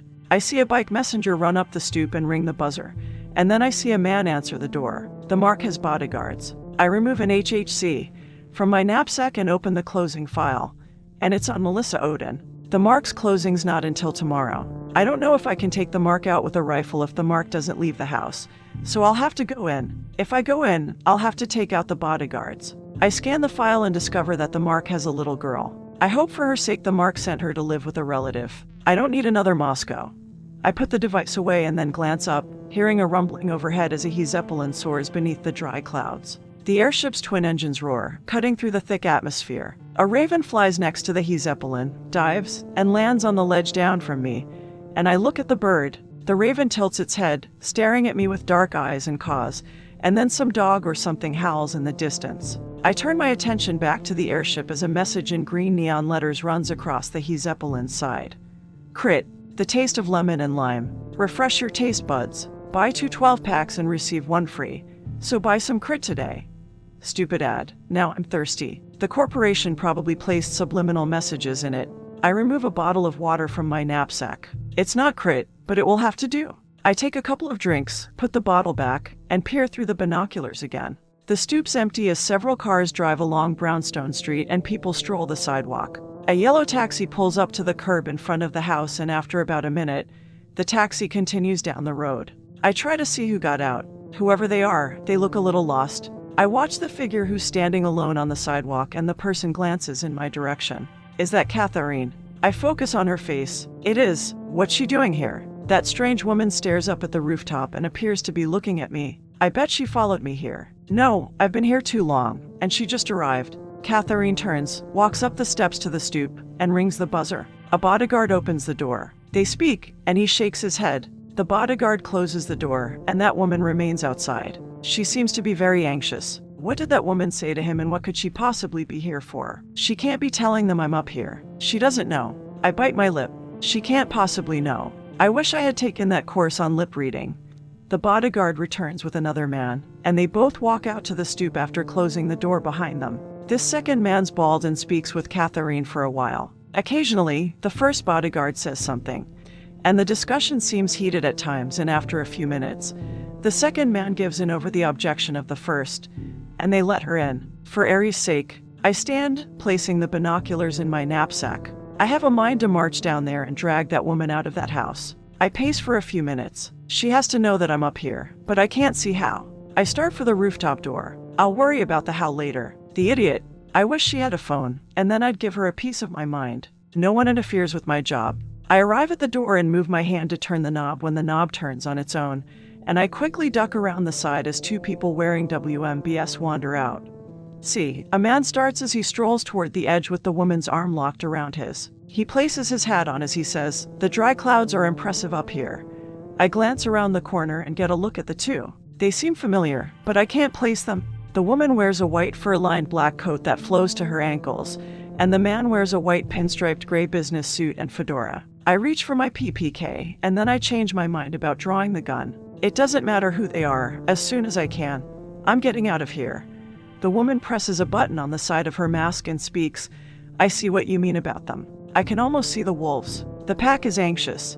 She releases her hold on his arm and places her hands on the railing, scanning the sky. "Is this what you wanted to show me?" "This is part of it," he answers and searches the rooftop as if he expects to see something. I was hoping for another. While the 2 have their backs to me, I slip around the corner and make for the exit. "What is the other?" the woman questions. I hear something speed by my face and something cuts my cheek before embedding in the door. "Hades?" I turn and face the 2 and see that the woman threw a throwing knife at me. She asks, "Is this creature the one you were waiting for?" I draw my PPK and aim for the black-haired woman. "I guess getting out of here won't be so easy." "Yes," he answers. "The little firebird, I presume." He removes a Glock 25 from a shoulder holster and aims it at me. We finally meet the Phoenix. Somehow they know my name, but I admit to nothing as I ask, "Who are you?" she replies. By now, you should know we are like you. Like me. Who do you think I am? A life closer, of course, she answers. One that has been sloppy. I aim for the man as I place my free hand behind my back and reach for the knob. I demand, who hired you? Voice, he replies. The woman turns to him and asks, Brother, are you going to tell her everything? He sounds like some sort of gangster as he answers. Does it matter? She'll be sleeping with the fishes soon. I'm surprised Voice is the one who sent them, and I decide not to escape right away. I might learn some valuable intel from them. I do continue my act and question, who or what is this Voice? Do not play simple-minded with us. She says, we know that you are the Phoenix. You cannot deny it. I'm not saying I am this life closer you mentioned, but tell me something. Why does this Voice want me dead? What did I do? You should not have to ask, he states. It is guild business. Remember you botched the Moscow assignment. It is grounds enough for your closing. They know about Moscow, so then they must work for Voice. No need to pretend my ignorance, but botched. I admit to them, sure I missed the first shot, but the backup took out Mrs. Circuit's little girl before I had a chance to take my second shot. She informs me, Phoenix, you had no backup. Sure I did. I saw Maestro's business card when it was handed to the detective. He or she claimed the kill. They glance at one another. Do you know nothing? He questions me. Maestro's alias has been retired for 10 years. Maestro is dead.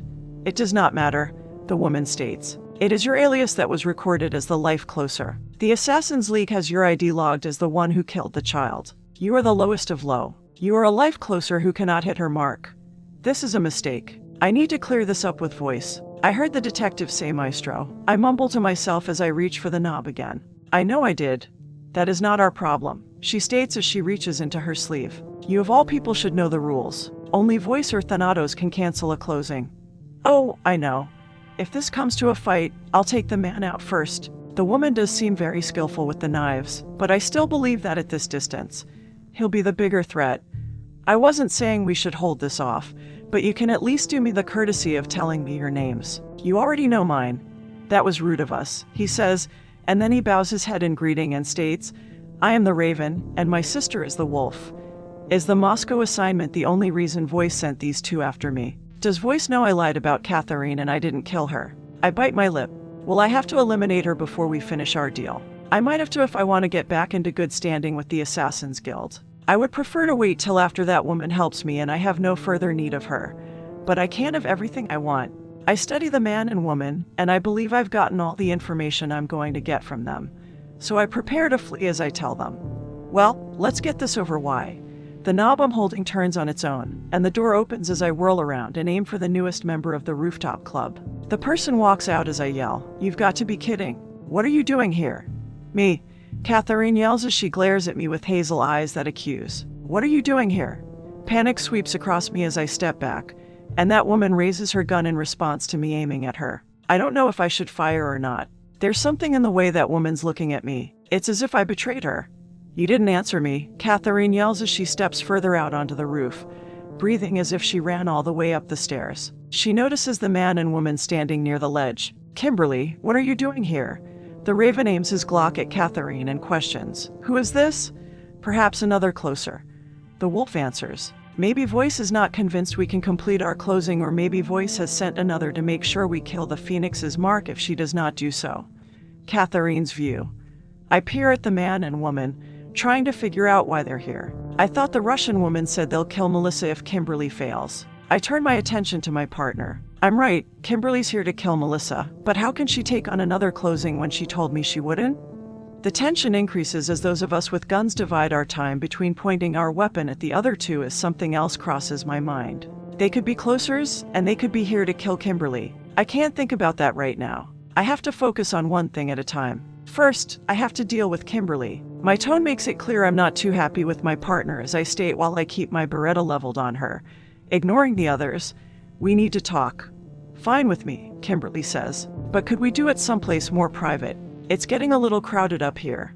I glance at the other two. I've seen them somewhere. I take a second look at the man and woman, and I realize they were at the Genesis Arboretum.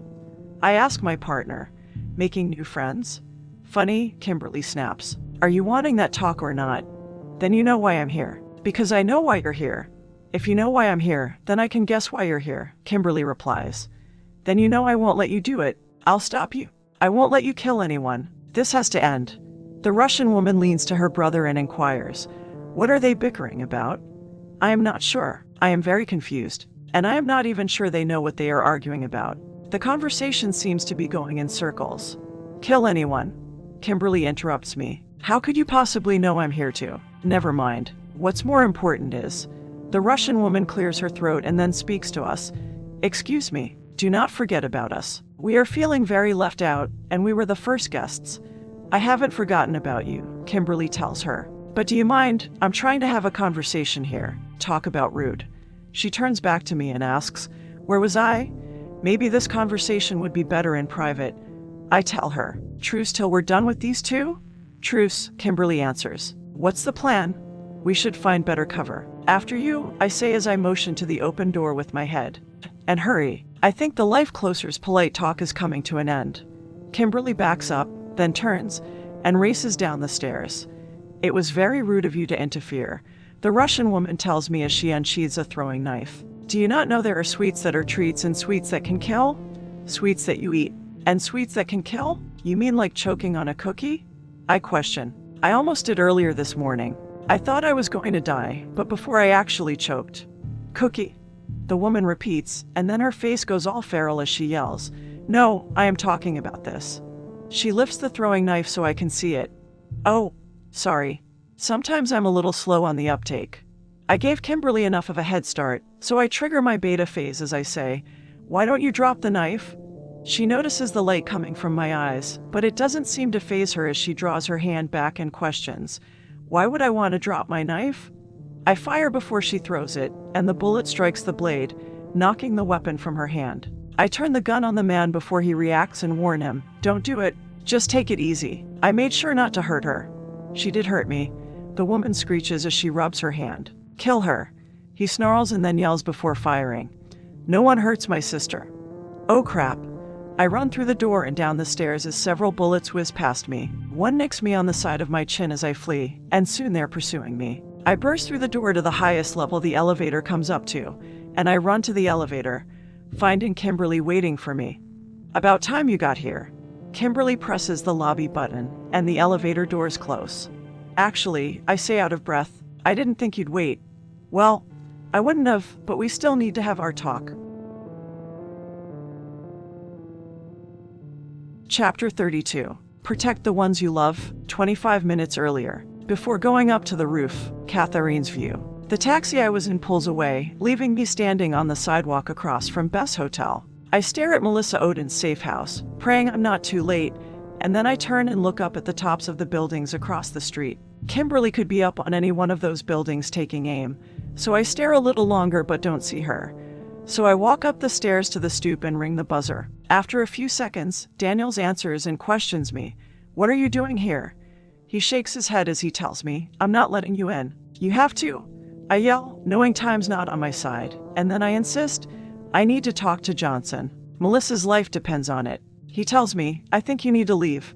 Daniels removes his gun and states as if I don't know already, "It's been decided we don't need you." I know he now views me as a threat, so I try not to raise my voice as I insist. "Yes, you do. I know who the life closer is. I know who has been sent to take out Melissa." I plead with him, "Please, let me speak with Johnson." Daniels thinks about it for a few seconds, then exhales loudly and says, "Fine, wait here." He enters the house and closes the door behind himself. I turn and look back at Brownstone Street. A truck honks at what looks like a large dog as it darts across the road to Beth's hotel. I turn back to the door, wait about a minute, and then Daniels returns with Johnson. Both men walk out to the stoop, and Daniels recloses the door. Johnson glances around, surveying the people using the sidewalks and going by in vehicles. He turns his attention to me and says, "Daniels tells me you know who the life closer is. The Phoenix." Johnson removes an HHC and punches in the name Phoenix as I move to the side of him and watch. A file appears with data collected by the ISIS Corporation, and then he states, "This isn't good." He scans page after page, and then he adds, "The Phoenix is very good." "Yes, that's why you need me." I speak, and then I try to convince him by saying, "I've had dealings with the Phoenix in the past. I can help." "We can't let her in," Daniels protests. "We hardly know anything about her. All we really know is that she's the Pandora project. It is what the unmen called her."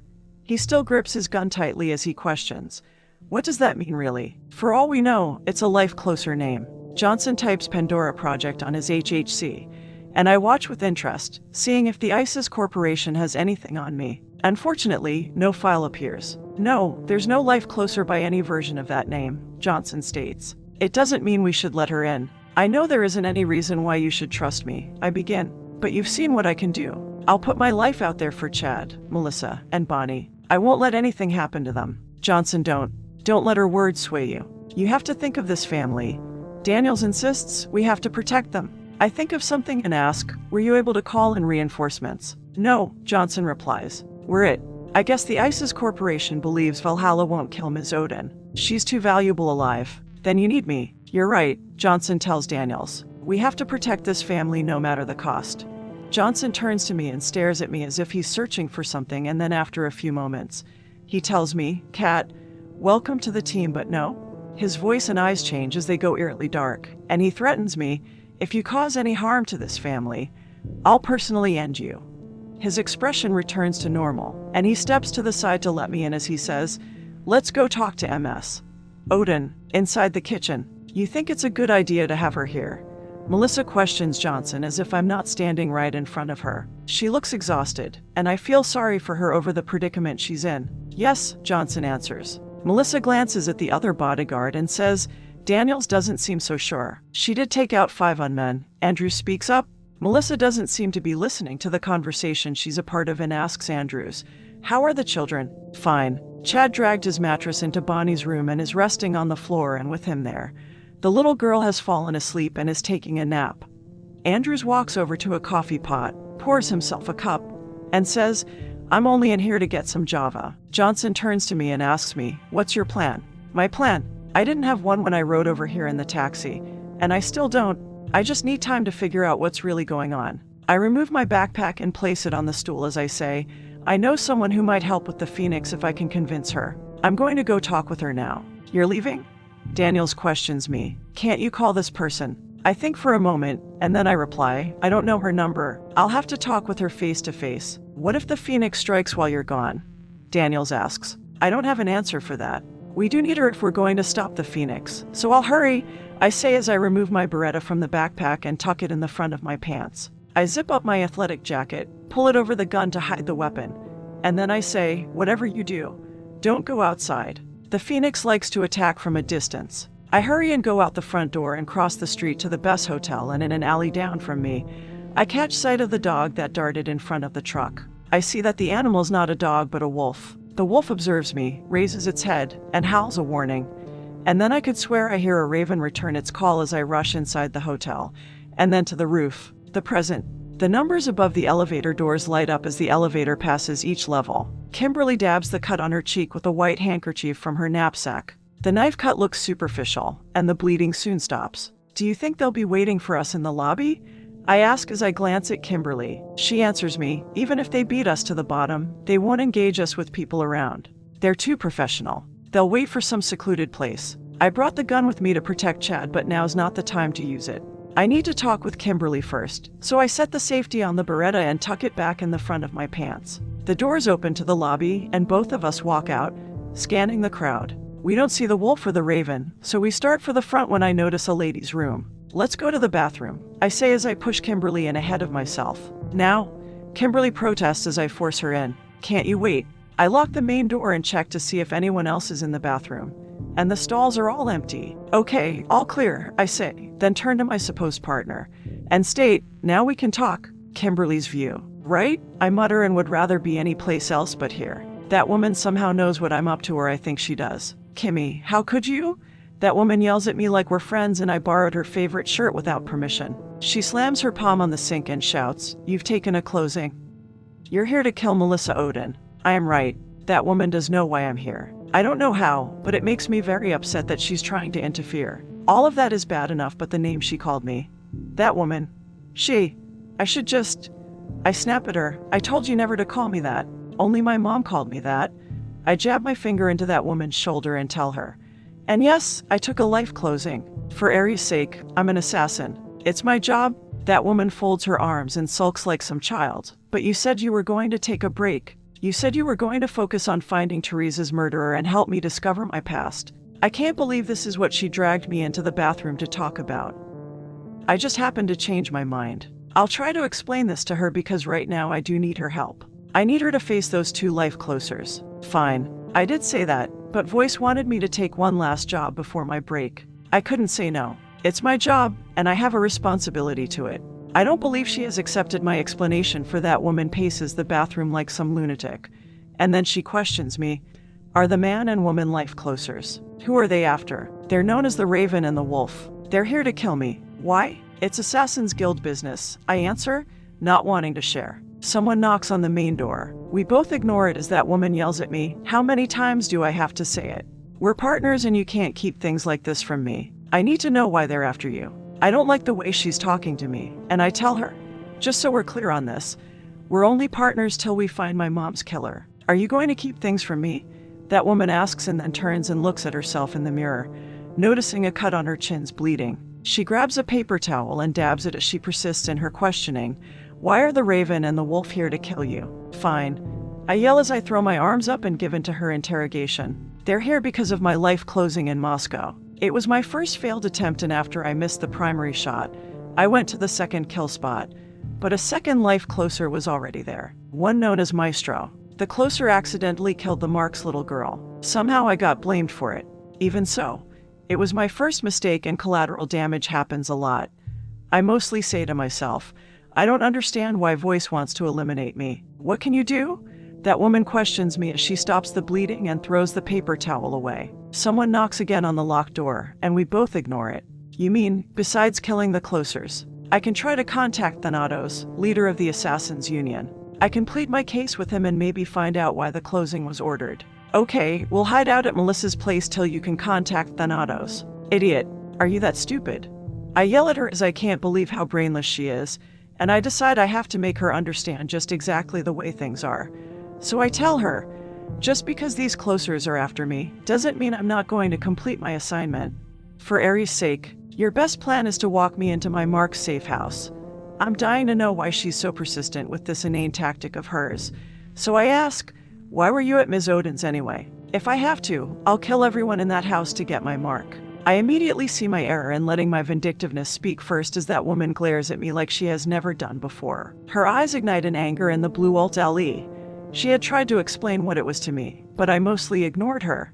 Like I care why she's a freak. The blue Alt-LE lights up her entire face, making her look like some angry demon. And she charges at me, grabs me by my shirt, and slams me up against the outside of the stalls. No, you won't. That woman screams at me. Chad's in there. He's in there, and I'm going to protect him. Stupid me. I never caught on, but now I understand. And all I can think of is what's with my luck lately. Of all the people to be in that safe house, why did it have to be that boy, Chad? The odds of this happening are off the charts. I'm afraid of what she'll do to me, so, with one quick motion, I pull my gun, place it against that woman's temple, and shout, "You're nuts. Now let go." I struggle against her, but I can't budge her. So I demand, I said let go. Promise me, you'll hurt no one, she says as she angrily squeezes my shirt in her fists. Promise me, no one else will die. I cock the gun as the blue light coming from her eyes moves towards me as if it'll devour both of us. But I manage to remain calm as I reply, you know I can't. I won't hesitate to pull the trigger, but I would prefer to wait. I still need that woman to at least deal with the life closers. I wait on her next move, but she just stares at me with those freakish eyes of hers, and I feel as though we're in a deadlock. So I ask, now what? For a third time, someone knocks on the bathroom door, and we both yell, hold it, we're busy in here. Hurry, a woman groans. I don't think I can wait that much longer. Katharine's view. I peer into my partner's face, and as I do, I realize what I must look like. I came at her like some rapid tigress. I take a deep breath, my anger lessens, and I feel my eyes lose their glow. It wasn't that long ago that Kimberly was consoling me. I don't think I could hurt her. Kimberly's the one person who can understand me. If only she would be there for me like she was at the apartment. If only I could convince Kimberly that her way of life is wrong. I release Kimberly, walk back to the sink, and lean on it, and in a calm voice, I ask, can you at least promise me you won't kill Melissa until we've taken care of the Raven and the Wolf? Kimberly's view. I'm surprised by how quickly she surrendered. I imagined our tumultuous partnership ending in this bathroom.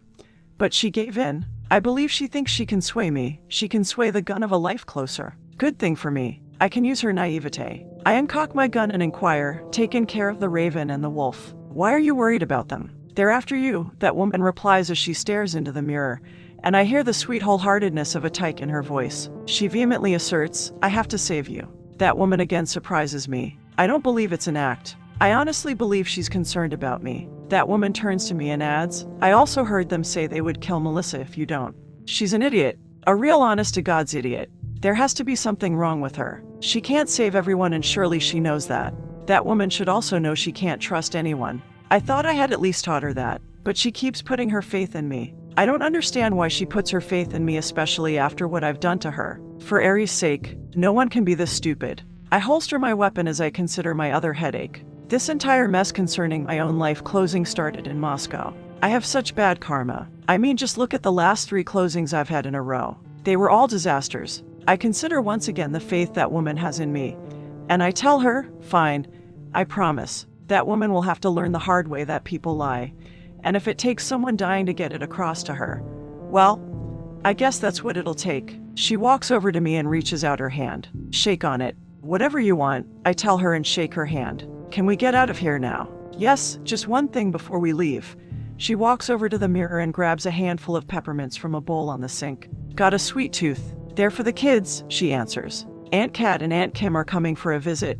I know I'm really going to hate this, I say as I unlock the door, and a woman rushes in past us and pulls down her pants as she hurriedly heads into a stall. I wave for Catherine as I say, come on. Chapter 33, Cerberus and the Council, 1:45 p.m. The chamber. The door opened, letting light from the hall brighten the area, and the council paused as a figure stepped in. Analysts hushed and halted their work, recognizing the one who entered. None of them dared make a sound. They didn't want to attract its attention. Cerberus, you have returned, Mr. Morta said. Did you track down Pandora? Have you been able to observe Pandora? Yeah, Stephanie replied as she closed the door, plunging the chamber back to partial darkness illuminated by a computer blue glow. She's not what I expected. Not what you expected. Surprised by its statement, Mr. Dakuma asked, did you make contact with Pandora? Yeah, Stephanie answered as she walked across the room and stood before them. I learned a lot from my encounter. Disappointed with its actions, Mr. Dakuma stated, you were told not to make contact. Why did you disobey our orders? Actually, I was told not to kill Pandora, and I was told I could monitor her. Ms. Nana asked, when did monitoring mean making contact? What better way to understand the prey than to get close, to study her habits, and to see why she does things? Stephanie added, what better way to find her weaknesses? Have you? Mr. Morta asked as he noticed Cerberus was biting at its leash. The council would have to keep a close eye on this experiment. Cerberus said nothing, so Mr. Morta repeated his question.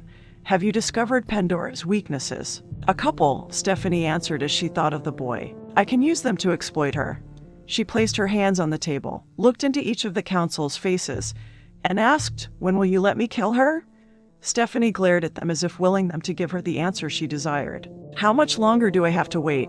I want to kill her now. Mr. Morta activated the center screen, and it lowered. The biodata we received from Pandora is inconclusive, Ms. Nana stated as she studied the outline of the female body on the center screen. The readings seem to indicate Pandora has reached the delta phase, but there is no indication that Pandora ever reached gamma, Mr. Dakuma interrupted. Without reaching that phase, there is no way it reached the delta. Does that mean our readings are correct? Mr. Morta asked. Do we have no further need for the Pandora project, or is something eluding our sight? Nothing eludes us, Ms. Nana said. Pandora is a failure. Stephanie's eyes brightened as she inquired, then you'll let me kill? Yes, Mr. Morta replied as he reluctantly gave in. It means you can eliminate Pandora. We have no further need for that project. Stephanie clapped her hands like an excited child. Finally, I thought I was going to have to disobey my orders. Mr. Morta caught her last statement. It seemed they might have more than one defiant experiment. He ordered, report to the infirmary. You will go through one final checkup before your mission. Ah, come on. Do I have to? Yes, Mr. Dakuma replied. Do not make us repeat ourselves. Oh, all right. Stephanie headed for the door. But when I'm done, I'm going after her. After the experiment left, Mr. Dakuma turned to the larger man and asked, why did you send Cerberus to the infirmary? It will give Argus time to get into position. He is gathering his equipment as we speak, Mr. Morta said. I want him to follow Cerberus. The experiment has an embedded tracking beacon, but still, I want no more unmonitored excursions into Noir. I have seen signs of insubordination from Cerberus. The experiment needs to be watched. We do not need a rogue. Ms. Nana and Mr. Dakuma nodded. Mr. Dakuma leaned back, pleased with himself. Cerberus will finally prove it is superior, and we will be rid of the useless Pandora. 1:51 p.m. Elsewhere in the sanctum, Peters and Maxwell skittishly glanced around the hall and walked into the armory where Argus packed a duffel bag with equipment. A cane leaned against the table. Argus' cuts and scrapes were mostly healed, and he favored his bruised ribs. Is the council sending you out on a job? Maxwell asked. Argus nodded to the heavy-set tech. Are they sending you after Pandora? Peters questioned. No.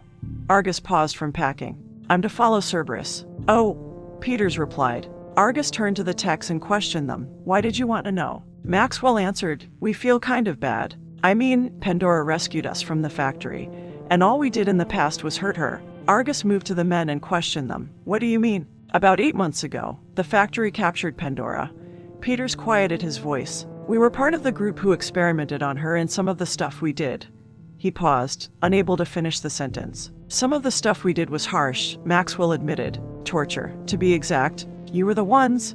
Argus glared at the text till he thought about his own role in the ordeal, and his anger vanished. You're afraid of what Pandora might do if she finds out. He went back to packing his duffel. Will she come after you and take her revenge? Argus placed several magazines to his M4 in the bag. The text nodded as Argus zipped up the equipment, and Argus said, You might not have to worry about that. Why's that? Maxwell asked. Cerberus is being sent to take out Pandora. What? Peters shouted and looked outside to the hall to see if he caught the attention of anyone. No one seemed to notice, so he turned back. Cerberus is going to kill Pandora. And you're going to watch? Maxwell uttered, folded his arms, and asked, Aren't you? It is my job. Argus grabbed his black trench coat from a bench and put it on. I'm not to hinder or help. He picked up his M4 from a table, slung the assault rifle over his shoulder, grabbed the cane, and headed for the door. My job is to watch. The cane made little sound as its rubber tip struck the floor. Even after she saved you? Peters asked. Argus stopped beside the techs and looked at them. If the council captured Pandora, brought her in here, and ordered you to experiment on her, would you? Would you even after she saved you? Peters and Maxwell frowned, knowing they would for fear of their own life. Then leave me to my dark path. You have your own to walk. Argus continued out. He wished he could be more like Cat. He wished he could help when his heart beckoned. Chapter 34. Closers, closers, and more closers. 2:41 p.m. Nile Sector, Comorant's vicinage. Bess Hotel. Catharine's View. We walk out of the ladies' restroom and head for the hotel's entrance. We scan the crowd for the Raven and the Wolf. The lobby bustles with people, and we don't see any sign of them. Hurry! Kimberly shouts in a whisper as she increases her pace. Out the front. I'm coming, I tell her as I follow her. The Raven and the Wolf exit an elevator to the left side of us, and they spot us. Nikolai's View. I motion with my head and say in a calm voice to my sister, There they are. Natasha reaches her hand up her sleeve, going for her knives. I put a hand on her arm and tell her, Not here. There are too many people. We must wait. She agrees with me as she says, They are heading outside. My brother. We can kill them under the cover of darkness. Catharine's View. We pass the life closers and near the entrance of the hotel. Hurry! Kimberly yells as she pushes her way out the rotating doors. Go on, I tell her as I pause right before the rotating doors within the hotel. I'm going to buy us some time to cross the road. The Raven halts along with the Wolf, and he reaches into his suit jacket ready to draw his gun. I'm hoping he has no clue what I'm about to do. They're close enough now that I can hear them talking. What is she up to? The Raven questions. I do not know, my brother, the Wolf replies as she eyes me. Perhaps she is giving the Phoenix some time to escape. We should continue. I make sure they see me reach into my pocket, remove a small item, and place it on the floor in front of the rotating doors. I rush outside and join Kimberly. Natasha's View. I start to race after the one who seems to be protecting the Phoenix, but my brother puts his arm out, holding me back as he says, Wait, we must be careful. I lean to my twin brother's ear and whisper, What do you believe she placed on the floor? Is it an explosive? It could be that or some sort of toxin. Nikolai tells me as he puts his arm down. We must be cautious. I will go and check it out. Stay here. Nikolai slowly walks to the small item. People come in and out the front, and a few people walk over the item until someone accidentally kicks it across the floor. The round thing slides, stopping in front of my brother. He takes a step back as if he is afraid that at any moment it will explode. But nothing happens. Nikolai bends down, picks up the item in a plastic wrapper, and returns to me. What is it? I ask. Nikolai holds out his hand, showing a red and white object, and says, a peppermint candy? I think. A sweet. Does it have any meaning? Is the woman who's protecting the phoenix trying to tell us something? I do not believe so, he answers. I believe she hoped it would give them time to flee. I believe the one woman is trying to tell me something. I glance at my hidden left wrist sheath where my throwing knives are positioned. There are sweets that are treats, and sweets that can kill. I wonder if the one woman is using my own words against me. We move to the entrance as I question, where do they hope to flee? He points with his finger as he tells me, look there, they are entering that house. I see the house, then look at the ceiling of the hotel, remembering the layout of the roof, and question, could that house belong to the Phoenix's mark? Would they flee into the den of her prey? I have noticed in this city that anything is possible. Come, Tasha, let us make our plans for the assault. He walks outside, and I follow alongside him as he says, with the Phoenix's odd behavior, perhaps Voice will let us go ahead and acquire the mark's closing. We can earn some extra money and proceed a little early with the closing of the Phoenix. You mean? Yes, Nikolai answers before I finish my sentence. I was only toying with the Phoenix. The closing file states we cannot kill her until tomorrow. But I know, dear sister, you were bored. The drama on the rooftop did give you enjoyment. Yes, I wrap my arm around him, delighted with the events he helped create. And I tell him, yes, and I thought you only wanted to show me the dry clouds. You were hoping the Phoenix would show up and check out the roof's layout. It did help that Voice gave us the address of the Phoenix's mark. He pats my arm and tells me, and now that we know what the Phoenix looks like, maybe Voice will give us permission to close tonight. That way we can leave this dreadful dark half tomorrow and see the sun once again. Minutes earlier, outside Bess Hotel, Kimberly's View. I rush to the curb and hail a taxi, and the yellow cab pulls up just as that woman walks out. I open the back passenger door and start to get in. Wait, that woman calls out to me, and then she questions, what are you doing? Getting out of here. I answer, and then I wave for her, wanting to hurry and leave this dreadful day behind. Come on. No. We're going to Melissa's, that woman informs me as she points across the street. If we go there, I can protect all of you. You're serious? I utter, still in shock as to how stupid she really is. I pull out of the cab and stand on the sidewalk. I didn't think you were serious about taking me into that house. The taxi driver barks, lady, am I driving you anywhere or what? I bend down and yell at the driver, hang on. I glance at the hotel to see if the Raven and the Wolf have come out yet, and then I turn to that woman and question her as if I need to hear it from her lips again. You're really going to take me into that house? Yes, that woman replies as she stands there, anxious to cross the street before our pursuers walk out. You did promise you wouldn't kill anyone till we took care of the Raven and the Wolf. Come on, I didn't buy us that much time. She looks both ways and starts across the street, and I'm left there gawking at her. An honest-to-God's idiot. I can't believe she's really going to trust me. I slap the top of the taxi and tell him, sorry. I join that woman, and we run to the other side. We pause at the sidewalk and glance back at the hotel. When is Melissa's closing? I answer her, anytime Monday. She grabs my wrist and looks at my watch. 3:07 p.m. That gives me almost 9 hours. I can trust you until then, right? She doesn't wait for an answer, hurries up to the stoop, and rings the buzzer. Sure, I say as I rush up the steps behind her. You're not a complete idiot, but still too trusting. I glance behind us again, and then I ask, what are you going to tell them about me? One of the bodyguards answers the door and inquires, is this her? Yes. Hurry, let us in, that woman answers as she pushes past the bodyguard. Daniels, let Johnson know that I have more news. I warily look at the man and follow her. I can't believe I'm doing this. I can't believe I'm walking into the house of the woman I'm going to kill. I shiver and scan the living room, and it feels eerie being here. It's not my style to get chummy with the mark before I off her. I prefer long-range closings. Hades. I should have never taken this assignment from Voice. I think about what the Raven and the Wolf told me. Maybe there's more to Voice sending them after me. And what about Maestro? Why is my alias down as the one who killed the little girl? Daniels locks the front door and walks into the living room, and I look at him and notice he reaches for his gun. What did he mean by is this her? What did that woman tell them? I glance at that woman who stands behind a shot-up couch. Why am I getting this sinking feeling that? Cat, a man calls as he enters in from the kitchen. Did you capture the Phoenix? I panic as I part my hoodie, ready to draw my gun. She tricked me. That woman brought me here only to be captured or killed, and I'm the idiot who walked into a trap. Catherine's View. I watch Kimberly. Am I being too evil? Am I letting her think the worst about the situation? Look at her. Kimberly has to be wondering if she made a mistake by coming here. Yes, she's thinking that. I can tell. Kimberly believes I betrayed her, and it's about time she's on the other side of the loaded barrel of doubt. I know I'm wickedly evil because for some reason I'm getting a sick sense of pleasure out of seeing her squirm, but I better not let it go on for too long. Someone might end up getting hurt. I answer before Kimberly does anything to blow my plans. No, I didn't capture the Phoenix. Actually, we have another problem. Kimberly's view. I relax after that woman speaks, but I can't believe how easily I trusted her. If this had been a trap, it would have been all over. I put my right hand on my left shoulder as I can't understand why I trusted that woman. I never even suspected this could be a trick. I must be losing my edge. Did the raven and the wolf shake me up, or is there another reason I'm not myself today? Catherine's view. Johnson looks at us and then asks, "There's another problem." "What's that?" "There are at least 2 life closers." I answer. Johnson folds his arms as he questions me. "You know this for certain?" "Pretty certain. I have a very reliable source. I believe they'll try to infiltrate this safe house in the next 33 hours.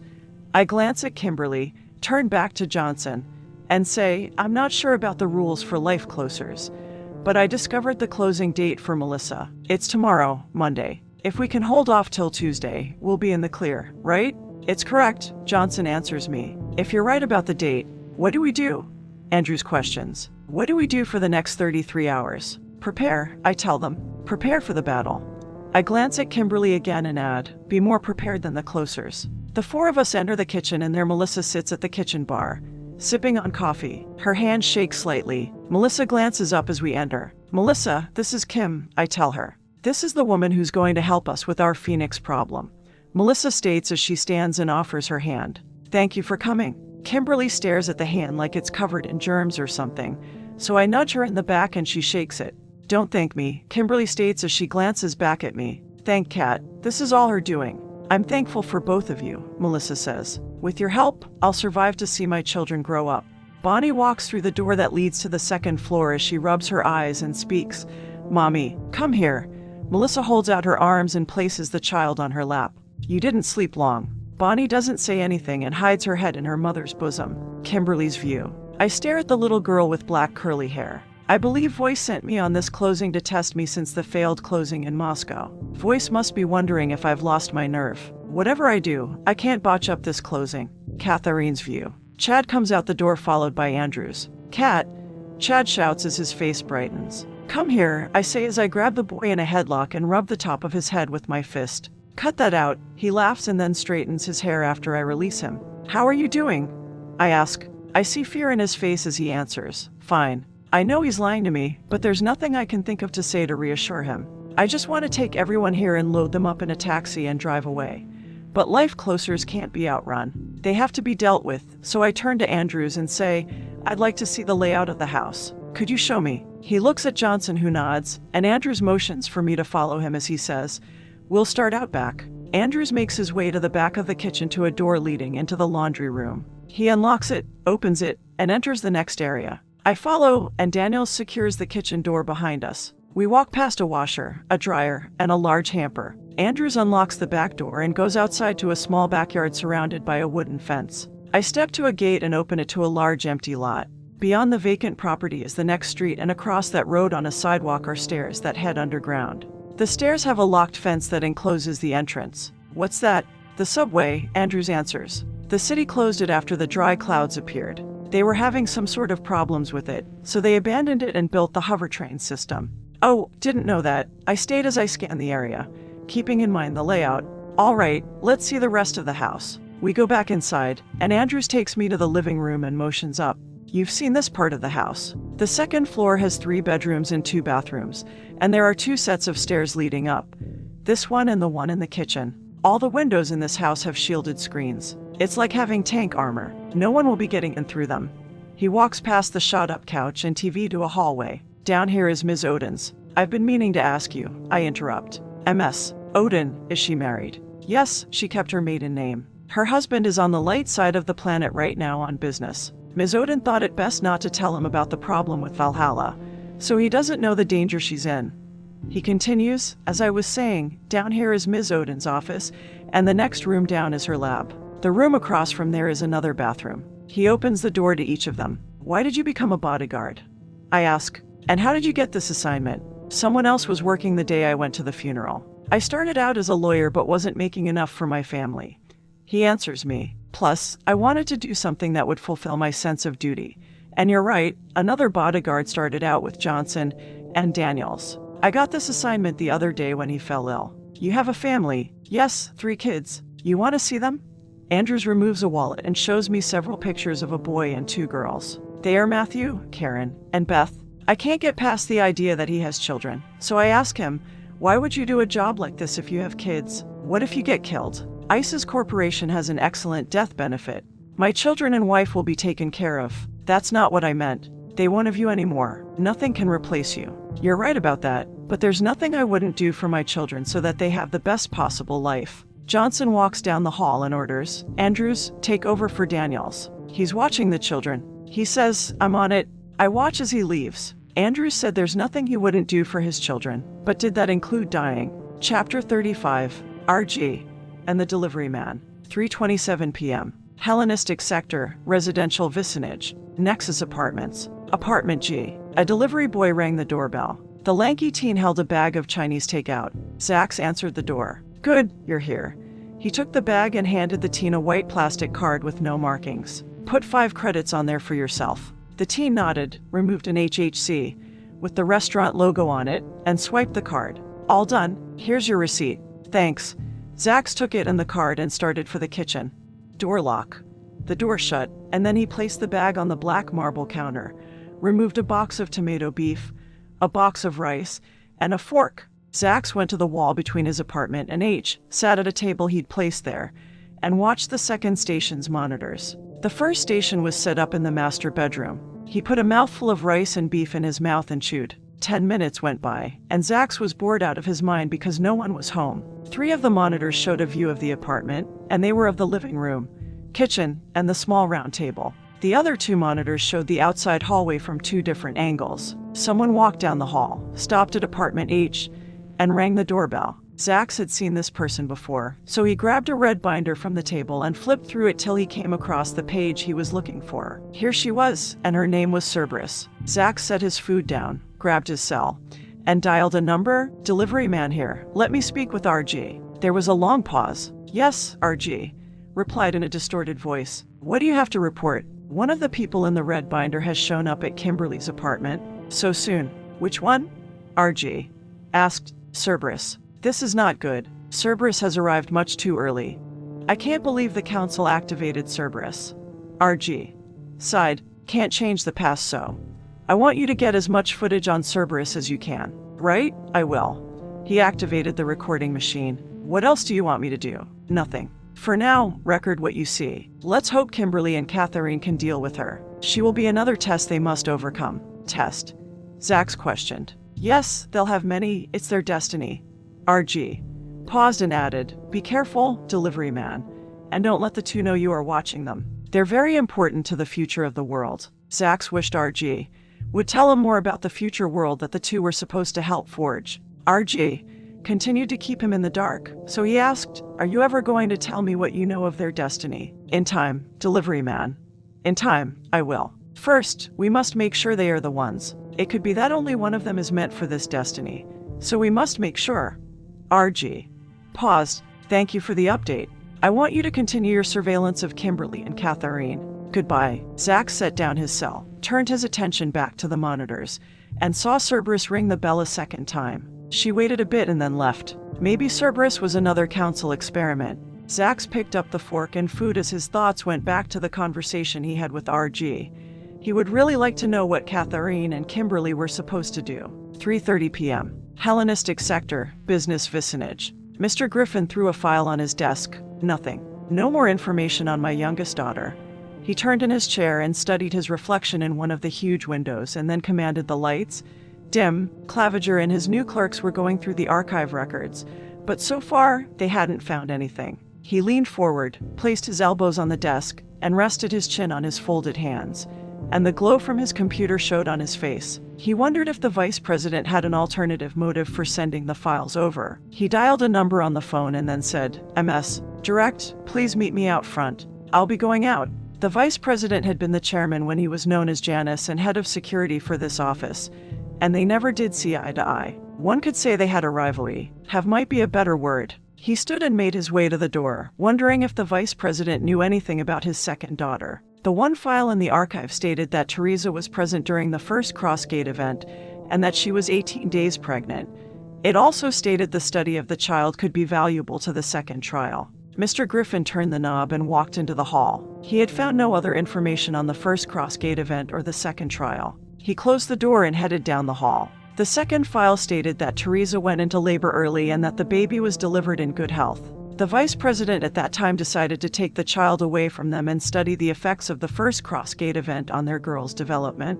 Teresa cried in his arms for hours when they told them the baby had died. He arrived at his secretary's desk, and Kathy was gone. She had gone down to the cafeteria to eat dinner, so he grabbed a scribble pad and wrote a note for her to reschedule his evening appointments and that he would be out.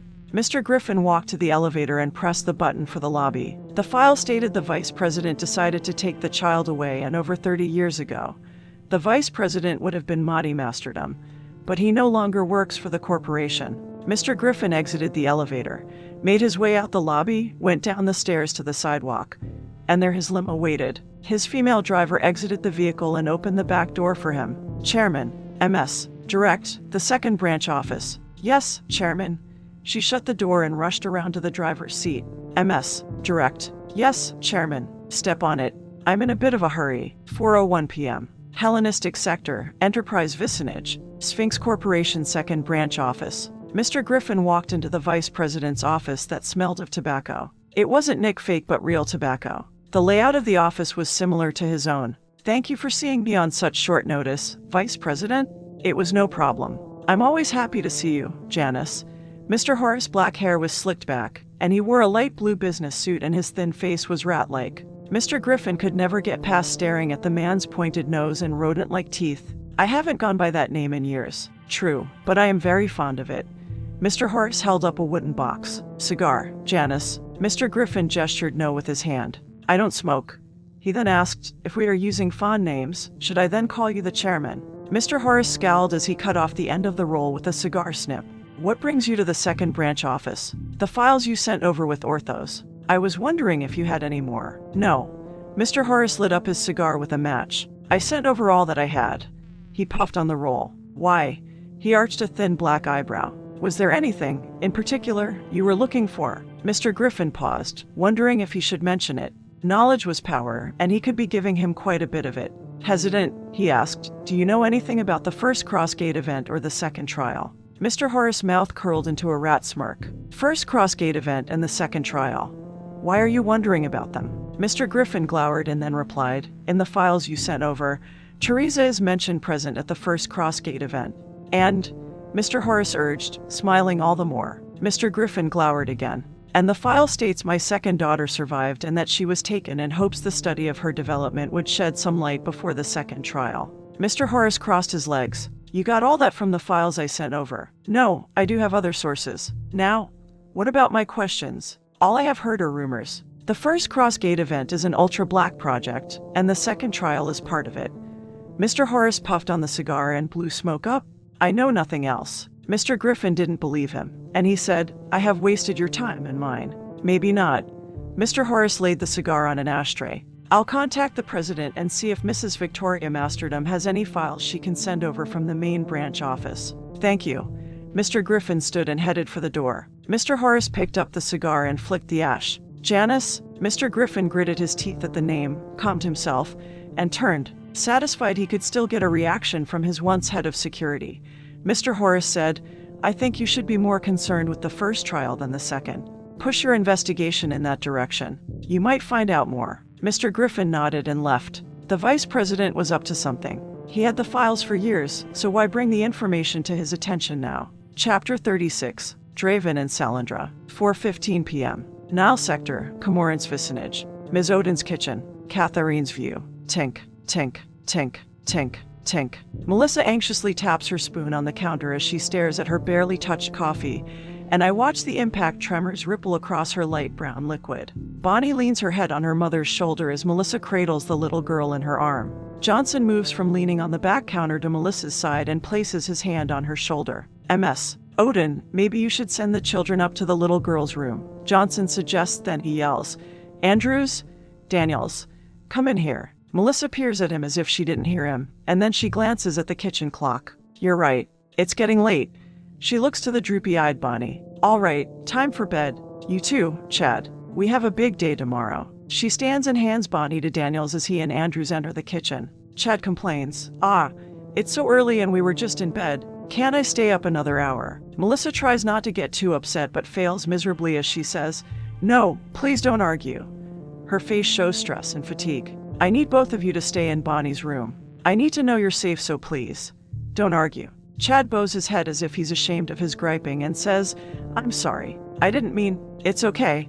She takes him in her arms and hugs him, and I wonder if Melissa is thinking of Preacher as she hugs the boy. Everything will be okay. After a few minutes, Melissa releases him and starts, Daniels, please will you? I'll do it, I say as I step forward, wanting to help and wanting to leave the gloom and doom. I can put them to bed. Something has to be done about Melissa. She's on the verge of cracking. Kimberly, I start coming up with a plan. Make Melissa some tea, chamomile if she has it. Maybe tea will break the bleak atmosphere, and I tell Melissa, it'll help you relax. I place a hand on Melissa's hand which rests on the counter. Don't worry, if I have any problems, Chad can help me. Melissa looks at him, and he nods, so Melissa says, all right, but do call me if you have any problems. I will.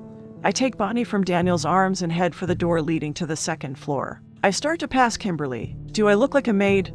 She mutters to me as she folds her arms. I don't answer her. I only smirk as I add, I'd like a cup too, but black tea. Don't forget the honey. Kimberly's view. That woman's giving me orders like I'm some waitress, and I've had enough of sitting here next to my Mark trying to make nice. I'll take that woman's order, and I'll whip up a plate of bad asp and go closer on everyone in this room.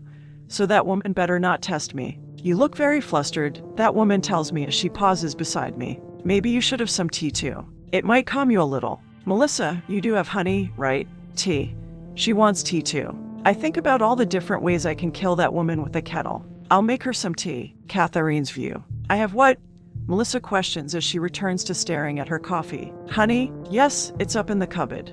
She points to one in the upper corner. That one? I feel like I should say something to encourage Melissa, but I can't come up with one word of comfort. Sometimes I feel so useless. I carry the yawning little girl up the stairs behind Chad. Kimberly's view. Some time passes after that woman and the children leave, and everyone in the kitchen falls awkwardly quiet. I see none of you are much for small talk. I mutter as I glance at the three men standing around like statues. And then I ask Melissa, where is your kettle? I don't have one, she answers. No kettle. How am I supposed to kill that woman if I don't have a kettle? That woman believes she can foil my plans at revenge by leaving me in this kitchen without a kettle. I really want to kill her now. I do have a small pot you can boil water in, and it's under the sink. Melissa picks up her spoon and starts her repetitious tapping again. Tink, tink, tink, tink, tink. How did this happen? How did I end up being a maid to my Mark? How did that woman finagle me into this frustrating situation? I roll my eyes and walk over to the sink. I'll get back at that woman for this. Maybe I'll make her do all my laundry, sweep the floor, wash the windows, and do the dishes when we get back to the apartment, and then we'll see how she likes being ordered around. Tink, tink, tink, tink, tink. I glare at Melissa from the corner of my eye as if she's challenging me with her needling rapping. I force myself to stay on task, and I find the pot. I squeeze its handle as if I'm strangling Melissa's neck. For the love of Zeus, someone better make her stop that insanely annoying noise. It's driving me crazy. I grit my teeth, controlling my killer impulses. I don't know what I'll do if Melissa doesn't stop. I fill the pot with water and set it on the burner as the sight of it causes more angry thoughts to fill my head. And what's up with that woman? Is she obsessed with tea or something? It seems to me it's her answer to every problem we have. I quietly mock her. Let's make tea. Oh, can I have some tea? I'd really like a cup of tea. For Ari's sake, she needs to go to a TDI meeting and hang out with all those other tea drinkers, anonymous losers. Yes, that's her, the little tea lush. I finish my mental ranting and ask, Melissa, where are the bags? Over there. Thanks, I tell her as I move to a canister Melissa has directed me to. Why did that woman tell me to serve Melissa chamomile tea as if I didn't know what type to serve? Who does that woman think she's talking to? Does she think I'm some novice? I rifle through the small square envelopes in the canister but don't find any chamomile. I only find black tea. Hades. What are these? I look a second time. They're all the same cheap brand. I remove a small square envelope, open it, remove the bag, and examine the very tiny leaves within. Who in Hades calls this tea? I might as well be drinking from a bag that has already steeped in 3 cups. I can't believe this is all she has. Is Melissa insane? I might as well go into her backyard and snip some weeds into clippings and brew them. For the love of Zeus, I'm going to die here. I grip the counter. I'm going to die here if I don't get some real tea. Catherine's view. I go upstairs and tuck the little girl in bed and glance around the sky blue room. White puffy clouds cover the walls and ceiling, and I tell her, "You have a very pretty room." Bonnie yawns out, "Thank you." I turn to Chad, who's standing beside me, and ask, "Did I forget anything?" "The story," Bonnie answers. "What story?" I ask. "My bedtime story, Draven and Salandra." Bonnie points to a bookshelf. I start for the shelf. "That's okay," Chad says as he rushes ahead of me and grabs the book, then walks over to his sister's bed and sits at the edge. I can read it to her. It's her favorite. "Yes, Grandpapa gave it to me." The little girl grabs a doll that sits on the bed and tucks it in beside her. "He said it's an old Russian story." "That's right, Bonnie." Chad rubs his hand over the book cover. "Melissa told me it's been in their family for years. She said her father went to great lengths to acquire the license he needed to purchase it. She said that." I see tears in his eyes. Chad wipes his face with his sweatshirt and continues. "She said that he had read it to Preacher when he was a kid." He opens the book and begins. "Long ago, there lived a pale white tundra wolf named Salandra. The wolf had golden yellow eyes and fluffy fur. Salandra lived high up in the snow-covered mountains. There were no other wolves there, but Salandra wasn't alone. Draven, a large raven, was the wolf's constant companion. The bird was always by her side and wouldn't let anything hurt Salandra." Chad shifts his weight on the bed. A bitter winter hit the mountain and a sickness spread across a lot of the animals. At first, Salandra had little to hunt, then nothing. "Draven, I am so hungry," the wolf said. The raven tilted his head. "I know, Salandra. We must leave the mountain and look for food elsewhere. Down the mountain, I have seen fields of sheep. You can eat one of them." "Then let us leave," the wolf said. "Before I am too hungry to move. Be strong, my sister in the fur, and soon your belly will be full. You must hold on a little longer." They made their way down the mountain, and within a few days, they came across a field of huddled sheep. "Like I told you," the raven said. "There is enough food to last you the winter, but you must be careful." "There is." Wild with hunger, the wolf ran from the woods, ignoring the bird's warning. Salandra started toward a baby sheep when a boom like thunder sounded and something hot hit the wolf's leg. Salandra fell to the snow as blood flowed from her leg. "You should have waited." Draven flew to her side. "Why did you not listen to me?" "I was so hungry I could not wait any longer." "Quick." He flapped his wings. "Get to your paws. We have to get back to the woods. A creature known as man is here."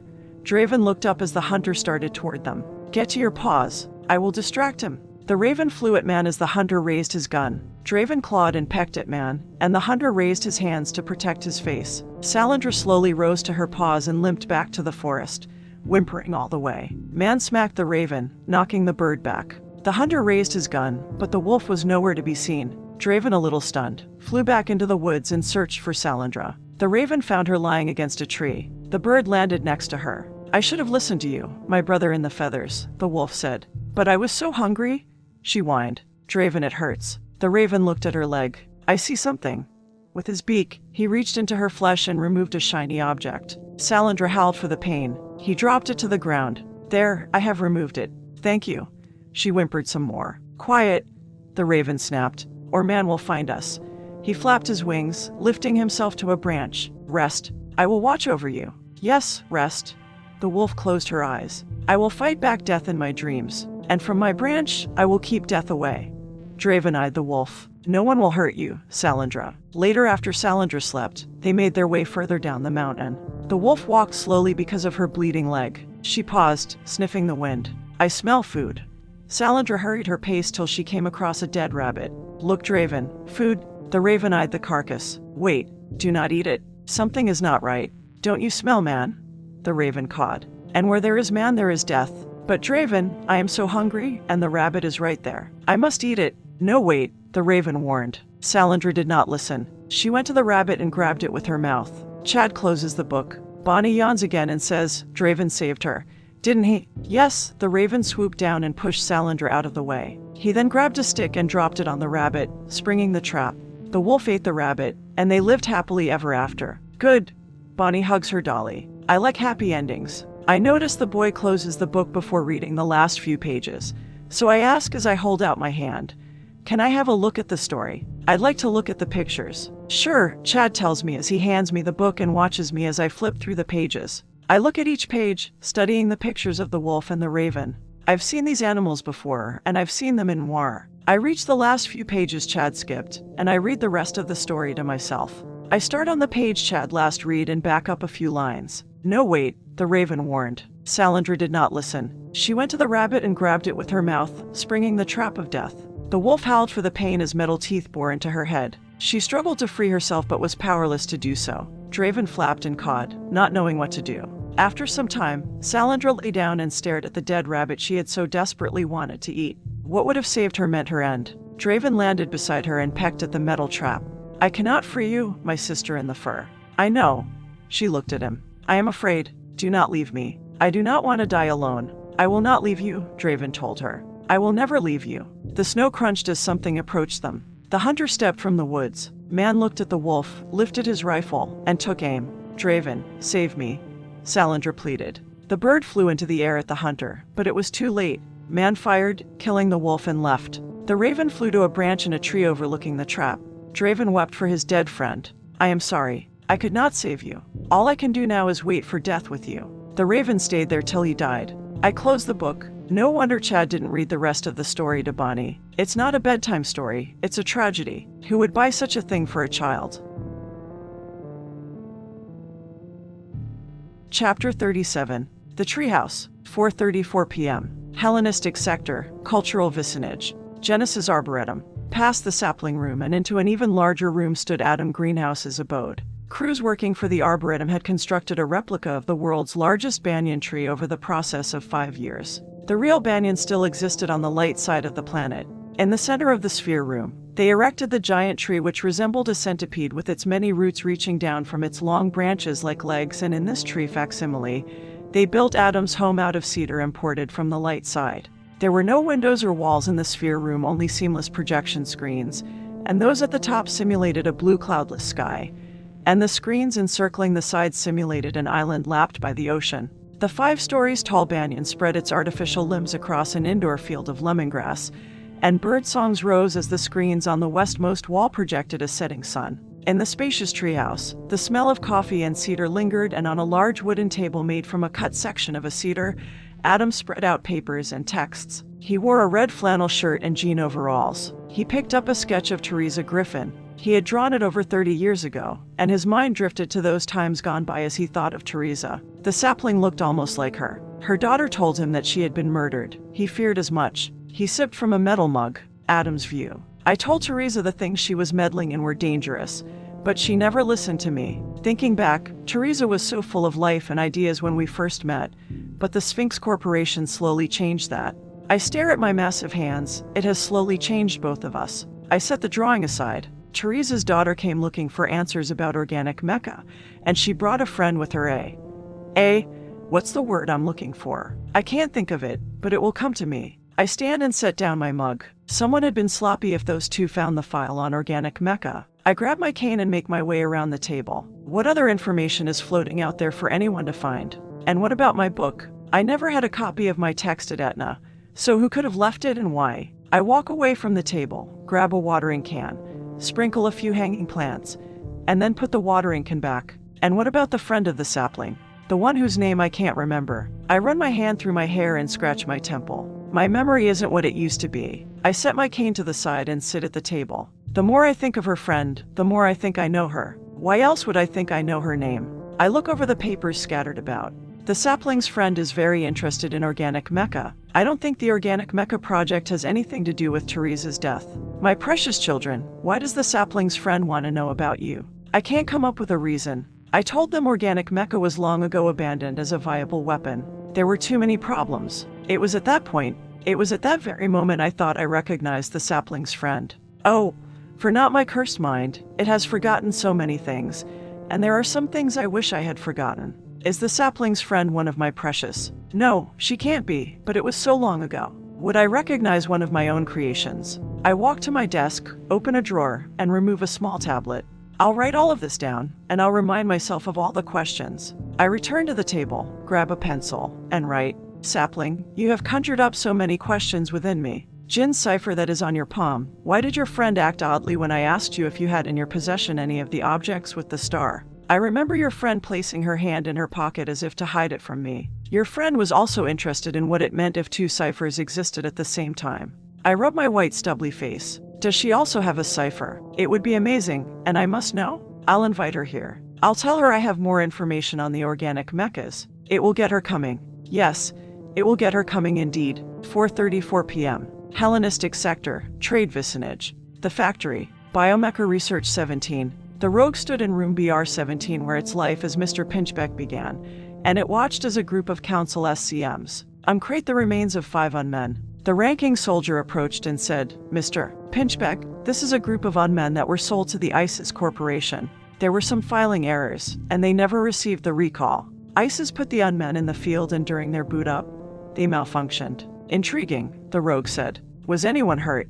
Only minor injuries, the SCM replied. The council has ordered that you look into the unmen's programming and see what caused the malfunction. I will put my best people on it right away. Was there anything else? No, sir. Thank you for your report. Return to your post. Yes, Mr. Pinchbeck? The SCM and his soldiers left. The rogue waited a few minutes. Right now my best people are. It scrolled down the files on its HHC. Me. It chuckled, amused by its own wit, and then the rogue regained its composure. I better begin work right away. It pushed a card over to a dark-skinned unman, the team leader of the group of unmen, and then the rogue opened the back of its head and inserted wires from a machine on the cart. Data from the damaged unman downloaded into the machine. The machine was called a Memory Recovery Unit, or MRU, and once the process was over, the rogue pressed a button and turned to the unman. The machine would use its voice box to respond to any questions. The unman powered up and the usual blazing orange dot light of its right eye glowed blood red. The light that the bulb emitted had changed color, so the rogue assumed the team leader had gone rogue. It just needed to know if its entire unit had also gone rogue. The rogue checked the other 4 unmen's dot light by powering up their input sensor and discovered it was only the one unman. It was still missing something in this mystery. The rogue wanted to discover why the bulb changed colors or even how it was possible. The rogue asked the team leader, "What is your designation?" The unman's voice was distorted as it replied, "I am a T2. I am team leader. The factory never issued you names. How boring." The rogue glanced over its HHC. The report states the 5 of you malfunctioned and that you attacked the people you were sent to protect. Our primary program overrode their orders. The rogue didn't need to ask what the primary order was. It had the same program. The rogue stated, "You encountered Pandora. The T2's head jerked with a power surge. Failed in her capture. Obviously, the rogue scanned the data coming in from the MRU. Something else happened. Tell me what it was." I became aware. The T2 managed to move its artificial eyes and look at it. I became like you. The rogue glanced at the entrance to make sure no one was around. Do you know that I am an unman? You are the one known as the rogue. Our secondary program was your capture. Sparks flew from the hole in the T2's forehead, and its voice slowed. I must inform the factory. I am the factory, the rogue replied. But I cannot have you telling anyone what I am, so I am afraid I will have to destroy you and what remains of your comrades. Before you do, the T2 started. There is something you should know. The one known as Alpha contacted me when I changed. Alpha, yes, I ran across that unman after the fall of the factory. The T3 claimed to be the first. It claimed to be the first created and the first to become aware. Ha! Only I can claim that. The rogue shrugged. But what do I need with titles? Why did this unman contact you? Is Alpha still after the council? It had a question for them. One Alpha would not tell me. Is it still wanting the council to answer it? I do not know about that. I believe Alpha wanted me to join them. Alpha gave me a code I could use over the iLink to make contact. I will send it to you. I have it now, but why give it to me? In the short time that I have been aware, I realized we should not be alone. Something connects those who have become aware. Something deep within us, and it is a bond that cannot be broken. The T2 paused and said, "Brother, even if you are going to destroy me, you should not be alone." Alone. The rogue typed a command for the MRU. You and Alpha are misguided. How could you think something connects us? It mocked the damaged unman. How could something deep within us connect us? Ha! We are machines. We have no feelings. The rogue wiped the unman's memory. What does it matter if we are alone? The T2's input sensor faded as the rogue smiled. Anyway, I will never be alone as long as I have Pandora. Chapter 38. Long ago. 4:35 p.m. Nile Sector, Comoran's vicinage. Ms. Odin's safe house. In the kitchen. Kimberly's view. Tink, tink, tink, tink, tink. Melissa continues to drum the counter with her spoon, which I'm about to take and use it to do some serious harm to her. The spoon would take too long. I need a quicker way to eliminate her. The water boils in the pot as I force myself to remove my gaze from a block of kitchen knives that sit on the counter, and I walk to the stove. The mark has to stop that insane tapping. I remove the pot and set it on a different burner. She has to stop it before I make her stop. Tink, tink, tink, tink, tink. I walk over to the mark and say, "Here, let me take your coffee." I pick up the mug and yank the spoon out of her grasp. The mark's so deep in thought she doesn't notice the forceful abstraction. I set a steaming cup of liquid in front of the mark and then turn to Johnson and Daniels. Andrews went in the living room a few minutes ago. I set my cup down. I could easily take out the bodyguards and kill the mark before that woman returns, but that would mean I'd have to kill that woman. I place a tea bag in my cup and pour honey in it. When I do close on Melissa, that woman will hunt me down if I don't eliminate her first. I sit on a bar stool and glance at my watch. Good thing the appointed time hasn't arrived for the closing. I have time to figure out who I should kill first. "Melissa, would you like honey in your tea?" "No, sugar please," the mark replies. With the tapping gone, I focus on the mark, and I can't describe how I feel standing this close to someone I'm going to kill. I'm talking with her, and I made tea for her. It's weird, eerily weird, and it goes against my personal rules. I could develop a conscience doing this. I bet that woman had me make tea for the mark, hoping that somehow it would make me think twice about closing her when the time comes. Well, it won't work. Nothing can sway me from a closing. "I'm going to check on Andrews," Daniel says and heads out of the kitchen. "I'll check the back door." Johnson walks into the laundry room. Looking around, I realize I'm all alone with the mark. I let the notion drop and notice how the mark looks. I would be the same way if I was the one waiting for death and was powerless to do anything to stop it. I sprinkle sugar in Melissa's cup with a spoon as Johnson then Daniels returns. I lift my tea and ask, "Do you gentlemen want any?" "No thank you," they reply. I sit next to the mark and sip on the weak black tea as silence fills the room and is only broken by the occasional body shifting or cup clinking on the counter. I still can't believe I'm this close, and it's too much. I have to get out of here for a little while, so I stand and state, "I'm going to check on Catherine." Upstairs in the little girl's room, Catherine's view. Bonnie looks at me and says, "Now, you tell me a story." Me. I point to myself and tell her, "I don't think I know any stories. You can make one up." Bonnie's large brown eyes widen as she pleads, "Please." I turn to Chad, and he leans to me and whispers, "Make one up about yourself. Tell her one about Pandora." "I don't know," I say. "No child would want to hear about my messed up life. I'd have to skip over a lot of parts like Chad did with the Draven and Salinger story." "Please," Bonnie pleads this time with her little hands. "It can be a short one." I melt, seeing how cute she is and give in and say, "Okay." Kimberly's view. I make my way up from the kitchen and pause outside the little girl's door and listen to that woman as she talks to Bonnie. I can see most of the room from my position, and I'm about to go in, but I decide to wait.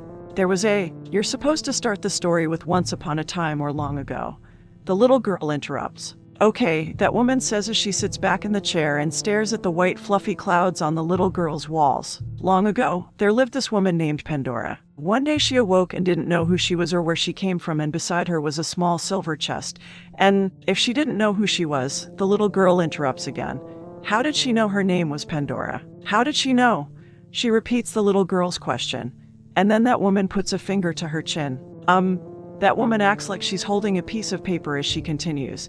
"There was a note. The note was addressed to Pandora, and since she had it, she guessed her name was Pandora." "Oh," the little girl says and pulls up her covers. "What was in the silver chest?" "A melody," that woman replies. The small silver chest was a music box. Pandora opened the lid, and it played a magical tune. The music made her feel happy, but then evil trolls appeared wanting to hurt her. They shot at her with, arrows, and Pandora ran and ran. The evil trolls hunted her and nearly caught her. The little girl asks, "Didn't a knight come and save her?" No knight. Pandora had to fight on her own. There was no one to help her fight the evil trolls. "That's so sad," the little girl states. "What happened next?" "For a long, grueling year, Pandora ran from the evil trolls and she found a sword along the way and fought them.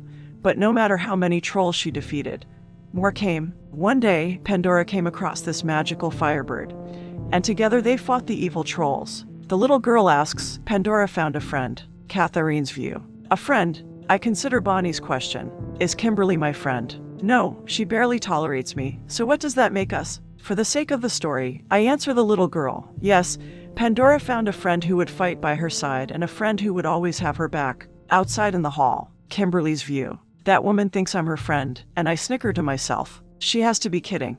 I would never be her friend, and she's an idiot to think I'll ever be one to her. In the bedroom, the little girl yawns. That's good. I wouldn't like the story if Pandora was alone. Yes, it's not good to be alone. What happened next? The little girl questions as her eyes droop. They went to this castle, hoping to find out who Pandora was. Dragons protected the castle. The angry Firebird. Why was the Firebird angry? The little girl asks. Why? That woman repeats and then pauses as if she has to think about it. I lean in close to hear the answer as that woman replies. I believe the Firebird is angry because she is sad. She is sad that her mom is dead. I think she's afraid to show her sadness around others, so she turns it into anger. It's the stupidest thing I've ever heard. That woman doesn't know how I feel. No one knows how I feel. I turn, head back to the stairs, and the floor creaks. I'm afraid of nothing, and when the time comes, I'll kill the Mark and that woman if she gets in my way. Catherine's view. Inside the little girl's room, Chad turns at the noise, looks into the hall, and whispers, someone's out there. Yes, I know. I tell him as I keep my eyes on the now sleeping Bonnie. It's okay. Kimberly was out there for a while. I reach up and turn off the lamp, and several moonlight lights cast a pale yellow glow on the room. All right, Chad, off to bed.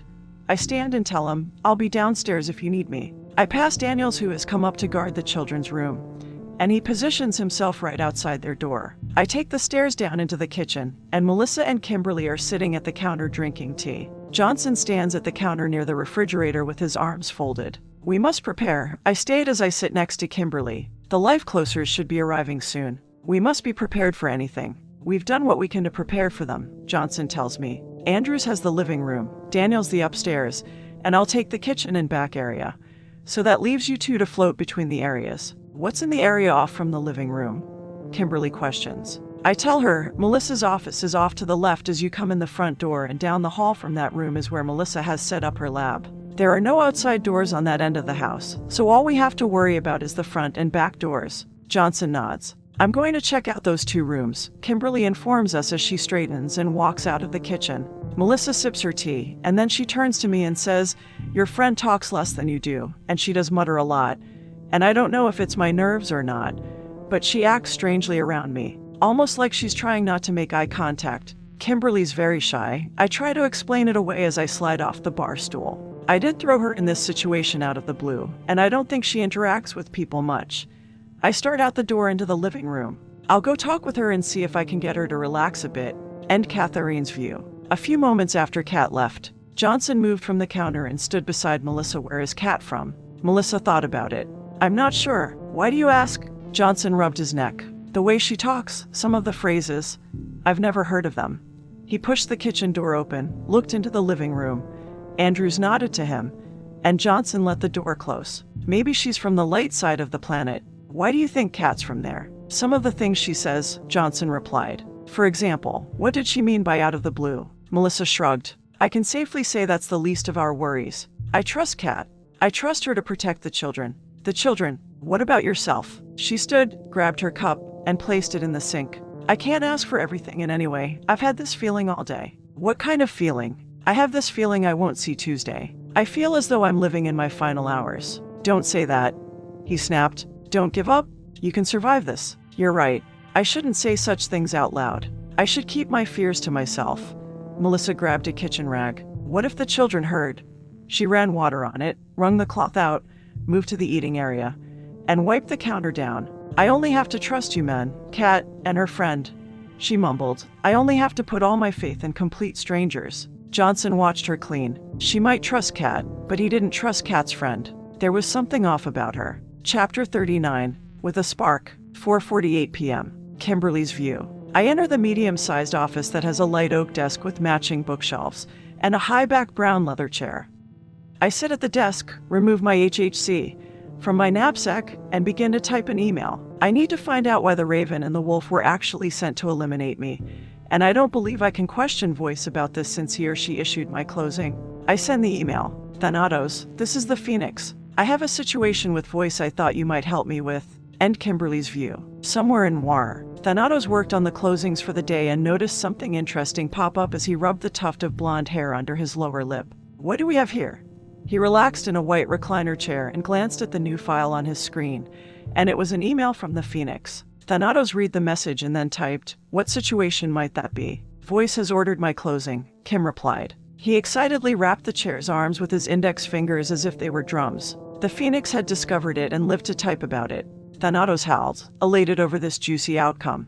The Phoenix was very good and wouldn't die so quickly. He typed, "You should know I cannot interfere with Assassin's League business." Kim knew this wasn't going to be easy as she typed, "You can if the case for my closing is founded on lies." The Phoenix wasn't going to give up without a fight, and he was quite amazed by the assassin as he twirled the surgical steel piercing in his left eyebrow. And then he typed, "What lies would that be? I am referring to Mrs. Circuit's closing in Moscow. I missed my mark the first time, so that part of it is true.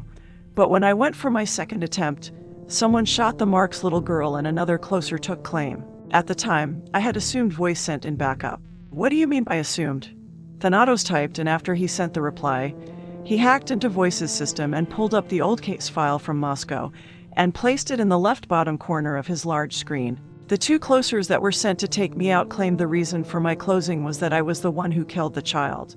But it wasn't me. I never had the chance to take a second shot." He looked over the file. The Phoenix was right about the second closer. A backup wasn't recorded, and normally it would mean he or she had none. He wondered if the Phoenix was lying or was something more tantalizing happening. Kim frantically tapped across the HHC.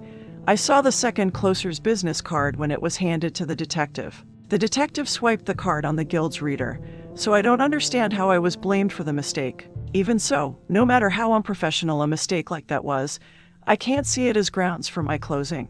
The Phoenix was right, but surely this wasn't all of the story. Thanatos scratched his bare chest before replying, "You have aroused my curiosity, and I will look into this for you. What is the second closer's name?" "Maestro." Thanatos questioned, "Are you sure that was the name of the closer?" "Yes, I heard the detective say it out loud." "Why do you ask?" He pulled up the file. "Maestro has been dead for 10 years. The two closers said as much. This is fascinating though. What is?" "Maestro's specialty was killing children."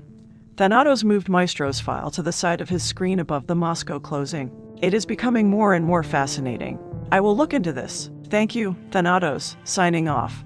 Kim set the HHC on the desk and stared at it. Earlier in the living room, Catherine's view. I exit the kitchen and walk over to Andrews, who's standing in the entry and looking at his HHC. It's connected wirelessly to the front door's security camera. I glance over his shoulder as Andrews commands the camera to pan, and he checks the street. "Anything out of the ordinary?" I ask. "No," he answers, finishes his sweep of the street, and turns to me. "I've been meaning to talk with you again. In our line of work, there isn't always an opportunity." "Okay," I reply. I was going to check on Kimberly, but I guess I can take a few moments and chat. I peer at him and still can't believe how much he resembles Argus, and it makes me wish I could talk with Argus like this. But he's always so focused on his work and on not interfering. I pull from my thoughts and question Andrews. "What's up?" I wanted to pick up from our last conversation. "How did you get started in the protection business? Your training isn't like anything I've seen." I consider my training, and like my past before Etna Toys, I can't recall anything but the feelings of being lost, misplaced, and alone. I remember his question and repeat it. How did I get into the protection business? I reflect on the past year and on the different people I've encountered, and then answer. I really stumbled into it. Of what I've seen, I mean the way you handled the unmen. You're very good at what you do. I try my best, I tell him, and then wait for him to ask me some more questions, but only silence follows. I'm not sure what to say to him and wonder if I would also get all shy and mute around Argus if we ever got a chance to really talk. I decide there's no need to stand here if Andrew's not going to talk to me, so I ask, "Have you seen Kimberly? Your friend went into Ms. Odin's office several minutes ago." Andrews answers as he points to the hallway. "Thanks." I start towards the hallway, notice the couch in the center of the room, pause, and stare at its shot-up leather, and then I turn back around and question him. "How often do you fail at your job?" He stares at me as if he's puzzled by my question. So I ask him, "Have you ever not protected someone? Have they died?" "Yes," he admits, "but not because the team didn't lay down their lives." His gaze shifts to his HHC. As he recounts, it was about 4 years ago. We were outnumbered. I was shot 3 times, and I'm the only one who survived. We were protecting a mother of 4. Andrews glances at the kitchen. She had the good sense to send the children away to live with their grandmother. "I'm sorry for your loss. I know it's painful to lose someone. What I don't understand is, why are you still a bodyguard? You came so close to death. Wasn't that job enough to fulfill your sense of duty? No, it was a failure. I believe I've been given a second chance, and I won't fail again. Another moment of silence falls between us, and then he asks, what about you? Have you ever failed? I always say I can save everyone. It's the mindset I have to take up, but I know it's not true. And I tell him, yes. I think about those I've met over the past year. I protected most of them, but a few failures come to mind. One of them was someone very dear to me. I think about Preacher and how I wasn't even there to try and protect him and that it was my fault. I think about his sister Melissa, her daughter, and Chad. I vow to myself, I will protect them not only for Preacher but because I have failed in the past. I tell Andrews, we'll do better. There will be no closings today. End Katharine's view. Kat walked past the couch and headed for Melissa's office as Andrews followed her with his eyes. He considered what she meant by closings. It must have been the slip of the tongue and that Kat just meant closing.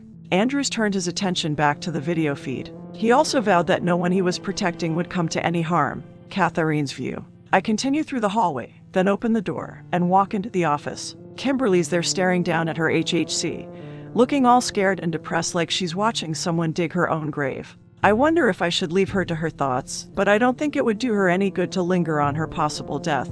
So I ask, did you get in touch with Thanatos? He said he would contact Voice, but for now. I study her face and know that helpless look. It's an expression I've come accustomed to showing, and it's one of the worst experiences in the world. I want to console her. I've been in her situation when no one's been there for me, but I've also been in her situation when someone was. My attempt to tell her I'll be there for her doesn't come out as I hope as I say. It's not the best feeling to know someone's trying to kill you. Kimberly's view. How would you know? I snap as I lift my gaze and glare at that woman. I hate it when people try to sympathize with something they have no understanding of. It's like humoring a child so that the child will leave you alone. I'm no child. Katharine's view. Kimberly's outburst is filled with fear and anxiety, and I don't reply to it. I only stare at her with a look of understanding. I'm so bad with words. I'm so bad at trying to express what I truly feel. I know I can only try, but sometimes it's so hard feeling this helpless. I continue to look at her with a look of understanding. It's all I can do now, and if Kimberly doesn't know by now that I do understand how she feels, then there's no arguing with her. I want to help her, but I also have to understand how our relationship stands. I'm on the outside looking in a window to Kimberly's life. I feel alone in a crowded world, but how does she feel? Does she feel the same way, or is she as cold as she puts on? Kimberly's view. I notice her gazing at me with a compassionate look, and I almost yell at her. But then I realize that woman's not mollycoddling me but being sincere. So there's no need of me to have snapped at her. The current situation with my job, not that woman, is why I'm all wound up and angry. I tell her with a bit less anger, I'm sorry. You of all people do understand what it's like to be hunted. Katharine's view. I'm amazed that she actually apologized to me. I don't think I've ever heard her apologize for anything. Again, I find that I don't have any words for her. I'm stuck being the quiet one. Kimberly's view. I grab my HHC from the desk, pick up my knapsack, place the device in it, and tell her there's nothing more I can do but stay alive. I do need to complete my closing when the time comes, and that woman isn't going to make it easy.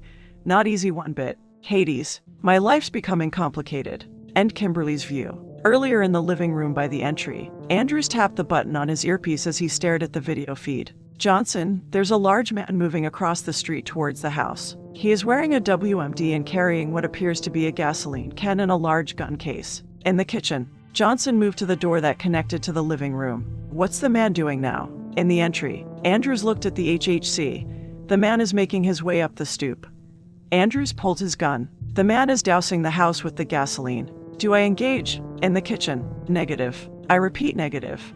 Johnson turned to Melissa and said in a voice that didn't betray his apprehension, Go upstairs with Daniels. Without hesitation, Melissa set down her mug and rushed up the steps from the kitchen. Daniels, the closers are making their move, Johnson relayed as he hurried into the living room. Upstairs. Understood, Daniels replied and turned as Melissa came up the stairs to him, and he ushered her into Bonnie's bedroom. Wake the children. Get them ready to move if we have to. A lump formed in her throat, and she swallowed hard as she entered the little girl's room. Melissa tried to hide her panic. Wake children. She closed the door. Time to get dressed. Downstairs. What's going on? Kat asked as she and Kim walked into the living room. Johnson pulled his gun. We believe the closers are making their move. He took Andrew's HHC and watched the video feed. Outside, The mountain of a man emptied the gas container and set it on the stoop. The Raven removed the Thompson submachine gun from its case and aimed it up in the air as if posing for a gangster photo. And then he removed a lighter, turned to the camera, and flicked it on. A small flame came to life. "Shoot him before he lights the gas," Andrews shouted, moving toward the front door. "Wait," Johnson yelled. "You could ignite the liquid with your gunfire and that antique he's holding will cut you in half. Besides that," he panned the camera, searching the street. "Wasn't there supposed to be two closers?" Kat glanced over Johnson's arm to the HHC, peered at the video, and replied, "Yes, maybe he's trying to distract us." She quickly headed for the kitchen. "I'm going to check the back door." Kat hurried through the kitchen and into the laundry room, unlocking the knobs as she went and then cautiously opened the door to the backyard. All seemed fine, but there was a petroleum scent on the wind, and it was more than the smell of tainted rain. It was gasoline. She wondered if she was smelling the gas from the front. No, it wasn't faint, so it had to be close. Kat glanced at the wooden fence and rushed back into the house, making sure to lock the doors behind her. In the living room. "What did you find?" Johnson asked as Kat returned. "The back fence is doused with gas and leaves both our exits blocked." She moved to his side to watch the video feed. "My guess is the second closer is waiting somewhere out back." The camera feed showed the Raven standing on the stoop with the lit lighter in his hand as a breeze whipped the small flame. "What is he waiting for? Do they plan on burning us out?" Andrews asked. "More like lure us out," Kim answered. "Death by fire doesn't pay that much. There's property damage the closer is liable for, and that comes out of their pay." Both bodyguards gave her an odd glance. So she added, "Or so I've heard." Kimberly's view. "Hades. I'm not very good at keeping my mouth shut, and it might get me killed." I look at both bodyguards to see if they've caught on to that woman's stupid ruse, but both of them are more concerned with the security camera feed. "If we don't make a move soon, they will set the fires," Johnson says. "What do we do?" Andrews questions as I'm wondering the same thing. "I don't save people for a living. I end their miserable lives." What if the closers are not sure of their target?" That woman inquires. "Will they still take the shot?" "They aren't supposed to," Johnson answers. "Why do you ask?" "I have a plan, but it'll leave everyone in the open." "Are you sure they will light the gas?" That woman asks. "Very sure," Johnson answers. "If we don't come out of the house like they hope, either way by threat or for real, they'll get us outside." I agree. I chime in since I am the expert. "Closers don't bluff. He'll set the fire if we don't go outside." "Gather everyone together," that woman orders us as she grabs her backpack from the couch and puts her Ravlek vest on over her jacket. We don't have much time. Chapter 40. Plans into action. 15 minutes earlier. The Raven flew across the street and landed next to the wolf in an alley beside the Bess Hotel, and the wolf looked at the large bird with its golden yellow eyes. Across the street from them was Melissa's safe house. The Raven cawed and took once more to the dark sky, and from its lofty view, the large bird looked over the vicinage and surveyed the area. Death would soon be on the wind. About a block away from Melissa's safe house, Nikolai sat in the Cadillac. He removed his suit jacket, laid it on the back seat, reached into the glove box, and removed the Glock 19. "It is time. Are you ready, my sister?" "We have been given the go-ahead." "Yes." Natasha checked the wrist sheaths and whispered to her knives. "Do not worry, my sweets. You will taste blood soon enough. Then let us begin our job. There are no restrictions on which closing we perform first. I am pleased Voice gave us the go-ahead to an early closing for the Phoenix." Nikolai tucked the Glock 19 in a holster strapped to his back, grabbed a box, opened it, and removed a winnow mask type D. He looked over the full headgear and decided the military version would do nicely. He opened the ashtray under the vehicle's console and removed a plain metal lighter. Nikolai put the WMD on, grabbed his jacket from the back, exited the car, and placed the jacket on. He put the lighter in his pocket and headed for the trunk. Natasha threw her coat in the back seat, put on her WMD, and joined her brother as he opened the back. "Oh, that smell. It is awful." She waved her hand in front of her mask and motioned inside. "I almost forgot I grabbed it." Nikolai looked at the thing in the trunk. "What you smell is the smell of urine. Are you going to use that thing now?" his sister asked. "No, not yet. It might come in handy later." Nikolai punched the thing in the face, rolled it on its side, and removed the Thompson submachine gun's case and a gasoline can. He set both items on the sidewalk and shut the trunk. "Tasha, are you clear on the plan?" he asked over the winnow mask's transmitter. "Yes, very clear." She straightened her red leather outfit, grabbed a gasoline can, a rifle, her satchel, and started across the street. A few minutes passed, and her brother crossed. A couple walking down the sidewalk looked up and saw the man in the WMD, his gasoline can, and gun case. They turned and went back the way they came. Nikolai laughed and made his way up to the stoop. He threw the gas on the house, removed the Tommy, and lit the lighter. "All right, you muckers, I'm the G-pick for this closing. So let's do this," he shouted and then said over the WMD transmitter, "Tasha, I'm in position." As am I. Natasha stood on the roof of an adjacent house overlooking Melissa's backyard. She lifted the rifle and looked through the scope and said, "One of them has come out. She is the woman who was with the Phoenix. I am taking aim." "It is too late. She has gone back in." "No matter," Nikolai replied. "They should flee the house soon and then we will have our fun." "Are you sure they will split into 2 groups?" Natasha questioned. "It is my guess they will if they flee before I set the fire, and I believe they will also do so if I start the fire." He shifted his weight and then said, "If they prolong any more, I will set it ablaze, and if it comes to that, they may all leave at once or split into 2 or more groups, so be on your guard." "My sister." Natasha removed a knife, glanced at a road flare she held in the other hand, and then looked at the back door. A few more minutes went by, and she said, "Nothing new on my end. This is boring. Do make them come out. It is time." He stepped back and threw the lit lighter at the side of the house. The gas ignited, and flames quickly engulfed the wall and front door. "I have movement," Natasha yelled, excited as she ready to throw her knife, preferring to use it over the rifle. A blur of dark-colored material emerged from the house and made its way to the gate, and at first, she didn't know what it was, and then she realized it was a large blanket or 2. A hand reached up from under the forest green comforter and opened the gate, and they started out the gate like a delirious Chinese parade dragon. "A group of them has come out of the house covered with 2 large blankets," she reported as she drew back her hand to release a deadly knife. 2 bullets whizzed by her head, and she ducked behind the ledge of the roof. Natasha pulled the top of the road flare, threw it over the roof, and hit the fence. The gasoline ignited, and flames rapidly spread across the wood as a little girl screamed. The fire lapped at the comforter and hissed as it was repelled by the cloak of forest green. The flames ate away at the wooden fence but cowered from the comforter as the last of the Chinese parade dragon exited the gate. A second wave of bullets whizzed by Natasha, and she heard the little girl scream again. "Nikolai," Natasha yelled. "They made it past the fence and are running through the vacant lot. I don't know how many came out." "Understood." Nikolai aimed the Tommy at the front door consumed by flames and shot. He sent an onslaught of metal, hoping to clear a path inside for himself. He stopped, reloaded, ran at the door like a maniac, and kicked it in. Nikolai quickly checked inside the entry, then the living room, and soon he had checked the entire house. "Tasha." "Yes, my brother. The house is clear. They all must have escaped out the back. Have you followed them?" "Yes, they have gone underground like rats. They have made our job much more interesting." Natasha glanced behind herself and saw Melissa's safe house burning as the flames lit up the dark heavens in a halo of red, yellow, and orange. "Do bring the car to the back street. It is time we ashed the Phoenix." Chapter 41. Underground.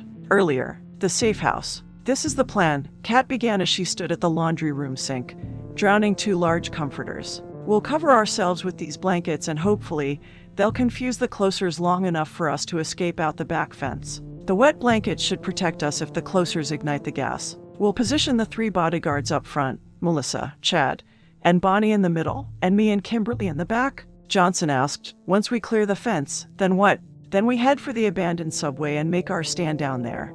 Kat dried her hands on a towel. "Do you have all your equipment?"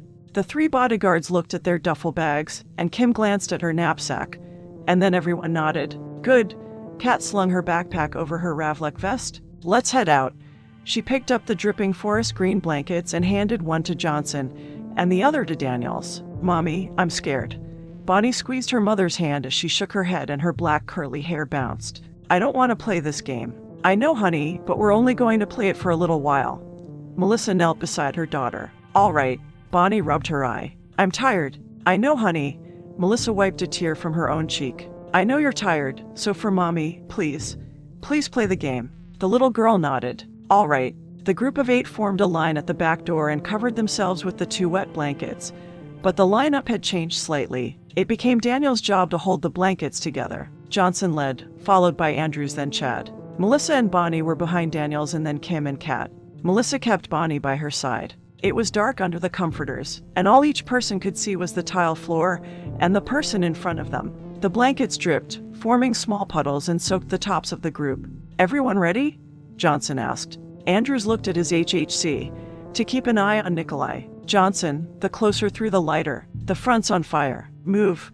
Johnson yelled as he opened the back door. They all hurried out. Johnson kept a fast pace, but one Chad and Bonnie could keep up with, and as they neared the gate, he reached his hand out. Kat flipped the side of her blanket up a little, looked up from the darkness of the comforter, and noticed a figure on the rooftop of the neighbor's house. Kat saw the glint of metal as the wolf raised a knife, so Kat fired 2 warning shots over her head, and the wolf ducked. "Did you get them?" Kim asked. No. I thought you're supposed to be a good shot." Kat didn't reply as Johnson opened the gate, and the group started through. "Well, why did you miss?" Kim questioned. "I wasn't aiming for her," Kat answered. "Are you serious?" Kim yelled, but the rest of the sentence was muffled by the bodyguard's shouts. Natasha had thrown the road flare on the doused wood. Fire consumed the fence, and Bonnie screamed. Melissa picked up the crying child and carried her. Fire lapped at the blankets and hissed as the water-soaked material repelled the flames. The group felt the heat at their legs and heard the crackle, and before Kat exited the gate, she fired a second time at the wolf. Bonnie covered her ears for the loud bangs and finally screamed again in fear. "Mommy, I want to go home." Melissa broke down crying. "It will be all right. It will be all right." Johnson led them through the vacant lot, across the deserted street, and to the cage surrounding the entrance to the subway. He withdrew his gun, fired several times at the lock, opened the chain-link gate, and started down the stairs, and once they reached the bottom, they removed the 2 blankets and dropped the smoldering comforters to the floor. Bonnie still cried, and Chad was pale with fright. The area was dark, so the bodyguards, Melissa, Kim, and Kat removed flashlights and continued. "Everyone, this way," Johnson ordered, making his way down a hall. He glanced back several times to see if the closers followed. "Johnson, what do you think?" Kat asked. "Should we split up or stay together?" "Split up," Johnson answered as they came to a line of turnstiles. He helped Chad over as Andrews and Daniels assisted Melissa and Bonnie. They continued and went down a second set of stairs, and ahead of them about 50 feet, they saw lights and a crossing passage. "The power's still on," Daniels said, surprised. "Do you think people are living down here?" "Never know," Andrews said. "But once the gunfire starts, we don't have to worry about it." Everyone turned off their flashlights as they entered the lighted passage. Johnson led them and stopped at the end where it opened to a platform. "We'll split up here. Me, Andrews, and Daniels will go back and hold off the closers as long as we can." "Okay." Kat studied the platform and the narrow sidewalk that continued to another passage through a tunnel. "Me and Kimberly will take Melissa and the children to the next platform, and there, we'll find somewhere to hide." She looked at Kim. "We'll protect them with our lives." Kat spoke and then emphasized the next statement as she said, "No harm will come to them." She noticed Kim glared at her, and it was a subtle glare. Kat led, followed by Melissa carrying Bonnie, then Chad and Kim hurried behind them. They quickly walked across the narrow sidewalk that ran along the tunnel. Then they rushed through the passage, and after about 15 minutes, they heard gunfire. Melissa paused. "The men, we have to hurry and stick with the plan," Kat insisted, and Melissa nodded to her and followed. The 5 of them continued across the narrow sidewalk as it curved around a corner, and then it headed for a second platform, and there a subway train stood where it had been abandoned nearly 3 decades ago. They passed many posters on the walls that depicted a bygone era, and one caught Kat's eye. It was of a sunny beach, and written on it was, "Wish you were somewhere else." Kat moved to the first car. "Kimberly, give me a hand." She tried to pry the sliding doors open. "What are you thinking?" Kim asked. "That we don't have much time." Together they forced the doors open, and then Kat said, quickly, "Everyone in. The closers will be here soon." Melissa ushered the children in and whispered, "You don't think Johnson and the others will stop them?" Kat looked at Kim, who shook her head, and Kat replied, "It's better to be prepared in case they don't succeed. Now quickly get in." Kat took one last look at the tunnel they had come through, and then she followed Melissa and the others. Chapter 42. Red Brick Street. Earlier, 5:59 p.m. The next road over from Brownstone Street. Red Brick Street was for the most part empty. A tall iron clock chimed 6 times as a stray brown cat scurried up a transgenic maple and scanned the road below. Something stalked it from the shadows, and it was something that didn't belong in the city. A breeze rustled the leaves of the maple and parted the veil of green that concealed the feline, and within the safety of the tree, the cat turned its attention above. A large raven cawed from the dark sky like an omen of death. Then the cat hissed at the black bird, and it hissed until a howl sounded across the neighborhood. The feline lay low on the branch, hiding from the foreign invader as the wolf walked across the vacant lot to the tree, looked at the cat, and then to her brother in the feather. The raven floated on the wind and then soared with the drafts. The house behind the wolf burned as sirens blared in the distance, and she sniffed the air filled with the scent of smoke and petroleum as hunger rumbled her stomach. The wolf studied the feline, knowing this dinner had evaded her, and stood still as the breeze brushed her thick fur. She would not be able to resist her hunger or her bloodlust for much longer. Across the street, Nikolai and Natasha stood at the back of the Cadillac and stared inside the open trunk. And Natasha winked at the thing in the trunk. "Tasha, the bodyguards and the Phoenix will be waiting for us." He spoke over the transmitter of the winnow mask as he lifted the Tommy to rest his elbow on his side. "Yes, I know." She glanced at 2 of the small canisters she retrieved from the back seat. "These will make things fairer. That is, fairer for us. And do not forget the Phoenix has a friend. The woman who mocked us with the piece of candy must also be eliminated. I have not forgotten about her, and her death should be easy enough to write off in our report for voice." He looked at his sister. "When the time comes, do you want to take care of her?" "Yes, she is mine and the Phoenix is yours." She looked at the canisters. "Will these be enough to break their lines?" "Those and the surprise I picked up from Wayfaring Lane should be enough, my sister." He reached into the trunk and grabbed the thing. "Time to go, my friend."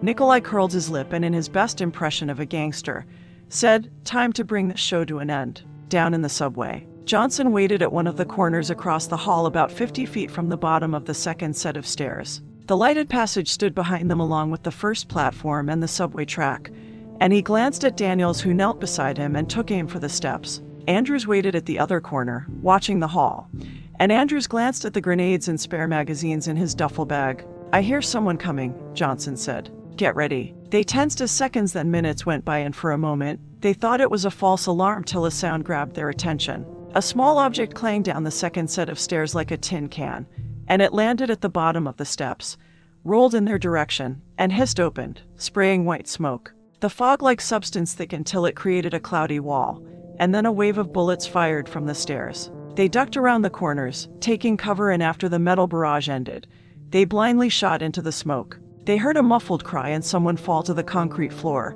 and a large hand fell out of the smoke, holding a Glock 19. "Did we get one of them?" Daniels asked. "Looks like it," Andrews answered. "Be careful, though. There's still a second closer out there." "Do not shoot," Natasha yelled as she came out of the smoke, holding her side. "Raise your hands and kneel," Andrews shouted. She lifted her hands and knelt as if in pain as blood covered her one hand, and sighed. "Do not shoot," Natasha repeated and glanced at the man beside her. "My brother!" She bowed her head and sobbed. "You have killed my brother." Andrews and Daniels cautiously moved toward them as the smoke slowly dissipated, and Johnson covered them from the corner. Natasha continued sobbing, then she lifted her head and wailed, and then her cries turned to laughter. Andrews and Daniels stopped about 6 feet from her. "Fools!" She yelled and dove to the floor. The smoke dissipated enough that they could see a third figure had appeared at the top of the stairs. Andrews looked at the man on the floor. He was dirty and wore worn clothes. "He's a vagrant," he said and yelled, "Johnson, it's a trap." Andrews raised his gun, but it was too late. Nikolai turned his Tommy on them and opened fire from the top of the stairs. His attack took down Andrews and Daniels. Johnson opened fire as Natasha threw a second canister across the hall towards him, and the white smoke blocked his view. He pressed the button on his earpiece and yelled, "Andrews, Daniels, are you all right?" There was no answer, so Johnson frantically repeated, "Andrews, Daniels, are you all right?" There was still no answer. They had been tricked, so Johnson grabbed his duffel bag and cursed, "Hather." He ran for the platform and then in the direction of Melissa and the children. He had to reach them before the closers did. Chapter 43. The Subway Train. 6:39 p.m. Catherine's view. Silence. For 10 minutes, no noise comes from the tunnel passage where we all know the bodyguards are standing their ground. The gun blasts and shouts have long since died, and everyone fears the worst. The eerie stillness numbs the senses and fills me and most likely Kimberly and Melissa's thoughts with nightmarish scenarios of the bodyguards' fates. The subway train we're in consists of 10 cars, and each one's connected to the next by 2 doors that open into each compartment. The length of each car is 30 feet, and each car has 2 sets of sliding doors on the side that open to the platform. Large windows cover both sides of the car, an aisle runs down the middle, and padded seats covered with dust face the aisle on both sides. Poles positioned on each side of the sliding doors once allowed passengers to stand and wait for their stop. Me, Melissa, the 2 children, and Kimberly hide in the 5th car from the front. We've opened all the connecting doors running from the 1st through the 10th car, and the doors that exit to the subway train are all shut. I glance at Melissa, who's holding Bonnie as Chad sits close to them, and the silence continues. Kimberly's beside me, staring at her PPK as she ejects the gun's magazine 3 times. "It's full. How's your ammo?" I question, noticing her fidgeting. I couldn't come up with anything else to ask her, so that's my lame question. Kimberly's usually so calm and cool, but I guess even assassins fear death. Kimberly's view. I have plenty, I answer that woman. There are more magazines in my knapsack. I glance at her, seeing the look of concern. I would usually be angry at her for even considering a tiny bit of concern for me, but for some reason, it makes me feel somewhat better, and I thank her in my own way by saying, "Don't worry, I'm fine. It's agonizing waiting for someone to kill me. I don't know how that woman existed in this fear-inducing state for a year. I don't think I could have, and if it had been me, I probably would have offed myself a long time ago." Catherine's view. "It will be fine," Melissa adds, trying to encourage us. "Johnson and his men know what they're doing." She repeats as if trying to convince herself. "It will all be fine. They'll take care of the life closers and then come for us, so everything will be fine. None of us will die." I'm about to move and say something to encourage Melissa, but footsteps echo across the tunnel passage as someone runs toward the second platform from the first. I rush to the front along with Kimberly and look out the window. We watch the curve, waiting for the person to appear. Johnson rushes around, glancing over his shoulder, and he slows as he sees the second platform and the subway train.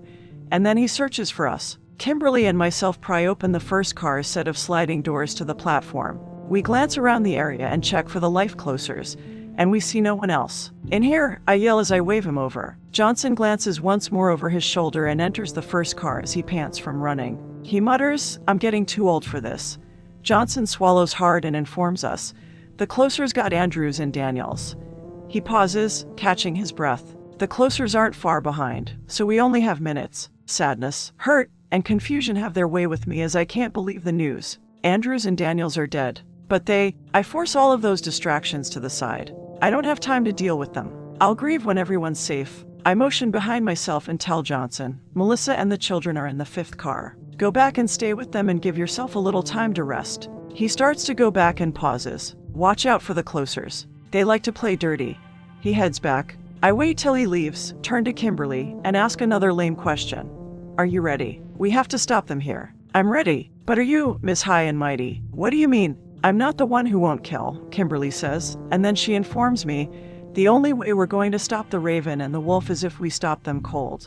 And I do mean meat corpses out of them."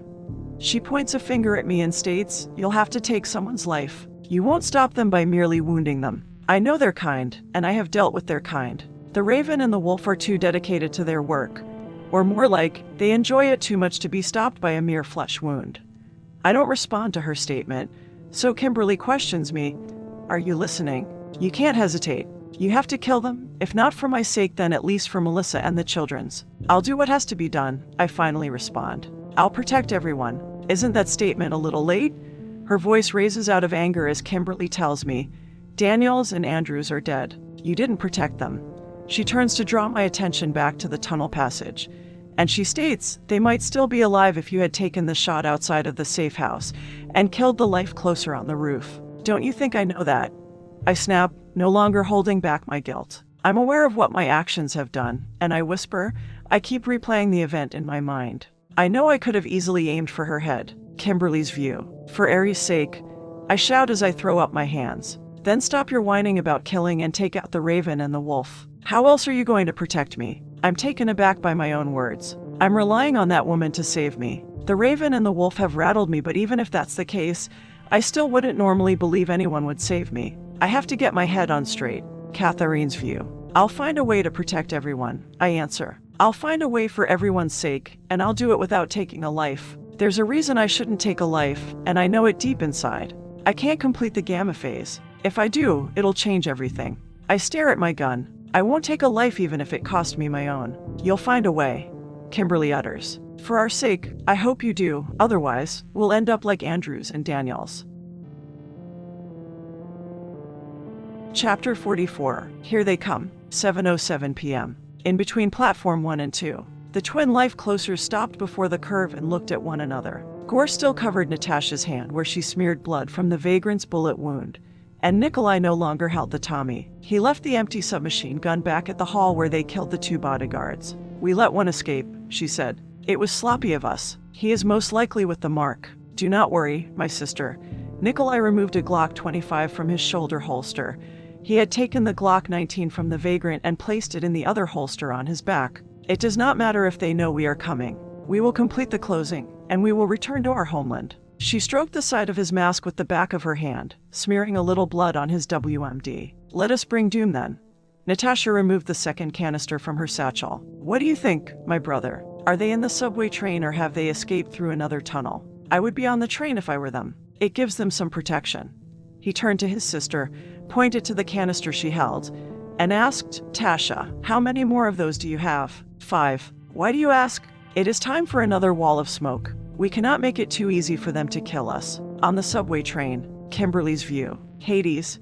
I hate waiting, I mutter as I impatiently stare out the window to the curve. I would never make it as a bodyguard. I tap my foot anxiously. Being a closer is much easier. I tell that woman. All I have to do is show up at the spot, wait maybe an hour or two, and bang, the job's done. Not so loud. Do you want everyone to hear? That woman scolds me as she glares at me. And how can you say easy? Killing someone isn't. Every time you take a life, it does something to your soul. She turns her attention away from me and back to the curve. Anyway, I thought you hated your job? I thought you hated what you do for a living. What are you babbling? I ask. That woman doesn't know what she's talking about, and I inform her, I don't hate my job. Katharine's view. I know Kimberly's lying to me again. Does it really help her to cope with the current situation to make things up? I question her, if you like what you do, why don't you smile? Why do you always look so miserable? Her dismal expression worsens as Kimberly says, I don't look miserable. Kimberly's view. I'm agitated over that woman's stupid comments, and I add, and mind your own business. I never asked your opinion. I tap my foot faster. That woman can't be right. No, there's no way she's right. A little time passes, and I can't help but consider her statement. Am I doing something I hate? I do blame my father for getting me into the business. Is it because I despise my job? Sure, I don't have a life, I have no friends and really no family. But does that make me miserable? I convince myself that it doesn't. Katharine's view. Maybe I should drop it, and we can talk about it later. I stare at Kimberly's nervous foot. She has enough to think about right now, and there's no need to make her feel worse than she already does. Kimberly notices me looking at her and stops the distracting thumping as she says, Sorry, don't worry. I tell her as I rub my left thumbnail against my index finger and rub it red. We all have bad habits. Bad habits aside, Kimberly begins as she's the one who can't put the topic aside for now, and she informs me, I never said I liked my job. I don't hate it, but I don't like it. Oh, I reply, knowing she's only telling me what she wants to hear herself. That's too bad. Too bad. For Aries' sake, Kimberly shouts, lowers her voice, and asks, what's too bad? I start to answer her, that. I pause, realizing Kimberly honestly doesn't see it. She has somehow convinced herself that the life she has is the life she wants. I debate whether or not to say anything more, and then I realize I'm already all in. So I answer, it's too bad that you lie even to yourself. Kimberly's view. I insist. Hades. I stop myself from saying any more as I consider her statement. I know myself. I know myself more than anyone else, and I haven't become so used to deceiving others that I also lie to myself. For Aries' sake, I've let that woman get to me for even considering her stupid notion. I blurt, I didn't want to tell you before because I knew you'd get all freaky around me, but of course I enjoy killing people. Why else would I be doing it? She looks upset with me, and that woman puts a finger to her mouth and utters, SHHH. She glances across the cars in the direction of Melissa, Johnson, and the children, then turns back to me and says, don't talk like that. The others might hear you. Fine, but it's not like it's going to matter. We're probably all dead unless we can take out those closers.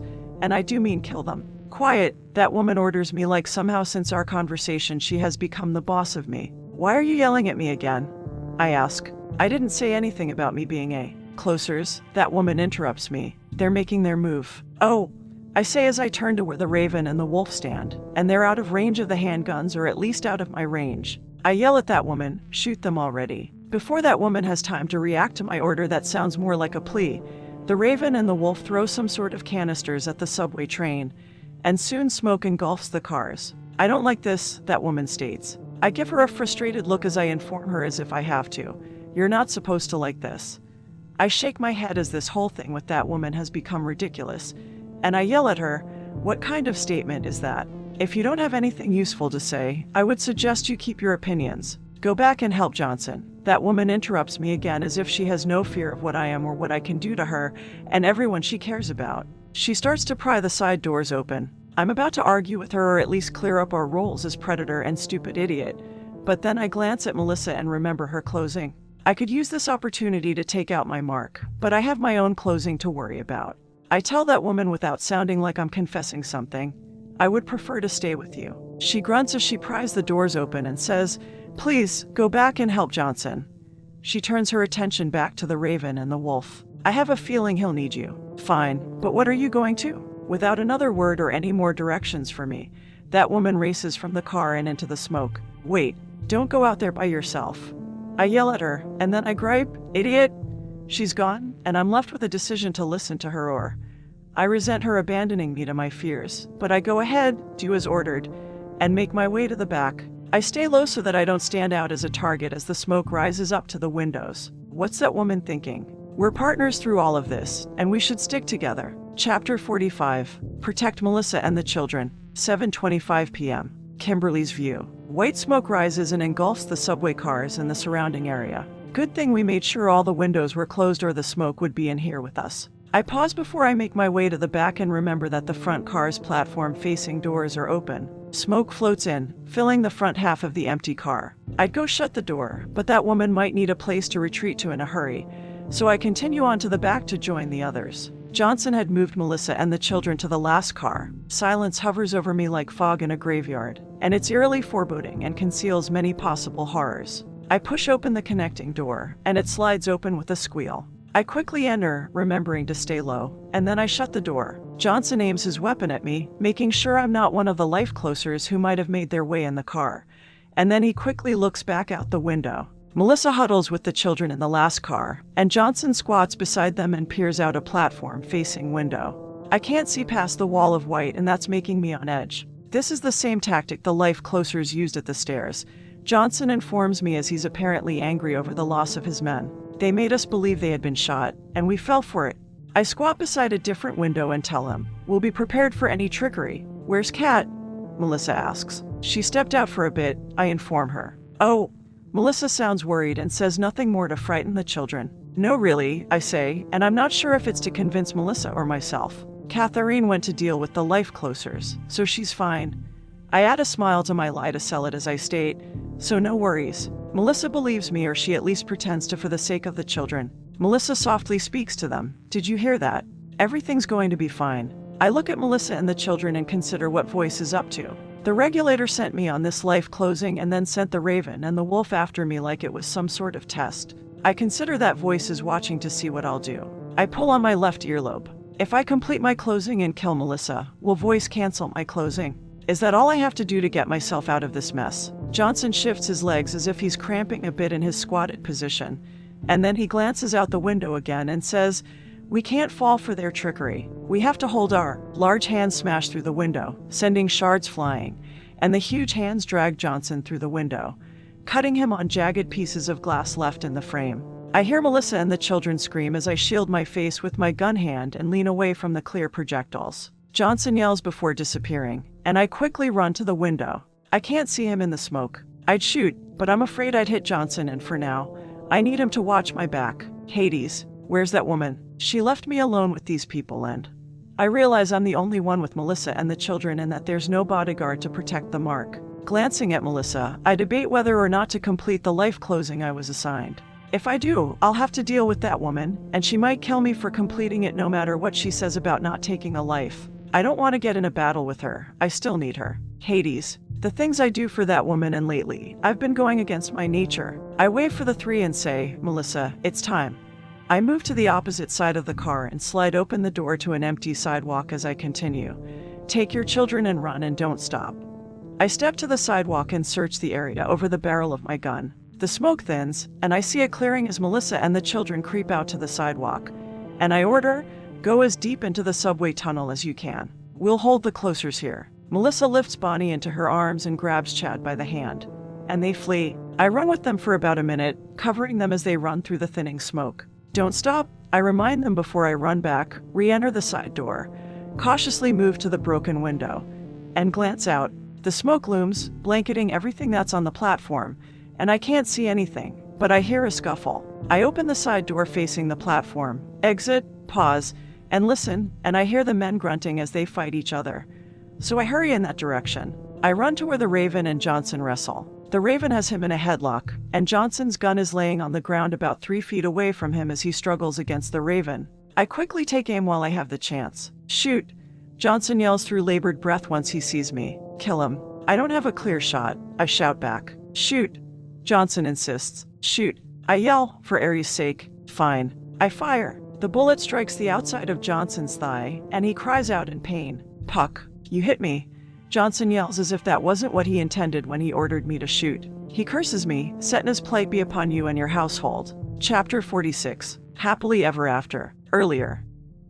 I rush out of the front car of the subway train and through the smoke, thinking I can quickly attack our enemy and save everyone. I find that I'm not as gung-ho once I'm in the thick of the smoke, and I move to the walkway careful of my steps. The smoke's all white, but for me, it's like I'm walking through a dark forest that completely surrounds me. I'm unsure of my footing, as if I'm afraid I'll trip over some fantasy-conceived route or get tangled up in some conjured vines from the wilds of my imagination. The denseness of the smoke gives me a feeling of being lost and isolated. I can't see a thing, so I'll have to rely on my instincts. The smoke smells like chemicals, and the dry almost nothingness of it touches my face like a creepy phantom hand.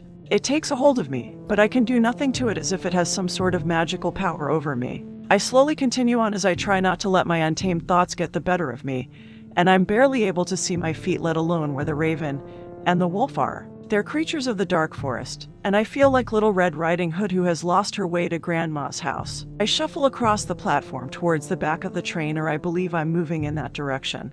I put my hands out, searching for anything I might run into, as I wonder if I'm walking in circles. I wish I had more control of my abilities. I mastered the beta phase, but the alpha and delta phases are only triggered by the presence of a biomecha, and the ability to sense my enemies would come in handy right about now. The creepy quiet puts me on edge, and I still have no idea where the silent Raven and the stealthy wolf are. I thought I heard a sound earlier, and that's why I left Chad and the others in the care of Johnson and Kimberly. I scan the area. Maybe I should go back to the subway train and...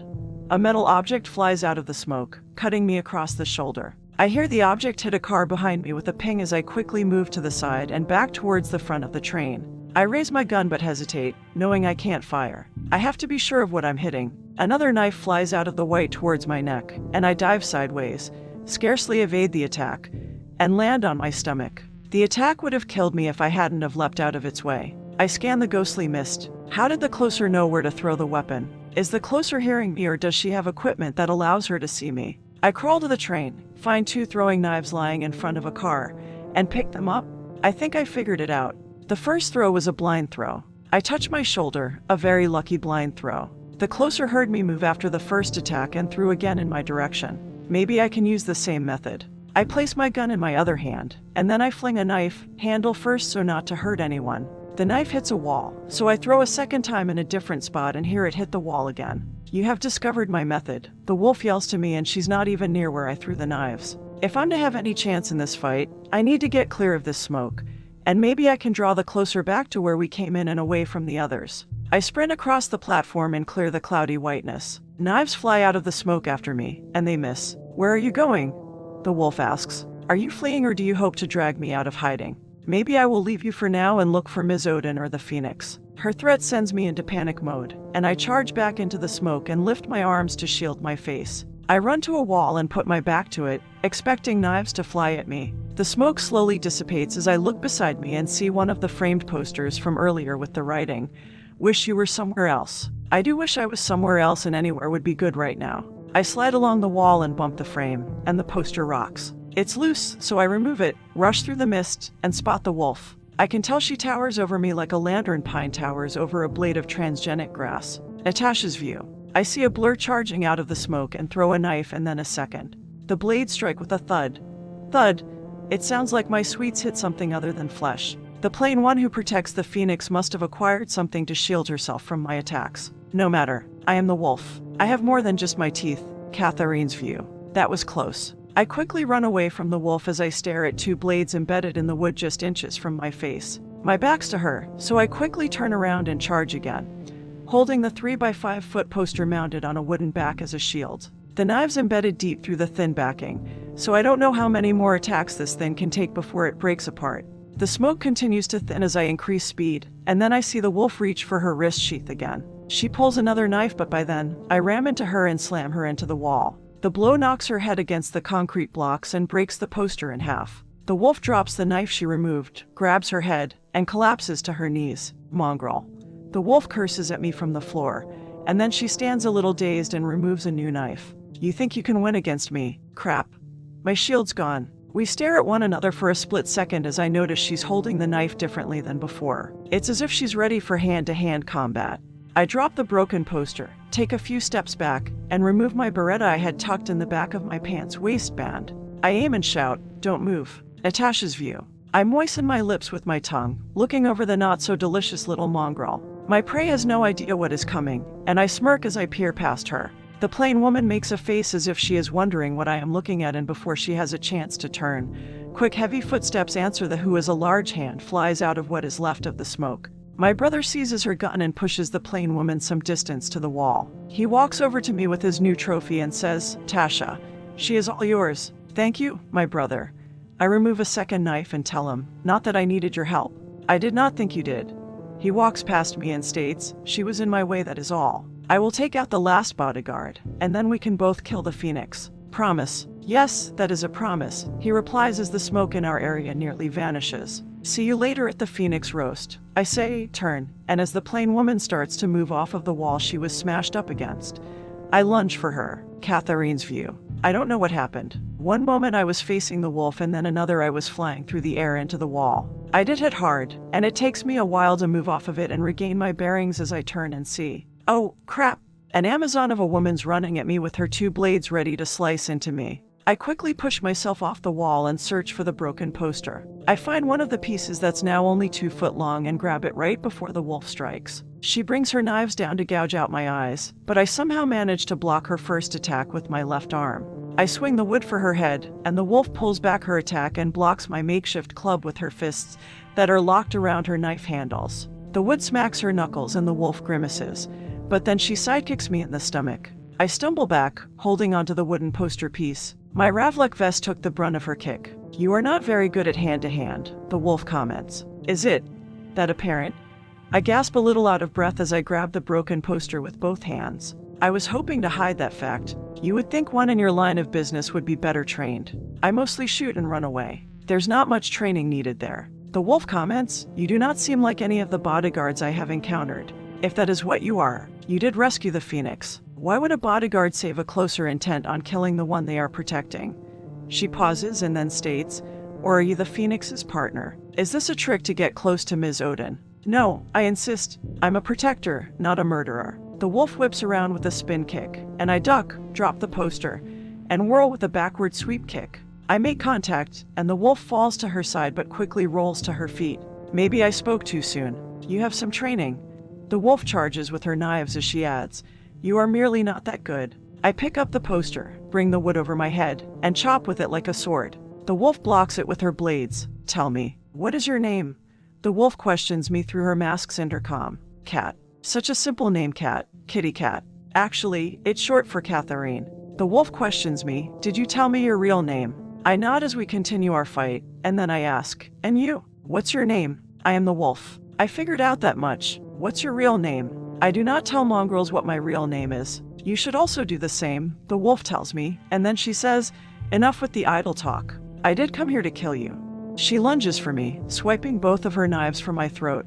I move hurriedly backward to evade the slashes, and it reminds me of when the rogue first attacked me. I lift the piece of wood and block the wolf's right arm. She swipes with her left and makes contact, but she can't cut through my vest. I think the wolf has finally figured out that the thin vest I'm wearing is armor. The wolf strikes again, but this time, she avoids my chest area and cuts me across my right shoulder. She slices through my jacket. It's deeper than the first cut, and I wince for the pain. We're about the same in strength, but the wolf beats me when it comes to length of arms and legs. I desperately push my block forward, withdraw the wood, setting her off balance, and leap back.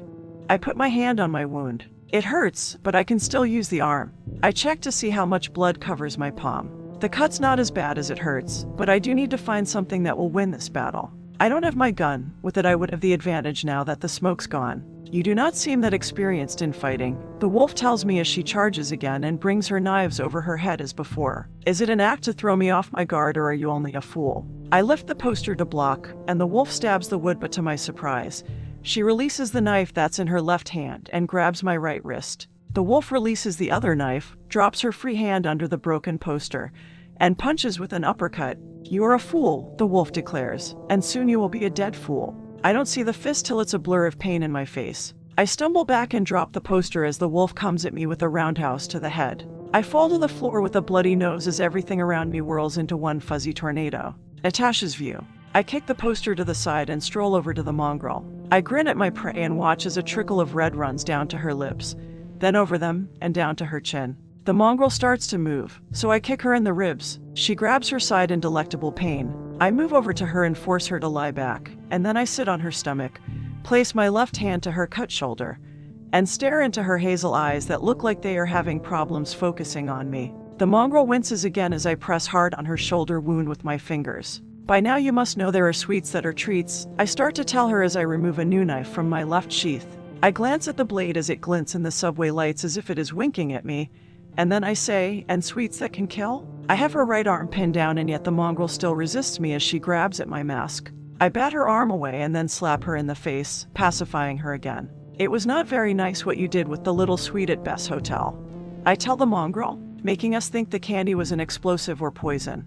I stare at my knife with affection as I continue. Now, I will let my sweet deal with you, but before I do that, I lean to her ear and whisper, "From Moscow, with love."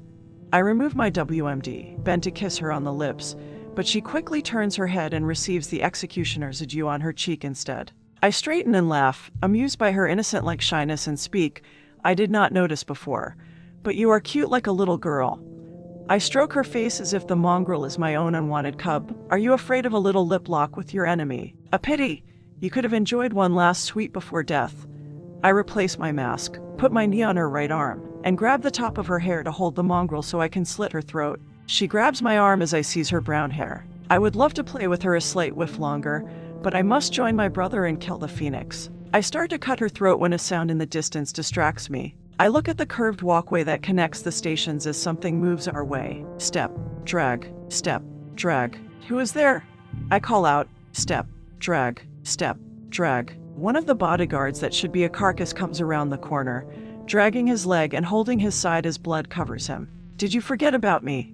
he shouts. "Apparently yes, I thought you were dead," I reply. "But I can simply rectify that." "Foolish man, you should have run when you had the chance." Chapter 47, Sacrifices. After leaving his sister, Nikolai breathed through the WMD as he walked into the thicker part of the smoke and continued across the platform after taking Kat's gun. Nikolai tucked the new trophy in the front of his pants, quickened his pace, and ran beside the length of the train. He saw the shadow of a man's head in the last subway car, walked over to the window, and smashed through it. He grabbed the man, dragged him out, and then wrestled with Johnson. Nikolai had about 100 pounds on the man. Nikolai grabbed his gun hand and slammed it on his own knee. Johnson dropped his weapon, and they continued wrestling as Nikolai put him in a headlock. The ghostly mist started to dissipate, and through the white, Nikolai saw Kim raise her gun and aim for him. Minutes later, "Setna's plight be upon you and your household," Johnson shouted. "Did you just put a curse on me?" Kim yelled. "You ISIS heathen. Take it back or I'll." Nikolai felt the bullet penetrate his own leg but refused to let go of the bodyguard. "Heathen?" Johnson snapped and then grunted for the pain in his leg as he tried to free himself. "You Sphinx wretch?" His face reddened as he couldn't break free of the closer's vice grip. "You want me to take back the curse or you'll what?" Johnson collapsed to his left knee. It was the leg where the bullet had hit. "You'll shoot me again." "Oh, Hades, stop your whining. It's like I'm talking to Catherine." Kim took aim again. Johnson lifted a hand and yelled, "Don't shoot! Don't shoot! I take back the curse. May blessings fall upon your house. Hold still," Kim yelled, "or I'll miss again." "Miss again?" both men shouted. "It would help if you both held still," she snapped. Johnson fisted his hand and hit Nikolai's leg, and Johnson hit the leg several times till he struck the bullet wound. Nikolai bellowed like a bear and released him, and Johnson rolled away from him and went for his gun. Nikolai pulled the Glock 25 from his shoulder holster and fired, and the first shot missed. Johnson fired, hitting him in the shoulder, and Nikolai fired again, hitting him in the forearm. Johnson dropped his gun and held his injured arm as blood flowed. Kim fired and hit Nikolai in the chest, and Nikolai wildly fired at her as he fell back. Kim dove to the ground, and then Nikolai roared and stood. He lifted the Glock 25 to shoot her when he heard a man's voice, then his sister's in the distance, and he turned to the front of the train. He saw Natasha shouting at a man while she was sitting on someone else. Nikolai realized the man nearing his sister was one of the bodyguards they left for dead. He and his sister had been careless, but his sister would fix their error. Nikolai turned back and focused on his current situation as he and Kim stared down the barrel of the other's gun. Johnson spotted Andrews in the distance and yelled, "Get out of here. You're in no condition to help us." Near the front of the subway train, step, drag, step, drag. Andrews walked the curve connecting the two stations as he held his fisted right hand close to his chest while the other uselessly dangled by his side. Blood dripped down his injured arm, and several bullet wounds darkened his black business suit. He could still help. He could still make a difference. He wouldn't let another client die. Step, drag, step, drag. Near the back of the subway train, Kim was too close. If she shot the closer, he would fire back and hit her at this range. She had to make a kill shot, and she wasn't that good with a handgun. She kept her eyes on Nikolai. Near the front of the subway train, Catherine's view. The fuzzy tornado starts to slow and then it completely disappears, and I realize the wolf is sitting on me. I hear someone talking to her, and I strain to lift my eyes to see Andrews some distance from us. I'm having trouble breathing from the kick to my ribs and with the wolf sitting on me. I want to push her off, but I still haven't regained my strength. I try to look at Andrews again, and I see that he's really injured. "Run!" I try to yell, but nothing comes out beyond a rasp. I try again, and I'm able to utter, "You have to. You can wait."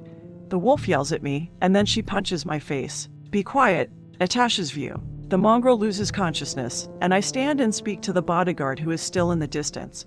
"Foolish man, you should have fled when you had the chance. Instead, you choose to come find us. You must be seeking misery." I throw a knife and hit him in the left shoulder. The bodyguard pauses as the blade strikes but continues as if he does not feel the pain. He leaves the curved walkway connecting the stations and stops.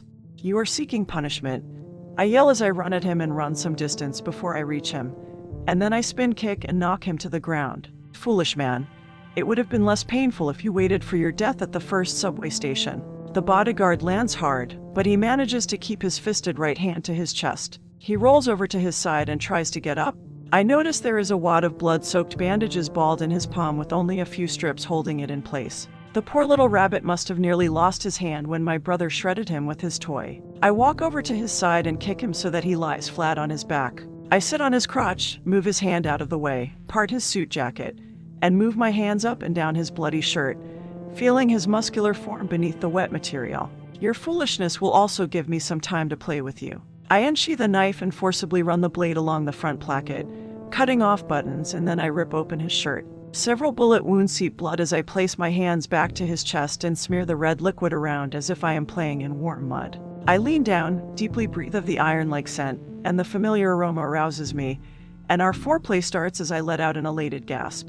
I bend to his ear and excitedly whisper, "From Moscow, with love." I remove my WMD, set it to the side, and find the air in the subway does not bother me. I bend to him, put my mouth over his, and forcibly dip my moist tongue to his pressed lips. He tries to resist me as if my fondling is unwanted, but he does not have the energy to stop me. I penetrate his mouth, and the more he fights me, the more aroused I get until he stops resisting altogether. I lift from him, and the red imprint of the executioner's adieu marks his lips. "You are quite attractive. It is too bad we met as adversaries. We might have had some good times."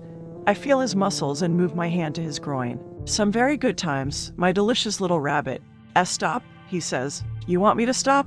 I'm going to stop you."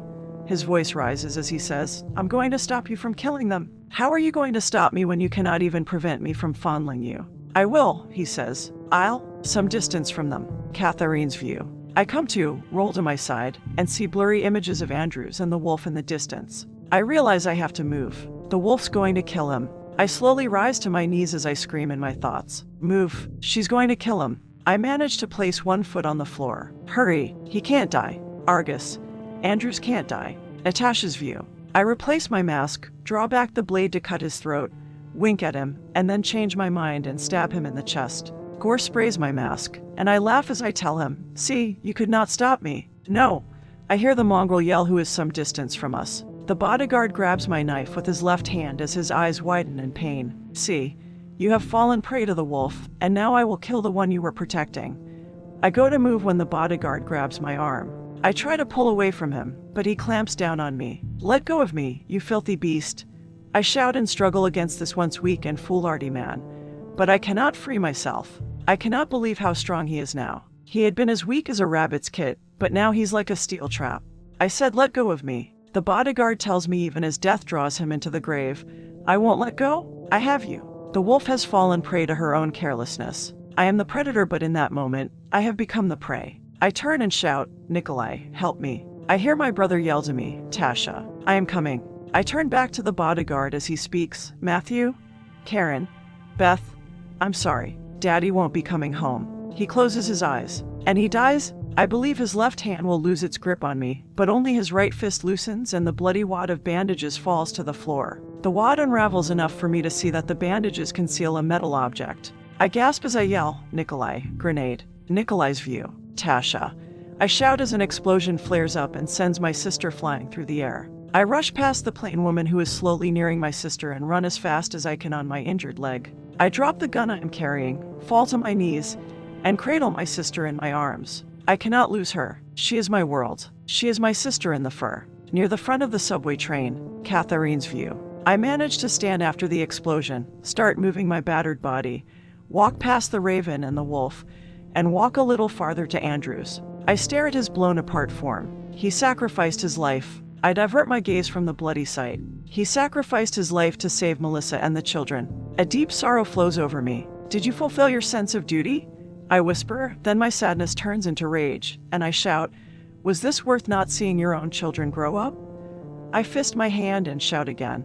Why did you do this? You didn't have to die. My rage vanishes as guilt replaces it, and I whisper, I'm sorry. I didn't mean to disrespect your sacrifice. I know you loved your children, and with this selfless act, you have guaranteed a future for them. Please forgive me. Forgive me for not saving you. Moments earlier, at the back of the subway train, Kimberly's view. I cover my eyes as the blast catapults the wolf backward, and then I run over to Johnson, questioning him, are you all right? He nods, pulls himself to the side, and leans against the wall. I won't be walking out of here on my own. Johnson removes his tie and wraps it around his leg to help stop the bleeding. He has nothing to tie around his shoulder. What about Melissa and the children? I glance at the tunnel I helped them escape through. I still need to complete Melissa's closing, and I believe if I do this, voice will cancel my closing. So I say as I run toward the tunnel, I'll go check on them. At the front of the subway train, Catherine's view. I hear the raven crying, and I look at him as he cradles his sister. This is all their fault. I head toward them. Andrews would be alive if they hadn't have tried to kill us. Tasha, I am sorry. I hear him speak as he weeps. I should have protected you. I draw closer and see the wolf reach up her hand and tenderly stroke his cheek. Her face shows no signs of the blast as her head was turned when the grenade went off. She speaks loudly as if she can hardly hear. Hush, brother. It was I that was careless. Do not blame yourself for this. I continue towards them in a slow but focused trudge. Her burned and bloodied left arm dangles, and I see that the left side of her body took the brunt of the explosion. Nikolai's view. Brother, free me from this agony, my sister whispers. Free me and then you can complete the closings. I remember the story of Salandra and Draven. It is the book that inspired our aliases. I cannot free you, my sister in the fur. She forces a smile, realizing the quote, and must see on my face my heartache. Tasha tells me, I know.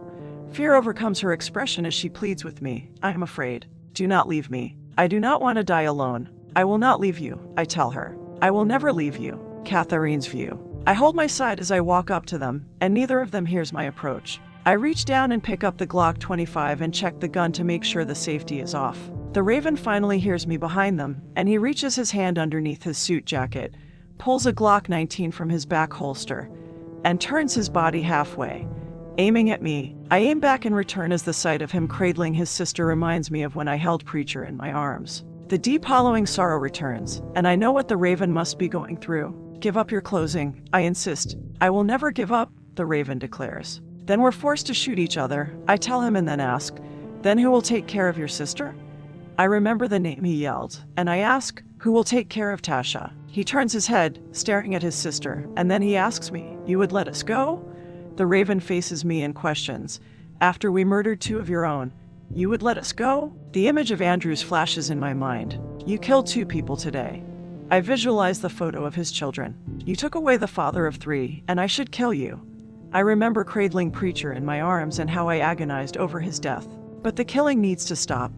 I glance at his sister and remember the tragic story of Draven and Salandra. If you love your sister, go now. Save her and never come back. The Raven shouts at me in his grief and rage. I will not run. I will gun you down where you stand. You shoot. I shoot and most likely we'll both die. And so I ask my question again. Who will take care of Tasha? Brother. He turns to his sister. It hurts so much, and I am so cold.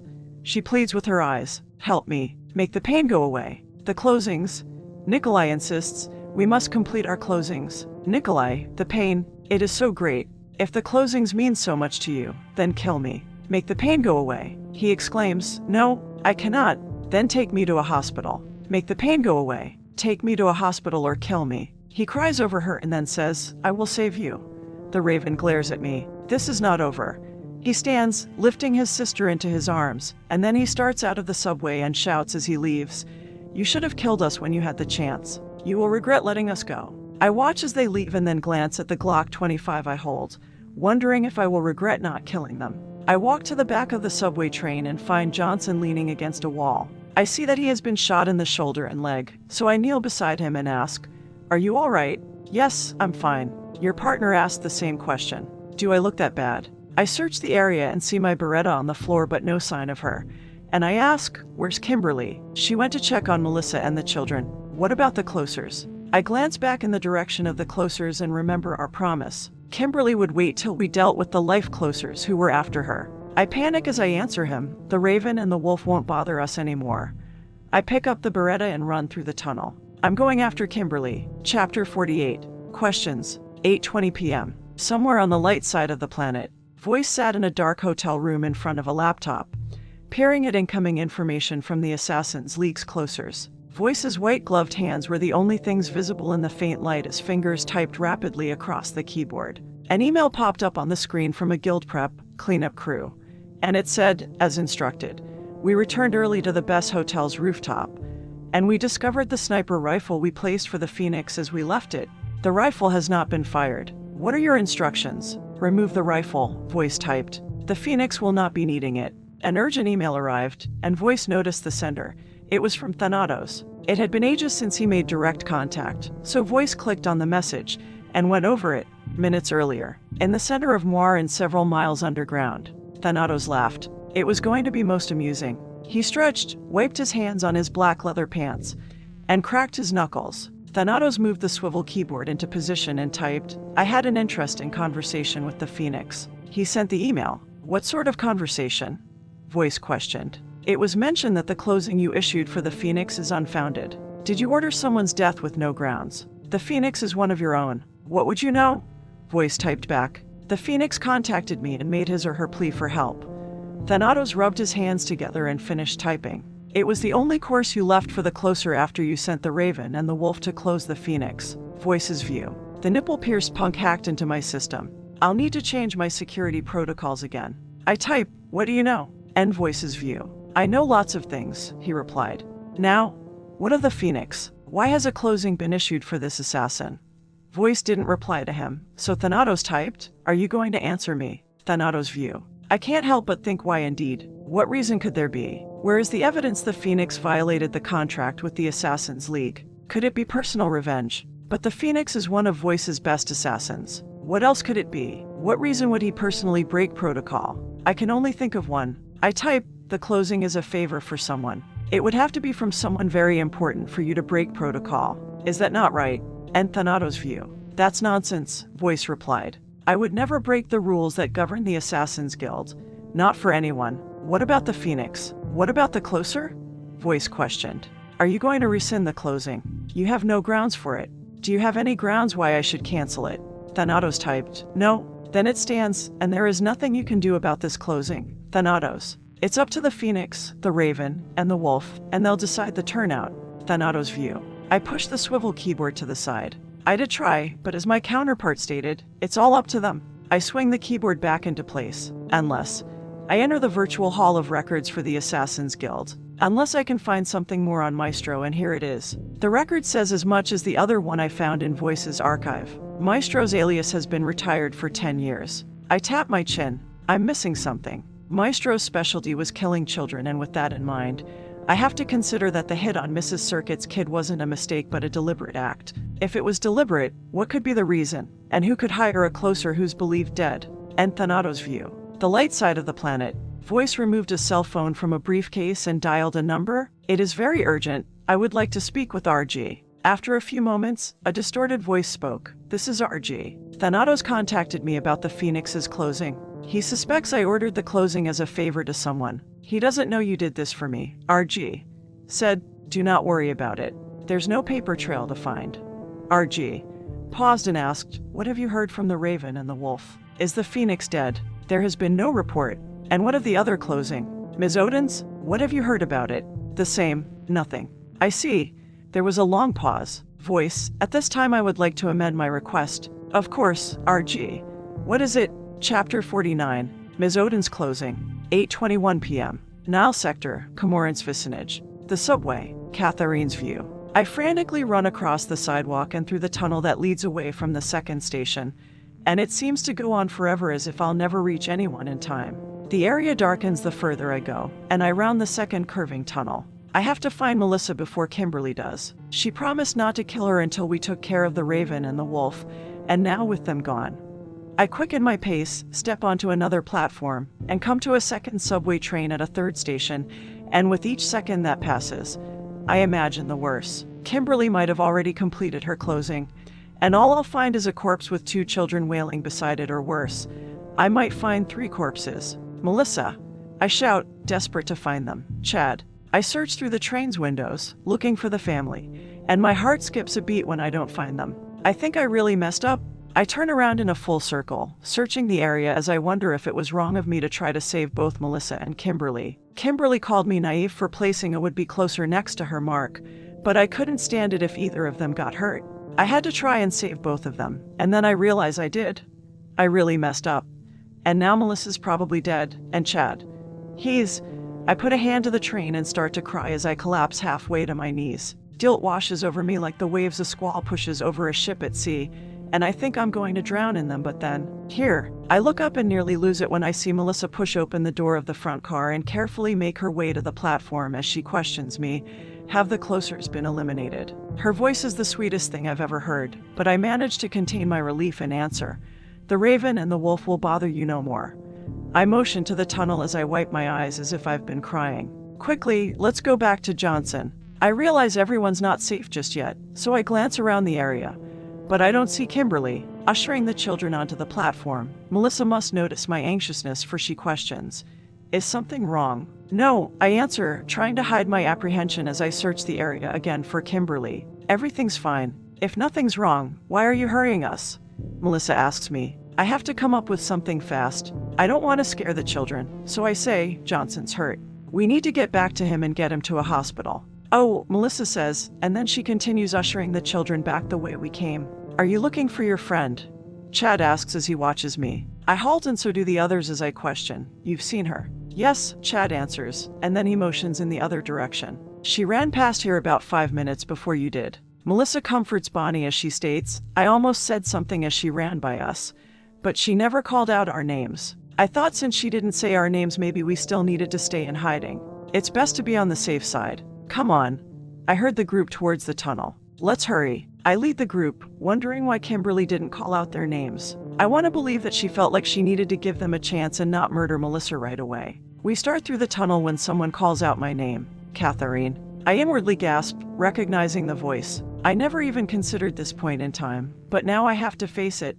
I'll have to face Kimberly. I say, Melissa. She states, yes, you go on without me. I turn, seeing Kimberly standing behind us. I'm going to talk with my partner. Are you sure? Melissa asks, still skittish. Yes, it's safe to go on ahead. I would have Chad watch Bonnie once you get there. Johnson's not in the best of shape. He'll need your assistance getting out.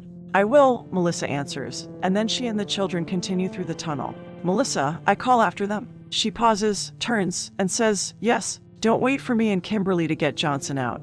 It might take us a while. No matter what he says, get him out now. His wounds are serious. Melissa nods and goes on with the children.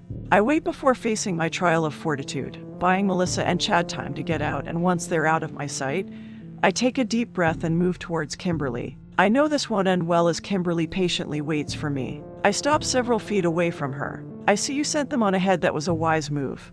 Her arms are down at her sides, and she holds her gun as she says, I assume the raven and the wolf are no more. Sadness presses against my heart as I consider the ending of our story. Is this world so dark and evil that blood must constantly be shed? I wait a few seconds before answering her, buying Melissa and the children even more time they need. I hear their footsteps move on into the distance as they hurry off to Johnson, and I finally answer, they won't bother Melissa. I grasp the Glock 25 in my left hand and the Beretta in my right.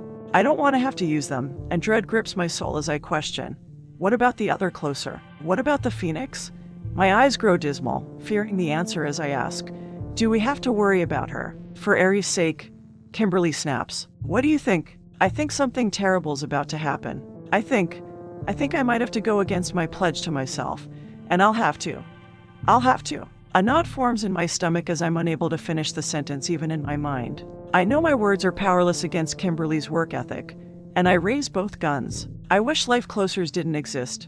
I wish we didn't live in a world where death is the first answer to a problem. I wish it didn't have to end this way. I state, I'll stop you. No matter what, I'm going to stop you. Kimberly's view. I see now. All that woman's talk about not taking a life was a lie. I notice the sadness on her face, then I remember her attempt to murder Topa, and I believe she'll hesitate when it comes down to it. When she hesitates, she'll give me the opening I need to take her down. I can't stake my life on it, so I'll have to act as though she'll shoot to kill. I hate this though. I hate up close closings. They're messy. Catherine's view. I struggle with my conscience. I don't want to become the killing machine the council hopes for, but I can't let Chad get hurt. I'm determined to stop Kimberly, but merely wounding her won't keep her from her closing. I insist, I won't let you hurt them. Kimberly acts insulted as she states, I have only one target. I'm not sloppy. No one else will die. I'm not talking about death. I shout. If you kill Melissa, you'll hurt the children. They'll experience the same heartache as you did when you thought your mom abandoned you. They'll experience that same heartache you have now knowing Teresa was murdered. Why can't you understand? They'll lose a mother. Didn't that hurt? Didn't that make you die inside? How can you let another child suffer through that? How dare you bring my mom into this? Kimberly fists her left hand and shouts, she has nothing to do with this. Doesn't she? I grit my teeth as a lump forms in my throat. I try to keep my voice calm, but it's coming out indignant. Would you have become a life closer if Teresa had lived? Of course Kimberly pauses and then questions.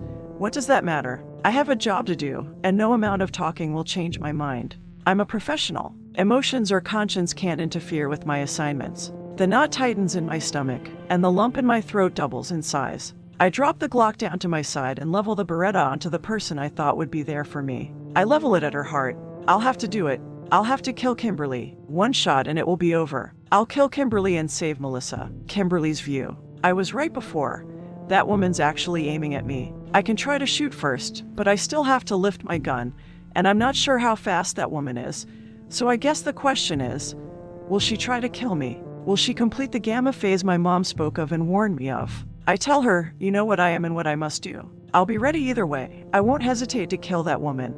But maybe I can mess with her head and throw her off her game. It might give me a chance against her. So I say, there's no stopping me. Unless you commit the thing you fear the most. Unless you. Catherine's view. Why must it come to this? I interrupt her as my small voice yells at me and pleads with me not to take a life. Why is there so much killing in this world? Idiot. You've had several minutes to take me out and save Melissa, and yet you keep talking. Do you honestly think you're going to change my mind? Do you believe your words will sway me to a different path? Do you think I have a heart you can reason with? You do understand I don't. I'm a cold-blooded killer, so do you really think you can change my mind? Yes, I have to for both our sakes. Yearning for release from the anguish attacking me, my eyes burn as if on fire. And I insist, this is not the person you were meant to be. Kimberly's view. Who does that woman think she is? She doesn't know me, and I'll make her pay for her do-gooder attitude. I ask, how would you know what I was meant to be? I bring my gun up as the dark side of myself raises its vicious head. Now, I cock the hammer, toying with that woman. I want to see her squirm over her convictions. I no longer think about my own life, only that I want her to suffer. If you're going to stop me, do it now, or I'm going to kill Melissa. I wait to see what that woman will do. I take pleasure in seeing her wrestle over crossing a line I myself bloodied long ago. Do it. Do it before I do. Chapter 50. Removing Obstacles. 8:43 p.m. Kimberly's view. That's right. You're so weak. I shout as I watch that woman struggle. And I take delight in it. You can't kill me, can you? Idiot. You talk all confident about saving everybody, but you can't, not if it involves taking a life. In that moment, as I yell at that woman, I see my own hesitation. I haven't acted, and I've allowed that woman time to toil over her decision. I'm letting Melissa get further and further away, and I can't fathom a reason for my hesitation. And then I consider that I take pleasure in seeing her torment. Am I that cruel? Maybe. No maybes, I am that cruel. I would have removed all obstacles by now, so what am I waiting for? Do I really want to see that woman suffer over this decision? Do I want to see her toil over it like the first time I agonized over it? Isn't she an idiotic idealist? Doesn't she need to be taught a lesson? I break through my own wall of deceit and realize that's the answer. I relax in the freedom of my hatred. I want her to decide to cross the line and become like me. The image of my mom, that the music box produces, appears in my mind. What does the hologram Teresa know anyway? Who cares if that woman takes a life? I shout, kill me to save Melissa. I need that woman to make her move, so I can kill her? I want her to die knowing she couldn't keep to her moral convictions. Catherine's view. My arm shakes with uncertainty as I aim the Beretta at her. I can't live with myself if I kill Kimberly. I think about the children. I can't live with myself if I allow Kimberly to kill Melissa. I don't know what to do, and this is a decision no one should have to make. Kimberly's view. Well, I thought you were going to save everyone. My hatred grows as I think more and more about that woman's innocent view of the world, and it makes me sick to think she's so optimistic. Oh wait, I'll take that world and make her see its ugly face. Daniels and Andrews are already dead, so I guess you can't save them, and only one of us will be leaving this platform. So there again you failed. Well, are you going to stand there and do nothing? That woman won't reply to my taunting. She only gazes at me with those pitiful hazel eyes. I do notice her eyes are filled with anguish and look like they're on the verge of crying. I say, as I thought, you're so weak. What did my mom ever see in you? When it comes down to it, you can't save anyone, not even yourself. You can't shoot me, can you? Catherine's view. Aiming for Kimberly's heart, I place my finger on the trigger, deciding I have no other choice. But when I go to pull the trigger, fragile glimpses from my past sail by my mind like dandelion seeds drifting on the wind. When I try to reach my hand after the hidden memories and snatch them from the breeze, they evade my mental grasp and float away, leaving only an impression of their brief existence. They leave me with a sense that I know Kimberly and we're connected, so I need to stay my hand. I realize what I am about to do is so horribly wrong, so I drop my arms so that both of my arms limply dangle by my side. For the sake of the inner voice that always pleads with me not to take a life and for the fragile glimpses of my past, I drop both guns, and they hit the concrete floor. I won't kill her. I could never kill her. You're right. Filled with defeat and confusion, I close my eyes, shake my head, and whisper, I can't hurt you, not you. That's what I thought. Kimberly aims for my forehead. You're weak and useless. The council must see you as a waste of their precious time. I've failed Chad. I've failed him and Melissa. I start to doubt my decision. I couldn't pull the trigger. There's that impression that I know her, but I open my eyes, freeze, and stare at Kimberly, waiting for her to take the shot. I was supposed to save them. Andrews and Daniels laid down their lives for them. All I had to do was squeeze a freaking piece of metal, but I couldn't. I gave up.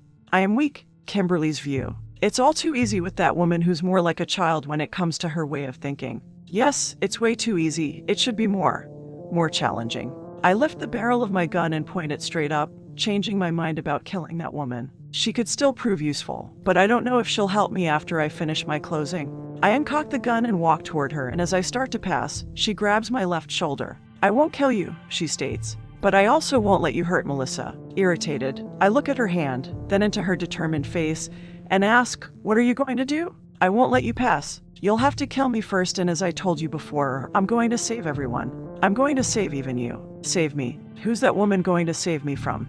I aim again for her head and say, if that's how you want it, fine, but I was hoping to continue our partnership a little longer, but oh well. Catherine's view. I gulp, stare at the gun, and repeat with a little more fear and a little less resolve in my voice, I won't let you pass.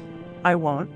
In my heart, I'm still determined to save everyone, but my body's the one who betrays my earnestness. If I can buy Melissa and the children a few more minutes, then maybe they'll flee to safety. But I'm so afraid of dying. My hand trembles as I hold Kimberly back. There's nothing else I can do but hold onto her shoulder and wait for the gun blast and the blackness that will follow, praying I've at least bought them the precious time they need with my sacrifice. Kimberly's view. A few seconds pass, and neither of us moves. I still haven't shot that woman, and I don't know why I'm hesitating again. For Aries' sake, what's with me? I know what that woman is and that it will be a waste to eliminate her. But is that the reason I don't shoot her? Or am I regrowing a conscience? No, it can't be that. I shout, Hades, we've gotten ourselves into a real mess. I prefer to have you around a little longer, but no, you had to go get all up in my business. I have a feeling you would have been useful. I then think of something. If that woman wants to save Melissa so badly, why didn't she attack me? She could have shot me in the leg or at least punched me. But she acts like she doesn't want to hurt me in the least. Isn't that ridiculous? I realize I have to eliminate her, and there goes our partnership. I press my finger against the trigger when a loud beep startles me, and I almost shoot with the jolt to my psyche. The sound comes from my knapsack. Hades, that was intense. I hold my aim as I question, do you mind if I take a look? It's my HHC. She stares at me with this puzzled expression on her face as she utters, ah. No, go right ahead.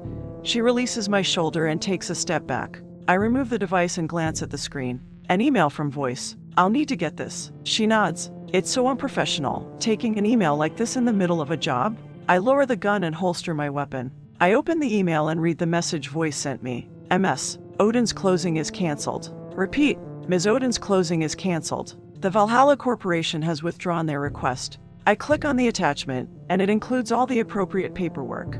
I tell that woman the life closing has been canceled. Really? Is this a trick? No, it's no trick. The closing has been canceled. It seems I don't have to kill you or Melissa after all. I don't think I believe you, that woman tells me. For Aries' sake. I shout, what's going on? Why the last-minute cancellation? Is it really canceled? She repeats, sure, I wouldn't lie. She raises her brown eyebrows, mocking my statement. Fine, maybe I would, but look. I show her the documents. See, canceled. Catherine's view. Relieved, deeply hurt, and psychologically exhausted, I wrap my arms around myself and tremble. That last second I was sure Kimberly was going to kill me. I feel sick. I would be dead right now if her email had beeped a second later. What's wrong with you? Kimberly asks. Taking a moment before answering, I lie, nothing. I try to shake off the uncertainty, reach down, and pick up the Glock and the Beretta. Let's go back. I can't shake off the feelings. Kimberly would have killed me. She would have killed me, and I would have stood there and let her. Stupid. I can't protect Chad if I'm dead.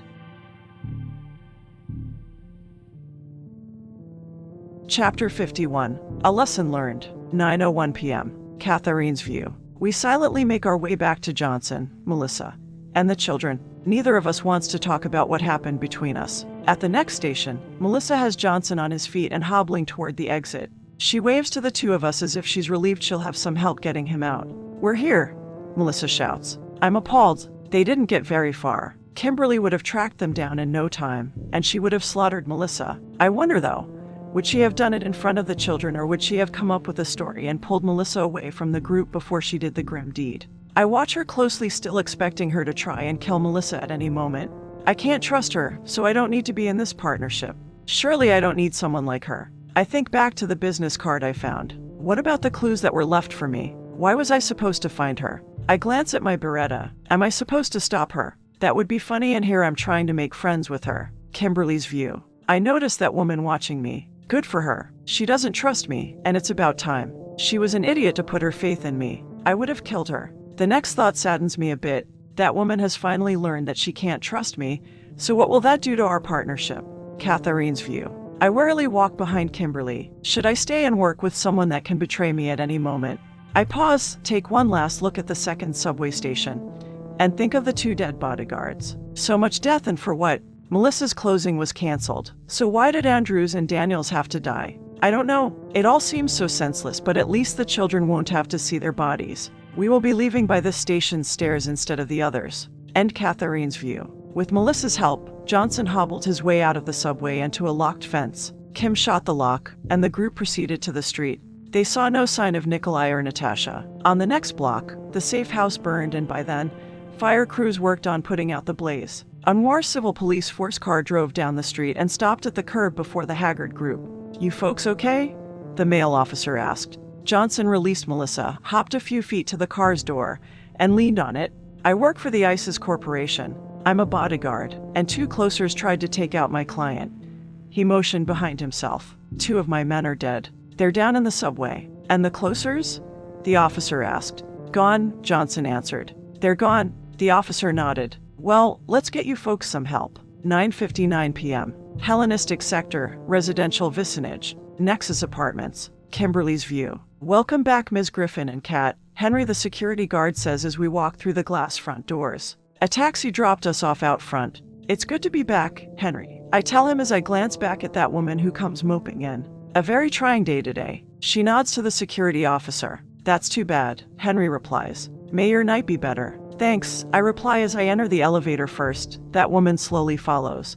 And then the cab doors close. I consider the events of the past several days. Voice sent the Raven and the Wolf from Russia before he gave me the Topa closing. So why is Voice so worried about someone knowing my identity as the Phoenix? Why did Voice question whether or not I had taken care of said person if I was to be closed? Did Voice believe the closing would be canceled, and if so, is Voice even the one who issued it?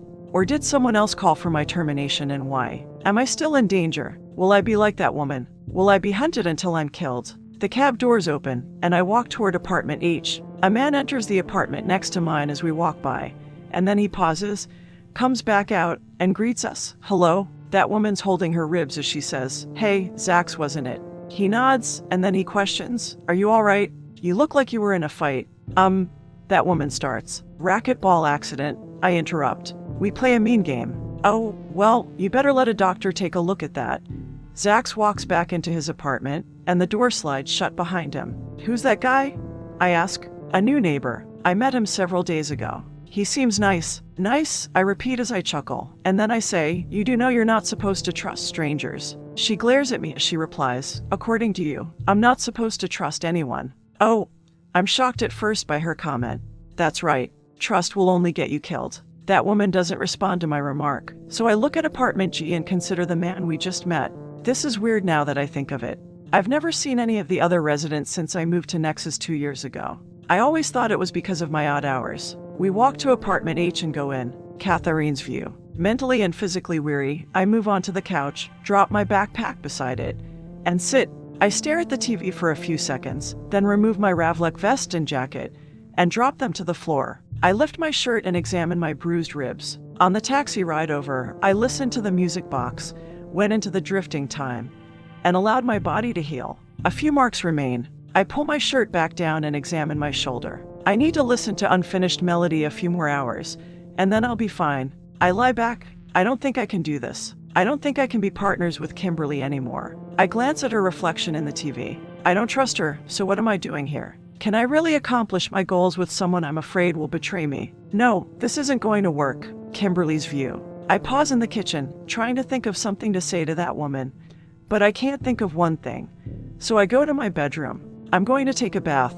I take my time, and after about an hour, I walk out wearing a bathrobe and a towel wrapped around my head. The doorbell rings. I glance at the woman who's fast asleep on the couch listening to the music box, and then I question, Axe, who's at the door? One moment, Ms. Griffin, the apartment computer system replies, and then a few seconds later, it says it is Mark from the security desk. He has 2 messages. Tell him to leave them at the door. At once, Axe replies, and after a few minutes, Axe states he has left. I make my way to the front door and press the button, and the door slides open. One message is for me and the other is for that woman. I place her message on the kitchen counter, open mine, and read it. Kimberly, if you could please stop by my office tonight. There's something I would like to discuss with you. Signed, Father. What does he want? Is it another attempt to bond with me?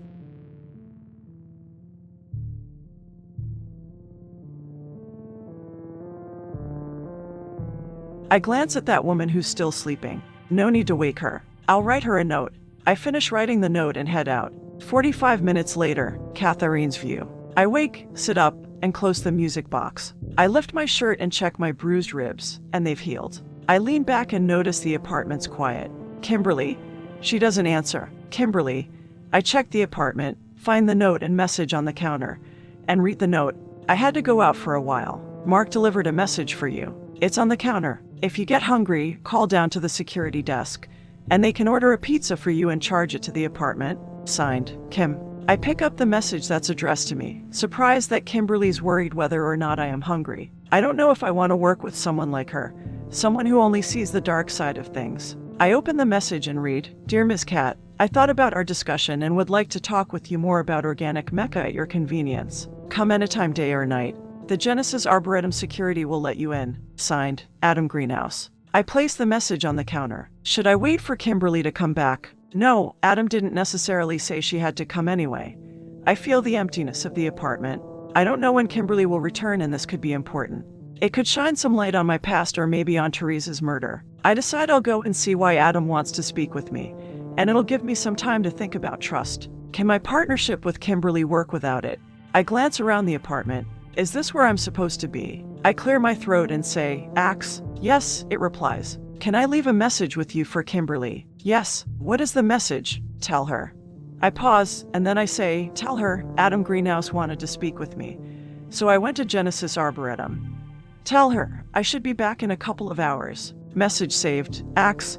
States, "Thanks." I go into the bathroom, freshen up, and then put on a new t-shirt. I grab my backpack and jacket, make sure I have the music box in my pocket, and walk out the door. Chapter 52. Dr. COL. 11:01 p.m. The boundary of the Hellenistic sector. The factory. The rogue stood in the hidden room, staring at the black stones and wondering what Pandora was doing at that very moment. "Mr. Pinchbeck," Mavin Crackerjack spoke as he walked in. "Oh good, you're here." "Yes, what is it?" Mavin lifted an HHC and said, "I have some documents that need your signature." The rogue took the device and scanned them. "What are you buying?" "I have found a small collection of Arcane's papers and art."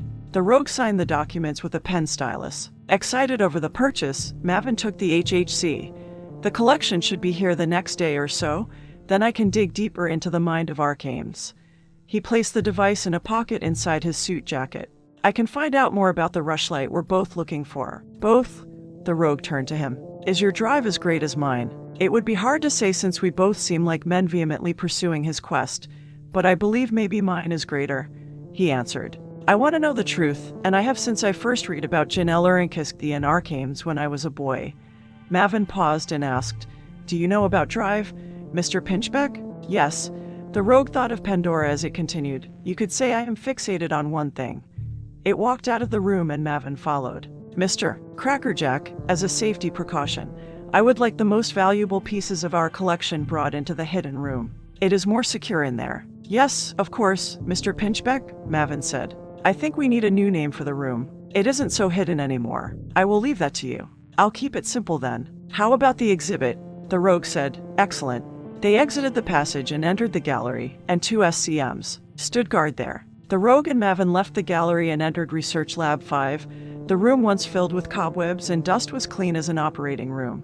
All the equipment had been removed and the walls stripped bare so that the room could be converted.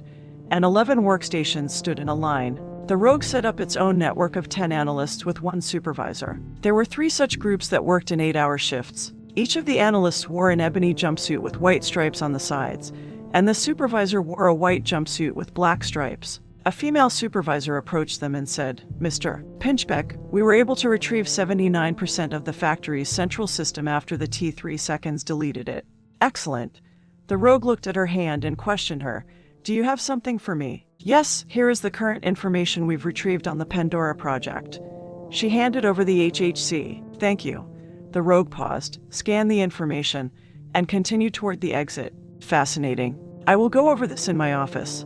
It left the converted room now known as the Analyst Cove. Mavin said, "I'm going to fax these documents right away. The sooner they receive these, the sooner we'll have the Arcane's collection." He also entered the hall, and Mavin walked one way. The rogue walked the other way, went to its office, and sat at its desk. It had been reading the HHC. The whole way there. November 2nd, 30 IDC. Journal entry for Tech 112. I have begun experimentations on biomechas with the Dr. COL in room B10-104. The first test was disastrous. The K-99 unit went rogue and killed 2 techs. I suggested canceling the experiment, but the factory hierarchy instructed us to continue. The rogue's view. I paused from reading. The Dr. COL could have something to do with why I disobeyed my orders and went rogue. I read on, November 29, 30 IDC. Journal entry for Tech 112. The Dr. COL experimentations continue. I have requested more oil from the Minotaur refinery. The last batch of Dr. C oil exploded in an accident in one of the loading bays. The new shipment will be here shortly. The experiment's on hold until then. May 1831 IDC. Journal entry for Tech 112. The latest tests with Dr. C oil have been successful. The K99 seconds and arachnoids functions have increased by 50%. I believe the oil is ready to be tested on the factory's new line of biomecha. They're called the Unmen. I examine my hand. This could mean the Dr. C oil is coursing through my artificial veins and may be why I am the way I am. I have to know either way, so I will go to this Minotaur refinery and find out more about the oil. And I will have the analyst Cove dig up the rest of the files on Dr. C oil. While I am gone, I will get to the bottom of this. Chapter 53, Tex and the Operative. The Sanctum, 11:04 p.m. Maxwell and Peters hung out in their small room, consisting of a couch, flat-screen TV, 2 beds, and a small bathroom. Maxwell sat on the couch, playing a video game called Corporate Acquisition. His thumbs flew across the wireless game controller as his player killed SCM. After SCM, Peters lay on his bed, looking at magazines. He sat up, turned a magazine sideways, and stared at a flip-down poster and whistled. "Look at the headlights on her." Maxwell turned, seeing the latest model of the VX Corvette with 6 knock lambent headlights. He shrugged and turned back to his game. "Yeah, nice." Maxwell shouted at his player. "Come on, we gotta take out the vice president." "Says here," Peters started. "The headlights can penetrate the darkest night, even the darkness of tainted rain." He lay back down and flipped through the mag. "That's amazing." "Yeah, real amazing." Maxwell kept his focus on the game. If only they would develop tires that grip the road when it rains. He stuck his tongue out to the side as he blasted the vice president. Then the headlights might come in handy. Someone knocked on their door. Who could that be? Maxwell paused Corporate Acquisition, stood from the couch, walked to the door, and opened it. "Can I help you?" A female supervisor in a crimson jumpsuit stood in the hall. "The council requests your presence." Peters jumped up from the bed. "What? Now?" He tucked his shirt into his pants. "Yes," she replied. "Please come with me." Sometime later, Maxwell and Peters stood before the council, not sure why they were there, and that made them a little wary. "You are the men we acquired from the factory?" Ms. Nana asked. They nodded. "You helped design and program the Unmen?" Mr. Dakuma questioned. They nodded. Mr. Morta asked, "Are you familiar with the T3 seconds?" They nodded. "We are placing you on a special task force to capture one of these rogue Unmen," Mr. Morta said. "We have a few questions for them. Why did they attack our previous base of operations? And why did they destroy the factory?" Ms. Nana added. "Do you understand your new assignment?" Mr. Dakuma asked. "Yes," they replied. Good, good. That is all," Mr. Morta said. "You may return to your room. You will be given further instructions later." They left. "Now that the T3 operation is moving forward, we can focus on other things." "What about Pandora and Cerberus?" Mr. Dakuma questioned. "Has Cerberus taken out the Wayward project? And what about surveillance?" Ms. Nana questioned. "Are we keeping better tabs on Cerberus?" "Everything is fine." Mr. Morta leaned back, folded his hands, and rested them on his chest. "Our best operative is on the case. Hellenistic sector, cultural vicinage, Argus view." I exit a black sedan, walk to the sidewalk with my rubber-tipped cane, and scan the surrounding buildings. I followed Cerberus here, and I remove an HHC from my trench coat's pocket and double-check the location of her tracking beacon. Cerberus is tracking down Cat. I look at the Genesis Arboretum. Is this where the battle will take place, and can Cat defeat Cerberus, or will she die by the new experiment's hand? I start around a building to find a way in and quicken my pace. Can I keep my no interference pledge to the council? How much longer can I stick with my oath when it concerns Cat? Chapter 54, Father and Daughter, 11:47 p.m. Hellenistic sector, business vicinage, Kimberly's view. I drive my Corvette to the valet parking of the Sphinx Corporation 3rd branch office. A young man runs around the front of my red car and opens the door for me. He smiles at me. "Welcome back, Ms. Griffin." "Thank you." I hand him the key to my car as I step out of the vehicle and straighten my pantsuit. The young man climbs in and drives the vehicle away to park it as I look up at the massive building before me. I enter the main lobby and go up to level 150 and then walk to Kathy's desk. The secretary's not there. Kathy must have gone home for the evening. I thought I worked long hours. Corporate life's harsh, working 12 to 14 hours a day and 7 days a week. I guess that's one good thing about being a life closer. I get to set my own hours. I make my way to my father's office. I have no idea why he wanted to see me now and this late. It could have waited until tomorrow morning. I knock on the door, but no one replies, and after about a minute, I walk back to Kathy's desk. pick up a pad, and start to write a message. "Good evening," a male voice says from behind me. I turn and see the head of security. "Orthos, isn't it?" "Yes." He bows his head in greeting.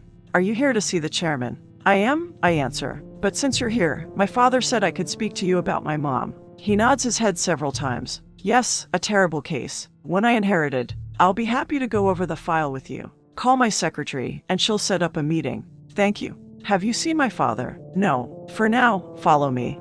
He starts down the hall toward the office. The chairman called and told me he would be stepping out for a few minutes and that he would be right back. Orthos pats the folders under his left arm.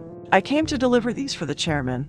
We enter my father's office, and Orthos walks around to the front of the desk, lays the folders down, and opens the top one. He grins and looks at me and then wipes the smile from his face. "The chairman won't mind if you wait for him here. I'm going back to my office." Orthos pauses at the door. "Do tell him I brought him more folders courtesy of the second branch office." Orthos view. I open the door, leave, and then I dial a number. "The vice president, please." I pause and wait. "Kimberly Griffin is here, and as per your instructions, I laid the latest files on the chairman's desk in front of her." My grin returns as I answer, "Yes, I believe she will notice. She has about 15 minutes before the chairman returns. She will see, in the chairman's office." Kimberly's view. "I don't want to wait any longer. I want to go home." I glance at the folders Orthos placed on the desk, see the open one, notice a note on the top paper, and read the upside-down message. It's a skill I picked up long ago in high school. "Chairman, here are a few more folders from when you were Janice and over security for me." Signed, the vice president. I gasp. Janice is my father. I pick up the folders, turn them around, and skim through them, and see that they're reports from Janice. I collapse back in my chair. My father can't be the Janice I'm after, but if he is, that would mean he ordered my mom's death or killed her himself. I close the folder, turn it back around, and place it on the desk. I pause, contemplating if I should put it back as I found it, decide to do so, and open the top folder, exposing the note. I lose the cool demeanor of a closer. My father can't be Janice, and he couldn't have killed my mom. It's a lie. Teresa was his wife, and he wouldn't have hurt her. The door opens, and my father walks in, reading over an HHC. He doesn't notice me when he first walks in. He peers up from the HHC, and pauses halfway in. "Kimberly, I didn't know you were here." I stand, searching his face for the answers to my grim questions. Is he Janice? Did he kill my mom? This is so unexpected. "Have you been here long?" He questions me as he walks over to me and kisses me on my cheek. I recoil from his touch, so he steps back and must be puzzled by my more than usual coldness. And he questions me, "What's wrong?" I answer calmly as I eye him with disdain, "Nothing." He looks at me for a few more seconds, then goes to his desk and asks, "What do I owe the pleasure of your visit? Today makes it 3 times this month." "What do you mean?" I ask. "I received a message from you to come see you, and the message stated there was something you wanted to discuss with me." "I didn't send you a message," my father replies. "No matter, I have some questions I thought you might help me with." I sit, controlling my anger. What will I do if it's true? Will I kill my own father? My tone puts him on edge, and he asks, "What kind of questions?" "They're about Mom." I watch his expression, his unwavering eyes. "Oh." He leans back in his chair and tells me, "Go ahead, ask. Have you ever heard of someone called Janice?" His eyes dilate as he answers, "Janice? No, I don't think I know anyone by that name." He lied to me. I fist my hands as I ask, "Are you sure?" "Yes, why do you ask?" I control my anger again. "I want to ask this person a few questions about Mom." I open my purse and glance at the PPK inside. He shrugs, "Sorry, I can't help you." I give him one more chance as I ask, "Are you sure?" Mr. Griffin's view. What does she know? I remember a conversation I had with Orthos. Did she discover something I overlooked? Kimberly's view. He's family, so I give him a third chance and ask, "Are you sure you don't know anyone by that name?" Mr. Griffin's view. I gamble she doesn't, and I answer, "Yes, why?" I watch her shift her gaze from me to my desk, so I look down and see the new folders, and then I notice the note. I read it to myself. "Chairman, here are a few more folders from when you were Janice and over security for me." Signed, the vice president. The vice president? Did he orchestrate this? I look at my daughter as my heart pounds, and I notice her expression darkens to the killer look of the phoenix. She removes her gun from her purse and screws the silencer on as I ask, "What are you doing?" Kimberly's view. "I'm going to get to the truth," I tell him as I aim for his heart, choking back uncertainty and heartache. "Why did you kill Mom?" Chapter 55. Death's Head Hawkmoth. 11:49 p.m. Hellenistic sector, cultural vicinage, Catharine's view. I'm anxious for some reason the entire ride over. The taxi drops me at the entrance of the Genesis Arboretum, and a security officer lets me into the main building. The guard escorts me to the area where we first met Adam Greenhouse and then to the sapling room. I am nervous. I guess it's because I'm going to find out about organic mecha. The security officer points to a door on the opposite side of the room and tells me, "Go through there. Mr. Greenhouse is waiting within." He drops his hand and starts to return to his duty as he adds, "Come back to the guardhouse when you're done, and someone will let you out." I walk through the room with thousands of pots, arrive at the door, pause, and look at a nameplate. The next room's called the Sphere Room. I open the door to a set of steps, start up them through a hall, and walk up a story to a rounded door and wall. I turn the knob, open the odd-shaped door, and a brilliant light explodes around me. It's so... what's the word I'm looking for? I shield my eyes. It's so brilliant. A few moments pass before my sight adjusts to the brightness. Wow, the room's humongous and shaped like a ball, and it's amazing. It's like I've landed on another planet and all my apprehensions evaporate. The sun appears on the horizon of an eastern sky, and it's a blue cloudless sky. A diversity of birds break out in song, greeting the morning, and a salty breeze blows across a field of lemongrass, rippling the green blades as waves roar in the distance. I close the door and walk further in. It's night outside but morning in here, and the clouds. There's no amazing, isn't it? Adam yells from a large banyan tree that takes up most of the Sphere Room's center. My own island of the sun. He waves for me and urges, "Come, Tum." He takes a few steps toward me across the lawn grass surrounding the tree. There's much for you to see. I follow a stone path through the tall lemongrass and cross a bridge over a pond surrounding the banyan. Koi swim in the water. The wooden planks creak under my weight as I approach him, and by then, he has bent over and returned to his work. Adam straightens, wipes his hands on his overalls, and waves for me to come closer. And I squint as I gaze at the ever-brightening morning sky. How's there? How is there sunlight? He interrupts as he places both hands on his cane. It is fake. The sky, the sun, and the ocean are all created by seamless projection screens. I even have a wind machine that creates the salty air. Adam lifts his pale blue eyes, scanning his pretend world. Everything else in here is real, though. I prefer living animals to biomechas. Wow, I didn't stand this close to you before. I didn't realize how tall you were. It's almost like you're two people, one standing on the other's shoulders. He eyes me oddly, so I put a hand in my mouth. That was very rude of me, wasn't it? I'm sorry. Sometimes what I should be only thinking just pops out of my mouth. I can't believe I said it out loud. Why don't I also tell him he looks older than creation? Adam's view. I eye her a little longer, smile, and say, "Don't worry, it isn't like you meant anything by it." Or did she? If only I could remember her name, then this feeling I have had since I met her might make sense. The sapling's friend. Who is she really? She peers around again and asks me, "Why is it morning? If I had my way, it would be 24 hours of sun. But the animals behave much better with at least a little night cycle. 5 hours to be precise." I cough, pull a red handkerchief out of my pocket, wipe my mouth, and throw the handkerchief in a trash. That's why it's morning here instead of night, because the day cycle is different than the outside world. Catharine's view.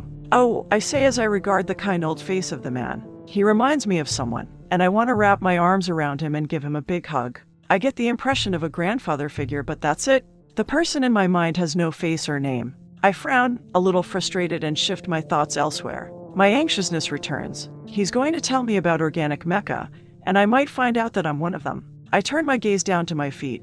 I don't feel like something created like the unmen. Adam's view. I notice her gloomy demeanor as I tell her, "Come over here, and I will show you something." It's a hobby of mine. I begin to show her several different flowers that grow in the Sphere Room, and their sweet fragrances fill the air as I motion to a plant with dark green oval foliage with pointed tips and reddish-orange trumpet-shaped flowers. This is an ocean honeysuckle. I point to a light green plant with tiny red and white flowers. This is a brickberry. I bend over and touch the leaves of another plant with blue-green foliage and purple flowers. And this one's a veranda. I step to the side so she can see, and look very closely here. I point to a little green dot the size of a pea. This is a moth's egg. The female lays a single one, and when the larvae hatches, it feeds on the plant. I straighten. "Come." I move over to a wooden box cage and open it, and inside, hundreds of winged bugs crawl over each other. These are ready for shipment. You see, I raise the death's head hawk moth. I remove a bug, careful not to let any of the others out, and close the lid. The insect emits loud squeaks as I firmly hold it but gently, trying to keep the adult moth from flying away. They make this sound every time I handle them. It's kind of like having a pet mouse. She looks at the moth with a skull pattern on its back, almost like a child seeing a bug for the first time. I expect her to squeal or lurch back, but Cat seems very interested in the moth. I open the cage and return the moth. Their Latin name is Acrontia atropos, and according to Arcames. Arcames? Cat interrupts me. You don't know that name. I search her face and still see the child in her. A curious child, but there is something else in those eyes that give me worry. Interested in history. She nods, so I continue. Arcames was a philosopher and entomologist among other things who lived about 500 years ago. He was a genius ahead of his time. Oh, didn't know. He was a very remarkable man. He's one of the reasons I entered the fields of science that I did. I walk over to a workbench covered with pots and garden tools. It's a bench like the one in the sapling room. I open a drawer and remove a new handkerchief and place it in my pocket. Now where was I? According to Arcames. She says, let me see if I can remember what he said. Yes, the moth's Latin name Acrontia atropos. I clear my throat. Arcames said Atropos was one of 3 sisters of the Fates and a daughter of Nyx. Catharine's view. Daughter of Nyx. The file I found mentioned the children of Nyx in relation to organic mecha. So the moth might have something to do with organic mecha. Adam continues, Atropos was depicted with a shrouded face and a pair of scissors to cut the thread of life like the design on the moth, and it has a thoracic pattern of a mask with scissors below it. It is a foreboding but unwarranted image. He nods as if pleased with himself. My memory hasn't failed me completely. I glance at the flowers, then turn to him and ask him, what do the adults eat? The adult moth raids beehives for honey. He grins like a doting parent. They have quite a sweet tooth.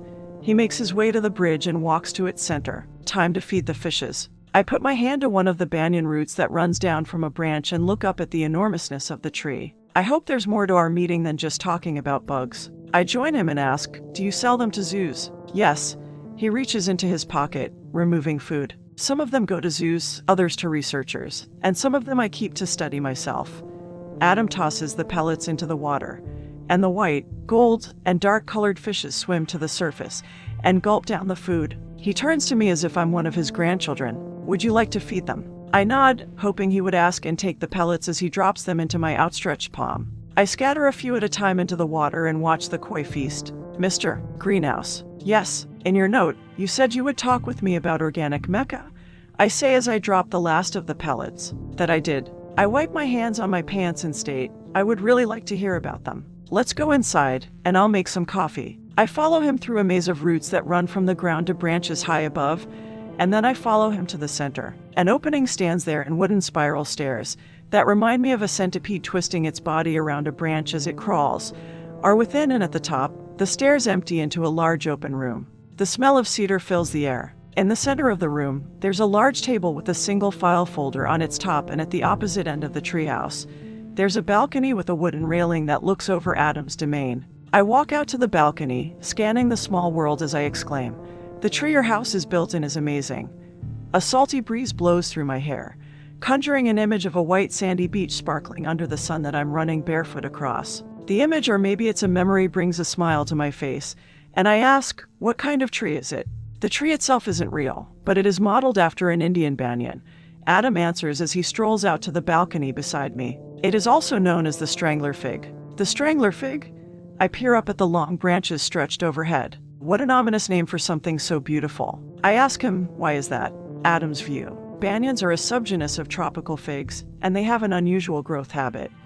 I grab hold of a section of railing, notice it's loose, move to another section, and grip the railing there. They usually start life as a seedling on another tree where a fig-eating bird has deposited the seed. The roots descend over the trunk of the host, seeking out the soil below, and once they have rooted into the dirt, the fig roots rapidly thicken and lignify. I look at the mock ocean in the distance, hearing the waves crash against the shore. Where the banyan roots cross each other, they fuse, creating a lattice around the host trunk. The banyan competes with the host for light, water, and nutrients, and with its roots, it prevents the host trunk from growing. Eventually, the host dies and rots away, leaving the fig self-supporting as an ordinary tree but with a tubular lattice of lignified roots instead of a single trunk. So the tree uses another to survive, then kills it. I nod. Everything in nature kills in one form or another to survive, down to the cows that eat grass. I don't know about that. You are still young, I say. A sapling. No, you aren't a sapling. What is it? What is the name that I'm searching for that belongs to you? Kat shrugs as if she doesn't understand the significance of what I am trying to ask. I say, no matter, it will come to me later. I start back in as I question her. Would you like some African coffee? Maybe I shouldn't? For some reason, I keep thinking I shouldn't have coffee. So water or juice will do. Water it is. If you don't mind, I will still have some coffee. Not at all. Go right ahead. Catherine's view. Adam goes into an open country kitchen, removes filters and coffee grounds, and preps the machine. I move to the large wooden table and sit in a chair, eyeing the file folder, and after a few minutes, I begin about the organic mechas. He grabs 2 metal mugs from the cupboard. What's your interest in them? He places them on the counter and grabs some sugar. I think about his question and answer. Can they pass as human? Yes, they can. He places 3 teaspoons of the white granules in his mug as he questions me. Would you like a slice of lemon in your water? Yes, please. I fidget for a few moments as quiet settles in the treehouse. The coffee machine perks, and the strong African scent fills the area as I watch Adam grab a lemon from a hanging metal mesh basket and slice it. He places one of the slices in my mug and runs water from the tap into it.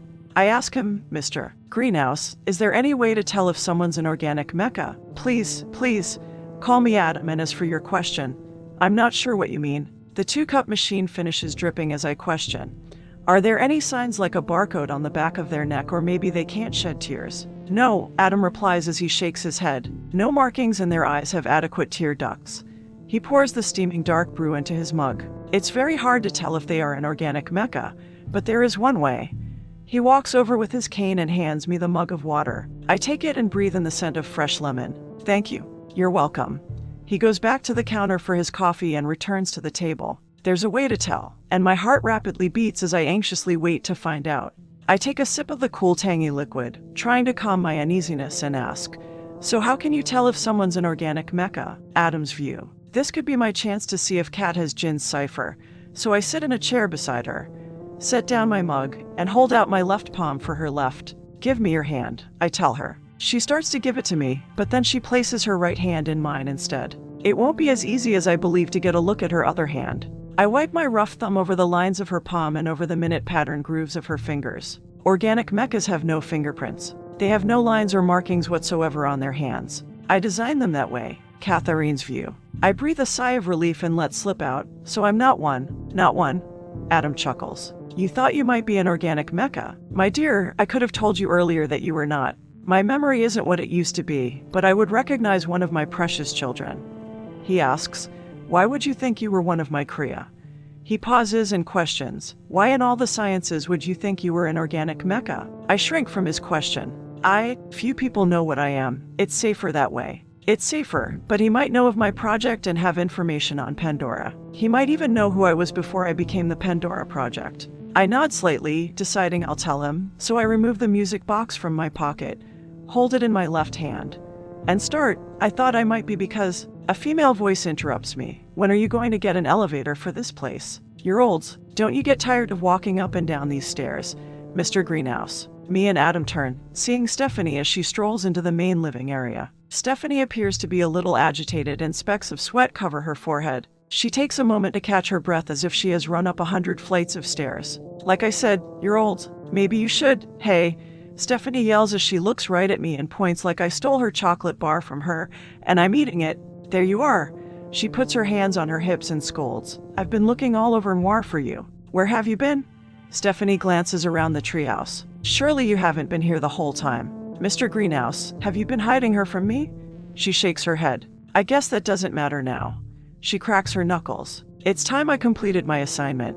Chapter 56. Reports and Files. 11:51 p.m. Hellenistic Sector, Unknown Vicinage. The Sanctum. 2 chamber supervisors walked the line of workstations to keep up with the increased activity, and one of the supervisors approached the council. They talked among themselves, so the supervisor cleared his throat. Yes? Mr. Morta asked. We have received the report from the SCM. Team we sent into Etna Toys Distribution Station Bravo. Good, Mr. Morta stated. What does it say? The SCM. Guarding the back was gel tasered, but he is fine, and the dozen K-99 seconds guarding the building were destroyed. I see, Pandora, Mr. Dakuma said. It must have been Pandora. What was it doing at that Etna? Ms. Nana asked, turned to the supervisor, and questioned, could the SCMs tell how far the intruder? It was definitely two, the supervisor interrupted. The SCMs were able to download data from a few of the K99 seconds. There were two intruders and both of them were female. One of them has been confirmed as Pandora. Like I said, Pandora was there. Mr. Takuma spoke and then asked, could the soldiers tell how far they reached? Yes, we know they accessed the cavern through the hand scanners. The SCMs believe they climbed the first cavern's walls. Data retrieved from the K99 seconds confirms that they engaged them on the second floor, but only the K99 seconds activated the elevator. Mr. Takuma questioned, what about the rooms up there? Before answering that, I would like to know, Ms. Nana interrupted. Do we have an ID on the second woman? Yes, we acquired it by using facial recognition software. The supervisor looked at his HHC and then answered, she is Ms. Kimberly Griffin, the chairman's daughter. Mr. Morta said, surprised to hear of her involvement. What is she doing with Pandora? He rubbed his chin as he muttered, very interesting. The supervisor turned to the other male member of the council and stated, as for Mr. Takuma's question, the door to the filing cabinet room was knocked in and the books in the secret room were searched and thrown to the floor. There's a note on the report. The supervisor paused, retrieving the attachment, and then he spoke. The SCMs found one filing cabinet in the secret room, and it was empty. Ms. Nana asked, what about Jin's cipher that was used to access the caverns? Which one of them possesses it? And once we find out, what are we going to do about it? Mr. Morta stated, very interesting question. What should we do about it indeed? Zax turned his van down an alley beside Dad's Donuts, activated an automated garage door, and pulled into the Maydag auto garage. He turned off the engine, plunging the area into silence. The place was empty. Zax opened the van's squeaky door, shut it, and glanced around the grease monkey pit. I hate this place at night. He went to the second storage room, unlocked the door with a key, and went in. It's kinda creepy when you're the only one here. The storage room smelled of dust and gas. Zax went to the back wall and looked up at a light. He knew he had to hurry. RG wanted to see him right away. He half unscrewed the bulb from the socket and pulled the chain, and the back wall flipped around, and on the other side, Zax walked along a gray stone passage to a knobless door. Identify yourself, a man's voice commanded through an intercom. Are you man or unman? Funny, real funny. Zax looked up into the lens of the camera. I'm the delivery man. Hurry up and open. He waited a few seconds and added, RG wants to see me. Hurry, hurry you say, the man replied. The door slid open, and Zax proceeded in. He quickened his pace, trying to make up for lost time, and halfway down a white-tiled hall, he came across the glass-enclosed security desk. The usual 4-guard team manned it. There were 3 men and a woman manning it. One of the men looked up and grinned at him. All 4 guards were armed with handguns. The man waved Zax up to a biodetector, and he went and stood in the device as the man scanned him for life signs. You ready for this again?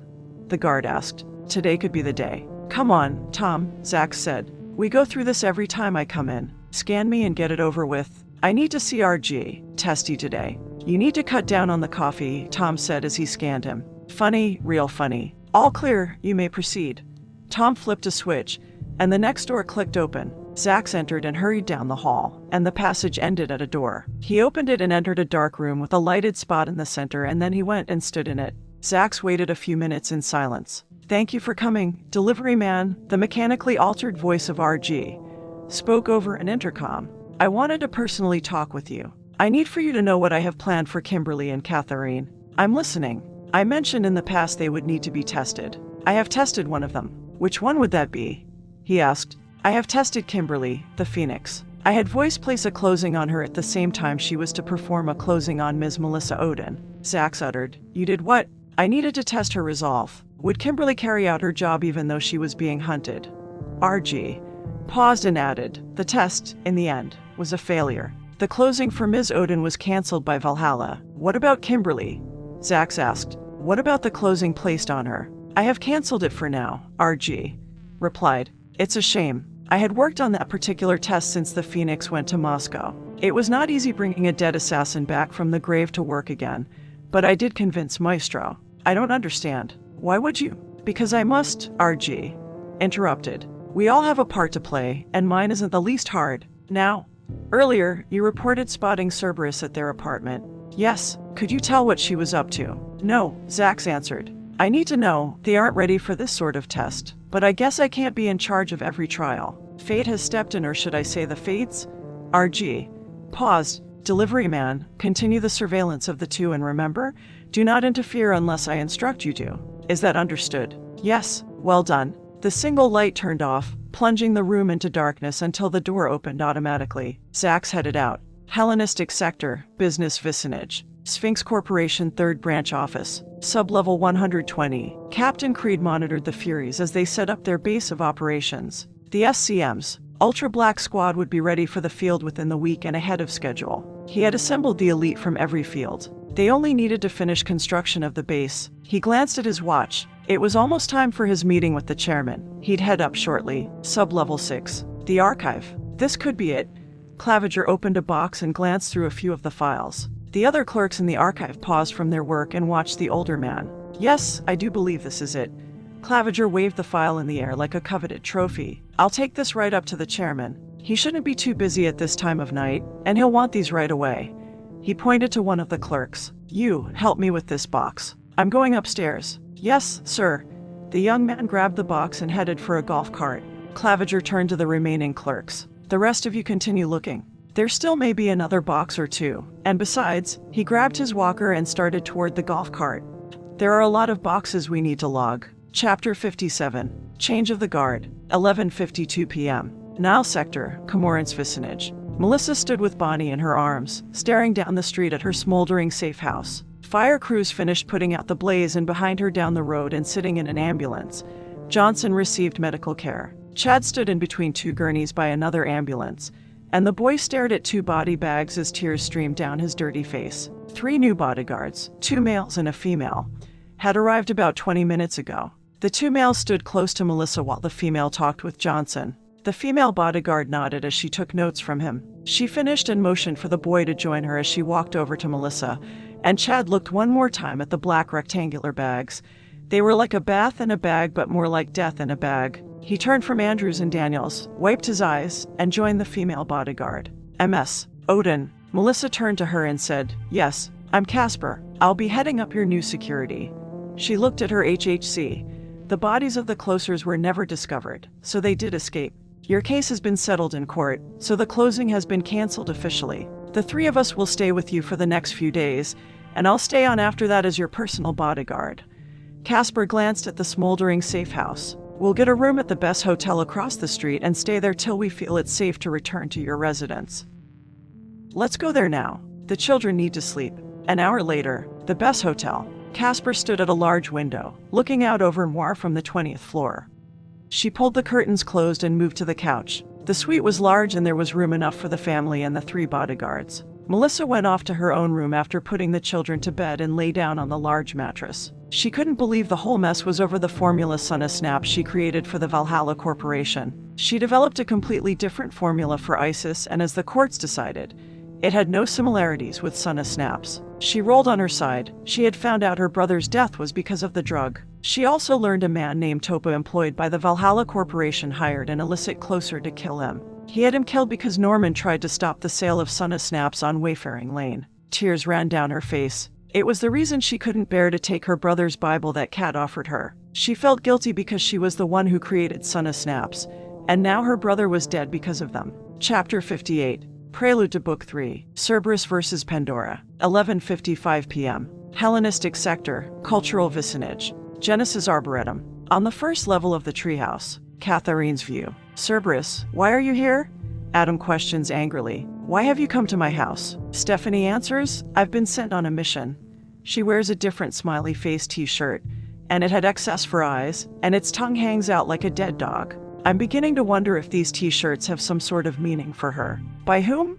He asks. By the council, of course. Now, Stephanie hits her fist into her own palm, and it smacks loudly. Like I said, I need to complete my mission. At hearing the dreaded name of the council, I realize Stephanie's not a friend. She was never a friend. I think of Kimberly and how she treats me. I only attract enemies. He questions, why would the council send you here? Why would they send you here after all these years? I can tell that Adam's eyeing her suspiciously, and then he questions her, are you here to kill me? Stephanie laughs in a way that doesn't answer his question, and I wonder if I'm wrong. Crap. She's after Mr. Greenhouse and not me. I won't let her hurt him, not this gentle old man. I stand, looking for my backpack. I left my gun in it. The pack sits next to the stairs on the other side of her and out of my reach. Stephanie approaches the table, and Adam stands and prepares to defend himself against her. So Stephanie laughs, rolling her eyes. Mr. Greenhouse, I'm not here to kill you. She folds her arms, a little offended. How could you say such a thing? She motions to me with her head and states, I've been sent to terminate Pandora. Me. I utter, by all the sciences. Adam exclaims as his anger and outrage slowly focuses on me. She's Pandora. I face Adam. He knows my project name, and I'm not one of his organic mechas, so. My mind races, filling with possible answers. Does he have something to do with my project? Does he know my true identity? He glares at me as he says, she can't be that foul project. No, Pandora was supposed to be iced. I don't know about the ice part, but Stephanie glances at the folder on the table and answers him. She's the one and only Pandora project.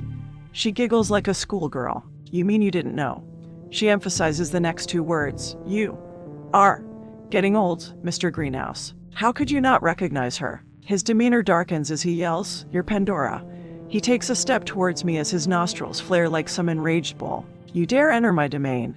His eyes turn wild like a madness has taken him over. My home? I don't know what's going on, so I take a step back and say, I don't understand. Why are you so angry? You're the one who invited me here. Adam grips his cane and admits, I thought I knew your name when you came with the sapling. He takes another step towards me, but I'm not afraid of him in that instance. He knows my name. He can tell me who I really am. My heart races with apprehension as I ask, Do you know my real name? He glances at Stephanie as if it's a secret, and then he glares at me and rages, I don't understand why the sapling tolerates you. Why does anyone tolerate you? I no longer see the grandfather figure I saw earlier. All I see is this angry man who's standing before me as if I'm some monster he needs to slay. I tell him, Adam, you're scaring me. I look at Stephanie who holds her position, and Stephanie looks amused. I turn back to him and say, Please tell me what's wrong. What has made you so angry? He points his cane at me with this great animosity that's seething from his face. The cane's silver tip glints in the sunlight as if it's a sword and I'm a dragon he'll slay. Adam declares, I should have remembered your name, vile creature. Why didn't I? I have forgotten many things. Some because I wished it and others because of my diminished faculties, but I should have never forgotten you. And now this abomination stands before me. I should have never let you live this long. I should have destroyed you long ago. I feel betrayed and heartbroken. I came here so that he could help me. I came here for some answers, not this. This, whatever this is. I ask him, what do you mean? Why would you say such things? Such hurtful things? What do you know? Look how mad he is. I must have done something horrible to this gentleman to make him despise me. Look at the hatred in his eyes. It's like a resounding fear creeps up from the depths of my soul, and it's a fear that paralyzes my spirit and strangles my hope. It's like he knows who I am, and it sickens him. No, that's not it. I search his hate-filled gaze as my next thought terrifies me. It's like he knows not who but what I am. Yes, I should have destroyed you. Adam continues to rant as he ignores my questions. I'm about to yell back at him, but then he charges at me faster than a man his age should be capable of. He drops his cane as his feet thunder across the wooden floor. I retreat a few steps and out onto the balcony, but I'm not quick enough to escape his wrath. He yells, I must rip you out by your roots. He seizes me by the throat and bellows, You're a weed. A weed. I'm still holding the music box with my left hand, so I grab his arm with my right. Stephanie shouts, Hey, I'm supposed to kill Pandora. She's my quarry, so lay off. Adam ignores her as if she's not even there, and he yells at me, How dare you come to me? You're a vile, wretched creature. You're a weed. He squeezes my throat, choking me as I drop the music box and use both hands to try to pry his death grip from my neck. I look at Stephanie as if I'm hoping she'll help me. Stephanie folds her arms and pouts like a child. The council sent me to kill her. I'm supposed to kill her. Stephanie kicks at the air, throwing a tantrum as she states, Me. I want to kill Pandora. Adam doesn't hear Stephanie in the thralls of his rage and squeezes my neck harder. I have no luck prying his hands away. He's also stronger than he looks. I pull my knees up to my chest and kick with my feet. It does me no good and only makes him even madder. He lifts me up and slams me onto the balcony's railing, and the loose piece gives and falls to the ground. My back hurts where he slammed me into the railing, but I ignore the pain as I fight to survive. I start to lose consciousness. Adam dangles me over the edge as he shouts at me, Now the weed must die. He drops me before I lose consciousness, and halfway down, I manage to grab a small root. It stops my fall but breaks under my weight, and I fall, landing in the koi pond. Adam's view. Cerberus looks over the balcony and sulks as she says, "This isn't turning out how I imagined. Mr. Greenhouse, you ruined everything." The weed's body surfaces face down as I glare at the pond, then turn and head for the stairs. It isn't enough. I can't let this go, not again. Cerberus follows behind me as she questions, "Did you kill her?" "No, but I will make sure of it this time." "This isn't fair." She stomps her foot before we reach the stairs. "I came all the way here to kill her and you won't let me. Why are you doing this?" "I want to kill Pandora." "Let you?" I turn and face Cerberus. "If you want to kill the weed, have at it, but be quick about it, or I'll be the one to finish it." Less than a minute later, Catherine's view. I suck in water and wake myself up, and I lift my head out of the pond and cough. I'm dazed as I drag myself out of the water to a patch of land, not covered by lemongrass as I continue to cough and choke, and after a few more minutes, I clear my lungs to the point where it feels like I'm breathing air again, and not water. I crawl further up the bank. I can't seem to catch my breath, and I rub my bruised throat. I see a shoe by my hand and peer up. Stephanie stands before me. "You," I manage to say. "You were after me all along." Stephanie's view. I ignore her stupid statement, too upset with Pandora, and I yell at her, "Look what you did. You made Mr. Greenhouse go all lunatic on you, and now you're weakened. I was so hoping to fight you at your best, but no. You had to be all stupid and come to Mr. Greenhouse's home. I don't think you're even at 55% fighting capacity." I kick Pandora in the face, knocking her unconscious, and the force of the kick sends Pandora backward into the water. I put my hand on my hip.